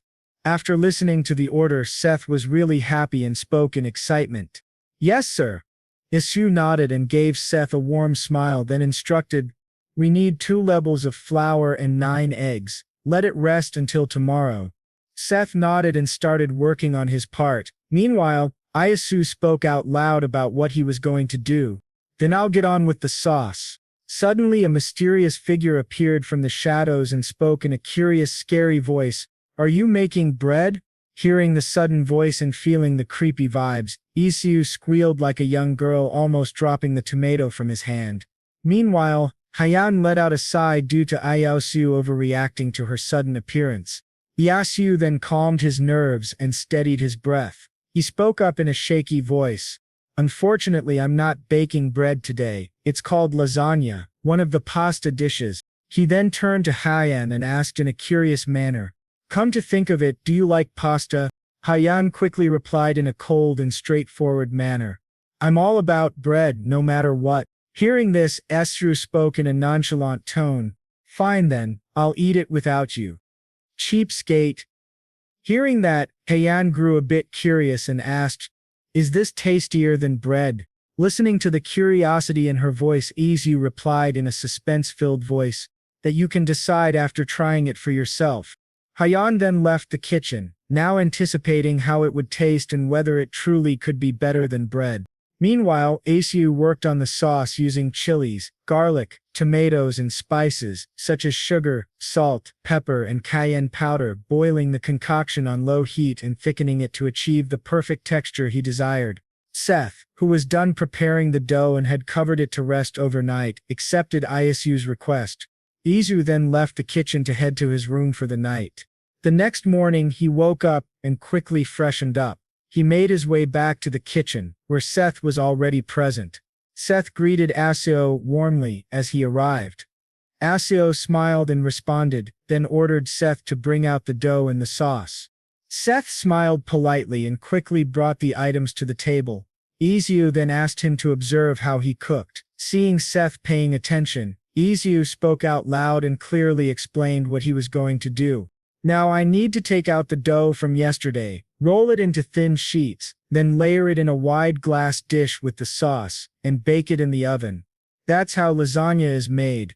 After preparing 2 glass dishes filled with uncooked lasagna, Aishu spoke to Seth in a gentle and polite manner while advising him, I'm going to serve this on Han's birthday, so make sure you practice making it. As for what I just made now, you guys can share it among yourselves. Seth, feeling grateful for Aisu's kindness, agreed and spoke in a thankful tone. Thank you, sir. After putting the uncooked lasagna in the oven to bake, Yasu gave further instructions in a polite tone. Make sure you prepare other dishes as well. Rest assured, sir, I've got it covered. Isu gave one last warm smile to Seth, then took his leave from the kitchen, heading straight to his room. As he walked, he thought to himself, Valentine's Day is the day when all mages pay respect to the late Grand Mage, and it's also Hyan's birthday. Deeply immersed in this thought, he decided to travel to his original world. After arriving back in his room there, he dressed properly and searched online for a famous jewelry shop. After finding the name and location of one, he made his way to the store while trying to figure out what to gift Hyan. As soon as he reached the location, he entered the building. The glass doors opened automatically with a soft ding. Isu walked straight to one of the staff members. A male staff member greeted him with a polite smile and spoke in a warm, welcoming tone. Welcome. What items are you looking for today? Isu greeted him as well with a warm smile. Entering the jewelry shop in his old world, he looked around, browsing through all types of ornaments and different types of jewelry. He then made up his mind and asked the staff in a polite voice, I would like to see your necklaces. The staff member nodded and then asked in a curious manner, making sure not to offend the customer in front of him, Are you giving it as a gift to your girlfriend?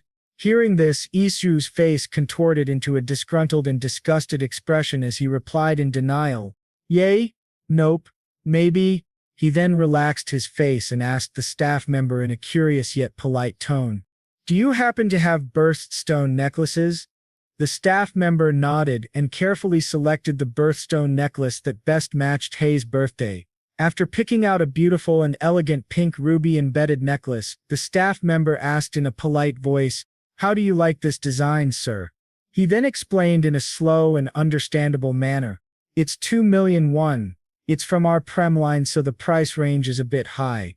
Izu examined the design and the embedded birthstone carefully. After his evaluation, he nodded to himself and spoke in a polite tone. I'll take this one.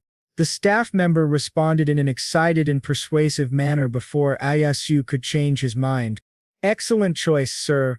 While the staff member checked the jewelry and prepared the bill, Ayasu thought to himself in a contemplative manner, 2 million. Not bad, way cheaper than the ones in Araman anyway. Suddenly, a great idea popped into his head. He thought in a fantasy-like manner. Hold on, what if I sell amethyst there? I'd be filthy rich. I wonder what the price of precious stones is in Araman. While Aju was lost in thought, the staff member finished inspecting and packaging the item. After placing it carefully in a beautiful bag with the store's logo, he handed it to Aju with a polite smile. Aju received it with a warm smile of his own and took his leave from the shop.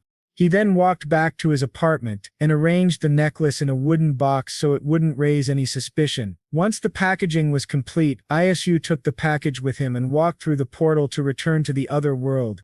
After cleaning up, he headed straight to bed and slept soundly. The next morning arrived.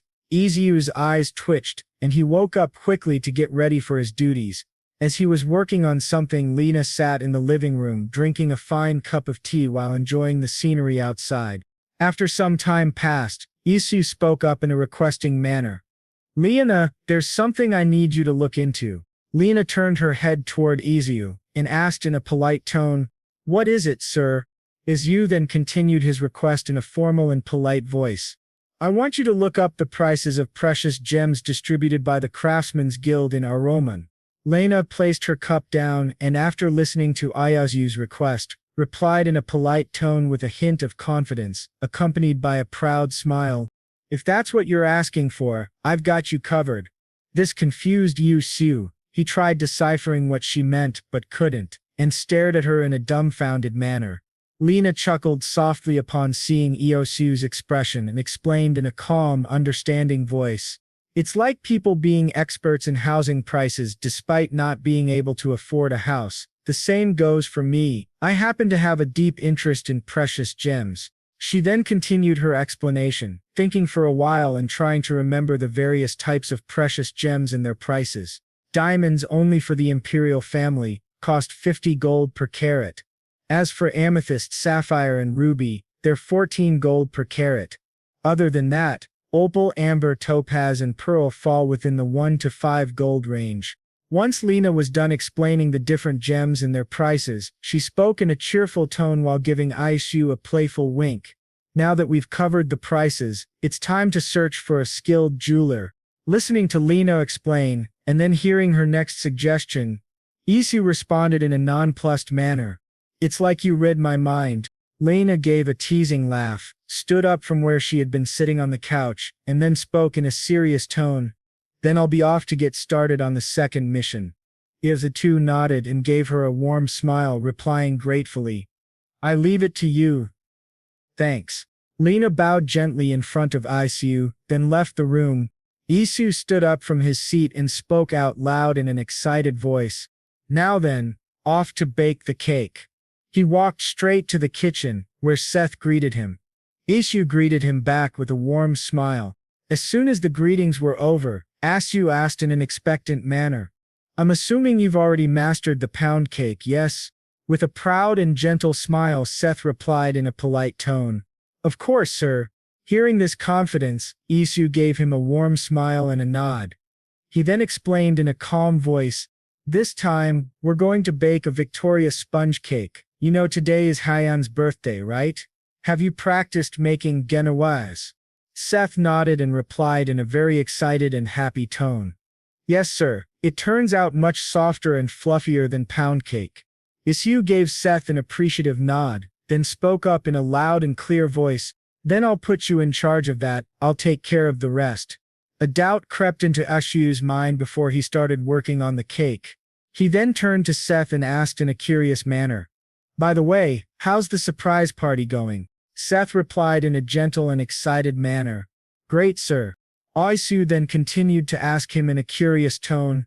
And, did you all master the songs? Isu waited for Seth to reply. He was really excited to see the happy smile on Haiyan's face. Seeing Isu's expectant look, Seth stayed silent and averted his eyes, not wanting to disappoint him. Isu understood it was a bit difficult to memorize the songs. He then spoke in a hurrying tone while whipping some ingredients together in a bowl. Let's hurry and get on with the cake for now.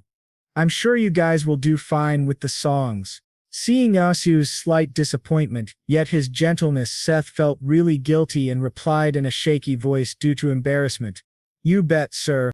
They both worked hard on baking the cake, decorating it with cream and fruits, pouring all of their love and happiness into it. As soon as the cake was finished, it was taken to the room where the surprise party was planned. Lots of food and different types of drinks were served, and all of the staff members were present with eager anticipation.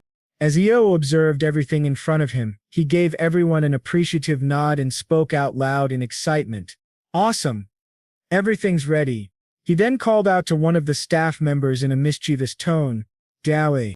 The female staff member and personal maid of Haiyan responded with the same mischievous glint. Yes, sir. Isu continued. Bring Haiyan over. Dawe nodded and replied in an excited tone. Understood. She then walked straight to Haiyan's room, knocking gently on her door, making sure not to disturb her. As soon as Haiyan let her in, Dawe blindfolded her to keep the party a secret. Dawe carefully guided Haiyan to the room where the party was located.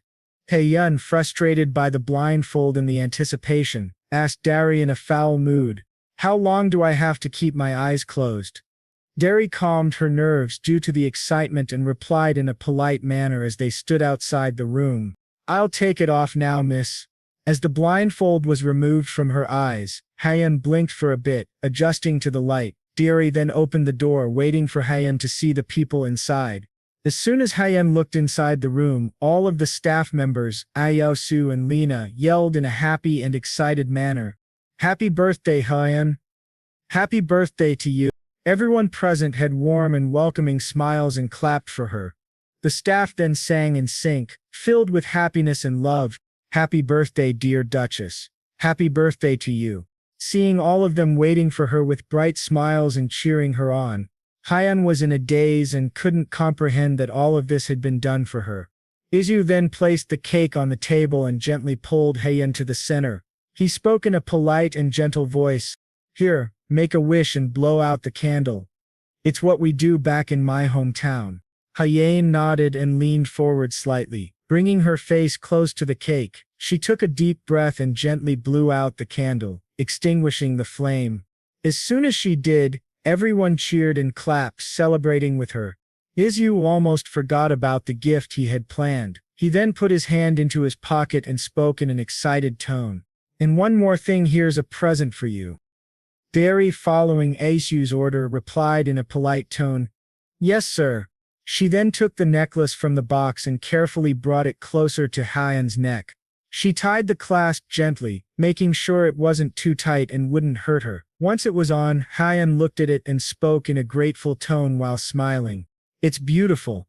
Meanwhile, Lena, who had been watching the scene, felt a pang of jealousy and thought to herself in amazement, "Holy cow, look at all those amethysts. How many are there? And why do those two look so good together?" As Hyeon admired the necklace and continued enjoying the surprise party, Isu had a mischievous idea. He scooped up a bit of cream from the cake and booped it onto Hyeon's nose. "This is how we express our fondness for one another back where I come from." Hearing this explanation, Hyeon wasn't convinced. She replied in a mischievous and suspicious voice, "Really?" Isu, who had been enjoying the moment and laughing, was suddenly splattered with cream. Seeing this, Hyeon had a wide smirk on her face.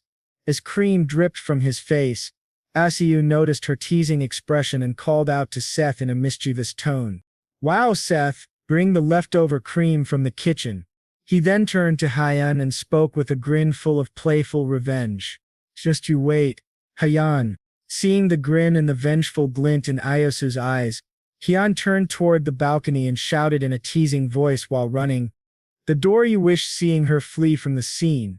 Isu spoke out loud in a worried tone, "Hey!" But Hyeon was quick on her feet and reached the door that connected the room and the balcony. Seeing Isu catching up to her, she burst open the door and landed on the balcony. Meanwhile, Isu, who was running behind her, spoke out loudly in a worried tone while cream was falling from his face. "Wait, you'll catch a cold." Finally, Isu caught up to her. Seeing Isu all breathless from running, Hyeon then spoke up in a grateful and happiness-filled voice. "You know what? Today's the happiest day of my life." She laughed and giggled, seeing Isu's face filled with cream and feeling the cold air hitting both of their faces. She really enjoyed the day and was grateful for it. As Hyeon was enjoying her day, suddenly a heavy and raspy voice called out in her mind, "Do no da." This startled her and her eyes went wide. The voice then continued, "Argentus posturum. I always dreamt of watching magic happen before my eyes. It's so beautiful." Seeing Hyeon try her best to show off an amazing magic skill, Isu thought to himself in a worried manner, "It seems like she's pushing herself too hard." He then calmed his nerves when he realized she was simply exhausted. Feeling embarrassed for her, he then spoke out loud in a formal and polite tone, though with a hint of shame. Darcy nodded and helped Hyeon to her feet, then took her back to her room. The rest of the staff members returned to the party room where the food was being served. The clattering of plates, cheerful voices, and delicious food created a perfect setting for the birthday. "Is this what you call lasagna? It's my first time trying it. The cake is incredibly soft and fluffy. Oh, I want to try it too." Seth, who had been enjoying the food and hadn't tried the cake yet, became intrigued as well. He spoke out in excitement. Me too. Darcy nodded and replied in a formal tone. Yes, my lady. Actually, never mind, I'll go ask him myself. With the determination and will to do anything to make Isu happy, especially because he didn't celebrate his birthday, she got off from her bed and made her way to Iesu's office, where he was reading some books. After arriving at his room, she suggested her idea in a very formal and polite manner. Huh? Go for a walk? Do you want anything?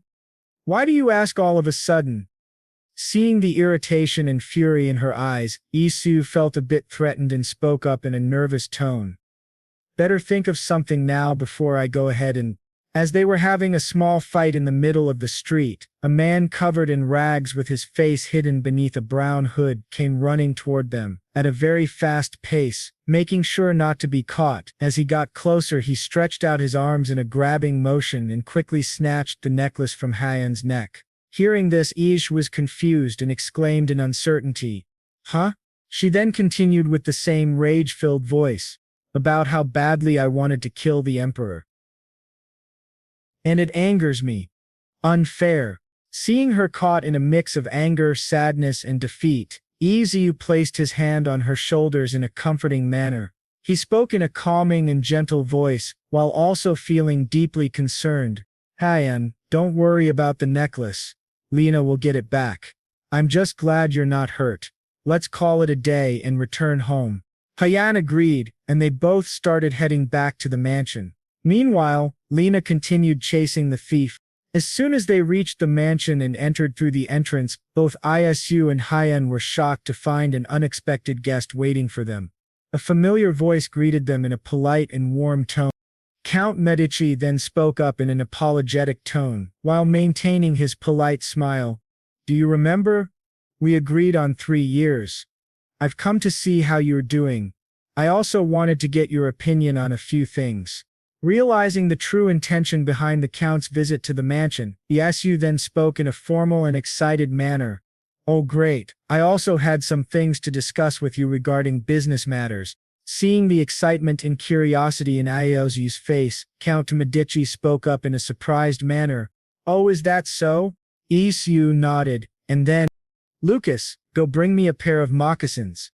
Lucas nodded and replied with an affirmative tone. Yes, sir. Moccasins. Some time passed before Lucas returned with a beautiful pair of shoes and placed them on the table. Seeing the shoes, Count Medici became intrigued. He took one of them in his hand and examined it very carefully. After a moment, he spoke in an understanding voice. Ah, I see. Shoes made with horse leather and wool. If you ask me, I'd target the middle class. Count Medici was truly impressed by the item and Iosu's idea to promote it. Iosu listened carefully to the Count's guidance and advice. After giving it some thought, he spoke up in a polite manner. I agree, sir, and for the nobles I plan on selling it in a slipper form. After hearing Iosu's suggestion, Count Medici spoke in a formal and advising manner. I would say go for it. Whether you succeed or fail, as long as you learn something from the process, that's all that matters. Izu nodded and replied in a grateful manner. Thank you for your advice, sir. Count Medici gave Isu a happy nod, then spoke up in a serious and formal tone. Now it's my turn to ask for your advice. Isu was taken aback and spoke in a dumbfounded manner. My advice, sir? Count Medici nodded and then turned to Peter, signaling him. Peter, who was standing beside the Count, understood his master's intent and replied in a formal tone. Yes, sir. He smiled at Isu and then spoke in a warm and gentle tone.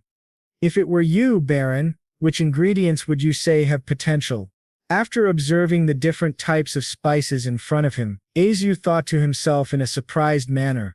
He then spoke out in a serious and affirmative tone. I would choose… Isu paused, thinking carefully and making sure not to blurt out an answer too quickly. During the age of exploration, around the 17th century, he thought, chocolate became widely popular among the nobility. Coffee was favored among the middle class. After contemplating his choices, Count Medici asked in an assuring tone. Are you sure you're settled on those two? Izu, understanding the Count's concern, replied in a reassuring and polite tone. This is only my opinion, sir. The final decision is up to you. He then explained further about coffee in a calm and gentle voice. After listening to Isu's careful and in-depth explanation, Count Meiji spoke in a contemplative manner. He then gave Isu a warm smile and spoke in a grateful manner. Thank you for your opinion, Baron. Isu felt a bit embarrassed but responded in a polite manner, giving a bright and warm smile. No problem, sir. Seeing that these two ingredients existed in the world, Isu thought to himself in a pondering manner. Let's see. Coffee and chocolate.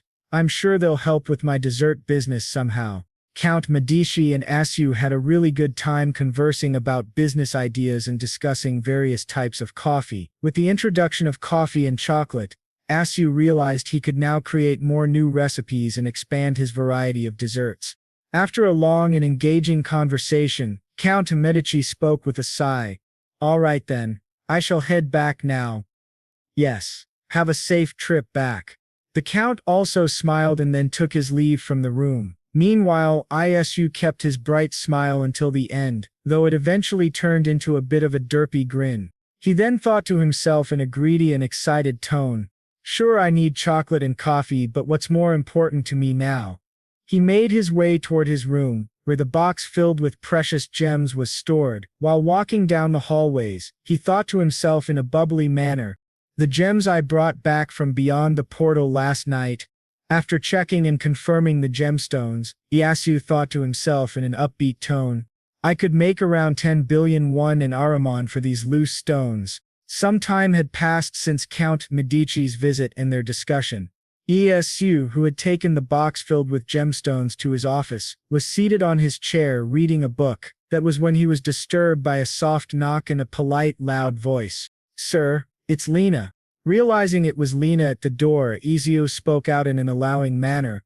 Lena then opened the door and entered, followed by several men. She bowed to Isu in a respectful manner and said out loud, I have gathered skilled apprentices and jewelers who meet the criteria. One of the men from the crowd stepped forward and greeted Isu in a polite manner. Pleased to meet you, sir. Isu then gave everyone a polite and warm smile. He spoke up in a mellow voice. Welcome. He gathered all his thoughts before making a request to the people in front of him. Could everyone please leave so I can have a talk with the jeweler? Of course, sir. Lena guided all of them out, leaving only the jeweler inside the room. Isu then smiled at the jeweler and took out the box of gemstones he had. He ordered the jeweler in a polite manner. The jeweler nodded and replied in a formal tone. He walked toward the table where the box filled with gemstones was placed. As soon as he peeked inside, his eyes widened. Seeing the beautifully shaped gems, he spoke up in a stunned manner. He examined the gemstones more closely and spoke in a nervous and shaky voice. My goodness, sir, may I ask which jeweler polished these? The craftsmanship is so exquisite. Isu gave the jeweler a gentle smile and then replied in a jolly manner. Hearing this, the jeweler looked a bit embarrassed and spoke in a shameful manner. Yes. And I do find it a little embarrassing. Seeing the low confidence and doubt on his face, Isu spoke up in an assured voice. Well, it's time to let go of such thoughts, because from now on you're the finest jeweler in Aramon.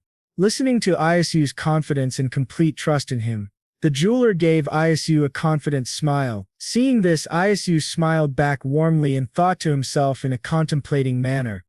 Before forgetting something important, Isu spoke up in a polite manner. If you need any other gemstones, just let the butler know. I'll get them for you as much as I can. The jeweler felt truly grateful for the opportunity given to him by Isu and replied in a grateful tone. Yes, sir, I'll do my best. Isu gave the jeweler an appreciative nod and then turned to his butler, ordering him in a polite and gentle tone. Corky, help him to his room. Corky nodded and replied in a formal manner. Yes, sir. He then took the jeweler to his designated room. As soon as the door closed behind them, Isu stretched himself in a relaxed manner. After stretching, he thought to himself in a serious and considerate tone, I've already arranged with Mino to sell them at his store, so I'm all set with the seller. The decision to go with Mino wasn't solely based on connections. After visiting his store, I learned that he catches on to trends very quickly. He felt glad about this decision. After concluding with himself, Iyasu felt really good about the business plan and the idea. He then spoke to himself in a jolly manner with slight hope in his voice. Very nice. I hope things continue to go well like this. While staring emptily at the walls, Aishiu spoke out in a curious manner. I wonder what Haiyan is up to. The flowers are so beautiful. Thanks to Edro. Noticing that this might be the perfect time to tease her for what she said, Izu spoke in a satire-filled voice while chuckling softly. It doesn't seem like it from what I see. Are you talking about me? Izu's heart wasn't satisfied with just that small remark, so he continued to tease her with a cruel smile, speaking in a sarcastic tone. You know what they say, a guilty conscience needs no accuser. Still not understanding what he meant, Haiyan questioned him in a curious manner. What is that supposed to mean? Beats me. Well, take your time with the flowers. I'm heading inside. Got things to do. Yen was still confused by what he was saying. Meanwhile, Ieshu ran away from the scene before she could fully understand. She pondered over his words, trying to make sense of them. At last she understood. She yelled in anger. Izu, you little... Meanwhile, Izu was giggling and laughing to himself while running. Seeing this only irritated her more. She tried to run after him but tripped and fell, hurting her palm and ankle. She yelled out loud in pain. Yikes. Hearing the loud thud and her cry of pain, Izu turned his head back and shouted in a worried tone. Hey! Seeing her face contorted in pain, he dashed toward her, yelling again in a worried tone. Haiyan! In a scared and worried tone, Isu asked, Are you all right? He then bent down and spoke in a concerned tone. Oh no, you should have been more careful. Haiyan was already irritated by his teasing, and now this incident only added to her fury. She then yelled at him in irritation. It's all your fault. Izzy was confused by this and spoke in a confused manner. Why is that my fault? He then carefully turned her palm to face him. Seeing it bruised, he spoke up in a shocked manner. Your palm is scraped. Seeing him act like this only made Haiyan angrier. She snatched her hand from his and spoke in an infuriated manner. Asu scoffed and spoke back in a bothered manner. Don't be ridiculous. It might leave a scar. He then added in a concerned and worry-filled voice, Get back inside and ask Darcy to put some ointment on it. Seeing him genuinely worried for her made Haiyan realize something, and her anger quickly dissipated.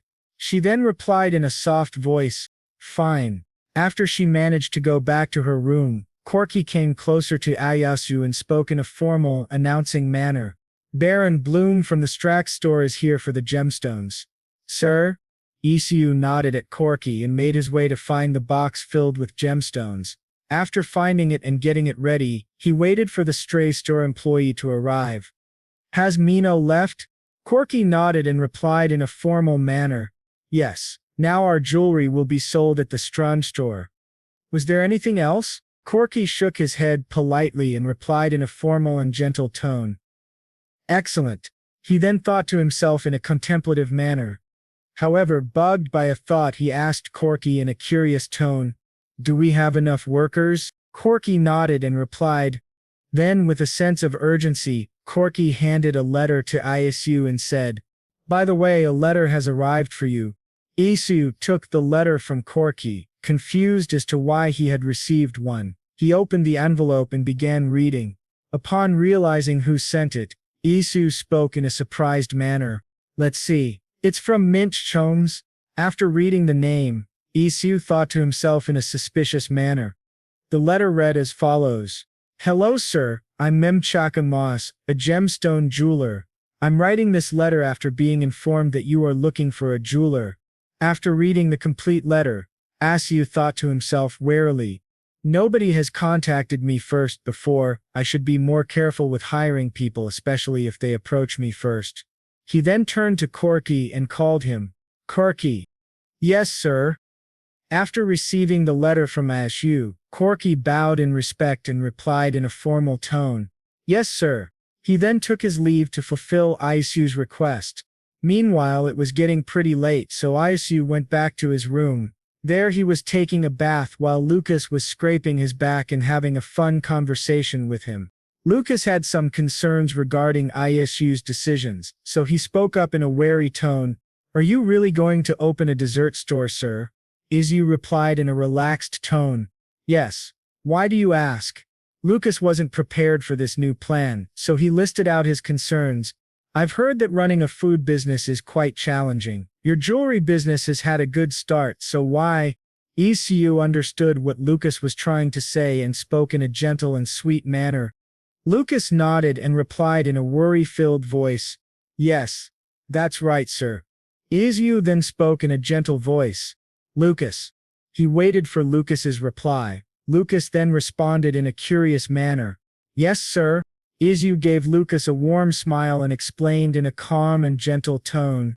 Nobles always use expensive and high-quality ingredients, don't they? The reason I want to venture into the food industry is to show that, with different cooking techniques, even inexpensive ingredients can be transformed into delicious dishes. I spoke out of turn without understanding your intentions. I apologize, sir. Isu waved off his concerns and replied in a relaxed tone. No need for apologies, just keep scraping my back. Lucas nodded and replied in an affirmative tone.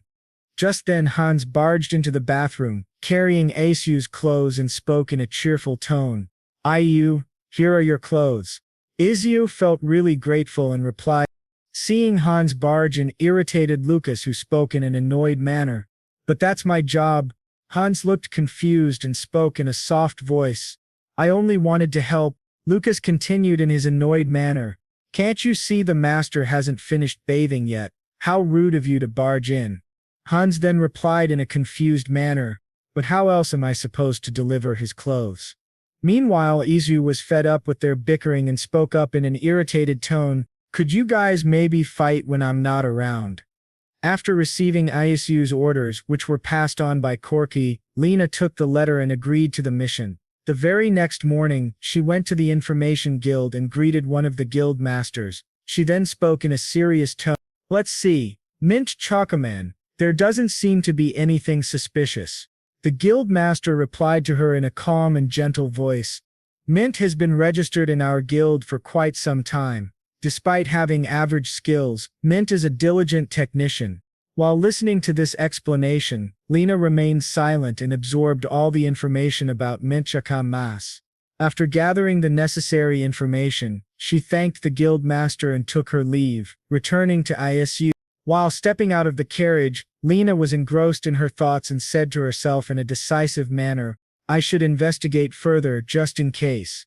As Lena was walking toward Isu's office, Haeun suddenly popped out of nowhere and lurked behind her like a ghost. Haeun then spoke in her usual cold voice. Hey Lena. Hearing Haeun's sudden voice, Lena jumped and turned around, frantically trying to catch her breath. She then spoke in a stunned manner. Whoa! You scared me there. What are you doing here? Haeun ignored the question and instead asked in a polite manner. I have a question for you. Lena nodded and gestured for both of them to take a seat inside and discuss it in private. As they both sat down, Lena spoke up in a serious and formal tone. Go ahead, my lady. Haeun nodded and spoke in a gentle yet serious manner. I want you to help me with something. Leon listened attentively and replied, and what would that be?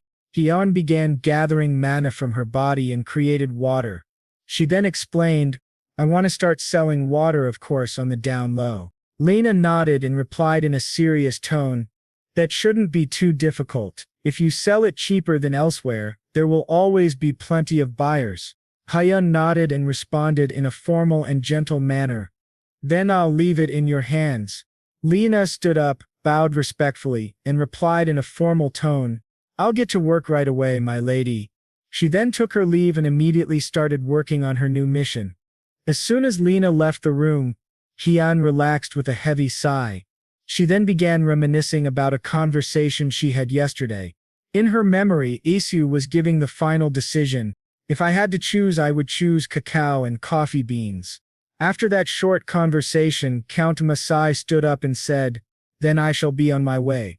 Meanwhile, Haeun had been standing outside the room and overheard the entire conversation. As the door was opened by Peter, Isu spoke in a formal tone. Yes, have a safe trip back, sir. Seeing her suddenly appear, Count Mesai spoke up in a dazed manner. No, Duchess. I hope you haven't forgotten about the promise you made at the International Market Festival opening party. Seeing the seriousness in her eyes, Count Mesai spoke in a gentle and polite manner. Of course, you asked for information about your stepmother in exchange for attending the welcome ceremony. He then continued in a serious tone. According to my investigation, she bought a mansion in the capital with her inherited fortune. She also took her vassals there and hired 20 mercenaries.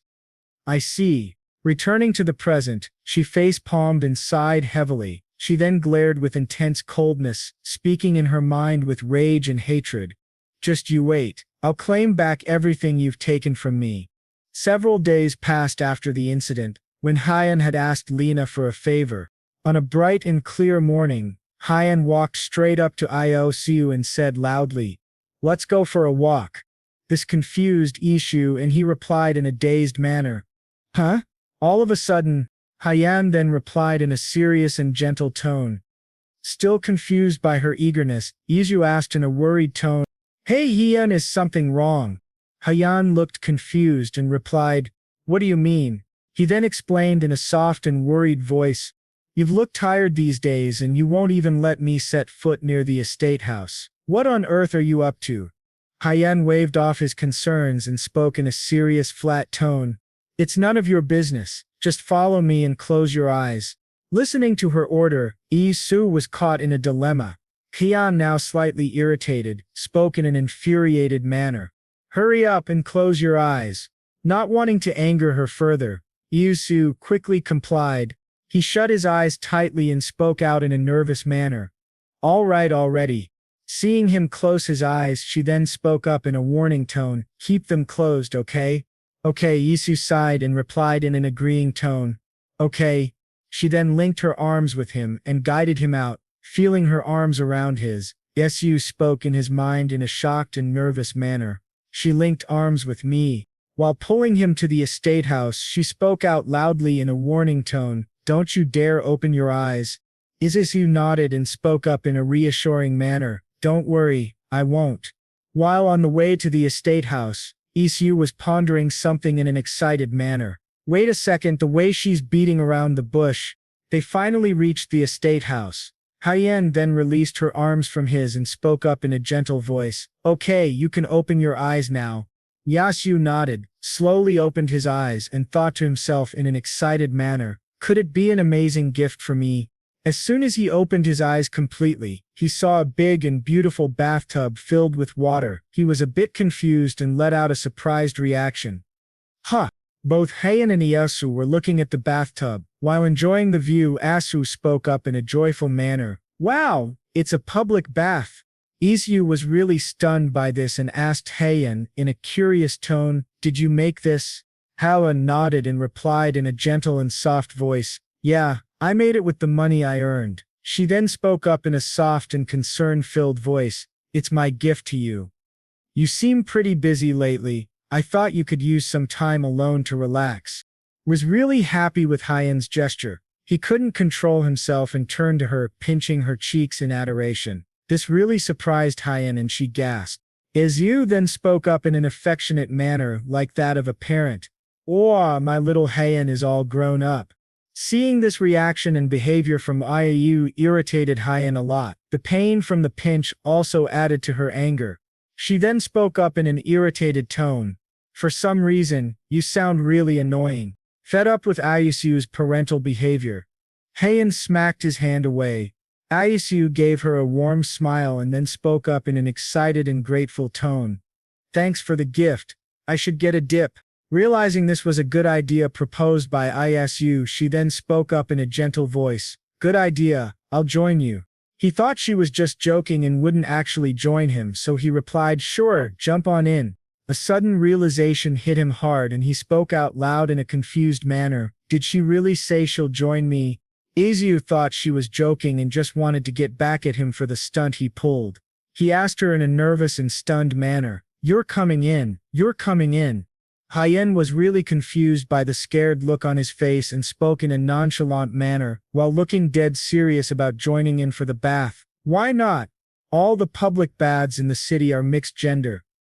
You got a problem? After understanding how public baths worked, Asu still felt a bit uncomfortable. He spoke with nervous laughter, sweating a little. Not at all, it just seems too sudden. That's all. He kept up his smile to hide his nervousness. This really confused Haiyan as to why he was being so hesitant. She asked in a curious manner, "What do you mean?" She didn't press the matter any further and spoke out loud in consideration, "I should ask Darcy to bring my bathrobe." Realizing this is how people access public baths, Isu started sweating profusely and spoke up in a nervous and shaky voice, "Yeah, definitely. Bathrobes are a must. Absolutely." Haiyan then started walking away from the bathtub and spoke out in a hurried tone, "You should get yours ready too." Isu nodded and replied back in a shaky and nervous voice, "Oh, okay." He was really stiff with his movements due to misunderstandings. He felt guilty and thought to himself in an ashamed manner, "Wow, I have such a naughty mind." Haiyan then left the estate house, walking straight back to her room to order Darcy to prepare a bathrobe for her, leaving Isu all alone there. Being alone, he calmed his nerves and then thought to himself in a nostalgic manner, "Anyway, it's been a while since I've been to a public bath. It kind of reminds me of Jimjilbang too in a way, with the underfloor heating system equipped next room and all." While reminiscing about his old world's public bath, he got lost in thought. Suddenly a realization hit him, and he gasped in surprise. He then thought to himself in a surprised manner, "Oh right, I forgot about that." He then made his way to the kitchen and started making something new to impress Haiyan and also make her less angry at him. After he was done, he came rushing back to the estate house and called out for her. Haiyan, Darcy and Haran were all present under the shade, covering themselves from the sun. Meanwhile, Haiyan was tying the bathrobe. She turned toward Ayasu in a curious manner, seeing him arrive late. Haran then spoke up with a sigh, "What took you so long?" Isu felt a bit ashamed about his late arrival and spoke up in an apologetic tone, "I went to get these." Haiyan was a bit confused by the bowl full of eggs and spoke in a confused and curious manner, "Aren't these just chicken eggs?" Isu then shook his head and smiled. Isu looked warmly at her while explaining in a prideful manner, "No, these aren't regular chicken eggs." Haiyan couldn't feel anything special from the eggs, even after observing them for a while, and spoke in a nonchalant manner, "Looks pretty ordinary to me." Isu understood what she was saying, so he explained in a very excited manner and also planned to tease her. "Watch, you hold it like this," he said. Haiyan was confused as to why Asu was holding the egg in the air. Asu then smirked and brought the egg down on Haiyan's head in a swinging motion, screaming out, "Ha!" Being hit by the egg, Haiyan screamed in pain. "Ow!" Used as an object to crack eggs, Haiyan was furious. She spoke to Ayasu, enraged and clenching her hand into a fist. "You're getting too comfortable with me lately, huh?" Realizing he was about to become dead meat, Ayasu quickly changed the topic and continued explaining, "Wait, I'm not done yet. Take the shell off like this, cut it in half, then sprinkle some salt over it." He then offered the egg to her. "Try it, it's delicious." Watching the peeled egg in his hand, Haiyan had a dumbfounded look on her face. Aishu then chuckled with pride and stated loudly, "Behold, Yizu Bloom's soft-boiled egg." After the dramatic reveal, Haben took the egg from Yushu, which had been cut in half and sprinkled with salt on the yolk. After examining it thoroughly, she couldn't find anything special and spoke up in a confused voice, "Aren't these just regular boiled eggs?" Her anger was rising and it was clear she was ready to pierce Aishu with an ice pick. Seeing this, Aishu spoke up in a shaky voice, "No, they're different. Try them first." Haiyan nodded and brought the egg close to her mouth. She then spoke in a muffled manner, Let me give it a try then." She kept chewing on the egg while staring at Asu with suspicion-filled eyes. When she finished swallowing, she paused to remember the taste. Then she took a serving dish from Darcy and smacked it hard on Asu's head, saying in a nonchalant tone, feeling unimpressed, "It's really just a half-boiled egg." Isu let out a sound of pain. Ouch! After this incident, Izu made a decision to himself. Never make Hyan angry again. The very next day he entered the kitchen and baked 2 new dessert dishes to quell Hyan's anger. He then invited her to the living room, brought the sweets to the table, and placed them in front of her. Hyan gave an appreciative nod. Iasio smiled at her warmly and explained in an excited manner, while gesturing over the sweets, "Here you go, these are financiers and dakos." Hyan looked over at the sweets in front of her, dumbfounded by the names. She then spoke up in a confused manner. "Hyan's, yeah, dakos. What are these again? Those are some tough names. At least they looked like proper desserts compared to the boiled eggs." After giving an appreciative nod to the sweets, she raised her head and glared at Iyasu, speaking in a low and cold voice, "But why is there only bread and no drinks?" Seeing her glare, a pang of fear ran through his body. He calmed his nerves and spoke in a nervous and apologetic manner, while maintaining a polite smile. "Oh no, sorry about that, coming right up." Izu then turned to Lucas and ordered him in a gentle manner, "Lucas, could you bring us some milk?" Lucas nodded in a polite manner, and replied in a soft voice, "Yes, sir." He then took his leave to grab a glass of milk for Hyan. As soon as the door shut with a clacking sound, Isu turned to Hyan with a polite and gentle smile. He then spoke in a remorseful tone, "Come to think of it, I've been so busy lately that I couldn't bake anything for you." Hyan nodded and spoke up in a nonchalant manner, suggesting to him, "I know you promised 1 bread per day, but I can settle for 1 bread per week." Listening to her suggestion, Izu felt relieved. He gave her a warm smile and suggested in a jovial mood, "Then how about we go on a picnic next week? With bread, of course." Hearing this suggestion, Hyan rose up like a spring, with an alive and excited look on her face and the most adorable smile. She then spoke out loud in the excitement of a child. "You really mean it?" Isu replied with a polite smile and soft voice, "Yep." Seeing her brighten up and smile widely, Izu felt genuinely happy and spoke to her in a cheerful manner, "That must have cheered you up. You look cute when you smile." Hyan went silent, thinking about those words from Isu and tried to suppress her smile. She then contorted her face into an irritated expression and spoke in a loud and annoyed manner, slamming her hand on the table in defiance and anger. "Does that mean I don't look cute when I don't smile?" Seeing her act like a child, Izu's face turned suspicious, and he spoke in a tired and bothered tone. "Hey, don't take it too seriously." Meanwhile, as the two were bickering, Lucas arrived with a glass of milk and announced to Isu in a formal tone, "I've brought the milk, sir." He then placed the glass in front of Hyan and took his leave. Eiju gave a warm smile to Lucas, then turned to Hyan and spoke up in a prideful manner. "All right then, try the financier first." Listening to his recommendation, she quickly grabbed the financier and popped it into her mouth, chewing it like a rabbit. Seeing this adorable sight, Isu shook his head and continued in his prideful manner, "Yeah, drink some milk with it." Hyan gave an appreciative nod and quickly grabbed the glass, sipping the milk. Moments later she chugged down all of it. Meanwhile, Aishu and Lucas were too stunned to speak, staring at her with wide eyes in shock. After putting down her glass, she exclaimed in excitement and surprise, "This pairs perfectly with milk." Seeing her smile and excited look, Iuzo thought to himself in a relieved manner, "I guess she likes it." Hyan then eyed the other dessert in front of her, quickly grabbed it, and started biting into it. After savoring the flavor of the second sweet, she spoke up in a delight-filled voice, "It melts in my mouth like butter. The dakos is delicious too." Izu gave her a warm smile and spoke in a relieved tone, with a tinge of worry, "I'm glad you enjoy it. Take it slow so you don't choke." Then Yu spoke in a more serious tone, "By the way, Elena will be arriving with a guest soon. Why don't you finish the rest in your room?" Listening to this, Hyan nodded, then quickly finished her dessert and her glass of milk. She then spoke in a serious tone, "Since I finished eating, I'll stay here too." Izu was a bit confused as to why. He then turned his eyes down and gasped in shock, thinking to himself in a stunned manner, "When did she finish them all?" Isu shook his head, knowing how stubborn she is, and agreed in a reluctant tone, "Okay then."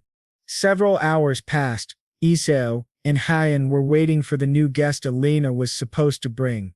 Finally, Elena arrived at the mansion with the guest and headed straight toward Iosu's office.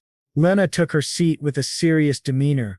The guest, a bubbly woman, came forward and introduced herself in a very excited manner, with a high-pitched voice. Hey, hey, hey, I'm Mint Shakamai. She then bowed in front of Isu and continued in her excited, overly happy tone. Mint is pleased to meet you, Baron Bloom.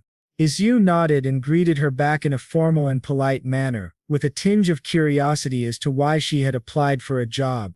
Yes, hello. So, you want to come into our workshop? Hearing his genuine question, Mint smiled brightly and spoke in an annoyingly high-pitched voice. Mint sure does. To make Isu believe in her, she started bragging about his jewelry and spoke in a flattering tone. I saw the accessories displayed at Strees and instantly fell in love with their gorgeous designs. Hearing her explanation, Lena had some concerns and doubts. She turned her eyes to Mint and spoke in a harsh and rude tone, filled with suspicion. How did you know those jewelry were from the Bloom family? After hearing the intimidating voice from Lena, Mint stayed silent for a moment, coming up with an answer, but never dropping her smile. She then spoke in an extremely cheerful and high-pitched voice. Oh, you see, my friend is good friends with Mr. Steve, so it was easy for me to find out. Listening to Mint's explanation, Isu was a bit stunned and didn't speak up. He thought to himself in a contemplative manner, Mino and Mino's father done us. The ones I know, they're not the type to give away information easily like that. Meanwhile, Hyen, who was already irritated by Mint's overly cutesy and flattering behavior, suddenly spoke up in an angry tone. What's wrong with you, wench? Why do you talk like that? Seeing the irritated Hyen saying that out loud, Isu's mouth dropped wide open. He exclaimed in his mind, Yikes. Realizing Hyen was in a foul mood, Isu stepped in to diffuse the tension. He spoke with a nervous laugh and a polite tone. Haha, I think that's enough for today, you may leave for now. I'll call you if we need more jewelers. Mint understood and replied in her cringy, bubbly tone. Okay. She then took her leave. As soon as she left the room, the tension inside grew heavy, and the room fell into silence. Hyen then spoke in a cold and nonchalant manner. One should be careful with such things. People like her can't be trusted. Isu replied in a nervous manner. Maybe that's just her way of talking. Hyen remained quiet and didn't reply. She could no longer hold her emotions, stood up quickly and stormed out of the room in anger.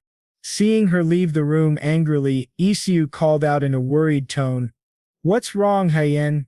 She didn't reply and left the room. Seeing this, Eo sighed and spoke out loud in disappointment. Geez, that temper of hers. Lena waited patiently for Isu to calm down and looked for the right moment to speak. Finding the perfect time, Lena finally spoke up in a formal and curious manner. So what's your plan, sir? After thinking about her question and the strange interaction with the woman who called herself Mint Shakamai, Isu responded in a serious tone. I highly doubt the Strees gave away my information. Besides, she's not the only jeweler around here. There's no need to invite a suspicious guest into my house. Hearing Isu's careful and considerate response, Lena replied in a formal manner, Good thinking, sir. As the day moved forward and night arrived, in a nobleman's mansion, inside one of the rooms, a man was lying on the bed with a familiar woman by his side. The woman spoke in a cute and tired tone, trying to flatter the nobleman. A wicked smile played on her face. Please, your majesty, you're putting too much pressure on me. The nobleman chuckled softly and replied in a gentle voice, Well, I'm just curious, that's all. How was your outing today? Mint smiled warmly at the nobleman and replied, in a formal manner while grinning wickedly, she said, Oh, it was the same as usual. The nobleman nodded in understanding and then asked her in a curious tone, Did anyone stand out to you? Mint went silent, thinking about her interaction with Hyen, how cold and rude she had been. Then with a charming smile she removed her wig, revealing her true hair color and identity as an elf. If there's anyone that stood out, that would be me. Priscilla, don't you agree, your majesty? The nobleman laughed softly, enjoying her little show. He then spoke up in an excited tone, slapping his leg. Ha ha, couldn't have said it better, my dear Priscilla. Priscilla, who had been posing as the so-called Mint Chakamai, sat down at the side of the bed and spoke in a very sweet and polite tone. But more importantly, your majesty, When will you show me the treasure storage that you promised? The nobleman laughed in an ashamed manner and replied in a nervous tone, "Ha ha, my dear, I've told you 1,000,000 times, it's beyond my reach." Priscilla felt a bit disappointed, but tried to convince him in a sweet voice, "But you're the most powerful person in this empire." She then pouted and spoke in a disappointed tone, "And yet you can't do something as trivial as showing me the treasure storage." The nobleman shook his head in defeat and spoke up in a promising voice, "I promised to show it to you when the time comes, didn't I?" Priscilla stared at the nobleman and replied with a sigh, "Fine, it's a promise then." Her voice was still laced with disappointment. Hearing her agreement, the nobleman laughed heartily and replied in a jolly mood, "Yes, of course." As the night passed, the next morning arrived at Su's mansion. On this pleasant morning, Su, who was at his office, asked his butler Corky, in a curious and worried manner, "Corky, where's Hyen?" Corky nodded and replied in a soft and polite voice, "She is at Etero the maid's place, sir." Hearing this, Isu was a bit stunned and spoke in a confused tone. Again, his face contorted into a pout as he thought to himself in an irritated manner, "I wonder what she's up to these days. She's been going there like it's her home. And it bothers me." Still grumbling, Iyo spoke out loud in an irritated and curious manner while relaxing his expression, "Is she hiding something from me?" Hyen returned to the mansion after spending some time at Edro's place. As soon as she entered, she saw Lucas and Hans doing their cleaning duties. With a serious doubt in her heart, she called out, "Lucas, I have a question for you." Lucas nodded and replied in a formal manner, "Yes, my lady." After gathering her thoughts, Hyen voiced her concern in a curious tone, "Does the Baron not take baths regularly? I notice a peculiar smell whenever I enter his room." Listening to this concern, Lucas thought carefully before speaking in a formal tone, "I doubt that, my lady. I believe the Baron takes a bath every day." After a moment, trying not to sound rude, he added, "Men who live alone typically have that smell." Hearing this, Hyen spoke in an understanding tone, Is that so?" Hans, who had been listening to their conversation, suddenly jumped in with a loud and energetic voice, "That's right," he continued in a prideful and jolly mood. "My father used to say that smell is the scent of masculinity. He believed that only when you have that smell, you truly become a real man." Listening to Hana's explanation, Hyen exclaimed in an understanding tone, "Ha ha." But while thinking deeply about those words, Hyen thought to herself in a contemplative manner, "He smells nice when I'm close to him, but something's still bugging me." She continued thinking, "It's only when I enter his room that the misty smell strikes my nose. Well, I wouldn't know. I haven't been to any other man's room before. Let me just believe it for now."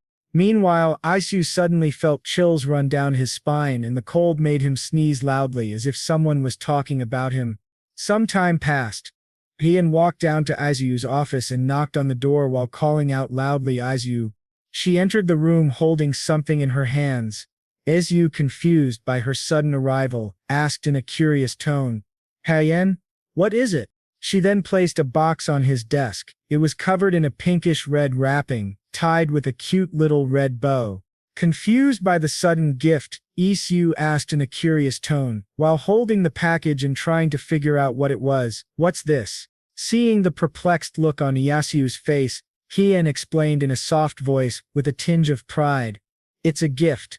A scented candle made with petals I got from Edro." Hearing that it was a gift for him, Isu stood in a dazed state, feeling all kinds of questions running through his mind. He asked her in a worried and curious tone, "Was this why you suddenly started going out there so often? But weren't you mad at me?" Hyen was a bit confused by his question and asked him in a genuinely perplexed manner, "Why would I be mad at you?" Still not satisfied with her answer and with his doubts eating at him, Isu spoke out. In a worried and confusion-filled voice, Isu said, "You didn't even answer me that day and just went upstairs." After listening to Izu's explanation, Hyen was a bit taken aback and replied in a soft voice, "Well," that she then huffed and pouted lightly, continuing with a tinge of jealousy, "Wasn't because of you." This didn't make Iyasu feel any better and he pressed on a bit more. "Then what was it about?" Feeling slightly irritated by Iozu's persistence, she waved off his concerns and spoke in a soft voice, "That's none of your concern. Try lighting the candle." Isu understood that she didn't want to talk about the topic and reluctantly agreed. "All right, already." He then lit the candle. It was quite an appealing sight to watch the flame dance. After taking a whiff of the scent, Isu smiled brightly and spoke in a joyful manner. "Oh, I love the scent. It's very pleasant." Seeing the delighted expression on Iozu's face, she spoke in a relieved tone. "Good, I was thinking of making one for Elena as well." Izu then turned to Hyen with a shocked expression and spoke in a dumbfounded tone. "Wait, so am I supposed to test this one out before you give it to her?" This really irritated Hyen. With a quick movement, she tried to take back the candle while saying in a frustrated voice, "Give it back if you don't want it." Seeing her frustration and attempt to retrieve the candle, Izu quickly snatched it away and spoke in a slightly annoyed tone, trying to sound playful. "Hey, calm down, I was joking." Heian finally gave up. She had some doubts and asked him in a curious manner, "By the way, I noticed you bought another property." Isu nodded and replied in a soft and gentle voice, "Oh yeah, since I hired more staff." Heian nodded too and in a soft requesting tone asked, "Then can I use one of those empty rooms?" Isu gave Heian a comforting smile and replied in a cheerful manner, "Sure you can." Seeing his helpful nature and no ill intentions as she knew him well, she smiled and replied in a grateful tone, "Thanks, Isu." Seeing her gratitude, Isu averted his eyes and scratched the back of his head in an awkward and nervous manner, speaking politely, "Well, it's not a big deal." He then coughed to clear his throat and spoke up in an excited manner, giving Heian a thumbs up. "Oh, and I'm also thinking of building a greenhouse there." Heian was a bit puzzled by this and asked Isu in an intrigued tone, "What's a greenhouse?" Isu understood she didn't know what it was, so he explained in a polite and soft manner, "A warm home where you can grow plants even in cold winters." Hearing this explanation, Heian asked in a shocked and confused manner, "Can you make something like that without a weather mage?"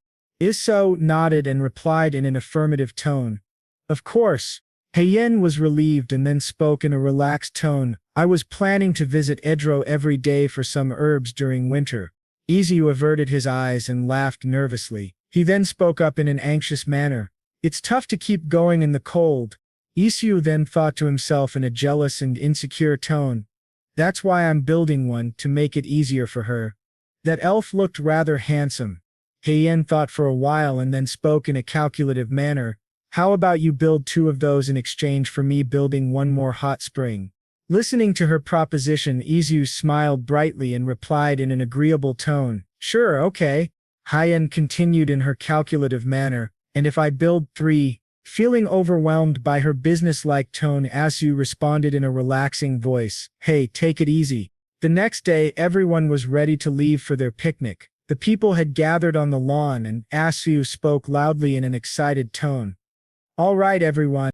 After seeing everyone gathered, Izu continued in a voice filled with anticipation, "Are you all ready to go on a picnic? Got everything packed?"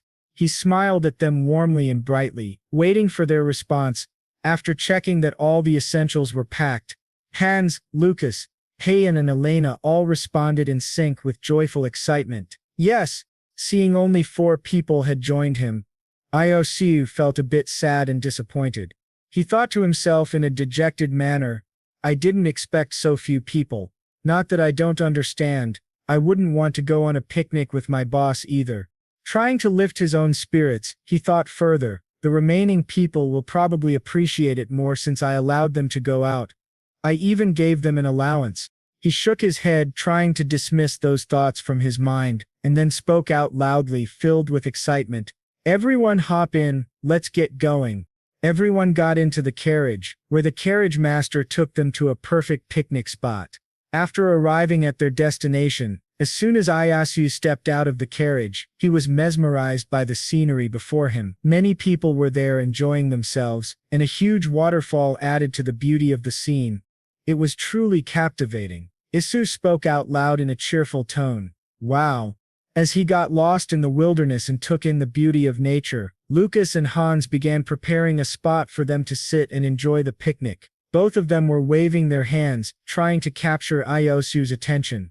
After they were done with the arrangements, Lucas called out loudly in a polite manner, "This way, sir." Hans also called out for Isu in an excited and cheerful tone. "Over here." Isu then walked towards the picnic spot, and as soon as he got close, Lena announced to Isu in a polite manner, "Lunch is ready." Isu replied in a polite and gentle tone, "Great." After removing his shoes and sitting down on the mat, he gestured for Lucas, Hans, and Lena to join. "You guys come over and sit as well." Lucas and Hans joined him on the mat and sat down too. As soon as he relaxed, Iosu spoke in a calm and content tone. "This is nice." Lena waited for the perfect time to bring something up. After finding the right moment to introduce the topic, she informed Iosu in a polite manner, "By the way, the cultural hall that the Medi family is constructing is close to completion." After hearing this, Isu responded in a mildly shocked tone, "Oh, already? I was planning to open a bakery near there too." Lucas then brought out the basket filled with sandwiches and placed it in the middle. While taking a sandwich in his hand, Isu thought to himself in a focused and strategic manner, "After selling moccasins starting in early fall and once the cultural hall is completed in early winter, I should open my bakery." Meanwhile, Hyen, who also took one of the sandwiches, examined it and felt something uncomfortable about it. She then turned to Isu and spoke in a soft voice, Aaron?" Being called out by Hyen, Isu turned to her and looked at her in a confused manner. Hyen then brought her sandwich close to Isu and spoke in a concerned tone, "Take a look at this." Seeing her act all concerned, Isu was confused and asked in a curious manner, "What's wrong?" She then spoke out in a disgusted yet cute voice, "Cucumbers." Isu face-palmed and spoke in a concern-filled voice, "You don't like cucumbers? Then take them out." It was evident she didn't want to do it herself, so she passed the sandwich to him in a very cute and adorable manner, while speaking in a soft and playful tone, "Do it for me." Seeing her act like a lazy bum, Isu felt irritated and spoke up in an annoyed tone, "Come on, you can do that by yourself. It's not like you don't have hands." Realizing he made a good point, she replied with a straight face while acting all cute, "I don't." Seeing her hide her hands and turn her head away, Isu spoke in an exasperated tone, "Wow, are you serious?" Seeing that she wasn't giving up and still wanted him to remove the cucumbers for her, he gave up and finally spoke in a nervous yet polite tone, "All right, fine, let me take it out for you, Duchess." He then took the sandwich from her and started removing the cucumbers. Meanwhile, Anana, who was watching the interaction between Hyen and Iesu, in a captivated manner, Duchess Hyen showed that she had an adorable side to her. "If it were me doing that," she then imagined herself doing the same stunt as Hyen. "Please take the cucumbers out for me, sir. I have no hands." While imagining this stunt, she felt really grossed out about it and thought to herself, in a sickened manner, "You're gross, not to mention, it would offend the Baron too." Just thinking about pulling this stunt off gave her goosebumps all over her body. She was also worried about making Ieshu angry at her for such behavior. After finally removing all of the cucumbers from Hyen's sandwich, he handed the sandwich back to her and spoke in a tired tone, "There, here you go." He then added in a warning tone, "But mind you, the cucumber smell is still there." Hyen hurriedly took the sandwich from him and replied in a grateful manner while taking a bite, "Thanks, I should hide my hands more often." Listening to Hyen say this, he remained quiet and gave an awkward smile. Meanwhile, after finishing her sandwich, Hyen spoke up in a curious and needy tone, "Didn't you bring the finance here?" On the other hand, Hans was eating 2 sandwiches like a child and making a mess. This really infuriated Lucas, and he spoke up in an irritated tone, "Argir, for goodness sake, eat one at a time." After enjoying the wonderful picnic, all of them returned to their mansion. Hugh then headed back to his office, sat in the chair close to the window, and read the paper carefully.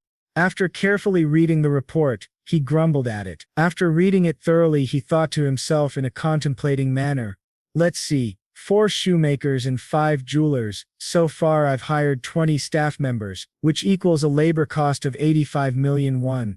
After estimating all of his transactions and profits, he then thought to himself in an excited manner, and I earned a total of 4.7 billion won.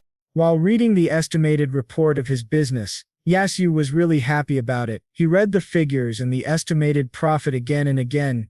Yasu then spoke out loudly to himself in excitement. That much, when I haven't even started selling the moccasins yet. While clenching the report, Isu felt giddy and thought to himself, in a contemplating and excited manner, considering the time I lost in the beginning to settle in the market, it's not bad at all. No, it's a complete success. He then put down the report, and while relaxing in his seat, he thought to himself, formulating his future plan. Now that the newly built workshop and workers' quarters are complete, we should be able to hire about 10 more jewelers. That means the profit from jewelry alone should be 20 billion won. Actually, after calming his excitement and giddiness, he turned to Corky and called out, "Corky!" Meanwhile, Corky, who was outside the office, heard his name called and quickly came in. Corky then bowed gently and replied in a soft and polite voice, "You called, sir." Isu smiled at Corky and spoke in a gentle and polite manner. "Let's hire 5 more staff to do tours. I'll need more hands to maintain the extra land and estates. Lucas and Darcy can take care of training the new staff." After listening to Iosi's wishes, Corky nodded in understanding and replied in a polite manner, "Yes, sir." As the discussion was over, Ashu left his office and went out to search for Hyen, finally finding her in the living room munching on some bread. "Hey Hyen," he called out. Meanwhile, Hyen was enjoying her bread. Suddenly, upon hearing her name, she raised her head toward the sound while chewing like a little hamster stuffing its mouth with nuts. Isu then jumped in front of her and said loudly like an excited child, "The greenhouse is ready, let's go check it out." Listening to this suggestion from Isu, Hyen quickly finished her bread and replied in a friendly manner, "Sure." After finishing the rest of her bread, she got up and linked arms with Asu to go out. Asu gave her a warm smile and they both left the mansion together. They walked through the thick bamboo forest that had been grown with the help of plant mage Edro. They looked exceptionally beautiful and stood really strong like banyan trees, which was quite significant for the elves. While walking toward the greenhouse, Izo, a bit curious about her recent actions, spoke up in a friendly and gentle demeanor. "So, I heard you gave all the staff scented candles." Listening to Aishu say this, Hyen felt that he was mocking her. She then spoke up in a cautious and curious tone. "Yes, is something wrong?" Isu shook his head at her question and then gave her a bright, warm smile while speaking in a gentle and proud voice. "Nothing. Just wanted to commend you for doing that." Hearing the genuine happiness in his voice, Hyen looked down and smiled to herself while speaking in a cheerful mood. "It's really nice to be able to help in some way, and seeing others happy also brings happiness to me." Izao was happy to hear this response from her. He thought that she was doing wonderfully and trying her best to be open. He then gave her a bright, warm smile while speaking in an affectionate and warm voice. "Ah, my Hyen is all grown up." Listening to this adoration from Isu, her heart skipped a beat and her eyes widened. She then shook her head and thought to herself in a considerate manner that she was trying to mask the true feelings. "Come on. He says that to everybody." She then smiled to herself in an adorable manner. She truly was feeling giddy and happy while thinking about Isu's words and then thought to herself in a heartwarming manner, "But somehow it's nice to hear it, my Han." After walking for some time, Izu had it cross his mind and asked Hyen in a curious manner, "By the way, Hyen, will you be joining me when I visit the Ober estate?" Hearing the genuine curiosity in his voice, Hyen then spoke up in a serious yet friendly tone. "Of course, since Alon is there." After she was done answering his question, Asu replied to her in a very jolly mood, smiling in a very excited manner.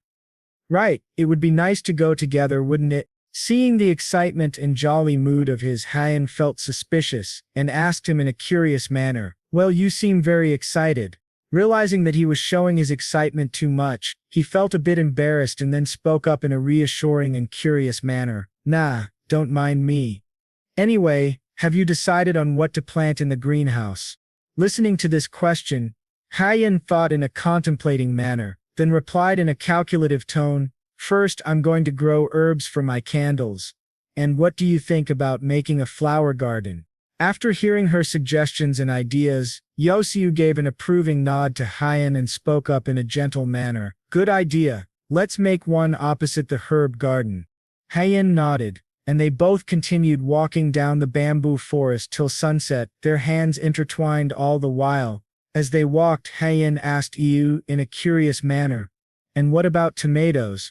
Isu nodded and replied in a gentle and accepting voice, "Sure, we can grow those too." As it was getting darker, both of them headed back to the mansion for the day. A very pleasant morning arrived the next day. Cold, fresh air hit the faces of people and many were in a rush for their work. Meanwhile, Hans and Lucas, who were out for some errands, were walking down the street. Suddenly, Lucas noticed something weird and familiar in one of the shops. His eyes went wide and he looked really confused. Seeing Lucas not follow him, Hans stopped in his tracks and turned back to Lucas, speaking in a curious and worried tone. "Hey Lucas, what are you doing?" Feeling worried about something, Lucas called out to Hans in a panicked voice, "Hans, Hans, come over here quick." Feeling confused and worried, Hans quickly dashed back to Lucas and spoke up in an anxious manner. "What is it? Didn't we get all the ingredients we need today?" Lucas quickly replied back in a panicked voice, "That's not the problem right now." Lucas then turned to Hans in a frightened manner and spoke up loudly while pointing to the shoes on display. "Look, do those look like moccasins to you?" Both Hans and Lucas stared at the shoes on display, worry and anxiousness written on their faces. Hans then spoke up in agreement with Lucas. "Yeah, you're right." Lucas, still confused by the product available, voiced his thoughts in worry, "But I thought Baron Bloom hadn't released it in the market yet." Hans nodded and replied, "I know." Lucas was truly worried and frightened about this incident. He quickly passed his grocery bag to Hans and spoke up in a hurried manner. "Here, hold this for a moment." Hans, really confused by this sudden action, spoke up in a dazed manner. "Huh? Okay." Lucas then quickly ran inside the shop in a hurry. He barged in, panicked and huffing. After entering, Lucas called out in a formal tone, though still in a panicky state, "Excuse me, hello?" Lucas then yelled in a confused and nervous manner about the shoes on display. "Those shoes out front, what are they?" The shopkeeper, a bit annoyed by the ruckus, spoke up in a stern and strict voice. "What, kid, do you want them? If not, don't bother me." Lucas shook his head and spoke up in a nervous tone. "Yes, I'm here to buy them. I haven't seen these before. What are they called?" The shopkeeper nodded and then replied in a stern yet calm manner, "They're called sheep wool shoes. We released them this year." Lucas nodded and then asked the shopkeeper in a curious tone, "How much are they?" The shopkeeper replied in a nonchalant manner, "1 gold." After hearing this, Lucas was a bit taken aback, but he shook his head and replied in a gentle manner, "I'll take them." After taking the shoes in his hands, Lucas rushed back to the mansion. He entered and headed straight to Isu's office. Seeing Corky standing there, Lucas yelled out in a panicked voice, "Sir! Corky, sir!" Meanwhile, Corky was standing silently outside Isu's office, making sure no one disturbed him. Hearing his name called loudly, he turned to Lucas and spoke out in a warning tone, "Keep it down. What's all the fuss about?" Lucas then stepped closer to Corky and spoke up in a panic-filled voice, "Take a look at this." Corky, a bit baffled by Lucas's request, examined the shoes anyway. After careful examination, Corky spoke up in an assuming manner, "Well, aren't these moccasins?" Lucas shook his head and replied in a voice filled with trepidation, "These aren't moccasins, they're sheep wool shoes. I bought them at the central store a little while ago." Corky was listening to Lucas's explanation, and his face frowned, turning into one of worry. He then spoke up in an alarmed tone, "Sheep wool shoes. We should inform the Baron at once."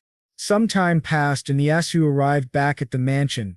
As soon as Corky saw him, he asked him to come to his office for an important matter. Isu nodded and entered the office, where he saw Lucas looking worried. After taking his seat on one of the couches, Lucas began explaining the situation in the market regarding the item he had purchased. Isu sat there, listening to Lucas with a serious expression. After hearing Lucas's explanation, Isu spoke up in a suspicion-filled voice, "You said you found these at a store this morning, correct?" Lucas nodded and spoke up in a panicked and anxious tone, That's right, sir, and they were selling it much cheaper than the price you had planned. Isu nodded and went silent for a while. After clearing his mind and thinking things through, he then spoke up in a contemplating manner. There are two possibilities: either someone coincidentally had the same idea and made moccasins, or our information was leaked. Letting out a heavy breath, Isu's demeanor turned serious, and he ordered in an authoritative tone, "Bring Tori over here." Corky nodded quickly, and brought Tori in for an inspection of the sheep wool shoes. As soon as Tori entered the office, he was told to examine the shoes and find any clues. Tori took both the moccasins and the sheep wool shoes and began inspecting them carefully. After his observations, Tori spoke up in a frustrated and disappointed manner. "They're not exactly the same, but too similar to just be a coincidence." Tori, a bit infuriated by these shoes, explained in a disgusted tone, "But in terms of quality it's completely lacking. It's using low-grade cow leather that's mass-produced." He then grunted and growled in anger, yelling in both anger and disappointment, "I can't believe they're selling this kind of garbage for $1. He continued in an infuriated tone, "The basic waterproofing isn't even done, and the finishing is poor. You'll have to throw them away after wearing them just this winter." Seeing the passion and fire in Tori's eyes, Corky stepped up and spoke in a stern yet gentle tone. "Calm down." Realizing that he had been speaking too rudely and informally in front of Isu, Tori blushed a little and replied in an apologetic manner, "Oops, pardon me, sir." Tori then turned to Isu with tear-filled eyes and spoke in a vulnerable and worried manner, "What will become of my shoes, sir?" Seeing the dejected Tori, Isu felt a bit bad and spoke in a formal yet reassuring tone, "Don't worry. Our products are much prettier and of better quality. People will definitely recognize that. You may go back now." While walking back, Tori was still in a dilemma about this incident. Meanwhile, Isu spoke in a comforting voice, "Get some rest." Suddenly, Lena entered the room. Seeing her, Isu was a bit surprised by her timing and spoke up in a dazed manner, "Oh, I see you're here, Lena." She stood at attention and spoke in a formal tone, "Yes, sir." Isu nodded and spoke in a stressed manner, yet without losing his gentle demeanor, "I was about to call for you." Lena was a bit confused, wondering why she was going to be called. Isu gathered his thoughts, then explained everything in detail to Lena, including the current situation they were facing. After listening to this dire situation, Lena's face contorted in shock, and she spoke up in a horrified manner, "That's terrible." Isu nodded and then spoke in a formal and gentle voice, "I want you to investigate what's going on." Lena nodded and replied in a formal manner, "Absolutely, sir. I'll head out right away." She bowed in front of him and then dashed out of the room, quickly setting off on the mission Isu had handed to her. After seeing Lena leave, Isu turned to Corky and called for him. Corky, who was standing right beside Isu, replied in a polite voice, "Yes, sir." Isu then spoke in a serious and calculated manner, "Let's release the moccasins into the market first thing tomorrow." Corky was a bit surprised by this sudden decision, and asked in a confused tone, "Tomorrow, sir?" Isu nodded and explained in a gentle and polite manner, "That way we can avoid speculation that we stole the idea of sheep wool shoes." Corky understood the reasoning behind Isu's decision, and replied in a polite voice, bowing slightly, "Yes, sir, I'll have the moccasins delivered to the store right away." He then took his leave and headed toward the workers who were making the moccasins. As soon as Corky left the room and the door was shut completely, Isu flopped down on the couch and spoke up in a stressed manner, "I didn't see that coming at all. Gosh, I really hope it's just a coincidence." After saying this, Isu fell silent, lost in thought. He then spoke to himself in a reasoning manner, "But what if it's not a coincidence, and someone intentionally approached us to steal the design? Whether fortunate or unfortunate, I can only think of one person who would have malicious intentions and do such a thing."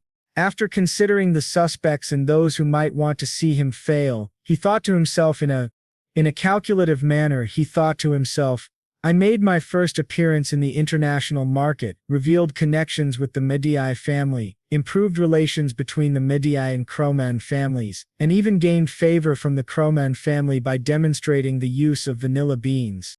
After clearing his thoughts and confusion, he continued thinking in the same calculative tone, Moreover, I'm leveraging those connections to establish a presence in the jewelry market as well. He was certain about the people who wanted to see him fail and would do anything to bring him down. After careful thinking and reasoning, he came to a conclusion about the family most likely to consider him a troublesome figure. While Isu was stressing over the possibility of his business idea being stolen, over at the Pitt family manor, a young man dressed in a formal suit was informing a lady seated elegantly. He reported in a polite and formal manner, "Sheep wool shoes account for about 80% of the market, while moccasins account for 20%, my lady."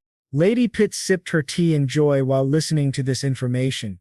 She then put her cup down and asked the man in a sarcasm-filled voice with a wide smirk on her face, "What was Baron Bloom's reaction?"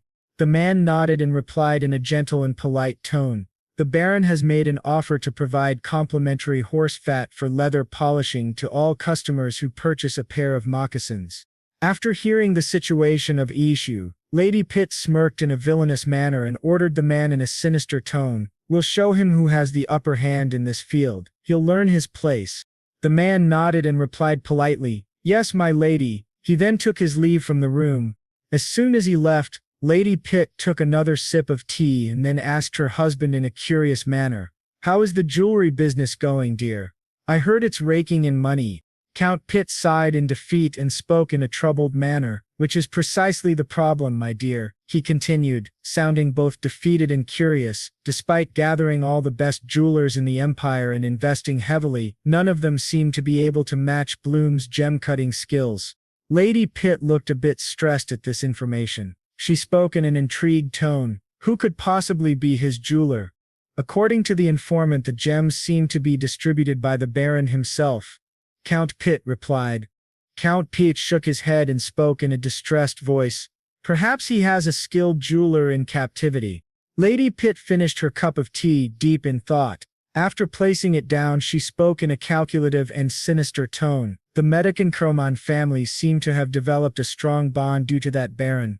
How about we seize this opportunity to sever ties with the Cromans?" Listening to his wife's suggestion, Count Pitt shook his head in denial and replied in disagreement, "I can't do that, dear. Keep in mind, the Cromans are the second most powerful family in the empire." Lady Pitt was briefly in a trance after hearing this explanation from her husband. Then an evil idea crossed her mind and she spoke in a suggestive and sinister manner, "I think it would be more effective to find a justifiable reason that could cause a rift between them." Count Pitt's face lit up and he spoke in an excited voice, "It's a splendid idea, darling." Lady Pitt chuckled in an evil manner, and with a menacing tone said, "But first, let's deal with Middich's minions." She then fell silent and muttered to herself in an ominous manner, her will to destroy clear in her voice, "I won't let you have it your way. I'll do whatever it takes to keep our family the most powerful in this empire." Meanwhile, in Asiu's mansion, Corky had been informed about something urgent. He rushed to Asiu's office and knocked on the door softly while speaking out loud, "Sir." Hearing the knock, Asiu called out, "Yes, come in." Corky entered the room and spoke in a formal manner. "An important message from Lena." Seeing that Lena herself wasn't there to deliver the information, Asiu looked a bit worried and asked in a bothered tone, "Why hasn't she come to report it herself?" Seeing the worried look on Ayazi's face, Corky replied in a formal and reassuring tone, "She's currently busy infiltrating the tavern." After hearing this from Corky, Ayazu felt a bit relieved and spoke in a grateful tone, "I see, then go ahead. What's her message?" Corky nodded and replied in a gentle and informative manner, "The 20 stores selling sheep wool shoes are owned by merchants associated with the Namba Tailor Guild. Currently, Lena is gathering information at the tavern, a regular haunt of the Namba Tailor Guild master." Hearing this, Iyo was a bit confused about the guild and asked in a curious manner, "Namba Tailor Guild?" Corky nodded and began explaining, "They used to make dresses for the Pitt family." He then paused for a while, allowing the information to sink deeply into Isiu's mind. Seeing that Isiu understood, he continued explaining about the materials and components used for the sheep wool shoes. The leather used for them was produced by a collateral blood relative of the Lutter family, one of the 5 powerful families in Aruman that have close ties with the Pitt family.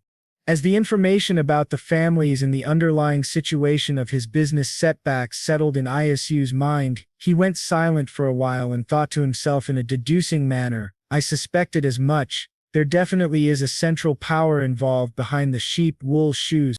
This deduction was indeed correct, but Isu felt stressed and spoke in a conflicted manner while rubbing his chin. The problem is, we don't have any critical evidence to back up our conviction. Unable to come up with any ideas on how to make those central powers reveal themselves, he suddenly had an idea and called for his butler. Corky, who was standing a bit farther away, stepped up and replied in a formal voice, "Yes, sir." Isu then spoke in a hurried and authoritative tone. "Send a message to Count Mehdi."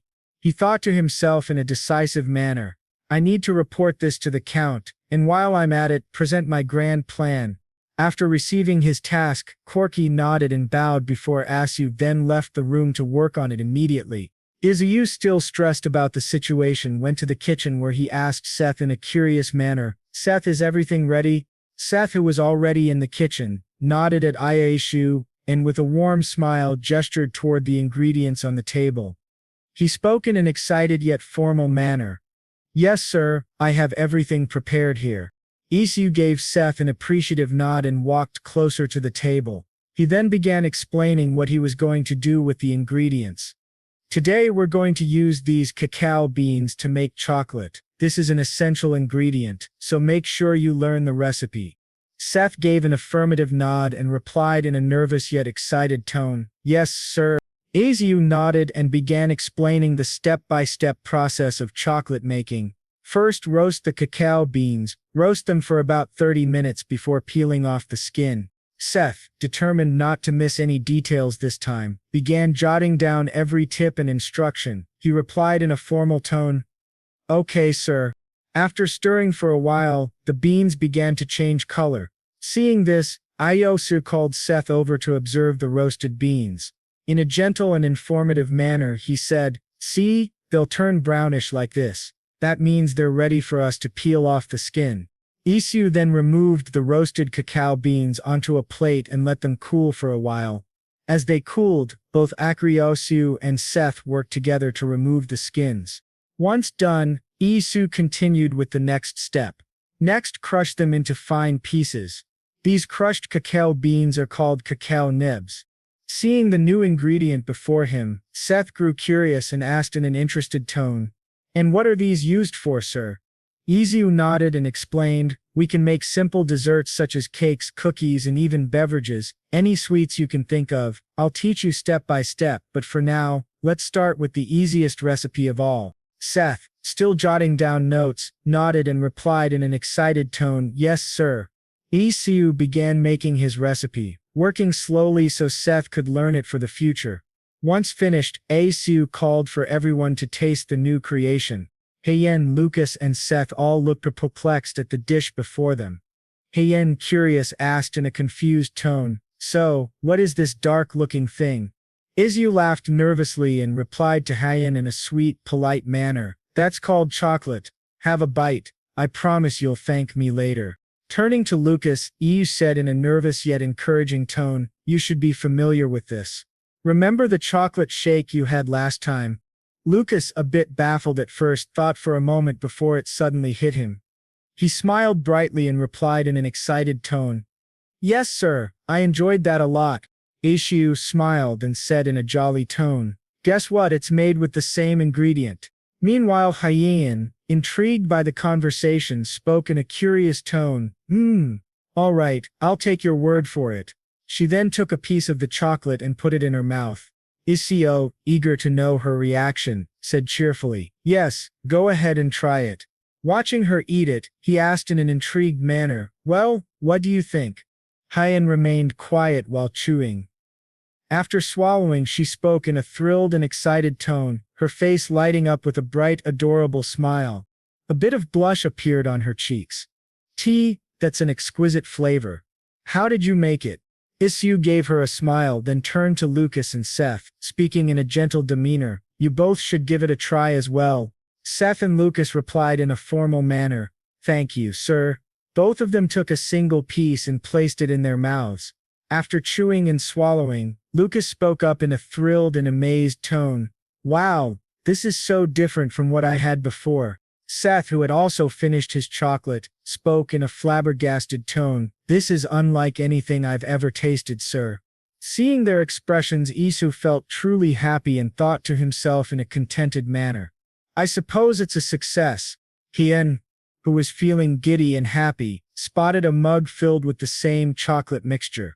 She took the cup and began chugging down the contents. Seeing this, Isu was horrified and warned her in a worried tone. Whoa! That's hot, be careful not to burn your tongue. But she proceeded to finish the cup anyway. With a loud clunk, she set it down and spoke in a blissful manner, a warm smile on her face and a pink blush on her cheeks. That was good. She then turned to Su, anger flashing in her eyes, and spoke in a jealous, agitated manner. Why did you make this for Lucas but not for me? Isu felt a bit guilty and replied to her in a comforting, sweet voice, laughing nervously. Take it easy. I'll let you know first next time I make it. But enjoy this for now. I'll have the maid bring it to your room. He then quickly made another cup of hot chocolate and ordered Dossie to take it to Heian's room. By this time, Corky had prepared the carriage for travel.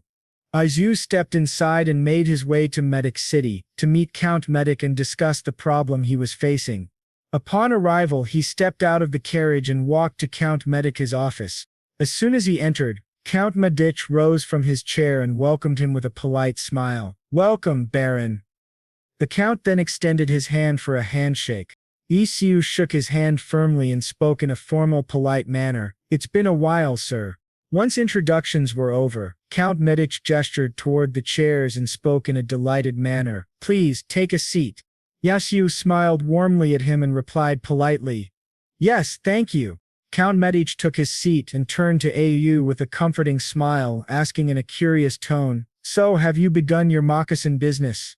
Isu nodded and replied politely, Yes, sir, it's been quite busy. Then, losing his smile and turning his eyes away from the Count, he added in a troubled tone, However, we've encountered a few problems from the outset. Count Medic looked slightly shocked and asked curiously, Problems? What might those be? Isu took a deep breath and began explaining the situation, how his business was being ruined by other forces. When his explanation ended, Count Medic fell into deep thought. Isu then spoke in an assuming manner, If I may venture an assumption, it appears that a central power is involved in this. Hearing this accurate observation, Count Medic laughed nervously and spoke in a guilt-filled voice. I'm feeling a little guilty now, Baron. Isu was confused as to why the Count felt guilty. In a doubtful tone he asked, Guilty? Why is that, sir? Count Medic took a sip of tea and spoke in a serious tone. I thought you should know by now, or perhaps you've already noticed. He then set his teacup down and continued in an earnest, informative manner. The central power has been engaged in this activity for ages. Hearing this, Isu thought in shock. I was correct, the Count was aware of all this. Count Medic then reminisced about the time Isu had asked why he was chosen, and spoke gently. You asked me before, Baron, why I chose you out of all the other talented staff with potential. Isu nodded politely. Yes, I remember, sir. The Count continued. It's true there were plenty of other candidates. In fact, there have always been. However, talent alone wasn't enough. None of them could handle damage control over sabotages like this. Isu nodded and thought to himself in a scrutinizing manner. I understand if the most powerful family in Uraman was after me, I wouldn't know what to do either. Clenching his fists tightly, he glared toward the sky and thought in rage, but I'm not going to let them trample over me like this. After their discussion about Isu's business and the confirmation of the Central Power's involvement, Isu was ready to destroy the Pitt family. Seeing his anger subside, Count Medic spoke in a polite, gentle manner. In fact, I was thinking of inviting you, Baron. I insist that you attend our cultural hall opening ceremony. Hearing this suggestion, Ioso's anger completely faded, and he replied with a warm smile, I would love to, sir. Count Medic gave him an appreciative nod and explained gently, There I plan to present our acquaintance to the public. Isu was a bit taken aback by the idea and asked uncertainly, Will that be all right with you?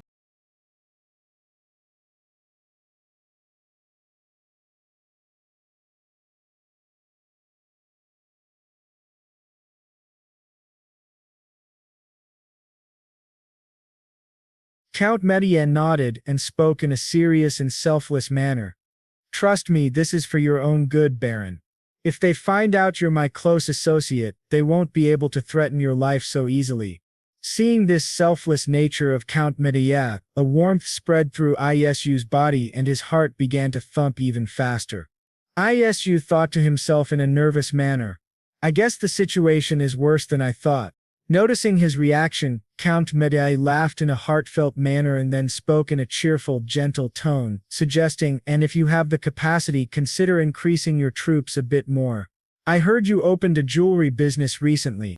Isu laughed awkwardly, then brought out a red box and placed it on the table, replying in an apologetic tone, I have, sir. Please forgive me for not informing you first.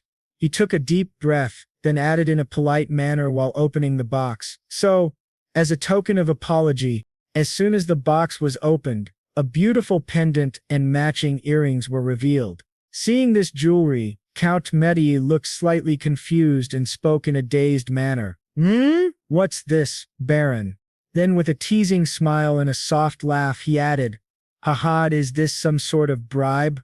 Isu nodded and replied in a gentle yet serious tone while presenting the box. Exactly, sir. Count Medea was baffled by this bold action. He gave Isu a confused look and smiled awkwardly.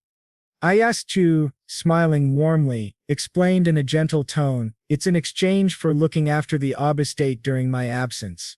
After hearing this explanation, Count Medea was a bit stupefied. He then tried to clarify his doubt, speaking with a tone of uncertainty, but haven't we made that promise prior to all of this?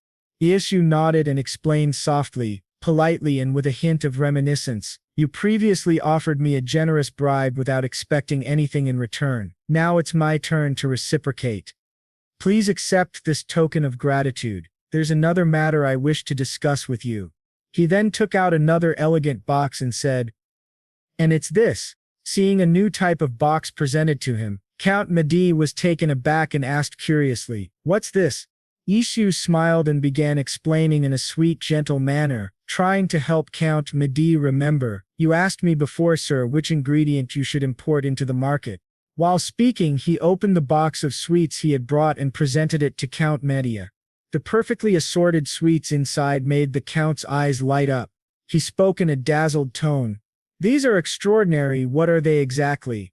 Isu smiled and replied sweetly, These are assorted desserts crafted from the cacao beans we discussed earlier. Count Medea was baffled by the sweets. As he examined one of the chocolates, he noticed gold on top of it. Feeling intrigued, he asked, Are those gold flakes atop them?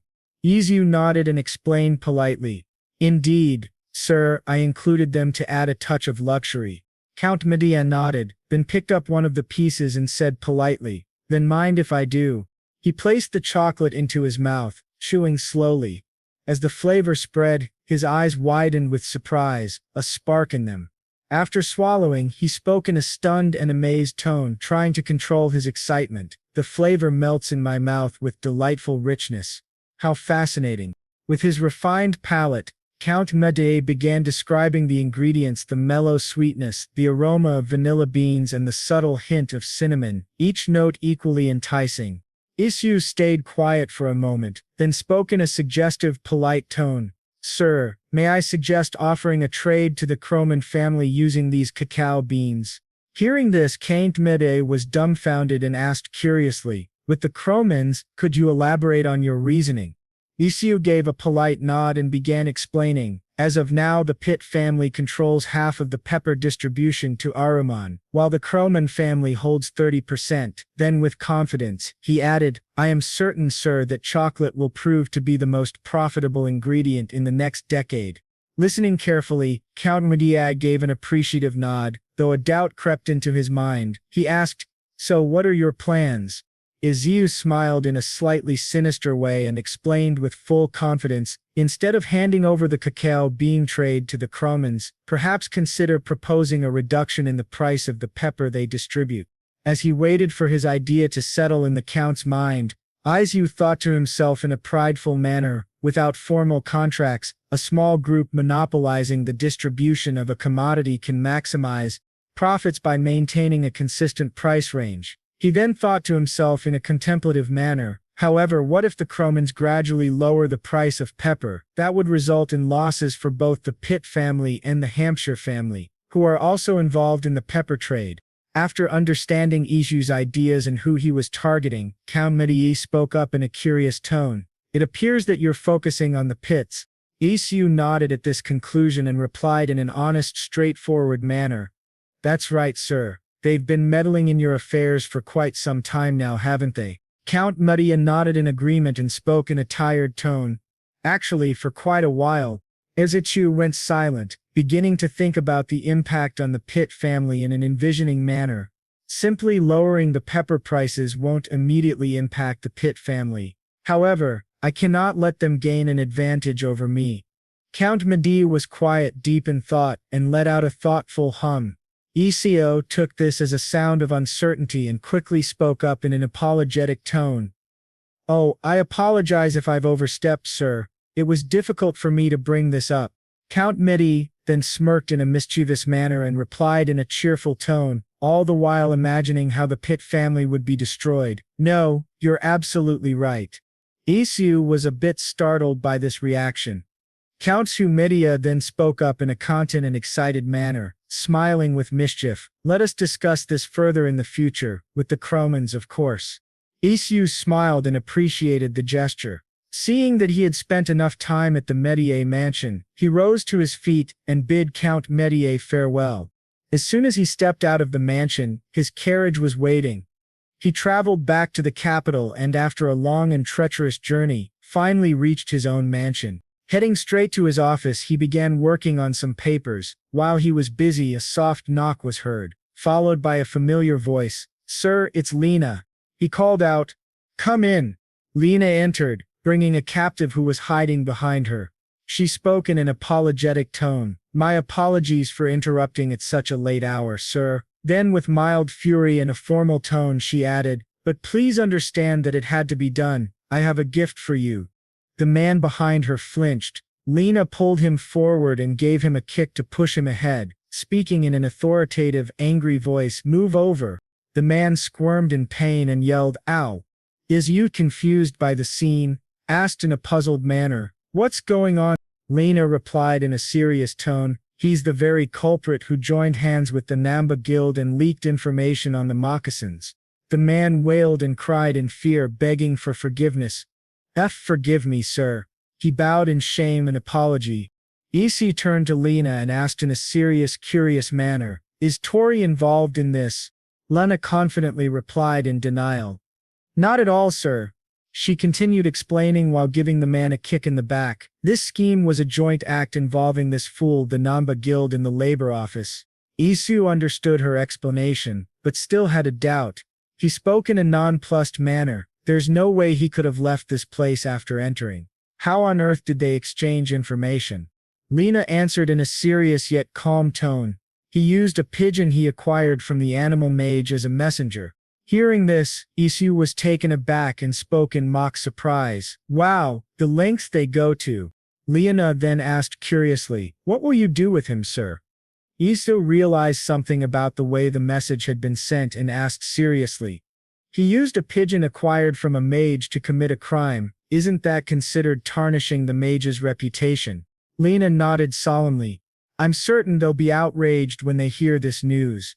The man, sensing his life was in danger, spoke in a guilt-filled, sobbing voice. "Please spare my life. They threatened me, and I had no choice, but deep down, I knew I shouldn't have done it after everything you've done for me, sir." Seeing his whining, Lena grew furious. She gave him a hard smack on the head and shouted in a rage-filled voice, "Enough with your lame excuses." She clenched her teeth and hands, trying to control her anger, thinking in a vexed manner, "This blockhead, I'm only sparing you for the sake of the Baron." The man continued to beg in a fearful tone, "Please don't kill me." After fully grasping the situation and identifying the culprit, Isu thought in a displeased manner, "I'll spare his life, but that doesn't mean I'll forgive him." He then spoke in a stern, solemn tone. "Back where I come from, they have penalties for defamation." "What about here?" Lena replied quickly in a serious tone. "We do too, sir." Isu nodded and said in a voice filled with mild fury, Excellent. Let's tie him up at the shopping district for about a week. Lena nodded and replied in an assured tone, Very well, sir. I shall hand him over to the secretary at the office of mages afterward. She then thought to herself in a displeased, angry manner, Although I know the guild will sneak their way out in the meantime after getting rid of him. Before that, Asu remained quiet for a while and then suddenly a thought crossed his mind. He asked Lena in a curious manner, Did you tell Tori about this? Lena shook her head and replied in a serious, thoughtful tone, I think he already has a clue about what's going on, sir. Isu nodded and replied in a grateful tone, I see. Anyway, good job. Lena gave Asu a warm and polite smile after hearing his compliment. She replied in a prideful yet respectful manner, It was all part of my duty, sir. Isu gave an appreciative nod to Lena and spoke in a grateful tone, You're dismissed, go get some rest. Lena nodded and replied in a formal, grateful tone, Thank you, and good night, sir. I'll leave once I take care of him. She then quickly pulled the man out of the room, making sure to tug hard so he wouldn't try to run. Meanwhile, Isu sat there for a while thinking about the incident. His urge to destroy the Pitt family rose even more. He then got up from his seat and made his way to his bedroom. The next morning arrived and birds were singing a beautiful song. At that time, Corky entered the bathroom where Iyasu had just finished his bath and spoke in a formal manner. Sir, the Fallen Guild has granted admission. Hearing this good news in the morning, Isu smiled brightly and replied to Corky in an excited, cheerful tone, Excellent. You mentioned they're the best among all the bread baker guilds, right? Great, that settles our dessert shop. He then dropped his bathrobe, and Corky brought in a new pair of clothes, speaking in a formal voice, Allow me to assist you in changing, sir. Isu continued in a cheerful manner. Now all that's left is to open the store. While helping Isu put on his clothes, Corky informed him politely, Sir, regarding the jewelry business, this month's total income is 32,500 gold. Isu was a bit taken aback after hearing the amount. He spoke in a stunned tone. Wow, that much? Corky replied affirmatively. Yes, sir. Isu then thought to himself in a calculating manner, that equals a net profit of around 21,000 gold. After putting on his shirt, he said in a cheery tone, Looks like the general store's promotion was successful, don't you agree? Corky nodded and replied in a formal, agreeable tone, Yes, sir. Positive customer feedback has built trust, resulting in commissions for luxury items.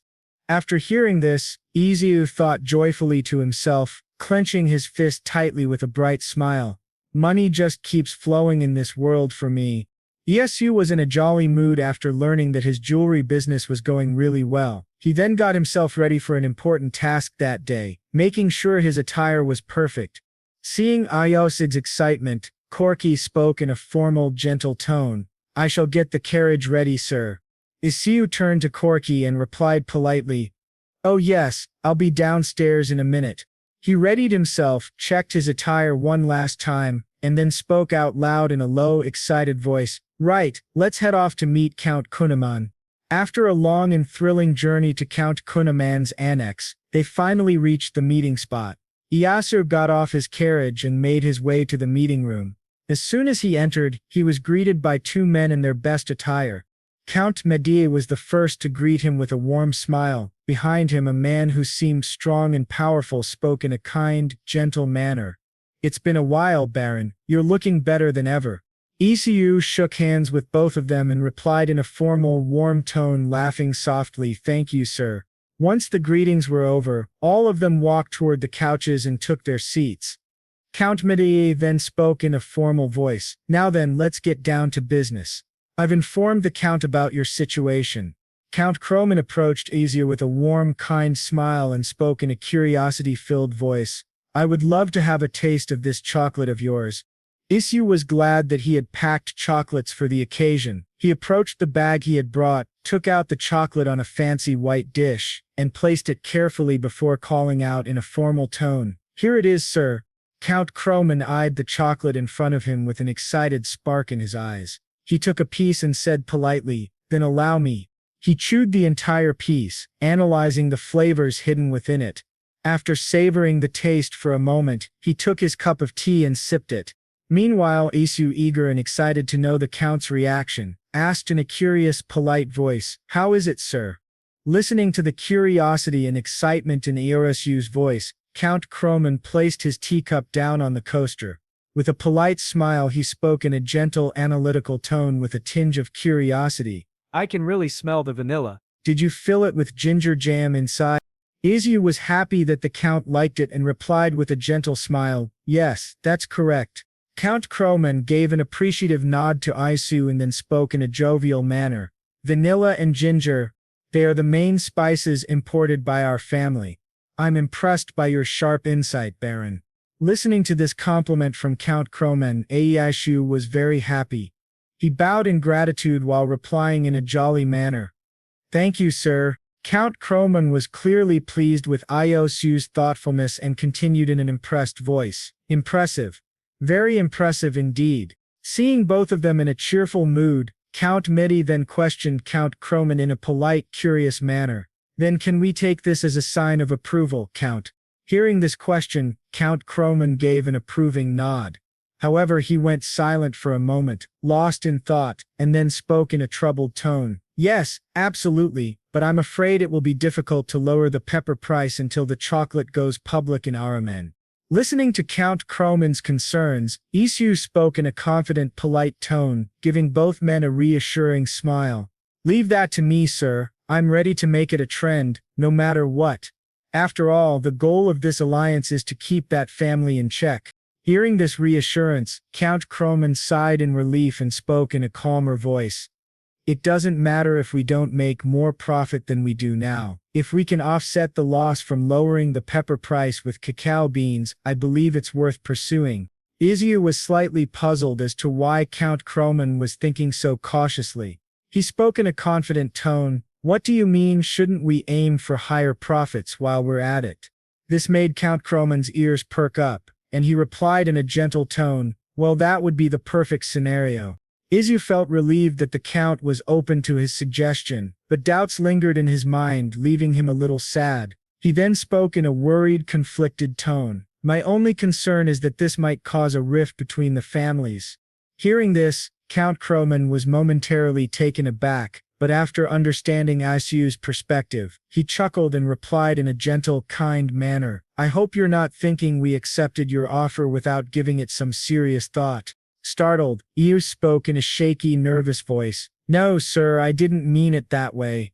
Count Croman laughed a bit, lightening the mood, but after calming down his expression changed. Anger began to boil inside him, and he stood up quickly, slamming his hand on the table with a loud bang. In a voice filled with rage, he declared, "This isn't the first time the Central Power has shown signs of disruption. I believe the Central Power will undergo reconstitution soon." Isu felt slightly embarrassed, realizing he still lacked experience in this world. He spoke politely, though his voice was a bit shaky, rubbing the back of his head and laughing awkwardly. "I still have a lot to learn, sir. I do feel uneasy about it at times." Count Croman waved off his worries and replied in a polite tone, "No worries. These things come with age and experience." Isu felt somewhat relieved, and thanked Count Croman for his guidance.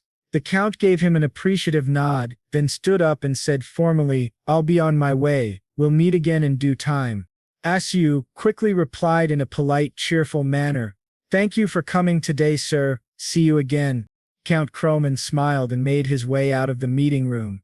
As soon as the door shut behind him, Isu turned to Count Medi and asked in a curious, intrigued tone, "By the way, sir, are you interested in opening a new business?"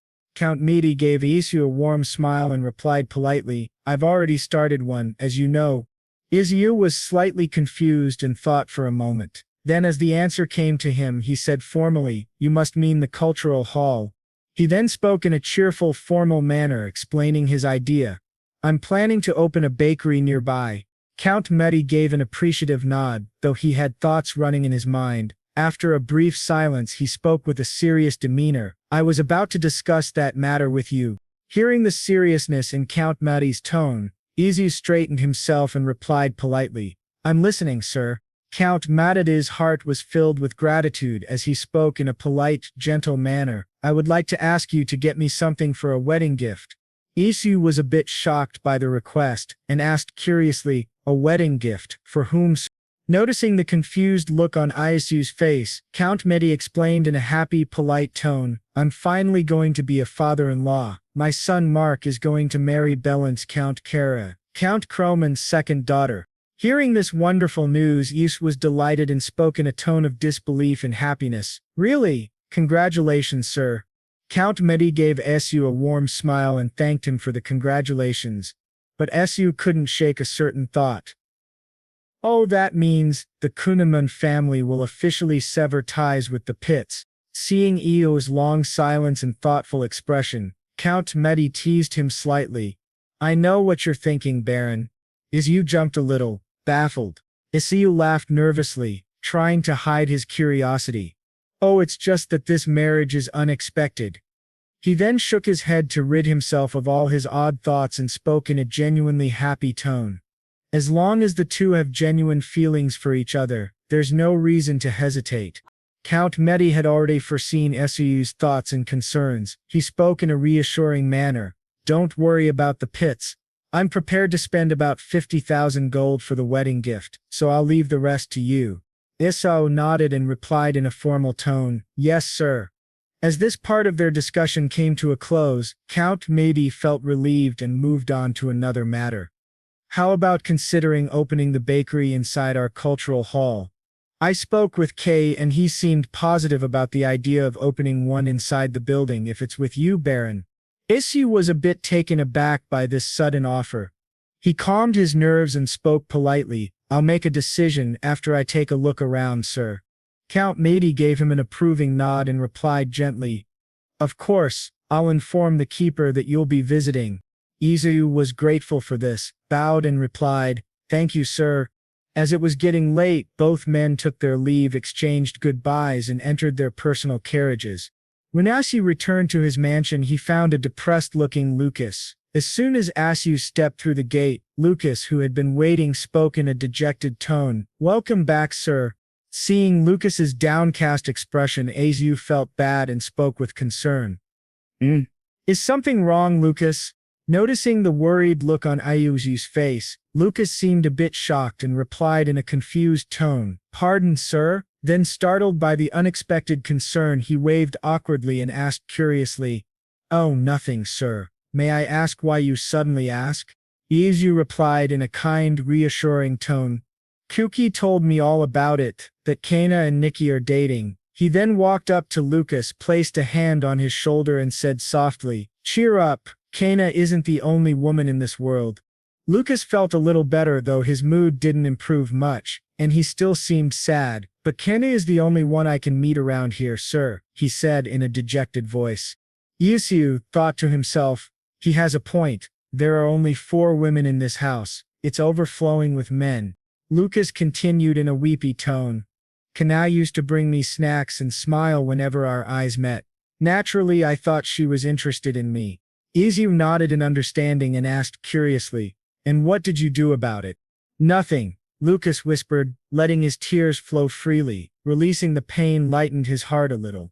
Seeing Lucas's poor condition and dejected face, Io sighed and spoke in a proud, confident manner. From now on, if you like someone, just let me know.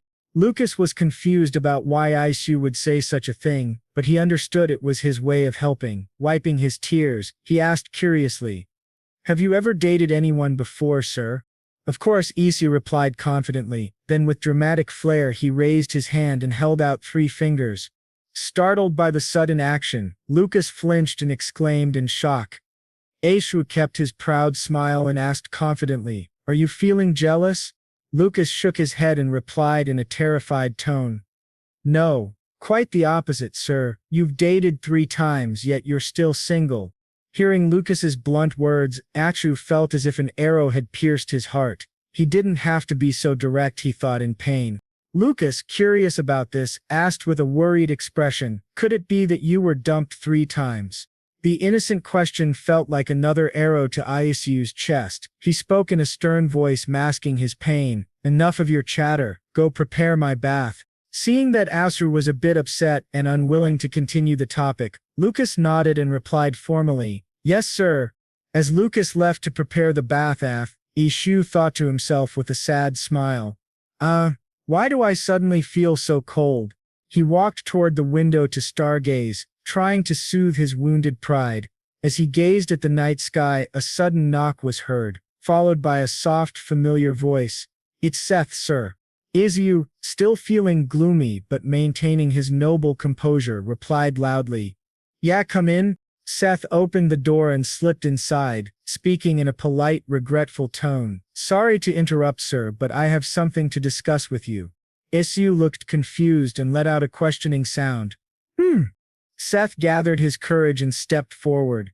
Seth stepped toward Isu and spoke in a nervous manner. "Well," seeing this hesitant behavior, Isu spoke in a comforting voice. "What is it? Why are you hesitating? You're making me anxious." Seth took a deep breath and then said confidently, "I would like to participate in the imperial cooking competition." Hearing this, Isu looked a bit confused and repeated aloud, "The imperial cooking competition." He went silent for a moment, thinking deeply, before asking politely, "Since I don't know much about that competition, could you tell me more about it?" Seth nodded and began explaining in a gentle voice. "Sure, let me start by telling you about the benefits. Winning that competition will bring both reputation and publicity." Before continuing, his expression turned a little sad, and he spoke in a fearful tone. "But the downside is, if things go wrong, I might get scouted by the imperial family." Hearing this, Isu's face showed worry and horror. He spoke in a terrified voice. "Oh no, but there's no way you would fail in the competition." Seth nodded. Then in a very soft and sad tone he said, "The reason I want to participate is because of my instructor." Isu was taken aback and asked in a confused manner, "Your instructor?" Seth nodded again, rolled up his sleeve and revealed an injury. "This wound, sir. I didn't get it from cooking," he explained gloomily. "My former instructor used to abuse me a lot. On days when I made even the slightest mistake, I would be punished with a heated frying pan."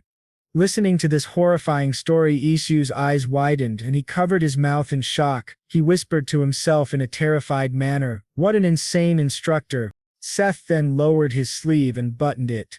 In a polite and proud tone, he continued, "So, through this competition, I want to prove how much I've grown since meeting a generous instructor like you." Isu understood his reason and his need to prove his skills. After taking a moment to think carefully, Isu spoke in an agreeing tone. "I see, let's go ahead and apply for now, but let's think a bit more about actually participating." Seth, grateful for this chance, replied formally, "Thank you, sir." Isu was glad that his chef wanted to pursue his dream, but he also had concerns. He thought to himself selfishly, "I understand his situation, but I don't want to lose him yet." As the discussion came to an end, Seth took his leave, and Isu headed straight. A few days had passed since the discussion between Seth and Isu. On a very fine morning at the cultural hall, it was bustling with people and laughter. A carriage came closer to the cultural hall, in which Hyen was seated. After a complete halt, she stepped out, where Ella was already waiting for her and helped Hyen to step down from the carriage. Hyen was a bit confused as to where Isu was, so she asked Lena in a curious manner, "Where's the Baron?" Leah nodded and replied politely, "He'll be arriving later because of the opening ceremony. Meanwhile, he instructed me to let you know to wait at the Bloom coffee shop." Hyen understood his instructions and replied with a nod, "I see." Lena then stepped forward and showed Hyen the way to the coffee shop. At the same time, a strong gush of wind blew over the area. Suddenly a lady's hat flew off her head and landed directly near Lena. Lena quickly grabbed the hat and walked toward the lady, speaking out in a formal and curious manner. "Excuse me, is this your hat?" The lady turned to the voice and spoke up in a shocked yet happy manner. "Oh yes, it is." As the lady came closer, Lena felt something odd and suspicious about her. The lady took the hat from Lena's hand, gave her a warm smile and spoke gratefully, "Thank you." Lena replied politely, though with a tinge of suspicion in her voice, "You're welcome, but haven't we met somewhere before?" The lady was taken aback by the sudden question and nervously replied, "No, not that I remember." Lena wasn't convinced and kept staring at her while the lady awkwardly smiled, thinking to herself in irritation, "Taxed that leur agent. She has a sharp eye. I made sure I didn't look like mint choco mash. I should maintain some distance while observing them. She then bowed to both of them and took her leave, walking back to her seat while thinking to herself in a calculative and mysterious manner. Hien Silverwood, whether I persuade you to join forces with me or sell you off to the Emperor really depends on you. The lady then smiled at both of them and spoke in a cheery tone as she hurried back to her seat. Well then, I'll be on my way. Seeing the lady walk away, Lena kept staring at her back, feeling suspicious and uneasy about the encounter. Hien, noticing Lena's sternness, asked curiously, "What's wrong?" Lena shook her head and replied politely while laughing softly to cover her serious expression. "Nothing, my lady. Let's move on." Hien nodded, and they continued walking toward the coffee shop. Meanwhile, Priscilla, who was disguised as the lady, glanced at both of them walking away. After a long walk and feeling the cold breeze on their faces, they reached Bloom's coffee shop and sat on the balcony, where they could enjoy the scenery in front of them. Lena spoke in a beatific manner while picking up her cup of coffee. "The garden is really beautiful," Hien agreed and replied in her usual cold demeanor while sipping her coffee. "The Albert estate is warmer than here, so there should be a lot of flowers to see there." Lena nodded and smiled warmly, but she was a bit curious about Hien and Isu's first meeting. With excitement and intrigue, she asked, "By the way, my lady, how did you and the Baron begin your journey together?" Hien, slightly confused by her interest, asked, "Huh?" She then shook her head and explained, "We met through, well, bread." Ila, giddy and excited to hear the story, gulped down all of her coffee. Hien continued, "It all started with bread. At first it seemed like an interesting story, but suddenly Lena was taken aback and asked in a puzzled tone, 'Did you say bread?' Hien nodded and confirmed, 'Yes, bread.' This didn't make any sense to Lena. "Bread, I knew the Baron loved bread, but this is—" Before she could finish, Isu interrupted, shouting at the top of his lungs in an excited and happy manner, "Hey Hien!" Both of them were startled and turned downwards to locate the voice. Isu, smiling brightly, waved at them. He then quickly ran up the stairs and entered the room that connected to the balcony, where both were seated. As he approached, he spoke in an embarrassed manner, laughing nervously. "Did you wait long?" Hien replied gently, "Not really." As soon as Isu took his seat, he noticed the tray that had served bread and sweets with the coffee was empty. With mild teasing, he said, "Looks like our bread lover has finished all the bread already." Hien nodded and cheerfully replied, "Having 5 breads per day sure beats having just one." Listening to this, Isu had an idea to tease her more, so he spoke up in a sarcastic tone, "5, are you sure 5 is enough?" Hien was a bit irritated by this and replied in an annoyed manner, hissing at him, "Yes, 5. Seeing this, Io realized this was her limit and that she might actually kill him if he pressed further. He quickly softened his tone, chuckling gently. "All right then." Meanwhile, Lena, listening to their bickering, sat in a daze and kept quiet so as not to disturb them. Seeing the grin on Isu's face, Hien felt even more irritated and glared at him with anger-filled eyes.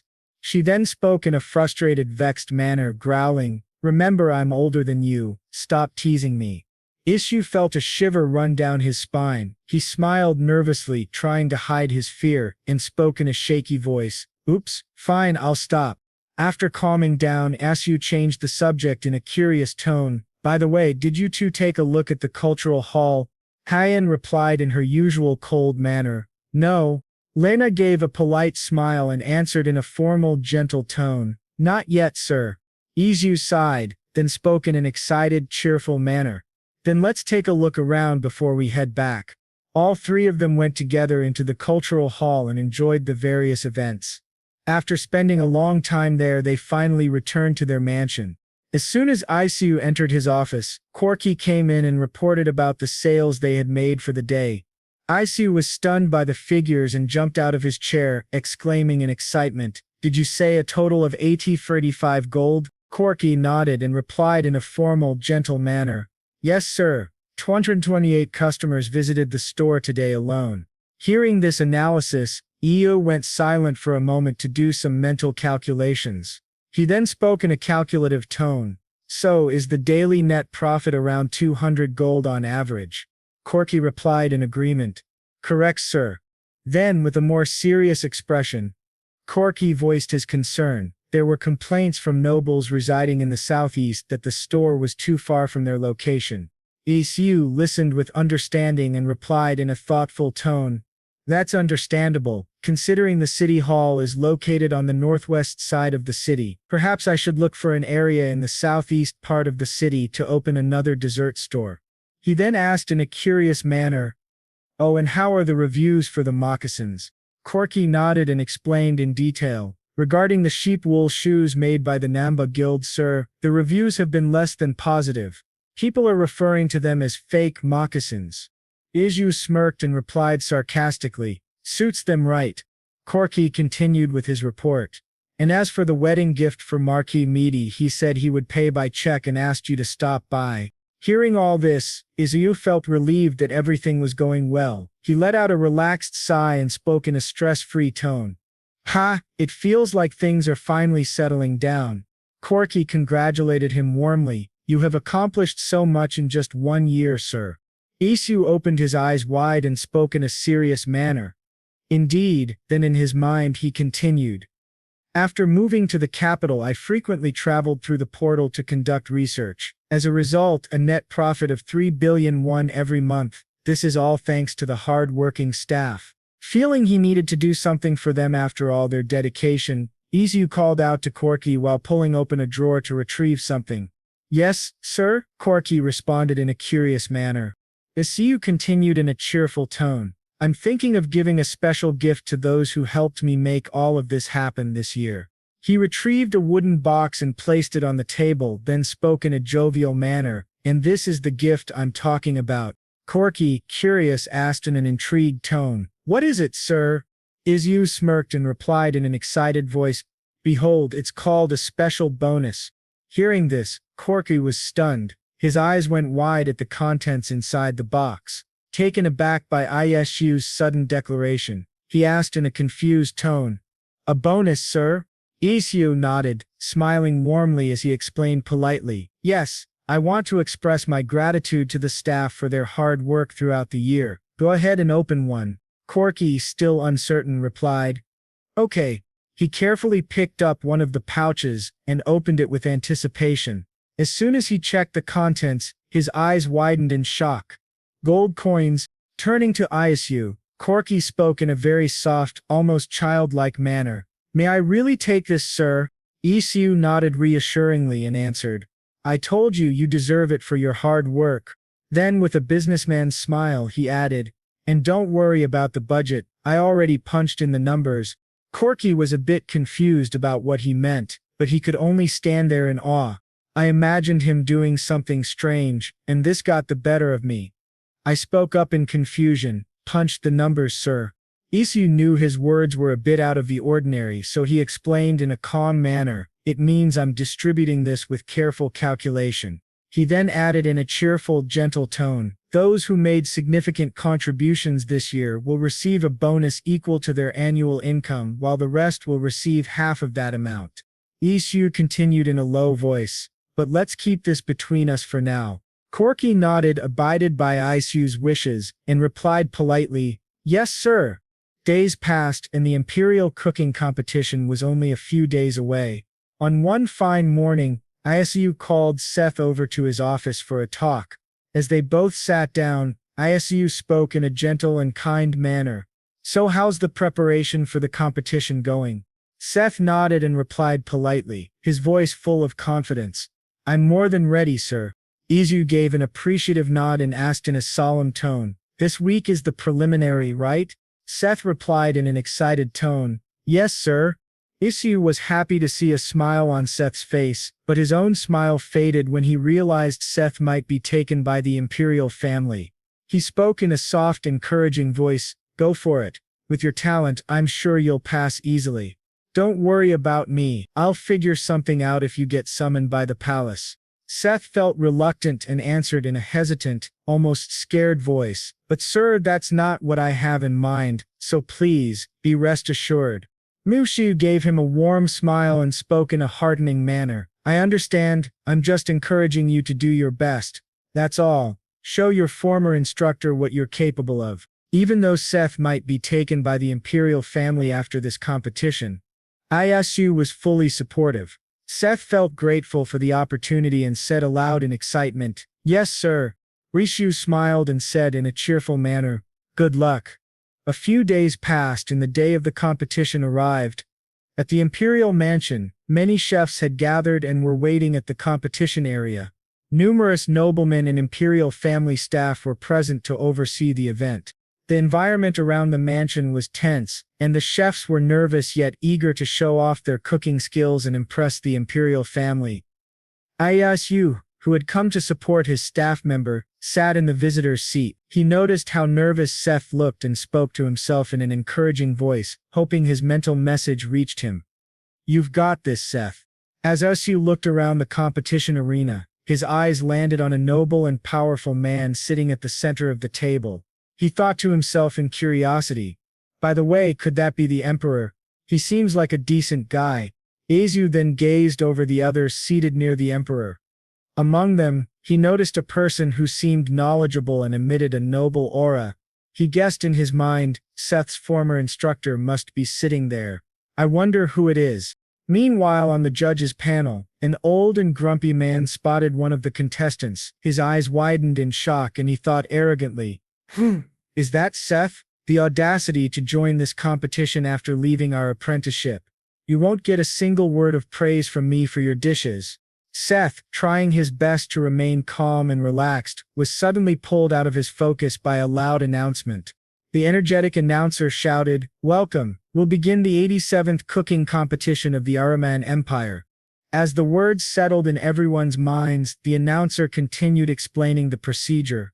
The competition comprises 4 courses: soup, seafood, meat, and dessert. All the contestants nodded in understanding. Seeing this, the announcer raised his voice and turned an hourglass to start the countdown. "First, we'll begin with the soup."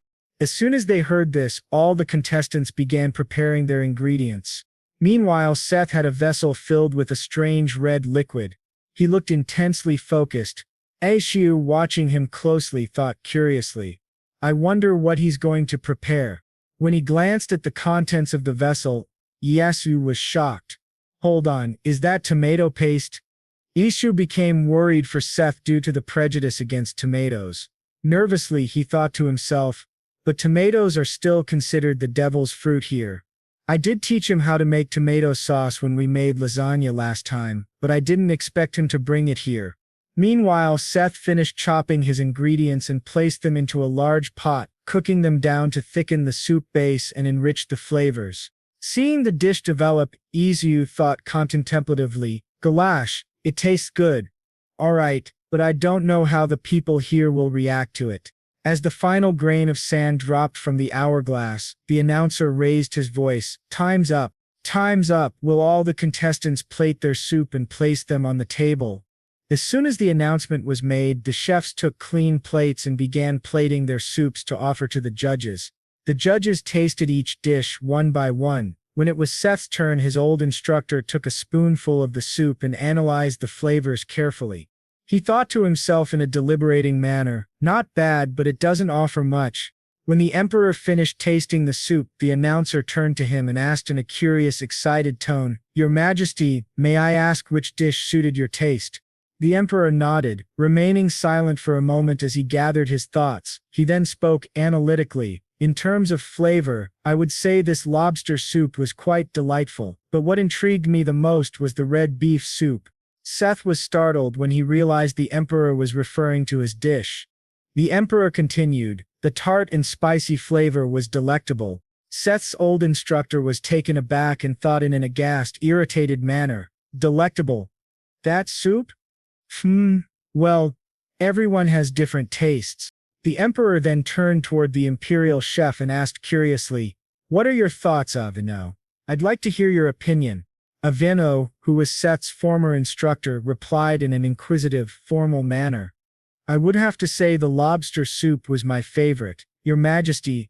As for the red soup, it had an unfamiliar and peculiar taste. The ingredients used in it are questionable." Hearing this, Is was worried and thought to himself, "Oh no, if they ever find out he used tomatoes. Meanwhile, Seth remained silent, listening to the remarks and negative comments about his soup. After hearing Avino's opinion, the emperor smirked and teased lightly. I see.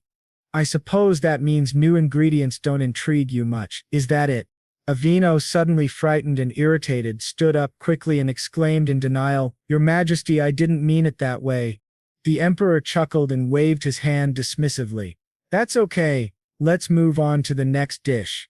Seeing the signal for the next course, the announcer regained his energetic tone and declared loudly, Now then, time for the second round. For this round, contestants will be using seafood. As soon as this was announced, Seth took out a pan and placed it over the fire to heat. As the pan warmed, he spoke confidently to himself in his mind. The ingredient I'm using for this dish is fan shell scallops. Once the pan was hot, he prepared his ingredients and set them neatly on the table. Following the recipe mentally, he began, First mix white wine and apple vinegar. Then add whole pepper and thyme. Cook until it reduces.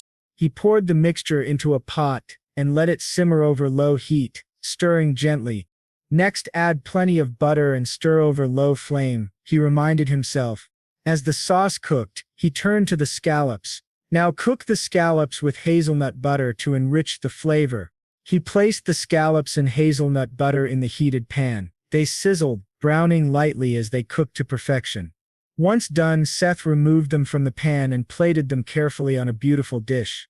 Looking at his creation, he thought excitedly, Voila, butter-grilled scallops. With his plating complete, the allotted time ended, and the announcer shouted loudly, All right, time's up. Contestants, present your dishes one by one.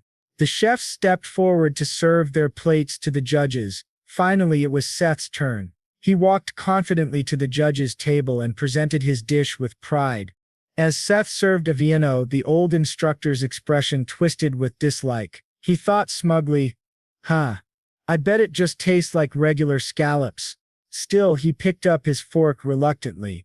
As soon as the scallop entered his mouth, however, a wave of freshness and delight ran through his body. His eyes widened as his tongue savored the exquisite flavor. Shocked, he thought in disbelief, What is this flavor? This is no ordinary scallop dish.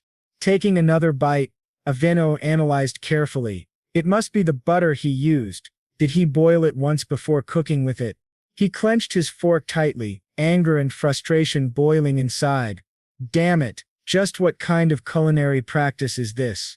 And besides, these scallops cost at least 5 gold in the city. Way too costly for a chef at his level to afford. Desperate to figure out Seth's secret, Avino searched for an explanation.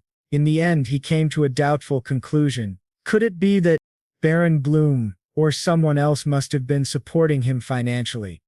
Avino pondered this for a while. Meanwhile, Iyasu felt something strange and spoke in a dumbfounded manner while fingering his ear to clean out dust.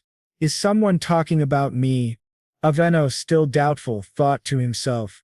If not, then are these dishes purely from his imagination?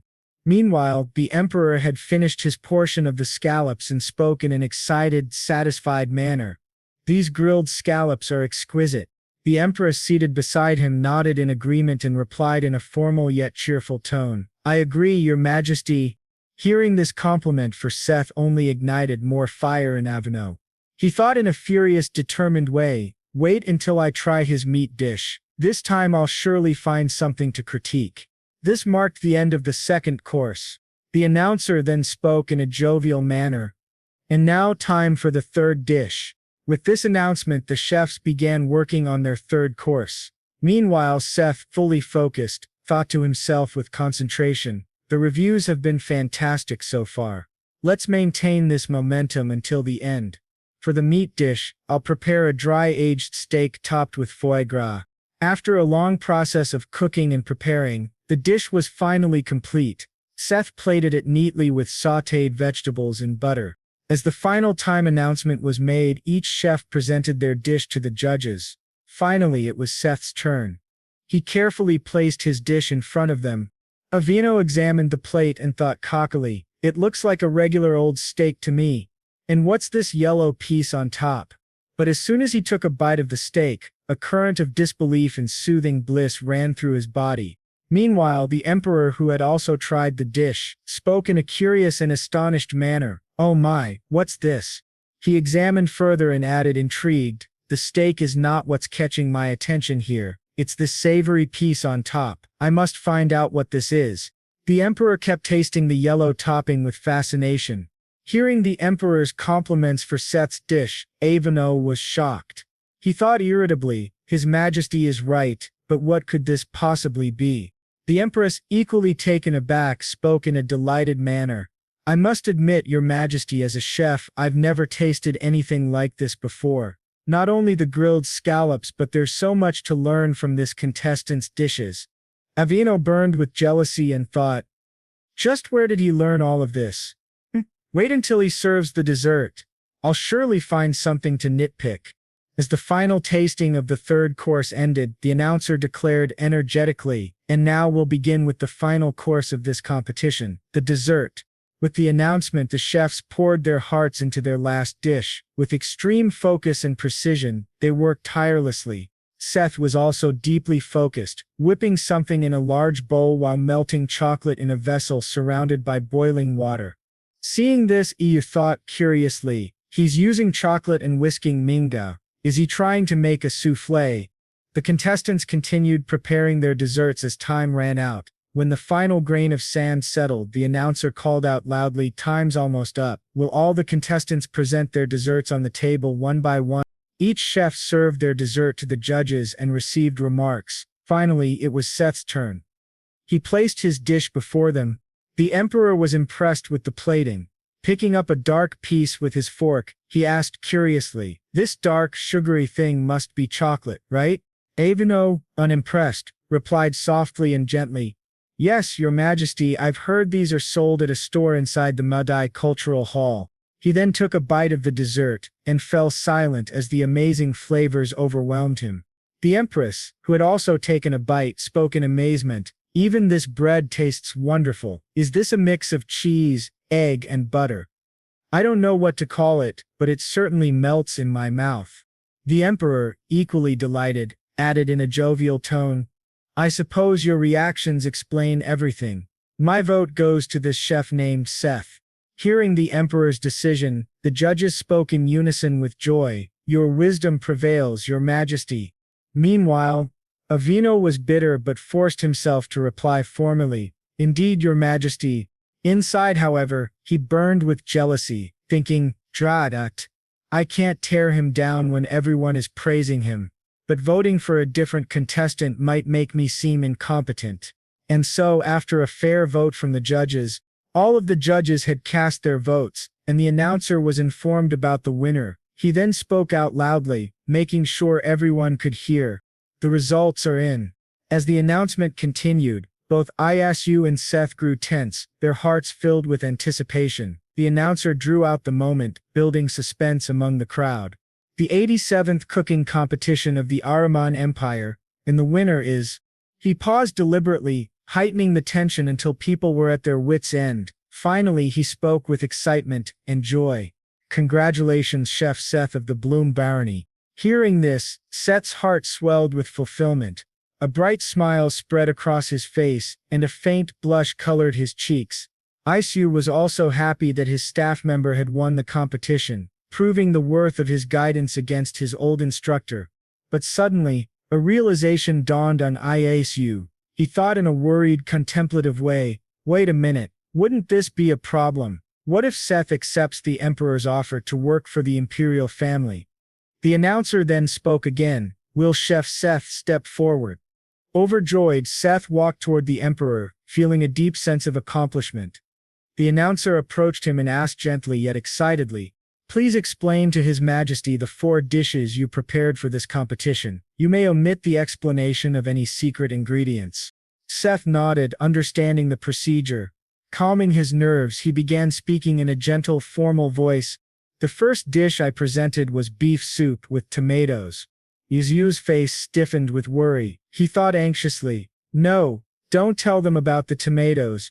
But as soon as Seth mentioned the use of tomatoes, the crowd erupted in gasps. Whispers and murmurs spread like wildfire. Shock and anger stirred the hall. Seth, however, ignored the commotion and continued, "The ingredients in the soup were shallot and staple root vegetables.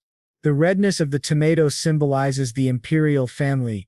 Thus, with this red tomato soup holding the root vegetables, I wanted to express how the people are safe under His Majesty's generous embrace." Listening to Seth's eloquent explanation, Isu was shocked and thought in amazement, "Wow, he really has a way with words."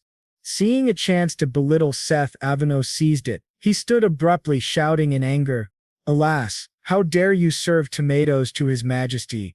But his outburst backfired. The emperor turned to him with a cold, emotionless expression. Avino flinched as the emperor commanded firmly, "That's enough." Avino, embarrassed, Avino, sat back down. The emperor then turned to Seth with a warm smile and asked curiously, "I find it delightful how your dishes tell a story. Tell me, who was the master that taught you all of this?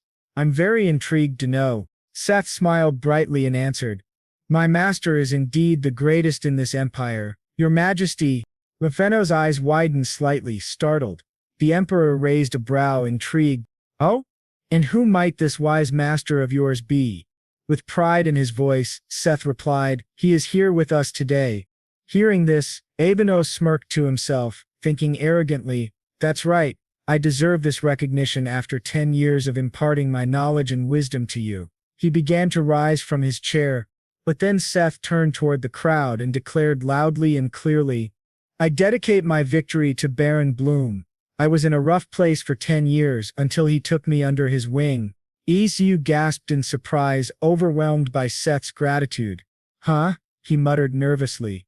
Meanwhile, Avino slammed his hand on the table, gritting his teeth so hard they nearly cracked. He roared silently in his mind, "That brat!"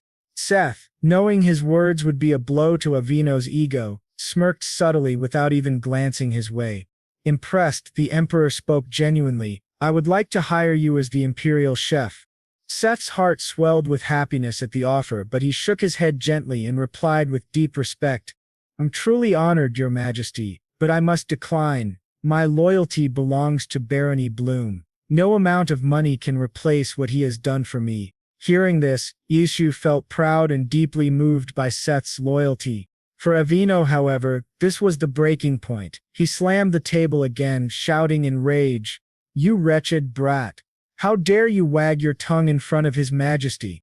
This time the emperor's irritation flared. He turned to Avino with a cold, distant voice that made the man tremble for his career. "Careful, Avino, if only you could use that energy to shout into your cooking."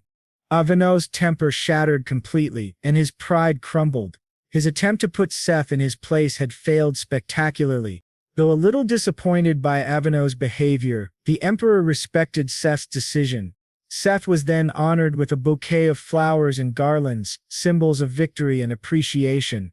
The announcer, smiling brightly, declared in a loud, cheerful voice, "Then let's give a round of applause to our final champion, Chef Seth of the Bloom Barony."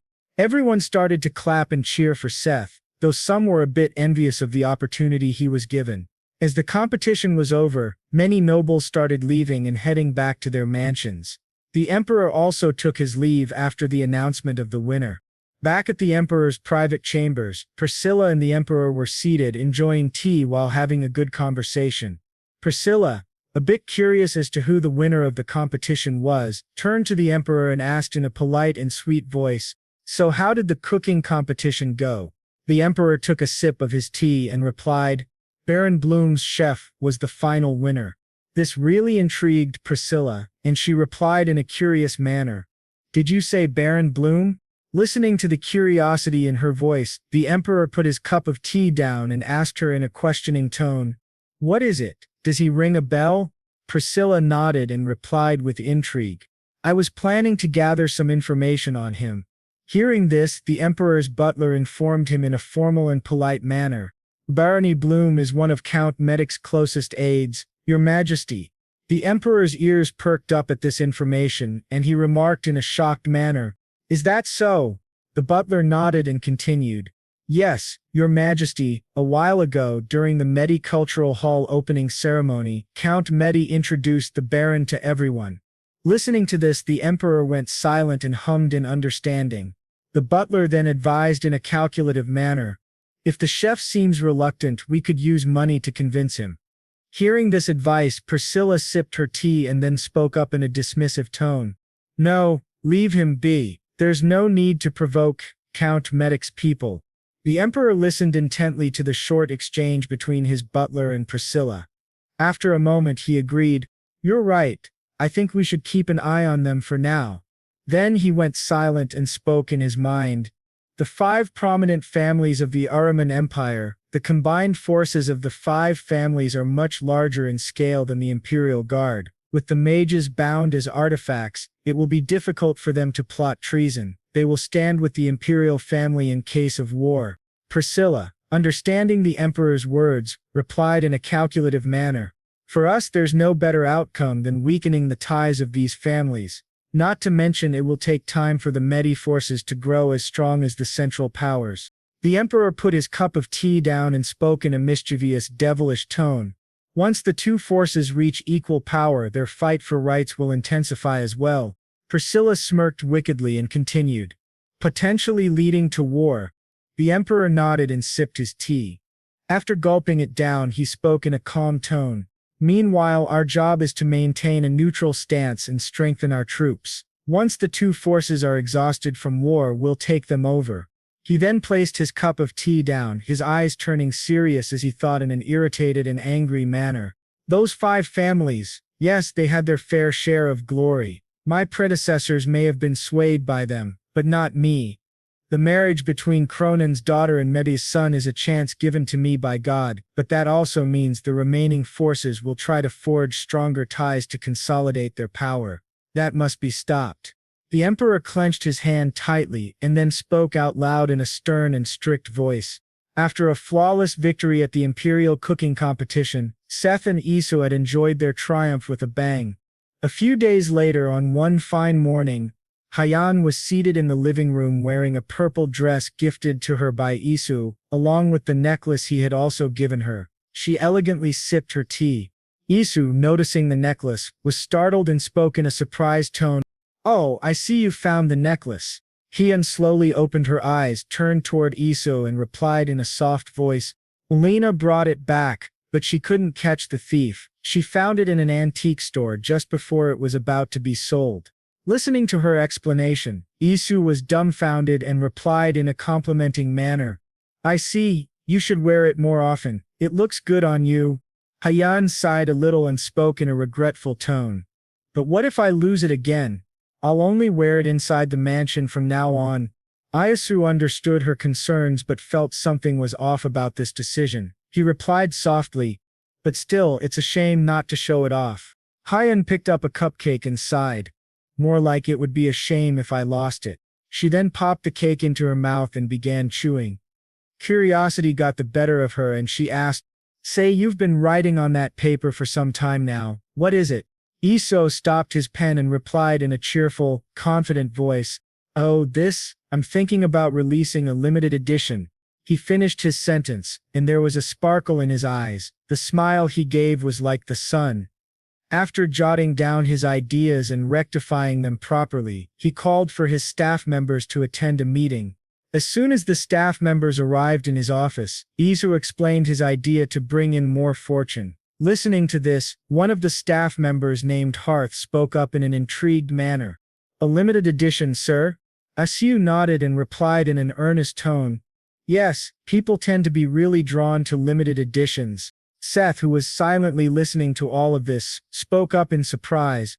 "That's a brilliant idea, sir. What kind of limited edition do you think would be good?" Isu gave a warm smile to Seth and then asked every staff member present in his office, "What do the rest of you think?" Isu was eager to know the opinions of his staff. Hearth was happy about the idea, but something was troubling him. He then spoke up in a stressed voice, "But sir, with the current backlog of reserved items, as well as the wedding gift for the Medi family, I'm not sure if we'll have the time." Hearing this report, Iso was shocked. He then asked in a curious and aghast manner, Really? Is it that bad? Harth nodded and replied politely. The 15 of us have been working tirelessly without a break. Isu went a bit silent at this reply, thinking of a way to tackle the pressure. He then advised, Harth, go easy with the reservations.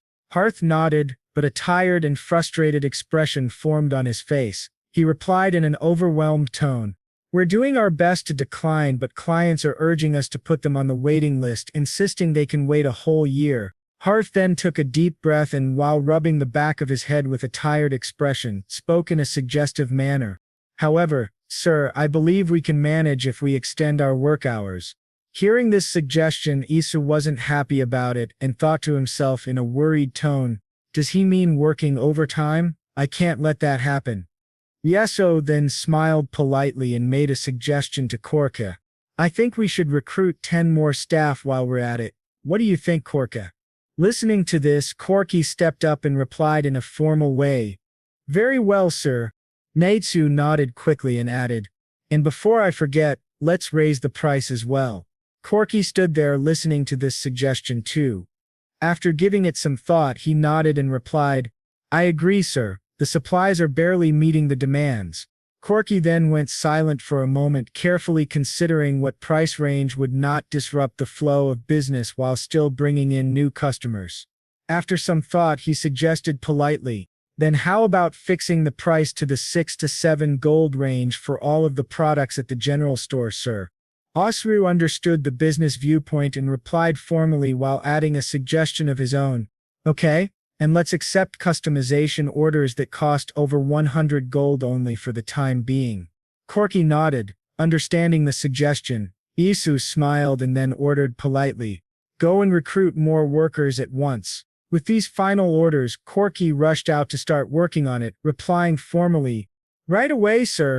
As the door shut behind Corky, Isu supported his chin on his knuckles, pressing his hands tightly against the table. He then spoke in an excited tone. So, going back to the limited edition, he waited for the staff members to turn their attention toward him. Once he had their focus, Isu explained his idea. We're going to make a cookie box, and we'll make it silver too. Harth was a bit confused at this idea, and replied in a worried tone, but there are already silver boxes being sold in the market, sir. Isu knew this question would arise. He then explained properly, this isn't any ordinary silver box. The cover will be set with our jewels and inside we'll fill it with delicious cookies. Harth was startled at this revelation. He then hurriedly finished Isu's thought in a surprised tone. So once our clients are done with the cookies, they can use it as a jewelry box. Ryusu nodded and replied with excitement. Exactly. He continued explaining, our box will stand out from the rest, since not only will clients get a box covered in gems, but they'll also receive tasty cookies as a bonus inside. Seth was really excited about this idea. He spoke up in a cheerful manner. I'll work on creating the cookies for the box, sir. Isu was pleased to see Seth's participation and replied politely, nice. Also consider creating a cookie gift set. Seth nodded and replied excitedly, yes, sir. Isu gave an appreciative nod to Seth, then turned to Harth and ordered, Harth, please go and assign roles to the new staff. Harth nodded and replied politely, yes, sir. Isu gave them all a final nod and spoke out loud, you're all dismissed. Both Harth and Seth, excited about the new idea, exited the room with confidence and anticipation. As soon as the door shut, Isu relaxed in his chair and stretched his muscles to relieve some of his aches. He then spoke to himself in an exhausted tone. After stretching, he sat back down and thought to himself in a thrilled manner, smiling as he did. But I can't help it. Things are going so smoothly that it drives me to do more.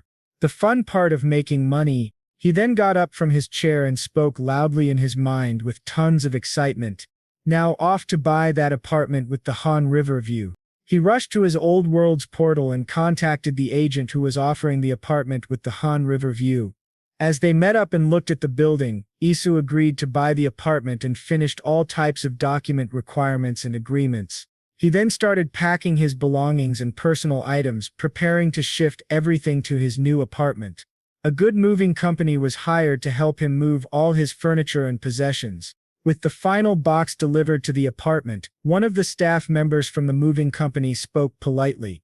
"We've unloaded everything, sir." Isu checked all the boxes, carefully counting them. After making sure everything was there, he replied to the man in a polite and appreciative manner, smiling kindly.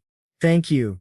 With the final box inside, Isu walked toward the window and gazed at the night view of Seoul. The sight was dazzlingly beautiful to him. The glittering city lights and the chatter of people near the Han River created a wonderful scenery. Mesmerized, he spoke up in a jovial manner.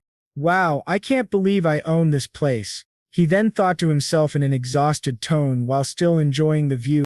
"I hired a competent accountant at a high price to manage my expenses in this part of the world." He sighed, then contemplated further.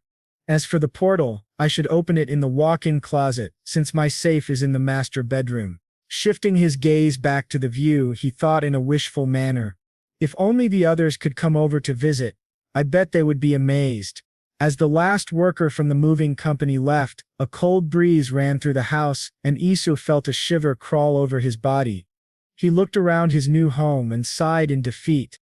"I love that this place is huge, but it feels kind of empty right now," he muttered in a slightly sad tone. Suddenly a recipe shot into his mind and he exclaimed in excitement, "This calls for a warm bowl of soup." After spending a night in his new home, Isu traveled back to the other world. He quickly took a bath and got ready for an exciting day. Feeling full of energy and eager to shock everyone with a new recipe, he made his way to the kitchen. Isu asked Seth to prepare the ingredients he needed and waited. Once everything was placed in front of him, Isu spoke loudly and clearly, making sure Seth noted every instruction carefully. "Alright, so today we're gonna make some fish cakes." Seth was taken aback and asked in a dumbfounded but polite manner, "Fish cakes, sir?" Isu nodded and replied in a soft yet energetic voice, explaining properly, "Yep, it's a deep-fried dish made with ground fish meat." Seth was flabbergasted. With a nervous expression and shock in his tone, he asked, "Pardon me, sir, but are we really going to grind the fish?" Seeing Seth's reaction, Isu found it amusing. He thought to himself, his expression seems to say, "Are we really going to grind expensive seafood?" Smiling politely, Isu replied in a soft voice while giving orders, "That's right, bring me radish and some vegetables from storage, and brew the anchovy broth too. Slice the radish into big pieces, then add it to the broth. Prepare the codfish and squid, and mince the vegetables before adding them in." While instructing Seth, Isu began chopping up the squid, carefully separating the pieces. As he worked, the sound of chopping filled the kitchen. Seth busily followed the instructions, jotting them down. Isu thought to himself in relief, "There's nothing more soothing than the chopping sound on a wooden cutting board." As the minced fish meat was already prepared, Isu called Seth over and continued instructing, "Now shape the ground fish meat into thin rectangles." Seeing how flawlessly Isu was shaping the fish, Seth copied the movement and replied in an affirmative tone, "Yes, sir." Both of them worked hard, shaping the fish together. Once they were done, Isu picked up a piece and instructed, "Then deep fry them in oil." As the fish cakes finished frying, Isu took a skewer and threaded the pieces together. Finally it was complete. He spoke up in an excited voice, "Ta-da! Finished." He turned to Seth and offered him a skewer. "Here, try it." Seth, intrigued by the new dish, replied politely while taking it from him, "Oh, mind if I do, sir." As soon as he took a bite of the fish cake, he was surprised by the texture and flavor. He spoke in a delighted manner, "This is delicious." Isu was happy that Seth enjoyed it and continued with his recipe in a content tone. "Right, next we're going to add these skewers into the broth and boil them together." Seeing this, Seth was taken aback once again. Noticing the shock on Seth's face, Isu chuckled and teased, "You must be wondering why cook them in the broth again, when they already taste good, right?" Seth, still shocked by Isu's way of thinking, avoided eye contact as he continued chewing the fish cake. Isu chuckled a little more and replied gently, "This way it boosts the flavor of the broth." As the soup continued to simmer, Seth and Isu started cleaning up the kitchen, the cooked soup's aroma filling the air. Isu then filled 2 cups of soup, each with a skewer of fish cake inside. He spoke out loud, "I'll take these to Hyen. You guys can share the rest." Seth was overjoyed by this offer and replied in an excited tone, "Thank you, sir." Isu then wore his blazer and walked toward the greenhouse where Hyen was. Entering the place, he called out excitedly, "Hyen, let's go for a walk." Hyen turned to the excited Isu and replied in a soft voice, "Okay, in a minute. Let me finish this first." After completing her chores, she walked toward the water to wash her hands. Watching her work hard toward her goal, Isu thought to himself in a proud manner, "And I thought she would grow tired of it after 1 or 2 days. She must really be serious about making perfume and scented candles." Hyen quickly washed her hands and dried them before walking over to Isu. Noticing him carrying 2 cups of liquid, she asked curiously, What's that?" Isu replied in a cheerful voice, "This is called fish cakes. Try it." Hyen was a bit taken aback by the name and replied in a confused manner, "Fish cake?" Either way, she took the cup from Isu, sipping the soup before taking a bite of the fish cake. Meanwhile, watching her, Isu couldn't control his curiosity and asked eagerly, "How does it taste?" Hyen enjoyed both the soup and the fish cake. Seeing Isu waiting for her reply, she answered contentedly, her cheeks faintly blushing pink. "Very succulent and delicious. The warm soup is also very soothing." Seeing this reaction, Isu was delighted and smiled at her. But Hyen soon shook her head and turned serious. Taking a deep breath, she spoke in a firm tone, "Oh, I have something to tell you." Isu was a bit confused, but kept his smile. Hyen continued earnestly, "I think I'll go out alone tomorrow." Isu was flabbergasted by her decision. Worry clouded his face as he questioned her about why and where she was going alone, but Hyen kept her mouth tightly sealed about her plans, only promising to tell him later. This promise wasn't enough for Isu. Though he tried to set his worries aside, he still asked whether she would be back by dinner. To this, Hyen only gave a vague answer, asking him not to worry too much. This startled Isu even more. He asked again, "Does that mean you might stay out for the night?" Hyen, unsure of her duration, gave no proper answer. This made him even more curious. He tried to press her further, asking about the person she was planning to meet, but she stayed silent. That only made it worse. Isu slipped into a spiral of worried overthinking, trying to figure out why she wasn't telling him the truth, or with whom she was going out. After much guessing and pondering, one name popped into his head. "If it's not a big deal, then why is she hiding it from me?" He sighed and finally told her in a serious tone, Anyway, make sure you don't stay out too late." Hyen understood the underlying concern in his voice. She then requested gently, "Can you bake me some pound cake?" But Isu, still irritated by her secrecy, replied stubbornly, "Ask Seth to bake some for you." Hyen, reluctant, kindly asked, "Can you personally bake one for me?" Isu was confused about why she was insisting. Noticing his expression, Hyen realized he might be busy and decided not to trouble him further. Still upset, Isu repeated, "Ask Seth. I have work to do." Hyen nodded, thanked him for the soup and fish cake, and turned back to enter her greenhouse. Meanwhile, Isu was frustrated by her secrecy. He sighed in defeat, knowing how stubborn she was, and decided to head to the Onol room for relaxation. As the day passed, the sun set and the lovely moon rose over Isu's mansion. An awkward silence hung in the air. Suddenly, a window opened and a figure appeared, cloaked in brown fabric to hide their presence. It was Hyen. She moved discreetly, making sure the night sky shone brightly, stars faintly lighting the dim roads. The brown figure hurried through the city, trying to remain discreet. Lena, following silently, was confused about Hyen's secretive destination. She trailed her with caution, peeking around carefully, until she spotted a man standing in the noble zone. Waiting for Hyen, who was covering her identity with the brown cloth, Lena squinted her eyes and exclaimed in shock, "Wait, isn't that Mage Edro?" The confusion still remained. Why were Hyen and Edro standing in front of her stepmother's mansion, surrounded by mercenaries? Lena then recalled her past interaction with Hyen. "She did tell me to investigate her stepmother before, but what are they planning to do here? And what type of plan is going on in Hyen's mind?" Realization struck her with the number of mercenaries and 2 mages present. This wasn't just a visit, they were here to start a war. Hien and the mercenaries began marching toward the mansion for an epic fight. Meanwhile, Lena kept a watchful eye, hopping onto a tree to observe them from above.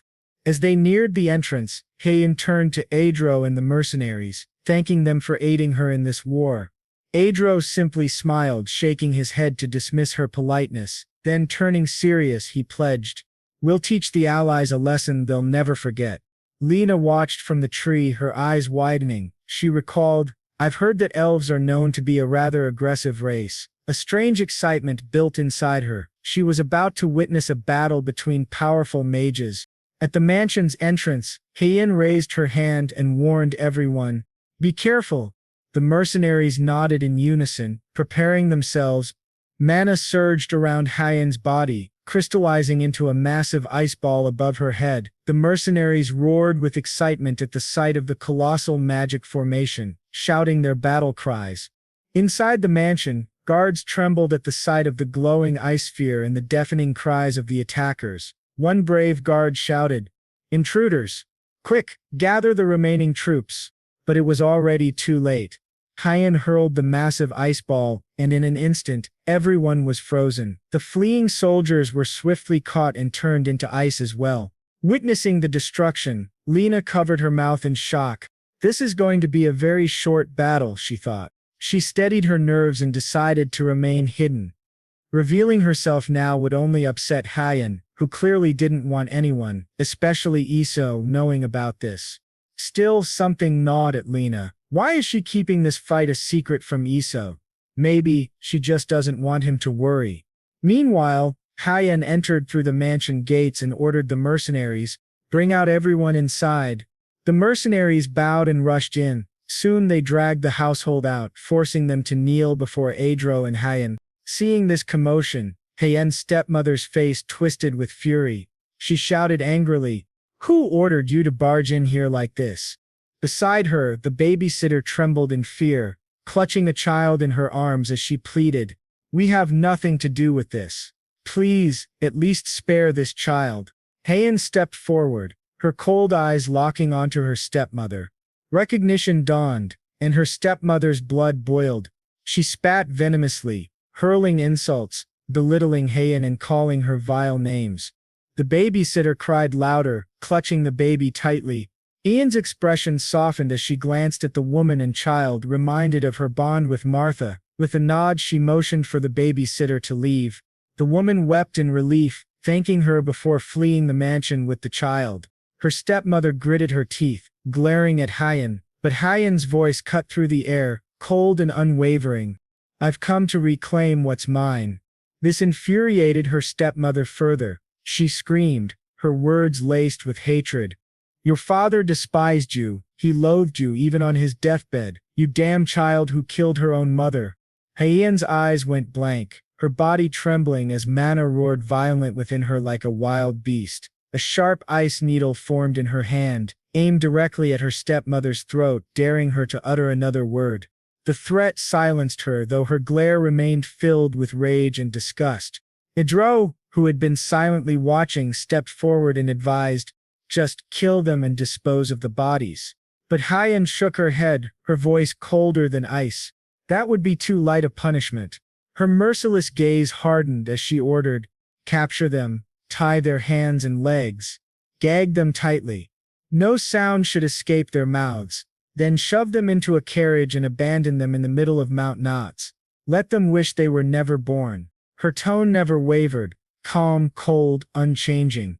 The mercenaries obeyed, dragging the stepmother and another captive into the carriage. Hien ordered the gags removed, only once they were secured. As the carriage rolled toward Mount Knots, her stepmother's rage did not cease. She screamed, "This won't make your father's fortune yours." Even as the carriage moved further away, her shrill voice echoed. Hien simply stared with an expressionless, icy gaze. Finally she sighed, her eyes drooping. Her revenge was complete, yet instead of satisfaction an emptiness swelled inside her heart. Idro, noticing this, rushed toward her. Reproached by Hien's side and said, "Hien, How about we leave the soldiers to take care of the bodies and head over to the bank first? Hyen was a bit confused at the mention of the bank and looked at him curiously. Edro continued. I found an account under your family's name when I visited last time. Your father seems to have left behind something for you. This truly intrigued Hyen, making her eager to know what her father had left. As the moon began to set, a new morning arrived. Edro and Hyen traveled quietly toward the bank to check the Silverwood family's account. Amidst the silence, doubt ran through Edro's mind, and he asked, Say, why didn't you visit the bank beforehand?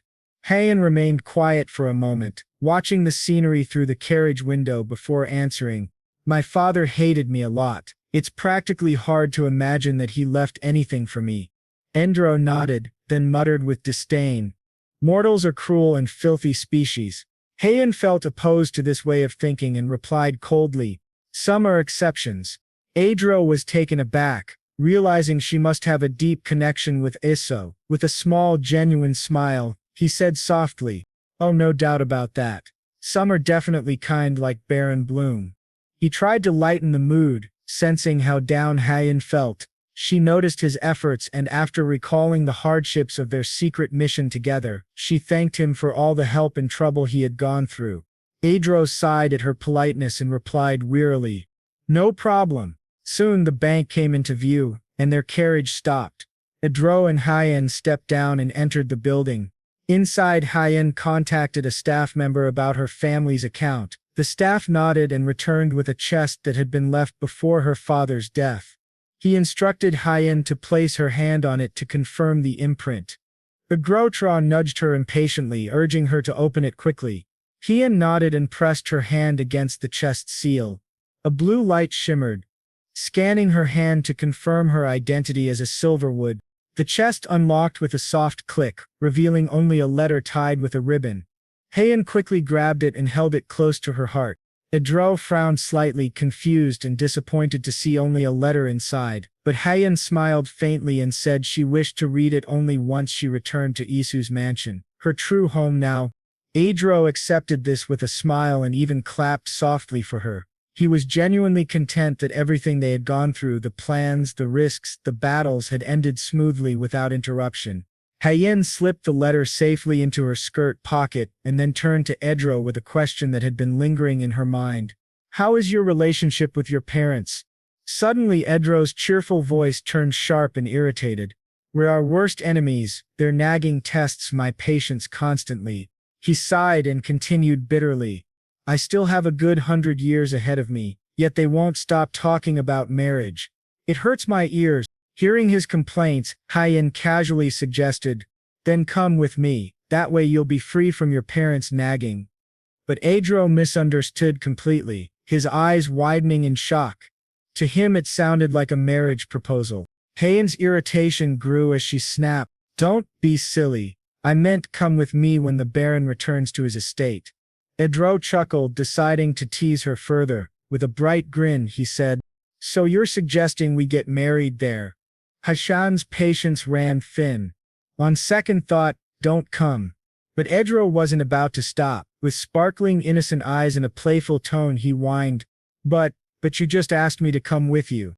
At that moment Hyen finally understood why Edro's parents nagged him so much. When they finally arrived back, she quickly thanked Edro and rushed inside, handing her brown covering to Darcy before entering the living room. Isu was already waiting with a cup of tea. He welcomed her with a gentle smile and set his cup aside, shifting slightly to make space for her to sit. Hyen sat beside him and whispered, Things ended faster than I expected. Isu stayed quiet, waiting patiently for her to continue, giving her space to let out her heavy emotions. Finally she said, I'm on my way back from my stepmother's. A burden weighed on Isu's chest, knowing the painful connection between Hyen and her stepmother. He carefully examined her, making sure she wasn't hurt or in need of healing. Then he noticed her clutching a letter tightly in her hand. What's that you're holding? He asked. Hyen lifted it slightly, her voice heavy. My father left this behind in the bank before he died. Isu's eyes softened. Have you read it yet? He asked gently.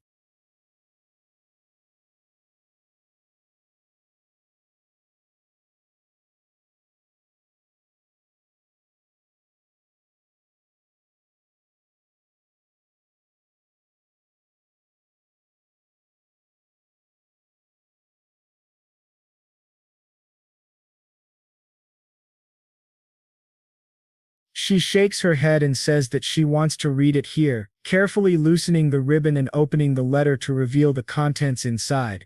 She then carefully scans the paper and identifies that one of them is a check for 500,000 gold, and the other she takes in her hand and reads carefully. While she is reading, in her mind an old guilt-filled voice reads out, "Forgive this foolish father of yours, Hyan."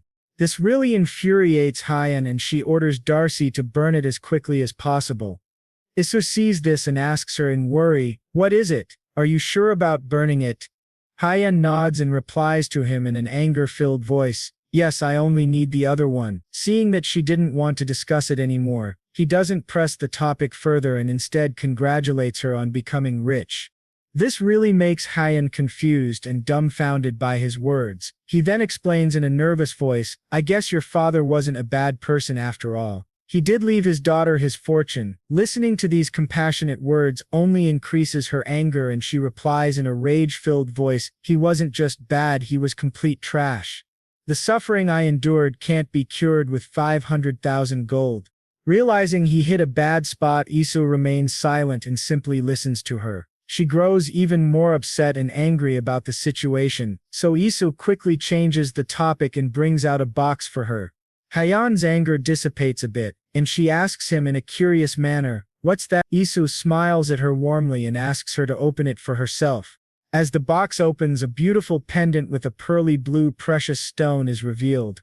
Hyan carries the pendant in her hands and says softly, "This gem looks just like a water drop." Isu smiles and explains that it's called aquamarine, then asks whether she wants to try it on to this. Hyan nods and asks him to put it on for her. Isu takes the pendant from her and walks behind her to fasten it around her neck, while Hyan lifts her hair up. While hooking the pendant, Isu speaks up, "I noticed you don't wear the amethyst often because you're scared it might get stolen. But this one you can wear everywhere." Hyan then lets her hair down and it sways elegantly, increasing her beauty with the pendant tenfold. She looks at the pendant and thanks Isu for the wonderful gift. Isu smiles and compliments her on how amazing she looks with it, secretly thinking that aquamarine is even more valuable than amethyst in this world. Though she is really happy with the gift, she remembers that yesterday he had been too busy with his tasks to bake her a cake, yet he somehow had the time to prepare this gift. She teases him about it. Isu is startled by her words and feels a wave of irritation run through him. He sighs and admits that what he did yesterday was his way of paying her back for not telling him anything. Hyan smiles softly and assures him, "This won't happen again. I promise I didn't tell you in case you got worried." Isu sighs again and accepts her apology. Hyan then playfully orders him to bake her some cake, to which he chuckles lightly and replies in a mock formal voice, "Yes, ma'am." A few days pass after the incident. On one fine morning, Isu is seated in his office, hearing Corky's report about their new limited cookie set. He is shocked to hear the sales numbers and how much people like the set. Corky nods and informs him, "Yes, sir, the cookie set is also getting good reviews." Isu smiles happily and feels grateful to his artisans working on the project. After taking a deep breath, Isu speaks his mind. 3 years, was it? At this rate, I'll be able to return faster than that. His success and ability to earn money at such a young age are truly impressive. Corky agrees, saying Isu can probably return to the estate earlier and expresses complete faith in his ability to do well there. Isu sighs and admits with worry, "But still, I can't help but feel concerned. With the estate land so vast and not enough workforce, finding resources won't be as easy as it is here." Seeing that Isu is burdened by his duties, Corky reassures him, "We'll do our best, sir. Everyone here looks up to you with complete trust." Isu is truly grateful for these words and appreciates him deeply. He then gazes out the window and realizes that Quad's Saluna is approaching quickly. Time surely has passed fast. Curious, Corky asks about Isu's plans for the festival. But Isu isn't planning anything for Quad's Saluna, wanting to focus instead on the international market. He then asks Corky, "The night festival opens in August, right?" Deciding to visit the festival in August, Isu plans to hire troops to accompany him back home. Hearing this, Corky realizes that means the stall for Quad's Saluna festival. Isu nods and cuts in, "The stall isn't important for now. Our main focus is the international market. Korka agrees with him. As more time passes, Isu is later seen in the kitchen with Seth, discussing, "This quise Luna, I thought we could make rice cake soup instead," Isu said. He then turned to Seth and questioned him whether he remembered the time when they were making the crispy pie dough where cold water was required. Seth nodded and responded positively while scribbling notes in his book for future reference. Isu smiled and explained, "This time we need to make rice cake which has a chewy texture." Suddenly realization struck Seth and he answered that for a chewier texture they would need to add hot water to the dough. Wanshu was really happy with this answer and replied, "Exactly, and knead it several times using our hands." He then explained the process of the dough further. "Once you are done kneading, wrap the dough in wet linen and wait for it to rise." Seth quickly noted down all of these tips and instructions in his book. Next, Isu moved on to the soup. Debone the chicken for the broth and cut the meat into bite-sized pieces. Then boil the bones to make a rich broth. Add garlic and leek to get rid of the gamey smell and boil it some more. Before forgetting something, Isu gestured toward a brown pot, stating that it contained soy sauce to enhance the flavor of the broth. Seth was very curious about this new ingredient present in the kitchen. Isu then took a bit of the soy sauce and described, "Yes, it's a special seasoning I brought from my home country. Try some." Seth took a spoonful, tasted it, and exclaimed at how salty it was. Curious, he asked what it was made of. Isu smiled and answered, "It's a paste made of beans. This will be our family seasoning from now on, so study it whenever you have the time." Seth nodded and replied, "Yes, sir." Isu then turned back to the rice cake batter and instructed Seth that it must be dried for 2 to 3 days until it is ready to be added into the soup. "If you add it now, it will turn into a mushy clump," he warned. Isu began showing Seth how to make bite-sized rice cakes while slowly explaining the procedure. Seth tried pulling pieces of dough by hand but grew curious and asked whether it was absolutely necessary to use hands for making the rice cake. Isu smiled and said, "That's the magic behind this amazing recipe." When the rice cake soup was done, Isu garnished the bowls with an egg, some scallions, and a few slivers of ginger for a more refreshing accent. As the bowls were ready to serve, Isu ordered Seth to call all of the managers to the kitchen. Seth nodded and quickly headed out to summon the staff. When all of the staff members and Hyan arrived at the dinner table, Isu spoke up in a loud, energetic voice, "Thank you for all of your hard work last year. I wish you good health this year as well." After this warm speech, Hyan grew curious about the dish and pestered Isu about it. He explained that it was a dish called rice cake soup, originally from his home country, eaten during special holidays. Lukri was truly impressed by the vivid colors in the bowls and complimented Isu, while Hyan, intrigued, wanted to try it as soon as possible. Seeing the eagerness in everyone's eyes, Isu smiled and politely gestured for them to begin. Everyone started scooping rice cakes with soup, blowing out the steam before eating. As it entered their mouths, a sharp wave of flavors hit them like an electric current coursing through their bodies. Hans was the first to compliment the chewy texture of the rice cakes, while Lucas praised the richness and depth of the broth. Iso was delighted by the reactions of his staff managers and decided that this dish would be served for Kwasaluna from now on. Everyone agreed wholeheartedly with this idea. Isu felt great happiness seeing the delighted expressions of his staff. While glancing over at Lucas, a thought crossed his mind and he asked, "By the way, do any of you have marriage plans this year, or perhaps someone you're fond of?" Hearing this, Lucas suddenly coughed violently in shock. Hans was worried and asked him if he had choked on his food. Lucas waved it off, saying he was completely fine and that there was nothing to worry about, though in his heart he cried and looked at Isu with teary eyes. Seeing this reaction, Isu remembered the time they had talked about love. How Lucas had lost his unrequited love and he now felt guilty for bringing up the topic. Corky then spoke up. "We can't possibly dare to marry when our master himself hasn't wed yet." "I'll consider it once you do, sir." Hearing this well-structured answer, the rest of the staff members agreed and joined Corky's decision. Realizing that none of them would back down from this stance, Isu felt overwhelmed by their response. He told everyone to get back to enjoying the meal for now. While enjoying his soup, Isu proposed, But still, if the senior managers get married, I'm willing to provide them with a house. That includes you too, Hans, so please consider it. Hearing this proposal, Hayan immediately asked, what about me, will I also get a house too? She then added with a playful smirk, I like huge mansions, just letting you know. Isu was taken aback by the sudden question and answered, it's only for the senior managers. Hayan then pointed out her responsibility of managing the greenhouse. So technically I'm also part of the senior managers, she argued. Isu gave up, realizing she was telling the truth, and agreed to her demands.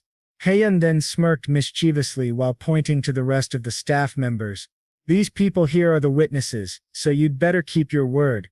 Isu was finally trapped in Hayan's word trap and agreed to her demands without further questions. Several months passed and it was March, the time of the international market. The streets of the capital city were filled with bustling energy, with merchants shouting to attract customers. While walking down the busy lanes, Iso noticed the packed streets and the many foreigners who had arrived in the capital either to purchase or to sell their merchandise. Lucas, walking alongside him, grew curious and asked how their stall was doing in this frenzy. Walking toward the stall set up by the Bloom family, Isi was thrilled to see a long line in front of it. People were pushing and clamoring with each other to purchase Bloom merchandise. Isu walked to the front of the stall and called for Corky. Meanwhile, Corky had just finished a transaction and looked up to see Isu approaching. As Isu came closer, he asked, how is everything going? Corky replied in a delighted, cheery, yet polite voice, we've been receiving great reviews, sir. Numerous customers are even demanding to purchase in large amounts. Without missing a beat, Corky informed him, sir, you need to step inside. Lena has been waiting for you for a long time. Esu nodded and made his way to his office. As soon as he entered, Lena sprang up from her seat, looking extremely happy and content. Esu walked toward her and asked, did you find out what I asked you? She nodded and replied in an affirmative tone. Isu took his seat, readying himself to hear the information Lena had gathered. She took a deep breath and began, this time there are two people we need to keep an eye on. One is a merchant who specializes in spices, and the other is a renowned silk merchant. Isu smiled and asked, which one of them visited the stall? Lema quickly replied, the silk merchant from the Mine Empire is waiting for you. From what I've heard, he controls nearly 80% of the world's silk market. Isu was delighted by this information and thought to himself cunningly, I've heard the Teat family is expanding their silk trade after pepper prices dropped. This is my chance to block them from getting silk. Though confused, Lena kept her smile. Isu then spoke up. Please let him in, if he's still waiting outside. Lena nodded and quickly left to bring the merchant inside. The man entered the office and introduced himself. Greetings, sir. I'm Salin, a merchant from the Mine Empire. Corky then introduced Iso in return. This is Baron Iso Bloom, from the Aroman Empire. Isu gestured for Seliman to take a seat, and they both sat down for a conversation. Seliman, curious, mentioned, by the way, sir, do you not sell completed products here? I saw some on display, but only loose stones are available for purchase. Isu nodded and explained, there are other stalls with completed products out there.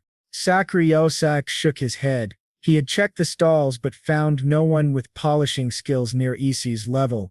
Isu took this as an opportunity and offered, I can call a jeweler for you. He can customize whatever accessory you wish.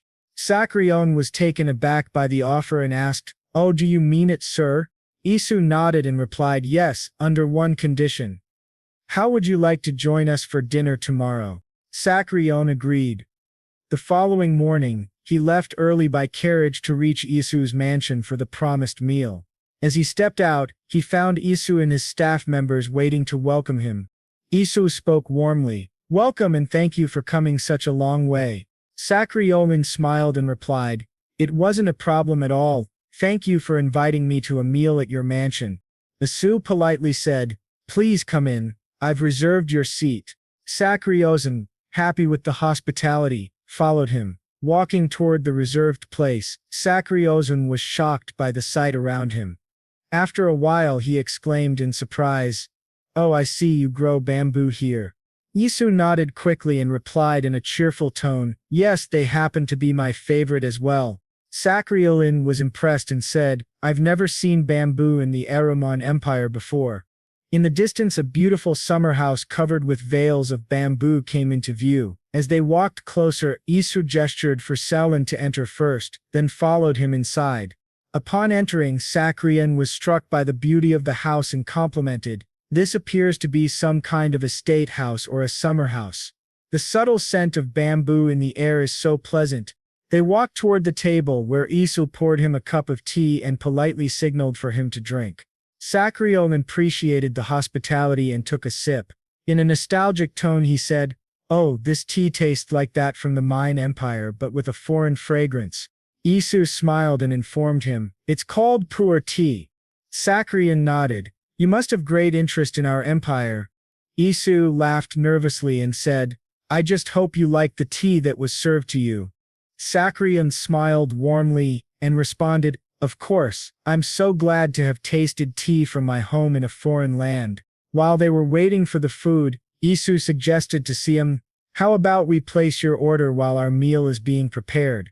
Isu then called for Hearth and ordered him to bring the samples for Siam to select. Hearth slowly presented all kinds of precious gems with various styles of necklaces and matching earring sets. Sakrium glanced over each of them with interest, but looked a bit saddened when he realized Isu didn't have his favorite type of gemstone. Seeing Siam's disappointment, Isu smiled and ordered, Hearth, bring in what we saved separately. Hearth gave a quick nod and returned to his barracks to retrieve the gem. He then brought back a box and opened it in front of Siam, revealing a green shiny gemstone sparkling beautifully under the sunlight.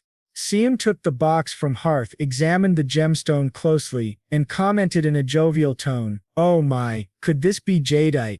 Isu nodded and explained warmly, I heard jadeite is treasured even more than diamonds in the Mine Empire. Siam carefully lifted the jadeite, examining its rich beauty. So clear and rich in color, this jadeite is definitely high quality, he exclaimed. Isu was glad to see Siam smile and asked, is this the gemstone you've been looking for? Siam nodded and replied, yes, I'd like the entire collection. I think my wives will love it. Isu kept a smile on his face, though a wave of shock hit him at the word wives. Maintaining a professional composure, he waved off his own concerns. Sakrium, delighted, placed his order. I would like 18 sets of jadeite accessories and also 18 sets each of amethyst, ruby, and sapphire. Hearing this ridiculous number of sets, Isu was certain Siam had many wives, but he did not mention it as it was a personal matter. Instead, he simply nodded and smiled, then turned to Corky. Now serve the meal, Corky. Isu then turned back to Siam and expressed in a heartfelt manner, wanting to capture the merchant's trust even more. I was told you have been sailing for a long time. You must have missed the Lunar New Year while on the ship, so I prepared a holiday feast. Sakrion was shocked to hear this and exclaimed in delight, do you know what the Lunar New Year is, Baron? While Araman celebrates Quas Sa Luna, our Mine Empire celebrates the Lunar New Year. Corky and Seth then brought out a variety of dishes and placed them on the table with polite formal smiles. Please, help yourself before the food gets cold, Isu said. Seeing the spread of dishes, Siam was stunned. Some of them even looked authentic to his homeland. Isu recommended, try the shrimp dim sum, they're especially delicious.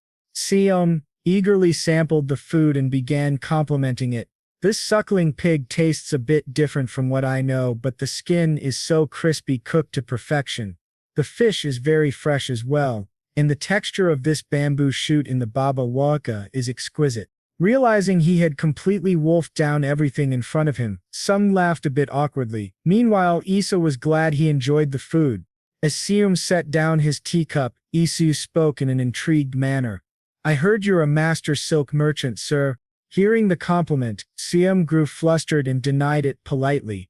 Oh, please, sir, that's an exaggeration. I only sell what I can obtain, that's all. Ryu smiled and nodded. He then casually mentioned, I hear one of your clients is the Pitt family.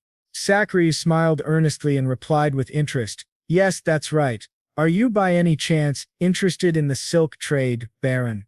Isu shook his head and chuckled softly. No, not exactly. Then in a more serious tone he added, Rather, I'm more interested in the Pitt family. He explained that the Pitt family were his competitors. This left Seom flabbergasted. Why would a county meddle in a spar with a barony? What did you do to provoke the Pitt family? Appreciating Semun's honest reaction, Semun laughed lightly. Semun turn admired Iso's transparency and asked cautiously, "Are you asking me not to sell silk to them?" Ashu nodded and suggested, "Yes, precisely. Instead, how about expanding your business with the KN family?" Seom fell silent, thinking about this new opportunity.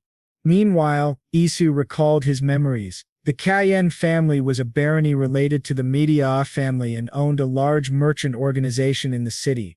After giving the proposal some thought, Seom finally said, I shall take that into consideration." It was a polite way of refusing. Isu understood that convincing this merchant would be difficult. He had to push one step further. Taking a deep breath, Isu explained in a calm but deliberate tone, "If things don't go well for me here, I plan on venturing into the culture business." The smile on Seom's face faltered as soon as Isu mentioned this new business idea, leaving him feeling vulnerable. Isu dug into his memories of his original world until the 3rd century silk culture had been monopolized by China. They managed this by spreading false rumors that silk was made from tree bark, preventing their technology from leaking. That same false rumor was still circulating on this side of the world. Isu was confident that his statement was enough to shake Seom's confidence and strong willpower. Seom was aghast and spoke up in a nervous, terrified voice, "How do you know about sericulture?" Isu reassured him, saying that he was the only one who knew about this cultivation method.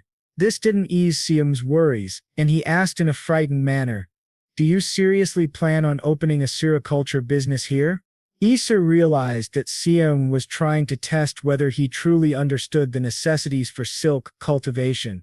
He calmly stated, "As long as I have silkworms and mulberries, it should be easy. Moreover, we have our trusty mages on our side.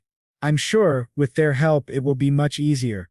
Listening to all this information and the detailed plan from Isu, Seom grew more confused and terrified. He was curious how Isu knew so much about sericulture, but from the way Isu described silkworms and mulberries, it didn't seem like he was lying. Isu, however, was frustrated that this still wasn't enough to convince the merchant. "I said what I said," he thought, "but I admit even if I make silk, the quality will never match his products. At least this is enough to startle him for now." Seom was deep in thought. He knew if he pushed further, he might lose the business. After careful consideration, he finally spoke. "Although I'm very curious to know how you acquired the secrets of sericulture, I won't ask further, as it is your area of competency. Very well, I shall stop doing business with the Pitt family." As soon as Seom made his decision, Isu felt relieved, his smile bright and friendly. "Well, now that's settled, I promise to keep quiet about sericulture." Seom was relieved by Isu's earnest response and thanked him for keeping the cultivation technique secret. Still, he thought to himself, it will probably take him some time to catch up with our technology anyway. Now the problem is, how much does he really know? He sipped his tea with a quiet sense of relief. Besides, cutting ties with the Pitt family won't affect my business much, considering I have many clients. There's no need to challenge him and risk myself. Isu was very pleased with the agreement. He passed a tray of chocolates and asked some to try some. Some smiled happily and replied, "On the contrary, I'm the one relieved. I wouldn't want people to know about the secrets of sericulture technology." Isu suddenly turned serious. "Sacral-culture? What's that? I thought silk was made from tree bark." Seom was taken aback by the question, realizing Isu was intentionally keeping the secret hidden. He laughed warmly, then bit into the chocolate. It melted smoothly in his mouth, making him blush with enjoyment. "Oh my, I've never tasted anything quite like this before," he said cheerfully. Isu smiled warmly at him. "Please, do have a dip in the herbal water before you leave. I guarantee it's the perfect way to unwind." Seom was delighted by Isu's hospitality. After spending some time and enjoying the meal, he left the mansion and returned to his residence. The next day, Seom returned to Isu's mansion with an enclosed check for payment, which he handed to Isu. Isu was grateful for this. Seom then mentioned that he had also brought some silk as a token of appreciation for yesterday's dinner. Isu was astonished by this gift and assured Seom that he would make wise use of the silk. In gratitude, he offered, "Please visit us again before you return to your country. I shall serve some Aromanian dishes then." Sakris smiled and appreciated the kind gesture. He promised to visit once more to retrieve his customized accessories. Isu smiled politely, looking forward to seeing Seom again. Sakris then returned to his carriage and departed for his further ventures. As soon as the carriage disappeared into the distance, the main gate of the mansion opened slowly. Two heads peeked out, Hem and Lena, checking to see if Seom had left. Confirming that the coast was clear, they sneaked quickly behind Isu. Isu face-palmed inwardly as he watched their antics. He noticed that they were particularly interested in the box Seom had given.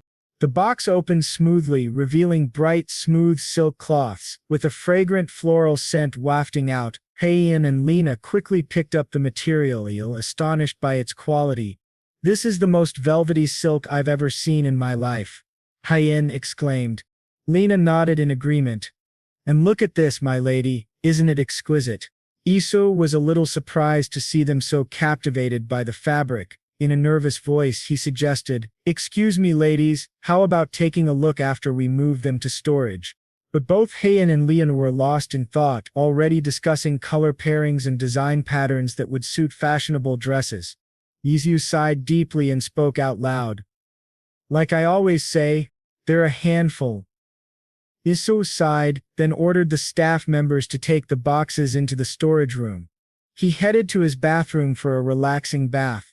After a proper soak, Lucas was massaging Isu's aching muscles and asked politely, "Refreshing, isn't it, sir?"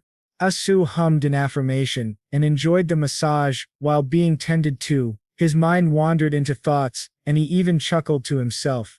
"Including the money Seom paid, along with the remaining jewels, I've earned a total of 370 billion won at the international market," he thought. Isu then reminisced about his past, how he used to feel overjoyed just by selling 10 kilograms of spice, which would earn him 6 million won. Realizing the fortune he had now, richer even than the Medici families, made him chuckle gleefully. "Should I buy myself a car? No, I can afford a private jet with this kind of wealth." Lucas, curious about something, interrupted Isu's daydreaming to ask whether he was going to visit the Medici family this weekend. Isu turned to him and replied, truthfully, "Yeah, I mean it's their youngest son's wedding. Want to tag along?" Lucas was taken aback by the sudden offer but politely declined. Still, Isu remained persistent, repeatedly offering, but Lucas continued to decline with polite firmness. Isu then reflected thoughtfully. Count Medici's youngest son's wedding is a month from now. Since they kindly sent me an invitation, it would be rude not to attend. His face turned troubled as he realized that for the next month and a half he would have to travel back and forth from the capital to Medici City, a huge pain for him due to his motion sickness issues. "If I ever get married in the future," Isu muttered aloud, "I'm not going to send invitations to city people." Lucas was taken aback by the statement and gently remarked that such an action would upset many people. Isu waved off the concern and said, "Anyway, you're coming with me, besides, you'll get to see your parents too." Lucas politely rejected again. "I can accompany the master in the fall when he visits the Alberta estate." Even though it was polite, the rejection hurt Isu deeply. Still, he kept a smile on his face, refusing to show his disappointment. While the two were having this banter, a soft knock came at the door. Isu permitted entry and Corky stepped in, announcing that a letter had arrived from the Cromans. Isu nodded and lazily ordered, "Read it for me. I'm not in the mood." Corky was confused, but Lucas explained his master's dejected mood. "The master is reluctant to attend Lord Mark's wedding. The thought of crossing Mount Knots worsens his condition." Isu nodded in agreement. This revelation shocked Corky, who quickly asked forgiveness for not knowing the reason behind his master's reluctance. He then opened the letter and began reading aloud. "Dear Baron Bloom, I hope you are doing well. It is I, Count Croman. I am writing this letter with a purpose of inquiry." Isu listened intently and urged Corky to continue. Corky refocused and read, "Will you be attending the wedding next month?" "Yes," Isu replied in an affirmative tone. Corky continued, "Because it so happens that several of our relatives are planning to travel there as well." "It's obvious," Isu interjected. "I mean, it's his daughter's wedding." Corky pressed on, "Therefore I am planning to hire a portal mage." Before he could finish, Isu sprang up, shouting in an excited voice, "Yes!" He kept repeating, "Yes! Oh yeah," while dancing and jumping with joy. The thought of avoiding a long carriage ride thrilled him. His health was no longer at risk. Realizing that he had broken his noble demeanor, he coughed awkwardly and ordered Corky to continue. Corky read the rest of the letter. "Surprised, I am planning to hire a portal mage, so I was wondering if you would like to join us." Without hesitation, Isu smiled dashingly and declared, "It's a yes for sure. Much love to the Count." Corky was taken aback by Isu's slick behavior and asked for confirmation about delivering the message. Isu replied without a pause, "Yep." Relieved they would no longer have to ride, Isu turned to Lucas and teased, "So, are you interested now in coming along?" Lucas smiled and replied excitedly, "Of course, sir. I was planning to accompany you from the start." Isu laughed at his innocent response and teased him further. He then ordered Lucas to make a list of people in the mansion who wished to attend the Medici's youngest son's wedding. Lucas nodded and began working on the task immediately.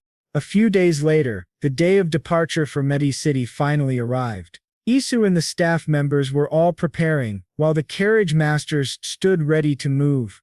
As Isu waited for everyone to finish preparing, he turned to Hyen and asked, "Are you sure you're not coming? Sure will be so disappointed." Hyen nodded firmly and replied that she had some matters to attend to.